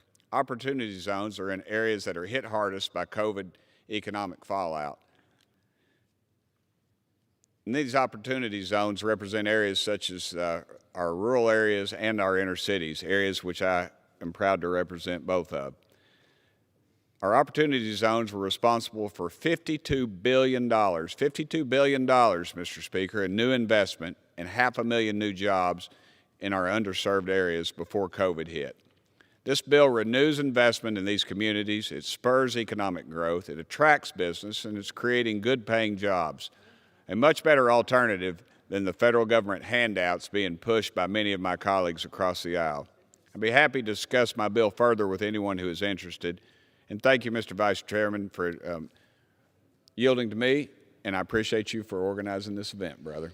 Well, thank you, my friend, and those are important comments, and we'll get an additional set of important comments from North Carolina's 9th District, my good friend, Mr. Bishop. I thank the gentleman from Louisiana. Just like that, America faces 4 simultaneous crises: loss of control of the border, energy supply disruption, a sudden spurt of stagflation, and 4, a key ally under assault. Why is all this happening at once on the eve of the 4-month anniversary of Inauguration Day? Because a weak president signals a weak America. The president sets the tone, and today it's very different than the previous 4 years. On the world stage, our adversaries are newly emboldened and our allies more vulnerable. After several years of creative Trump peace deals, Israel is already under attack. Is that a coincidence? No. Hamas and other terrorists knew that with Trump there would be consequences. They know with Biden there will be none. At our southern border, we have plateaued at a 20-year high for illegal border crossings. It's not slowing down. The word is out. You can cross without consequences. In fact, Biden and his allies think progress is expanding the throughput. Americans are also now experiencing gas shortage, last seen with Jimmy Carter. Even before the price at the pump skyrocketed. Why? Because this president doesn't value or fight for American energy independence like the last one. Instead, he cancels our pipelines and green lights Russia's. Now, families have new worries about their fuel budgets while being lectured to by this administration on leftist green energy fiascos. Perhaps most pressing of all, our economy is not recovering as it should, while all the warning signs of inflation grow stronger. Practically every day, I hear the same thing from North Carolina small businesses that they cannot find workers. And after that last pathetic jobs report, it's clear that this isn't isolated to any home state. Biden isn't fighting for jobs. He's paying more to not have one. What we are seeing across the board is trickle-down weakness. and the adverse effects are clear. For the first time in 4 years, America has a president who backs down without a fight, and it's costing us. Biden is nowhere to be found on the issues that matter. In his absence, Republicans will keep fighting for the American people. I yield back. We will keep fighting indeed. Thank you for those comments. I yield next to the gentleman from my neighboring district in South Louisiana, Louisiana's 3rd District, Mr. Higgins. I thank my friend and colleague. Mr. Speaker, Americans are bewildered about what's happening in our nation today. Americans that actually work have deep concerns about the future of our country. It's incredible to observe from our perspective as a humble constitutionalist servant within this august body exactly what's going on with my colleagues across the aisle and our newly inaugurated executive branch. We have moved from policies out of our executive that put America first to policies out of the President's administration to put America last. We're facing $31 trillion in debt. Let me help my American brothers and sisters that work very hard to earn their living and have portions of their income seized and sent to Washington, D.C. Let me help them get their head wrapped around $31 trillion in debt. If this body, which is responsible constitutionally for all federal spending, were to run a $1 billion surplus in a fiscal year, meaning we spent $1 billion less in federal expenditures than we took in federal revenue, $1 billion, it would require 31,000 years of a $1 billion surplus to address a $31 trillion debt, because a trillion is 1,000 billion and a billion is 1,000 million. It's insane what's being presented as fiscal responsibility out of the Biden administration's White House in their budget request. President Biden shut down the Keystone Pipeline, killed thousands of American jobs overnight with the stroke of his pen on his first day in office, and now has approved support for a Russian pipeline where, under the guise of ecological concern, is why he shut down Keystone. It's done incredibly clean in America. The oil and gas industry, energy industry in America is the cleanest in the world. We're going to shut down an American pipeline and approve and authorize a Russian pipeline. It's absurd the direction we're going in. Our border crisis, my sources, which are accurate, we've had at least 700 to 800,000 illegal crossings this year. Our vice president allegedly has been put in charge of handling the border. She can't find her way to South Texas. We should send a map to the White House. Israel, could you imagine what our response should be as a nation if we received 8,000 rockets fired at our citizens? We should be standing unwavering beside our ally, Israel. A nation that stands against Israel stands against itself. I thank the Speaker for allowing me to address the House, and I thank my colleague for holding this important special order this evening. I yield the balance of my time. I thank my good friend, and I yield next to a gentleman from the great state of Texas who knows something about all this, Mr. Cloud, Texas 27th District.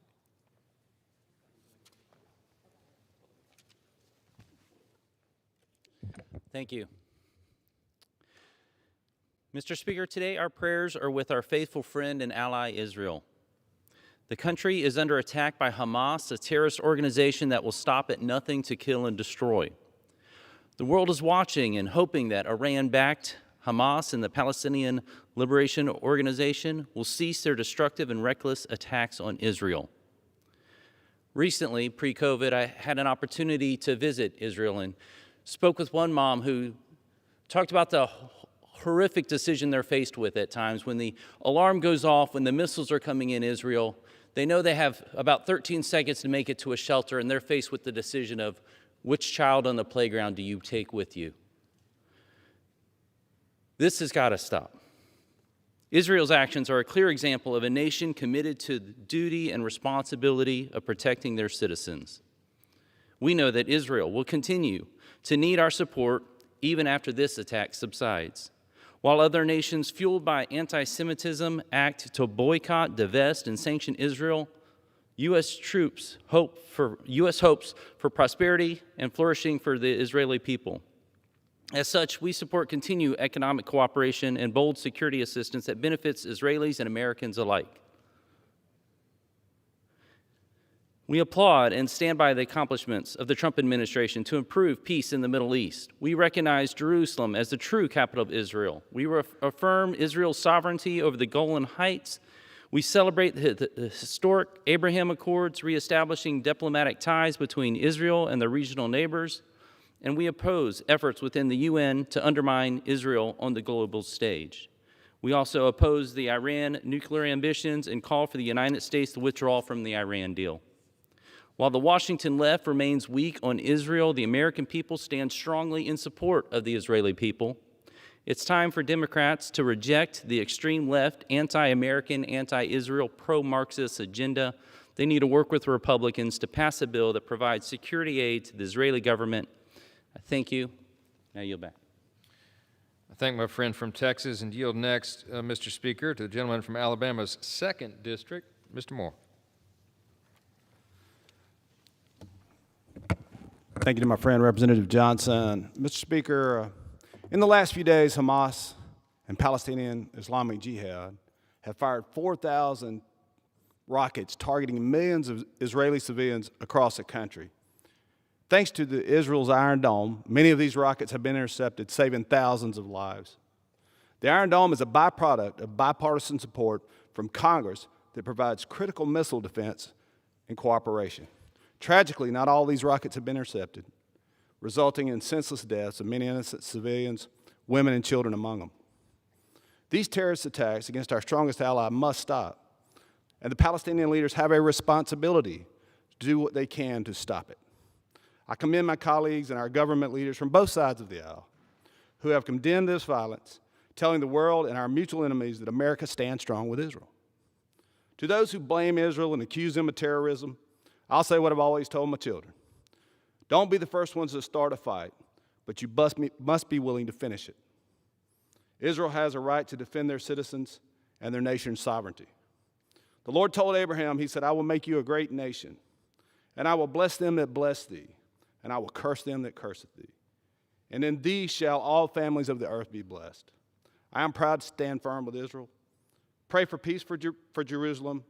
May thou be secure who love you. Psalms 122:6. Amen to that. I appreciate my friend and those great comments. And I yield next, the gentleman from the great state of Wisconsin, the 6th District there, with more thoughts about this crisis over Israel. Mr. Grothman. Thank you. A tragedy is going on in Israel. Over 4,000 rockets have been shot from Gaza and a handful from Lebanon. 12 Israelis and about 200 Gazans have died. This is entirely unprovoked on Israel's part. It may have something to do with a future election on the West Bank. Iran is showing support for Hamas and has given them financial aid, so they are partly responsible.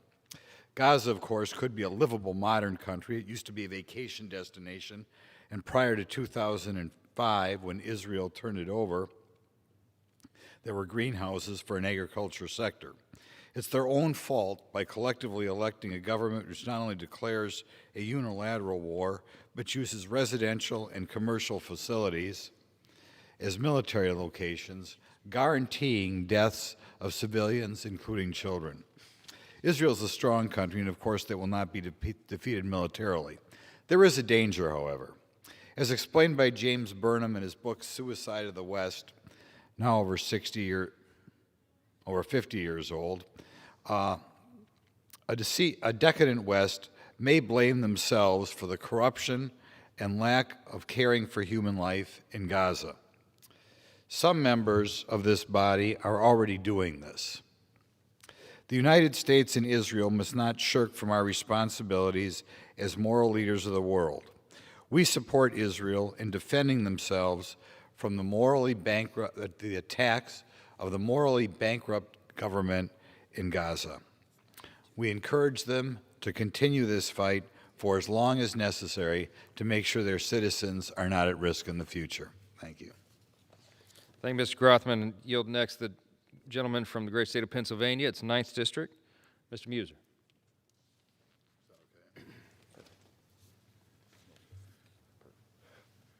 Well, I thank my good friend, the gentleman from Louisiana, our Republican vice chair. Thank you very much. Mr. Speaker, since the onset of the pandemic, our small businesses have been faced with immeasurable challenges. Though our recovery from the pandemic is underway, businesses now face an unnecessary worker shortage due in part to enhanced unemployment compensation payments that disincentivize work. Each week, I speak with business owners from across my district who tell me they've opened jobs but can't fill them and compete with enhanced unemployment. One of the largest employers in my district, East Penn Manufacturing, hosts weekly job fairs to fill hundreds of good-paying manufacturing jobs that they have available and are going unfilled. Enhanced unemployment compensation was never intended, Mr. Speaker, to be permanent, but it is now disrupting the labor market on the onset of what can be a strong recovery. As more Americans continue to get vaccinated and our COVID cases continue to decline, it is time for us to stop disincentivizing work. Unemployment assistance programs should be revised to target those unable to work, such as parents with children at home due to school closures, or those not physically able. Those who can work and choose not to should not be able to receive generous unemployment compensation at a rate often more than $20 per hour. The U.S. Department of Labor reports 8.1 million jobs were open in March, and there are plentiful, well-paying jobs in every industry offering incentives for new hires across Pennsylvania. Despite this, Pennsylvania's unemployment rate is even higher than the national average. That is why last week I sent a letter to the governor of Pennsylvania urging him to better target supplemental unemployment compensation to those who truly need it and reinstate work search requirements that were waived last year. Despite an abundant job market, our economy added only 266,000 jobs last week. Mr. Speaker, as I close, businesses are creating new jobs every day. We owe it to them to at least create job seekers. I yield back. Thank you. Thank all my colleagues for participating tonight. I realize we're out of time, Mr. Speaker. Thank you for your indulgence. I yield back.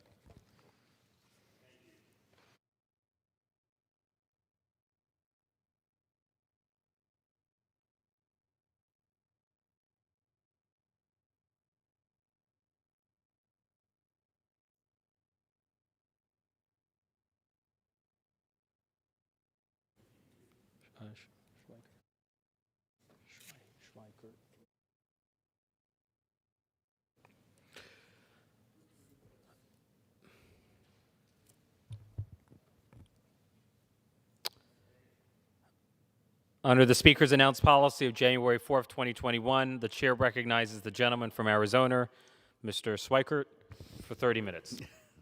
Thank you, Speaker Pro Tem. And you pronounced it correct, and I have one of those last names. Before I start my presentation, and I'm going to focus sort of on some of the economics, the debt, economic growth, particularly in some of the proposals that are hitting the House right now. I wanted to touch on something. You know, we just heard a number of folks get up and talk about, you know, their love and caring for Israel and the Middle East and the concerns of the conflict. I want to do something that's a little bit different. I have intense concern that our relationship with a fair and functioning republic in the Middle East never become a partisan issue. Maybe this will make sense. You know, I've been here for a few years, and there's always been the ability for those on the left and the right to stand up and say, look, we have a country that works. No country is perfect, but it works, and it respects human rights. It's a functioning republic, a democracy in the Middle East. and was really sort of heartbroken last week, just before I did one of these presentations. There was a presentation by not many members, but some that said some pretty awful things. So I hope as we all,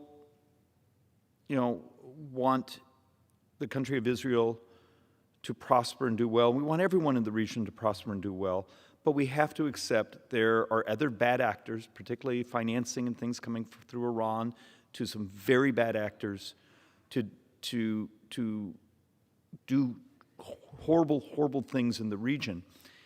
I wish we could sort of step back a few months and think of the joy that many of us felt with the Abraham Accords, that good things were happening.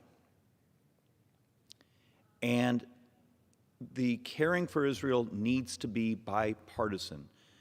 And my fear is we're seeing that start to slip, where some on the hard left are moving away from supporting a fellow republic. This is not a good thing for all of us, and we need to sort of rethink that discussion, stand up for our friends, tell our enemies that they can have a home in our hearts if they stop the bad acts. And maybe the Middle East one day really does have a future, as we saw with the vision that came from the Abraham Accords. Mr. Speaker Pro Tem, I get frustrated when I watch the floor, we all sit in committee, and so often what comes through these microphones are sort of trite talking points. So let's go back to big picture, and then what are we doing to actually deal with it? Have a new chart.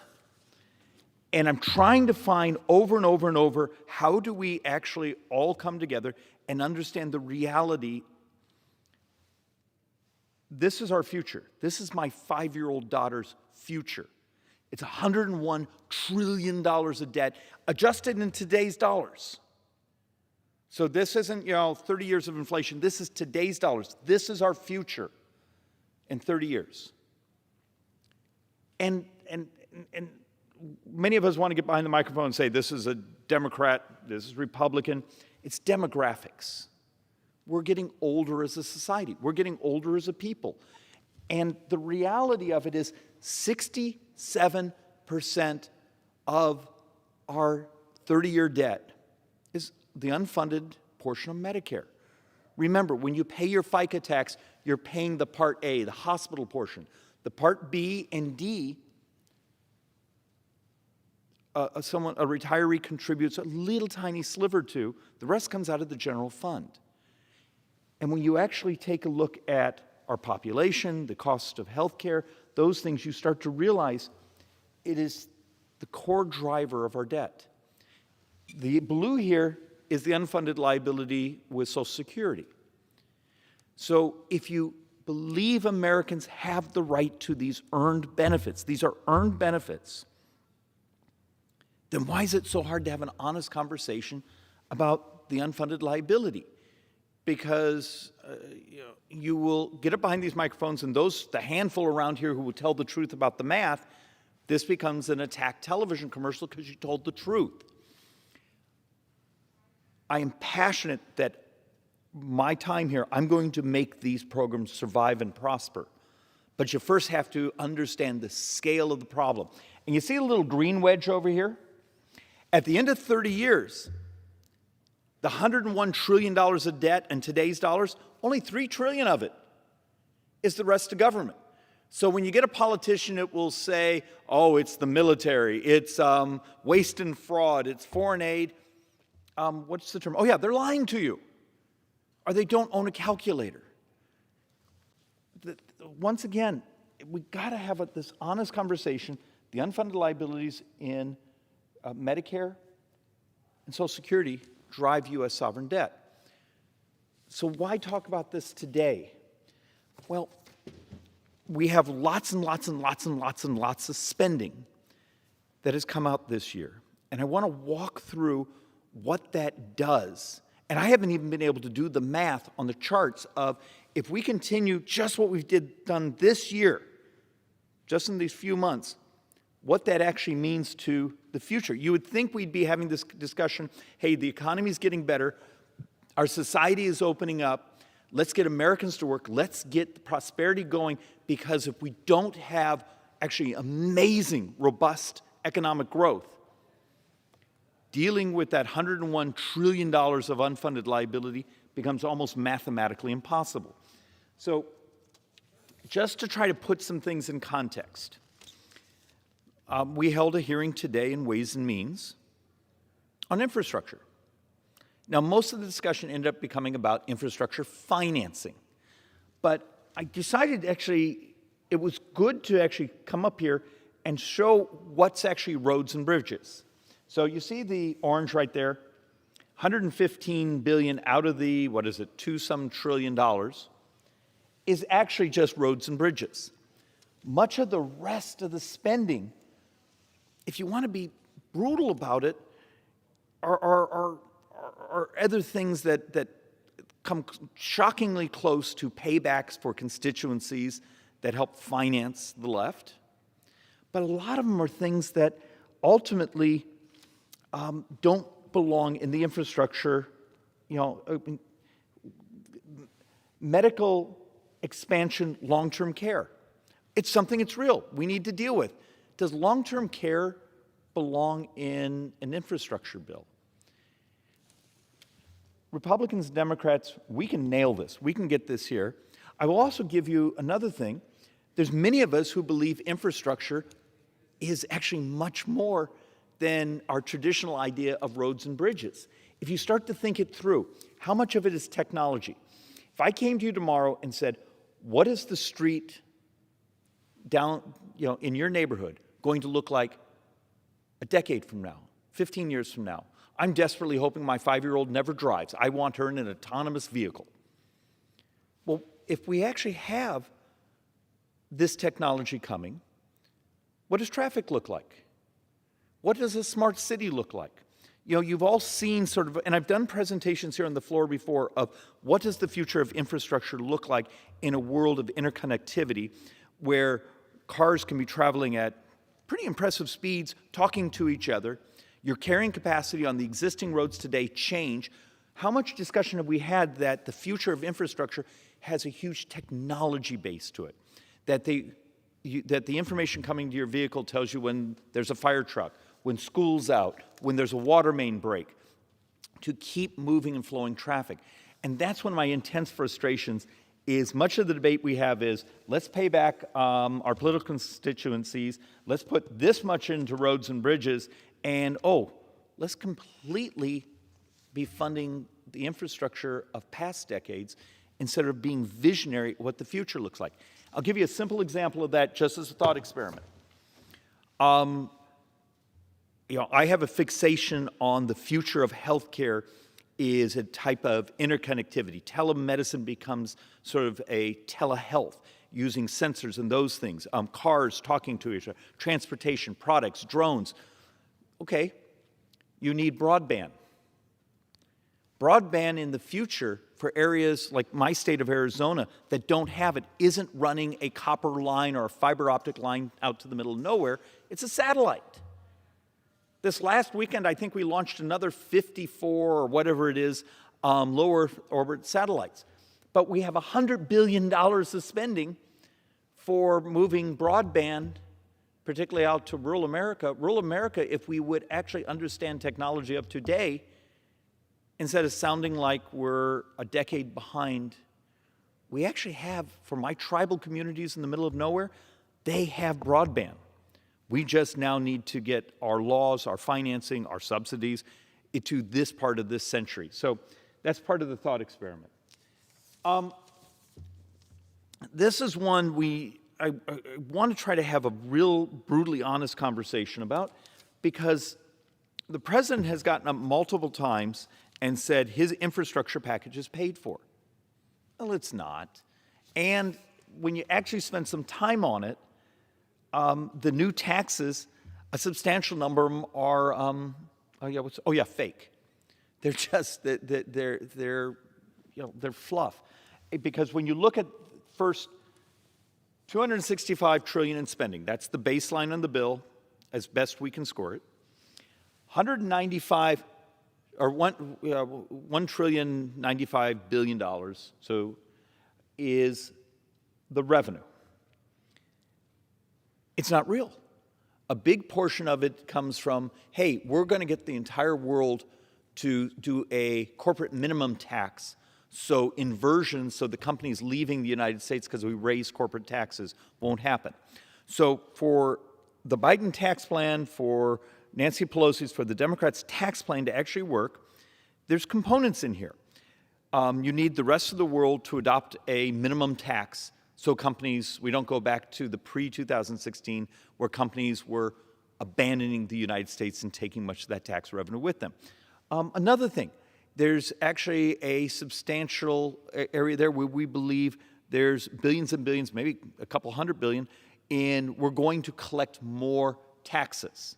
We're going to get those tax cheats. Okay, let's say that's even real. How many years would it take to hire, train, and be able to collect? You know, there's some of the estimates, you're talking several years before that even becomes effective. So there's just a number of things like that in the revenue side that are fanciful. Also, no one has started to score the raise of corporate taxes that are in the Democrats' tax portion of the infrastructure plan. We did a presentation last week that actually showed about 1 million people will lose their job in the first 24 months. There'll be 1 million less jobs because of the corporate tax. And that's just the corporate tax. And it's not actually talking about the change of basis, the capital gains, the tax on the wealthy, all those other things.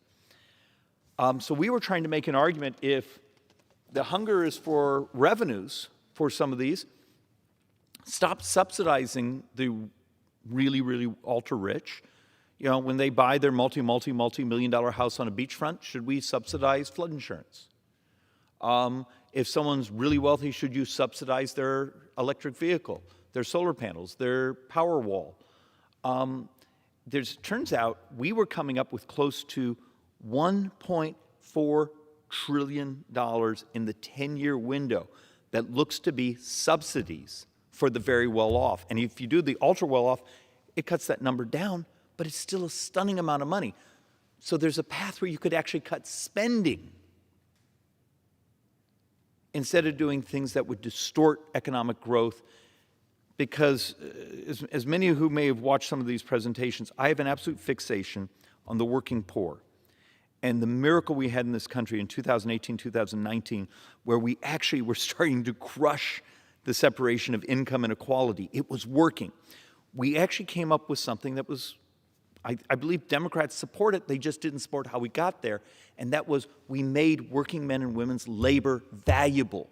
We made what talents they brought to the marketplace valuable. And we tried to once again say, if you care and love the working poor, and you want them to become much less poor, you can't devalue their labor. Well, but that's what we're doing right now. Number one thing you can do to do economic violence to the working poor, open up your borders. What happens when you import substantial numbers of people with similar skill sets? We have great data on this. You functionally have subjected to that working poor population in your country to a decade of misery, where their wages don't flatline, they actually go down. The other thing you do is inflation. Inflation concentrates punishment on elderly who've saved and the working poor, because now the ability to buy that house, now the ability to buy an asset becomes so much more difficult to get to. And I'm not sure the left has processed what's going on at this moment and how much economic violence is actually being done by the economic decisions that have happened the last few months here. So let's actually take a quick look here. Do you remember a couple years ago, way back, maybe like 2019, we would engage in debates here on, we're spending too much money on military, too much of this, and we were going to be up to, 4.7% of GDP that year was going to be in borrowing. And people were really upset on the left. And many of us were upset on too much spending on the right. This year, we're over 20.5%. If you want to understand inflation, if you want to understand what's happening in asset prices, if you're wanting to understand why that first-time home buyer can't buy the home, why that working poor family can't seem to dig themselves out, this is the beginning of what we're doing. We are pumping so much spending, the Federal Reserve is having to finance it, create functionally fake money, because here's what we're doing. We sell bonds. Right now, the Federal Reserve is buying our bonds like crazy, in many ways just creating cash out of thin air. And there's this old saying, what's inflation? Inflation is too many dollars chasing too few goods. So instead of financing production and productivity in our society, like the tax reform did in 2017, where we saw incredible wage growth with no inflation, what we did now is we helicopter dropped money. And now we have lots of cash in our society that's all been borrowed, chasing not enough production because we didn't incentivize production. We incentivized buying things. Great politics until you start to blow up people's lives with the cost of their goods. So, how dangerous is inflation? You hear a number of our friends from the Federal Reserve. I talked to one a couple nights ago, one of the region presidents, and David, it's transitory. Except how many of you have watched a lot of the leading economists, even leading economists on the left side in the last 3 or 4 days? They're now sounding the alarm. This inflation rate is not what they call transitory. It's not just, hey, it's a blip for 90 days and then it's going away. And there's geeky things. I'm the senior Republican on the House side for Joint Economic Committee, and there's things we will look at. You know, being able to buy a futures contract on a steel that you're doing a multi-year project, things like that. And you almost can't buy those right now. There are so many industries that say their inflation curve is already out beyond this year and it's into 22. This is really dangerous where we're at. Think of this. Last month, if you had an annualized, we're at 4.2. But the more important thing is, look at the explosion. Functionally, soon as the administration started rolling out these functionally deficit finance, even though the president says, hey, I'm paying for it, but you just saw on giving credit for everything, there's still another $600 billion of borrowing in just the infrastructure proposal, not all the others. This is a problem. There's a canary in a mine. Some folks should be actually really, really starting to make a point on this. Hey, Mr. Speaker Pro Tem, tell me how many minutes I have. Minutes. Okay, I'll talk faster. And look, I know this is a little bit geeky, but this is important. Open borders, inflation, these are components that just crush the very people that we were having so much success a couple years on. And we all talk a great game about caring about working men and women, but we're engaging in economic malfeasance right now. And I understand it's complicated, but the numbers don't lie. Take a look at, when you start looking at these charts right now, where you start seeing just parts of the PPI hitting a 12% annualized in the sort of commodity goods and those last month. We really, really, really need to start taking this seriously. Do you continue to float more debt, to chase more helicopter money, to go out and buy more constituents? And you're going to see sort of a false economy for some of the calculations this year, where you may see a number that says, hey, income inequality also shrunk this year because we gave out so much cash, but we also created economic violence because we created detachment from work. Remember, losing a year of work, losing a year of skills, losing a year of progress in your career path, even for the working poor, has a multiplier effect that if you look over the lifetime career, is actually pretty devastating. You see what decisions that were made to keep schools closed and the amount of economic violence to working women in our nation. In 2019, there were more females in the labor market than men. Today, that just isn't true. So the last one I will give, for those folks who fixate on monetary policy, you're in an unusual moment. Remember, there's a difference between fiscal policy and monetary policy. Monetary is Federal Reserve. Hey, we're going to shrink the money supply. We're going to increase the money supply.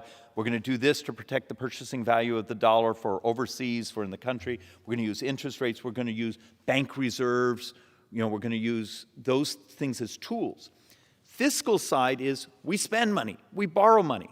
What happens when we're borrowing because we're spending so much, we're borrowing so much, that we distort what they call monetary supply? All of a sudden, the Federal Reserve is having to step in and finance our chaos. And it turns out Congress, because of its spending now, is distorting monetary supply. And what this chart shows is, just take a look. This was the Federal Reserve balance sheet. Just before COVID, it was shrinking. The economy was doing so stunningly well. We had had economic growth. The working poor were getting dramatically less poor. We had almost no inflation, and productivity was beginning to spike in the economy. Remember, how do you pay people more money? You pay them more because inflation or productivity. Well, when you pay someone more for inflation, they don't get anything. When you pay them for productivity, because there's new plant and equipment and these types of economic investment, that's the golden child. That's where you're paying people more because we've invested in them, we've invested in the plant and equipment. That's also what's so devastating about the left's tax plan right now. When you raise capital gains, the way they're talking about doing it, without incentivizing investments in productivity and investments in people through those organizations, they're going to be paid less money. When you raise corporate taxes, there will be less money for those things that make jobs more productive. And we've already seen the numbers. We're going to unemploy 1 million people if the current corporate tax model comes in. So we are now spending so much money, we are distorting the monetary supply for us in the world, because the Federal Reserve needs to keep buying our bonds to try to keep interest rates as level as possible for as long as possible. Because God forbid, when you're floating the scale of debt we're floating today, could you imagine if the next set of refinancing, the next set of bonds were at traditionally the interest rates we had a decade ago or 2 decades ago? So I want to sort of close on this. This over here is 2013 to 16. This is 16 to 19. Most of this economic change was really 18 and 19. This is mean family income. If you take a look at the blue is the wealthiest, the blue is, we'll call it the poorest quartiles in our society. 2016, 2014, 2015, 2013, going back, they were getting their heads kicked in. Income inequality really was growing, but it was growing under Obama administration's policies. If you take a look what happened after tax reform, income inequality shrank, and the blue here is our lowest quartiles, and I hate that number, but it's economics. The orange, so working men and women, particularly the working poor, saw almost a 10% increase in their wages in those couple years. The wealthy only saw about 2.9. This is, if anyone ever wants to really dive into it, the discussion between supply-side economics and sort of Keynesian economics and the distortion that politics have turned to those things. If you actually care about where we're going, do you remember the very first chart that showed $101 trillion of debt that's coming at us? We are making our society and our country incredibly fragile. An interest rate spike, a military conflict, another pandemic. if we need infrastructure, let's build infrastructure. There's rational, we can work out the financing mechanisms. But is long-term care really belong in the infrastructure bill? We need a revolution in what healthcare is, because you saw on the first chart, healthcare is the primary driver of U.S. sovereign debt. And once again, understand the ACA, Obamacare, the Republican alternative, Medicare for all, are not pieces of legislation to change the cost of healthcare. When you see them, the percentage of GDP it goes to healthcare stays the same. They're financing bills. This is one of the thought processes here that's been so difficult to crack through our skulls. We keep having debates on this floor that are about who pays and who gets subsidized. We don't have conversations of what we can do to unleash creativity and technology, whether it be in environment, whether it be in infrastructure, whether it be in healthcare. And until this place starts to see this in a holistic sort of continuous circle of healthcare actually has something to do with infrastructure, and infrastructure has to do, but the way you keep debt financing it, the debt becomes our fragility, and the debt is what's going to crush our future and do true economic violence to the working poor and even to my 5-year-old daughter's future. And with that, Mr. Speaker, I'll yield back. The gentleman yields. Thank you.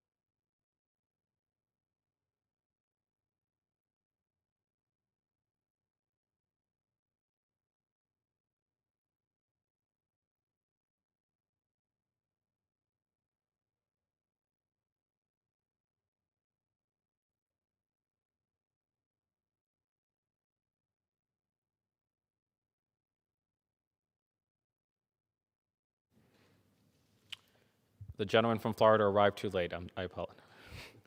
Under the Speaker's announced policy of January 4th, 2021, the Chair recognized the gentleman from Florida, Mr. Soto, for 30 minutes. Thank you, Mr. Speaker.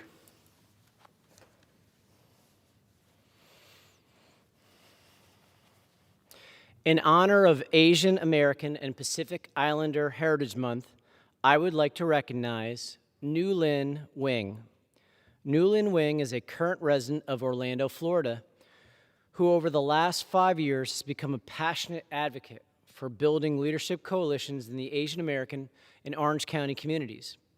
With a family history stemming from Michigan and Vietnamese refugees, he grew up experiencing the individualistic and collectivistic cultures of the United States and Vietnam. His upbringing created a belief within Newlin that our collective well-beings are tied to each other's progress. He believes when our best individual efforts and perspectives are shared, we can all progress forward. This principle led him to pursue leadership positions and projects with local and national nonprofits and associations. He holds roles as the president of the National Association of Asian American Professionals, Orlando chapter, and Chief Strategy Officer role with the NAAAP National. Newlin is passionate about strategies and partnerships that give individuals a platform for building their leadership and having a true impact in their industries and communities. In his work with the Orange County community, Newlin has created leadership programs for our high school and college students, helped lead voter education initiatives, and led efforts to increase the representation of Asian American Pacific Islanders in community leadership positions. He is grateful for the amazing leadership he has been a part of and for the opportunity to serve his community. Outside of his community volunteer work, Newlin currently serves as Association Manager for Junior Chamber International, USA, a not-for-profit organization of young, active citizens. The JCI USA mission to provide development opportunities that empower young people to create positive change aligns with Newlin's passion and background. For this and more, Mr. Newlin Wing, we honor you. In honor of Asian American Pacific Islander Heritage Month, I would like to recognize Adrian Lee. Adrian Lee is a senior undergraduate student at the University of Central Florida, studying political science with a track in international affairs and a minor in human communications. During her time at UCF, Adrian was involved in Asian interest student organizations, including the Asian Student Association, the Sparks Magazine chapter of UCF, and the Asian Pacific American Coalition. As president of Asian Pacific American Coalition, Adrian worked with multiple executive student boards, administrative offices, and community partners to amplify Asian American issues and provide networking opportunities. She is most proud of introducing her new scholarships during UCF's celebration of Asian Pacific American Heritage Month, recognizing the creativity, leadership, and advocacy of APIDA students. During her free time, Adrian enjoys painting and visiting local restaurants of Greater Orlando. For this and more, Adrian Lee, we honor you. In honor of Asian American and Pacific Islander Heritage Month, I would like to recognize Dr. Haifeng Lin. Dr. Haifeng Lin received her PhD in statistics from Virginia Tech in 1999. She has published many papers in journals such as the Journal of Statistical Computation and Simulation, the Criminal Justice Review, Corrections Today, etc. She has worked as a research statistician in the Orange County Corrections Department for 14 years. Her statistical analysis and reports help decision makers deliver better community outcomes by enhancing efficiency and productivity. As a result of her work, management has a data-driven decision-making process. Prior to OCCD, she worked for a consulting company in Washington, D.C. until 2007. She worked on many projects for the federal government, including the U.S. Marshals, ICE, and the Administrative Office of the U.S. Courts. She is also vice chair of the Research Council in the American Correctional Association and the former president of the Club Orange Toastmasters. Dr. Haifeng Lin is the founder and president of the Orange County Asian Committee, with the mission of bringing the community together while promoting inclusivity and the rich heritage of Asian Americans since 2012. In order to advocate for Asian cultures, diversity, and inclusiveness, she leads numerous events such as cultural performances, art contests, and awards. During the pandemic, when face masks were in short supply, she organized people to donate masks to prevent the spread of and protect against COVID-19 healthcare crisis in Orange County and people in need. Dr. Lin now lives with her husband in Oviedo, Florida, and has 2 beautiful daughters. For this and more, Dr. Haifeng Lin, we honor you.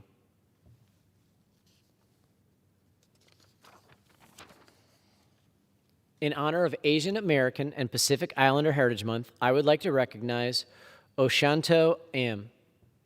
Oshanto Am makes no secret of her humble beginnings. She is a child of Cambodian refugees who escaped the Khmer Rouge, and due to unfortunate circumstances, she and her siblings were removed from her parents' care and placed in the foster system. One of her first recollections of the judicial system was when she advocated on behalf of her siblings to have them reunited under one roof. Rather than being broken by such adversity, she embraced her experience to fuel a passion for public service and child advocacy. She aged out of foster system and went on to become the first in her family to attend college and graduate from the University of Florida. She earned her JD from Stetson University College of Law, where she earned the prestigious Victor O. Wheel Trial Advocacy Award and the Thomas E. Pennick Jr. Award. Oshanto is the Vice President of Quality and Chief Legal Officer of Empower, Inc., where she leads the organization to new levels, working diligently to improve the lives of children and families. Outside of work, Mrs. Am is heavily involved in the legal and the Asian American Pacific Islander community. As the president of the Greater Orlando Asian American Bar Association, she put public service and community outreach to the forefront, spearheading several successful virtual programs, including the Voter Initiative, the Asian Fusion Nights, Cooking for a Cause, and Stop AAPI Hate panel. She's also an active board member of the National Association of Asian American Professionals, a member of the Orange County Asian American Committee, and a scholarship chair of the Orange County Bar Association Foundation. But for all her accomplishments and accolades, her greatest pride and joy is to share with her husband the adventure of raising 3 multiracial daughters to become strong, empowered women. And for that and more, Mrs. Oshanto Am, we honor you. In honor of Asian American Pacific Islander Heritage Month, I would like to recognize Shally Wong. Ms. Shally Wong is a special assistant of Mayor Jerry Demings of the Orange County government. A Hong Kong immigrant, Ms. Wong has proudly served the Central Florida Asian American community since 2005.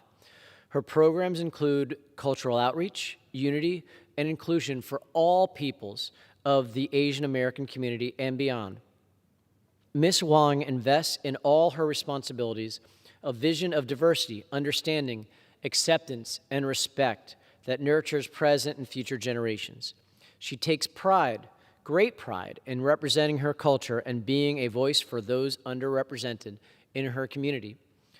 With an MIS bachelor's degree in business administration, Ms. Wong brings dedication, meticulousness, selflessness to many professional and local projects from idea through completion. Examples of such projects include the Asia Trend magazine publication, the Asia Trend Inc. nonprofit organization, and the Dragon Parade Lunar New Year. Ms. Wong's prior recognized positions include Vice President of Chinese American Association of Central Florida, President of CAACF, and Board of Director of the Asian American Chamber of Commerce, for which she served as treasurer in 2007. Her various awards and merits include the AACC's Ellison S. Onizuka Humanitarianism Award, the Asian American Heritage Council Community Service Award, and the Outstanding Community Service Award in recognition of County Mayor Teresa Jacobs. Ms. Wong now serves as Board Director of Fusion Fest, Inc. For this and more, Ms. Shally Wong, we honor you. In honor of Asian American and Pacific Islander Heritage Month, I would like to recognize Sadiullah Baburi.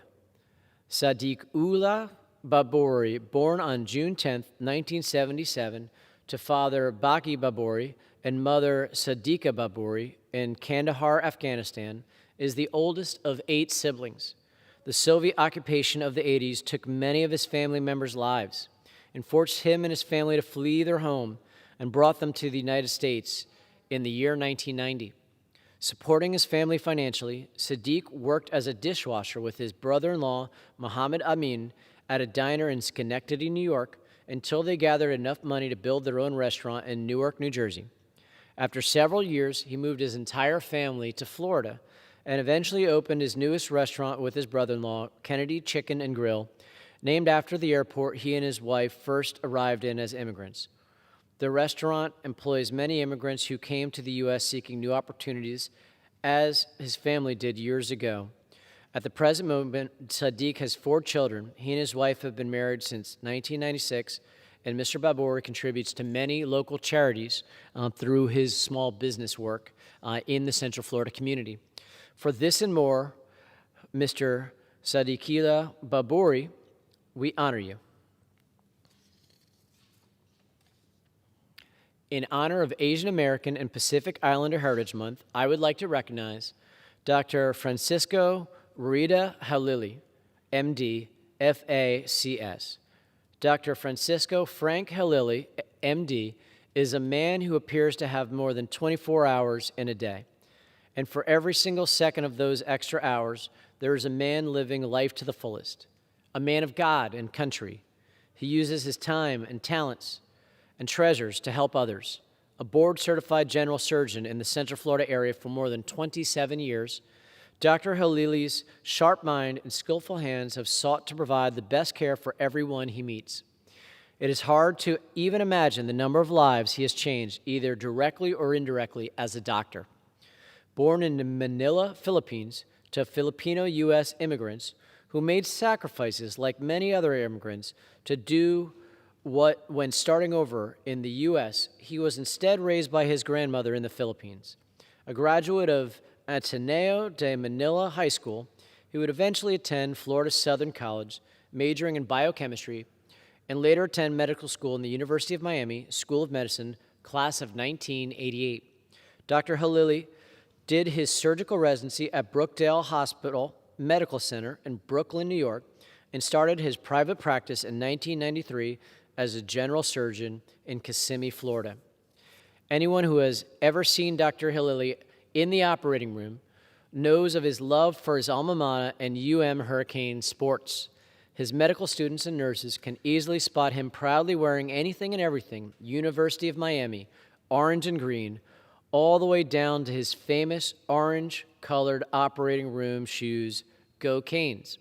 Over his 27-year career, it is hard to say exactly how many hours Dr. Halili has spent in surgery with delicate hands caring for his patients.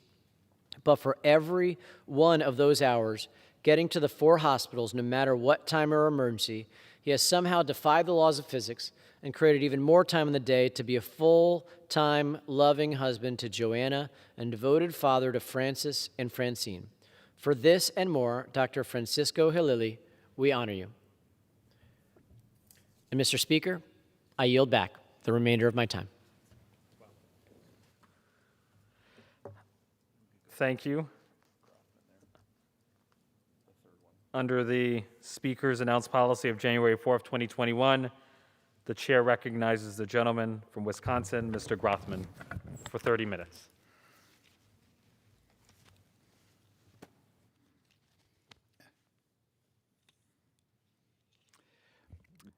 Thank you.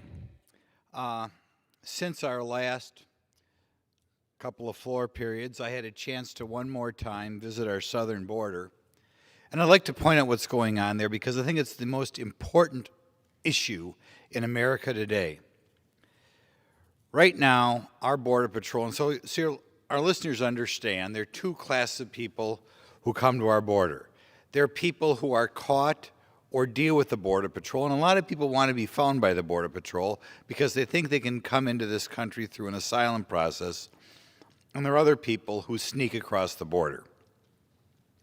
In April, our Border Patrol touched or dealt with about 178,000 individuals. A year ago, that number was 17,000. So we have voluntarily gone up from having the Border Patrol deal with about 17,000 to 178,000. As we deal with more people who are touched by the Border Patrol has to spend more time doing paperwork, particularly with the children. And we have another group of people coming across the border called getaways. Because they're getaways, nobody knows exactly how many there are, but we do have drones. We do have our new wall together with sensors. And we are guessing right now that the number of getaways has gone from about 10,000 a month a year ago to 30,000 a month. We feel when you combine the 2 totals, we're going from about 10,000 a month people coming across our border to, just guessing, 70 to 80,000 people a month crossing our border. One thing I found at the border is that it's a misnomer to say most of these people are necessarily, or all these people are necessarily coming from Mexico or Central America. The last time I was down there, we looked at the 3 western sectors of the Mexican border, and there are 9 sectors. We looked at San Diego, El Centro, and the Yuma sector. In the San Diego sector, the second most common nationality coming across at the time we were down there was Russian. In the other 2 sectors, the most common nationality for quite a while had been Brazilian. While I was there, we watched Border Patrol process a group of about 40 people coming across. They weren't even from one country. It was a group, and some of the people were from Russia, some were from Romania, some were from Cuba. When we looked at the facilities the Border Patrol had down there, they had names of country in what else to call them, pens where they were holding people. And sometimes a lot of people were kind of squished together. Another country that people were commonly coming from was Ecuador. I said a lot of people coming here from Cuba. We saw a large pen for people from India, though to be honest, nobody was in it. But in any event, people are coming here from all around the world. We also noticed at the border that the huge slats used to build the wall, which they had to cut short on, are apparently being stolen. Somebody paid for all these things that were supposed to be used to build a wall that was 30 feet high above the ground and 8 feet high below the ground. We cut short the building of that wall right when President Biden was sworn in. So we already paid for the equipment. There was a lot of equipment used to put together the wall that had been rented. Apparently, that money was wasted, and right now, the slats used for the wall are apparently being stolen at night by people who are selling them on the market. One other thing to observation about the wall, there has been an increase of traffic coming by boat in the San Diego area. And the reason the Border Patrol thinks that is true, or the reason it is true, is because of the effectiveness of the wall. Because the wall is doing a good job, people are more likely to get in a boat, go 20 miles out to sea, and 20 miles back to come in. The people who are let in this country, pending an asylum hearing, are put all over the country. They're frequently left with a nonprofit organization, perhaps the Catholic Social Services, and they find somewhere for them everywhere you look. Another thing that you have to realize as things get worse in the wall is the number of drugs coming across the southern border. I had always wondered what would happen to the drug cartels as marijuana was legalized in the United States. And one of the arguments for legalization of marijuana is it would weaken the drug cartels because they would no longer have to sneak the drugs across the border, that what would happen is that they would grow the marijuana in greenhouses here, Colorado, Washington, where have you, and the drug gangs would dry up. Not so. What's going on is because it is no longer that profitable to ship marijuana across the border. As a matter of fact, I recently heard an anecdote in which a lot of marijuana was shipped across the border and they couldn't find anybody to sell it to because the quality of the marijuana grown in America is superior to the marijuana grown in Mexico. What happens is there's been a dramatic increase in more severe drugs. Heroin, cocaine, meth, and the worst of all, fentanyl. We recently hit a new record in which we've had 90,000 deaths in a 12-month period in the United States. In Milwaukee County, of which I represent a part, there were 540 deaths last year. And Milwaukee County is not big like Cook County or some of these other counties around here. It's about 1 million people. 540 deaths in Milwaukee County is a huge deal. And for whatever reason, I think the press has underpublicized it. But I think one of the reasons for the big increases is because you are seeing more and more dangerous drugs coming across the southern border. I will like to give a tip of the cap to the dogs that the Border Patrol uses at the border. When we were down there, we saw dogs who had detected fentanyl located in a gas tank. And of course, a gas tank smells so much, you'd figure there's no way that a dog could detect that because the smell of the gasoline is so strong. But even there, the dogs had detected it. The thing is, the dogs can only sniff so many cars coming across, and it would be a good idea if the Border Patrol would get more dogs. But in any event, if you want to talk about an underpublicized problem, 90,000 deaths in America last year from drug overdoses. And at least at the Drug Administration in Milwaukee County, they speculated that the drugs that killed every one of the 540 people down there, either the drugs themselves or the ingredients for the drugs, came across the southern border. Now you might say, can we do anything to prevent this? Could we do anything to prevent there from being 17,000 up to 178,000 contacts coming across the border? Yes. Why did we not have a problem a little while ago, and what changed it? First of all, President Trump had negotiated something called the Migrant Protection Protocol, in which people were held on the Mexican side of the border pending a hearing for asylum. Because of that, less people showed up in the first place. President Biden got rid of President Trump's agreement with Mexico to hold people at the southern border. First of all, more people are let in right away, and secondly, it advertises to prospective illegal immigrants around the world, now's the time to come. Secondly, we had an asylum cooperative agreement with the Central American countries to hold people south of the Mexican border. In other words, if somebody wanted to come up with Venezuela and said, I need, protection, I needed asylum, they were held in Central American countries, and obviously if their concern was they were being persecuted by the government, why would you have to come to the United States? It would be perfectly fine to stay in Guatemala, stay in El Salvador, or wherever. That agreement was torn apart. And finally, we changed the way we were dealing with COVID. And given the big deal we make about COVID, it's kind of surprising the Biden administration is letting people in without being tested for COVID, but they are. So between these three things, we have managed to go to probably about 10,000 people who we don't want coming here a month to an unknown number, but probably 70 to 80,000. I am afraid what will happen is that number will continue to grow. One of the reasons it's so much greater than it was in the past is because the gangs who help people get here charge people to come here. They charge $3,000 for a Mexican to cross the border, about $5,000 for a Central American, I am told $9,000 to $10,000 for a Brazilian. Obviously, as it is easier to come here, the drug gangs will educate people in other countries and market in other countries to see if they can get here. Other comments that I learned at the border. We already, in this fiscal year, have 6,000 arrests.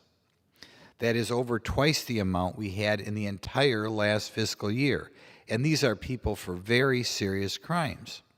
I also want to point out that usually you frequently only know if somebody's committed a crime or somebody is a criminal if they committed a crime in this country. You don't know it if they're coming here to escape from another country. So we are letting an increased number of a criminal class in this country. It's estimated that 33% of the women who come in this country on their way up as they walk through Mexico are abused. Some of these women may find they have to pay the money they're supposed to give to the gangs by being trafficked. And that's a horrible thing. I don't know where these people are in this building who purport to be concerned about human trafficking, but one way women can pay their way for their $5,000 or $8,000 or whatever is obvious. So the current system encourages that.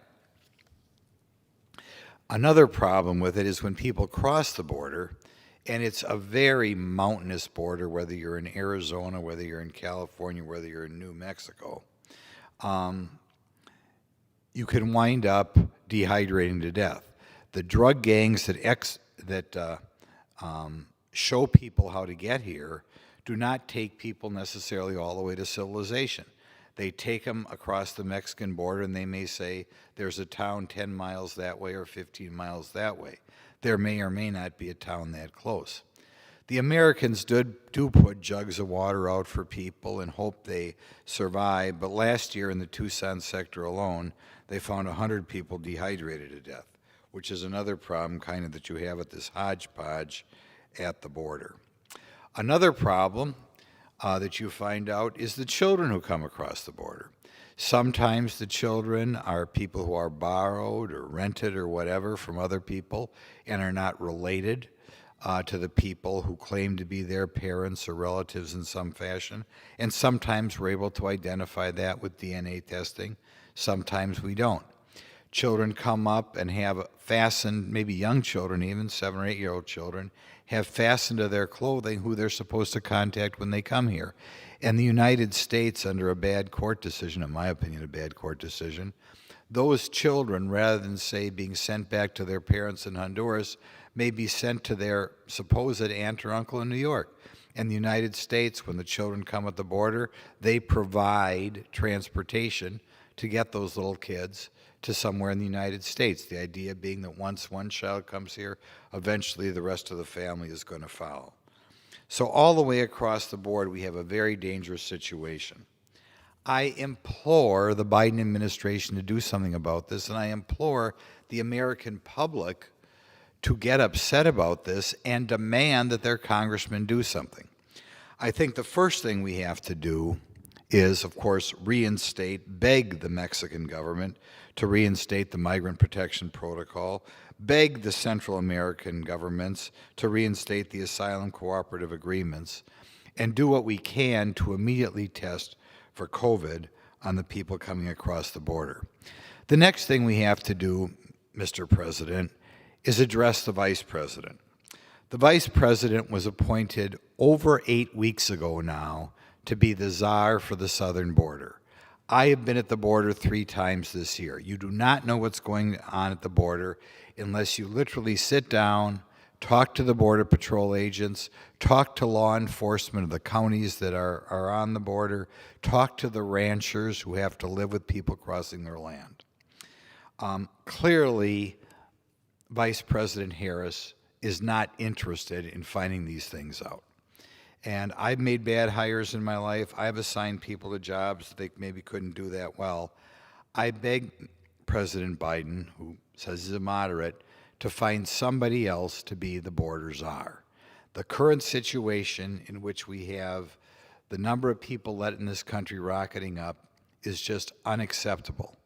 And if Ms. Harris, or Vice President Harris, can go 8 weeks without visiting the border, it clearly shows that she's insubordinate, is not interested in doing a good job, and there must be somebody else in the Biden administration who can pick up the slack and express some interest in closing our border. I should digress and point out that this does not mean we are anti-immigration. In 2019, almost 850,000 new citizens were sworn into this country, and there are work visas as well. So there are plenty of ways to come in this country legally, but we do not need this massive sea of people coming here illegally. So again, I implore the American public to, when we see the Border Patrol touch 178,000 people a month, that's unacceptable. When we talk about 30,000 getaways, that's not acceptable. And the numbers are going to continue to spiral up as we have had public comments from both the President and Vice President that indicate they are not interested in enforcing our laws. Thank you. Now, I would like to touch briefly on another crisis that I hope the American public expresses their concern about during our 3-week recess. There have always been people trying to destroy America, and America is such a hope for people all around the world. Both our example and the fact that we do have many immigrants coming here. There have been various ideologies which have been used to overthrow our government or change our government so it is no longer in accordance with our Constitution. John Adams said the American government or our Constitution is fit for a moral and religious people and not fit for anyone else. There was a time when Marxists traditionally felt they could destabilize the American population and that way have a rebellion in the United States. Eventually, they gave up hope on traditional Marxism, or at least gave up hope for a while.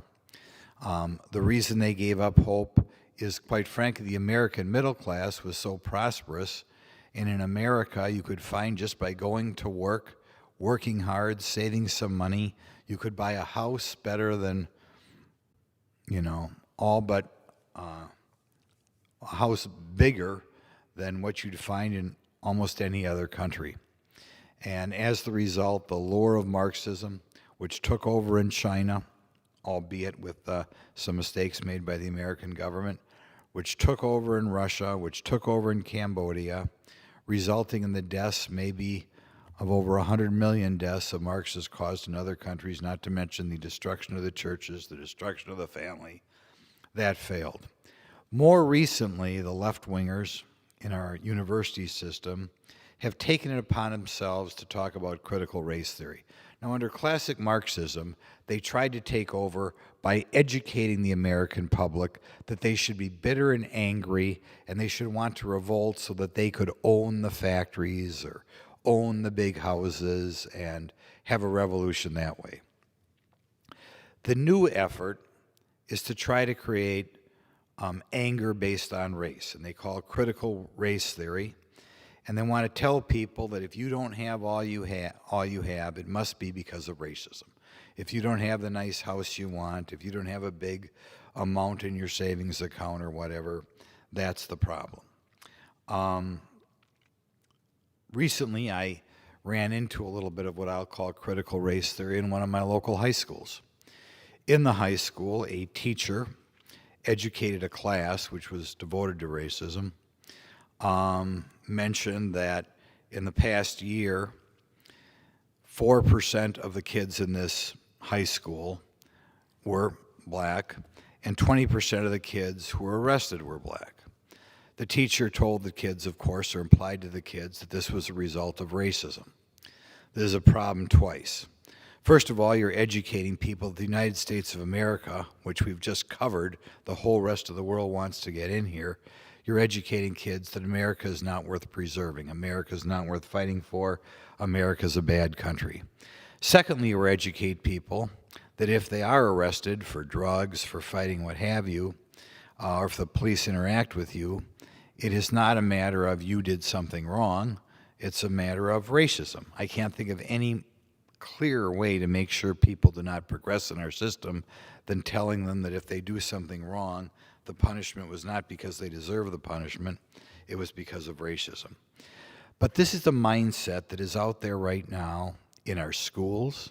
It is our mindset that is out there in our large businesses and in our military.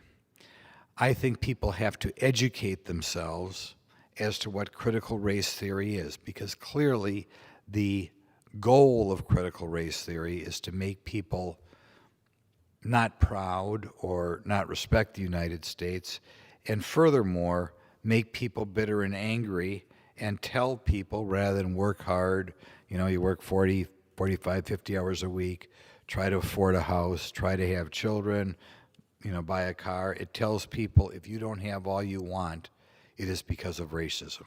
And there is no way teaching our young people that is going to lead to anything other than resentment and a great deal of unhappiness. I think it is obvious that America does not have the racist problems that other countries have, and I beg people to read about countries like India, countries like Somalia, where minor ethnic differences result in deaths, huge amounts of discrimination. Here in the United States, in recent years, Asians, and before that, many other different so-called minority groups outdid financially, not finances aren't everything, but financially exceeded the native born. We can see that America is not a racist country because I talked about a second ago, people from all around the world are trying to get in here, and almost nobody ever wants to leave. So when it really comes to saying it's bad, no one wants to leave. But the whole rest of the world tries to come here. Be it from Africa, be it from Latin America, be it from the Indian subcontinent, be it from Southeast Asia. So many wonderful people come here. My district has a lot of Hmong who are tremendously successful, despite coming from a very different background, loving America, taking full advantage of the opportunities that are there.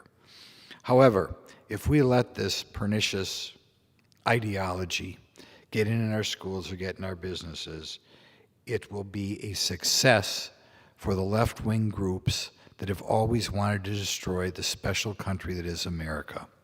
And I encourage parents and grandparents and employees to report or publicize when they are forced to put up with this stuff in the schools or in the businesses.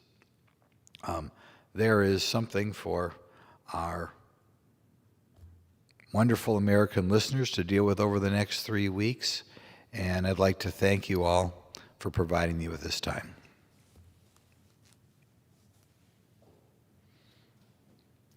Does the gentleman yield back? I yield back and ask for us to adjourn. Members are reminded to refrain from engaging in personalities toward the Vice President. Pursuant to Section 11B of House Resolution 188, the House stands adjourned until 9 a.m. tomorrow.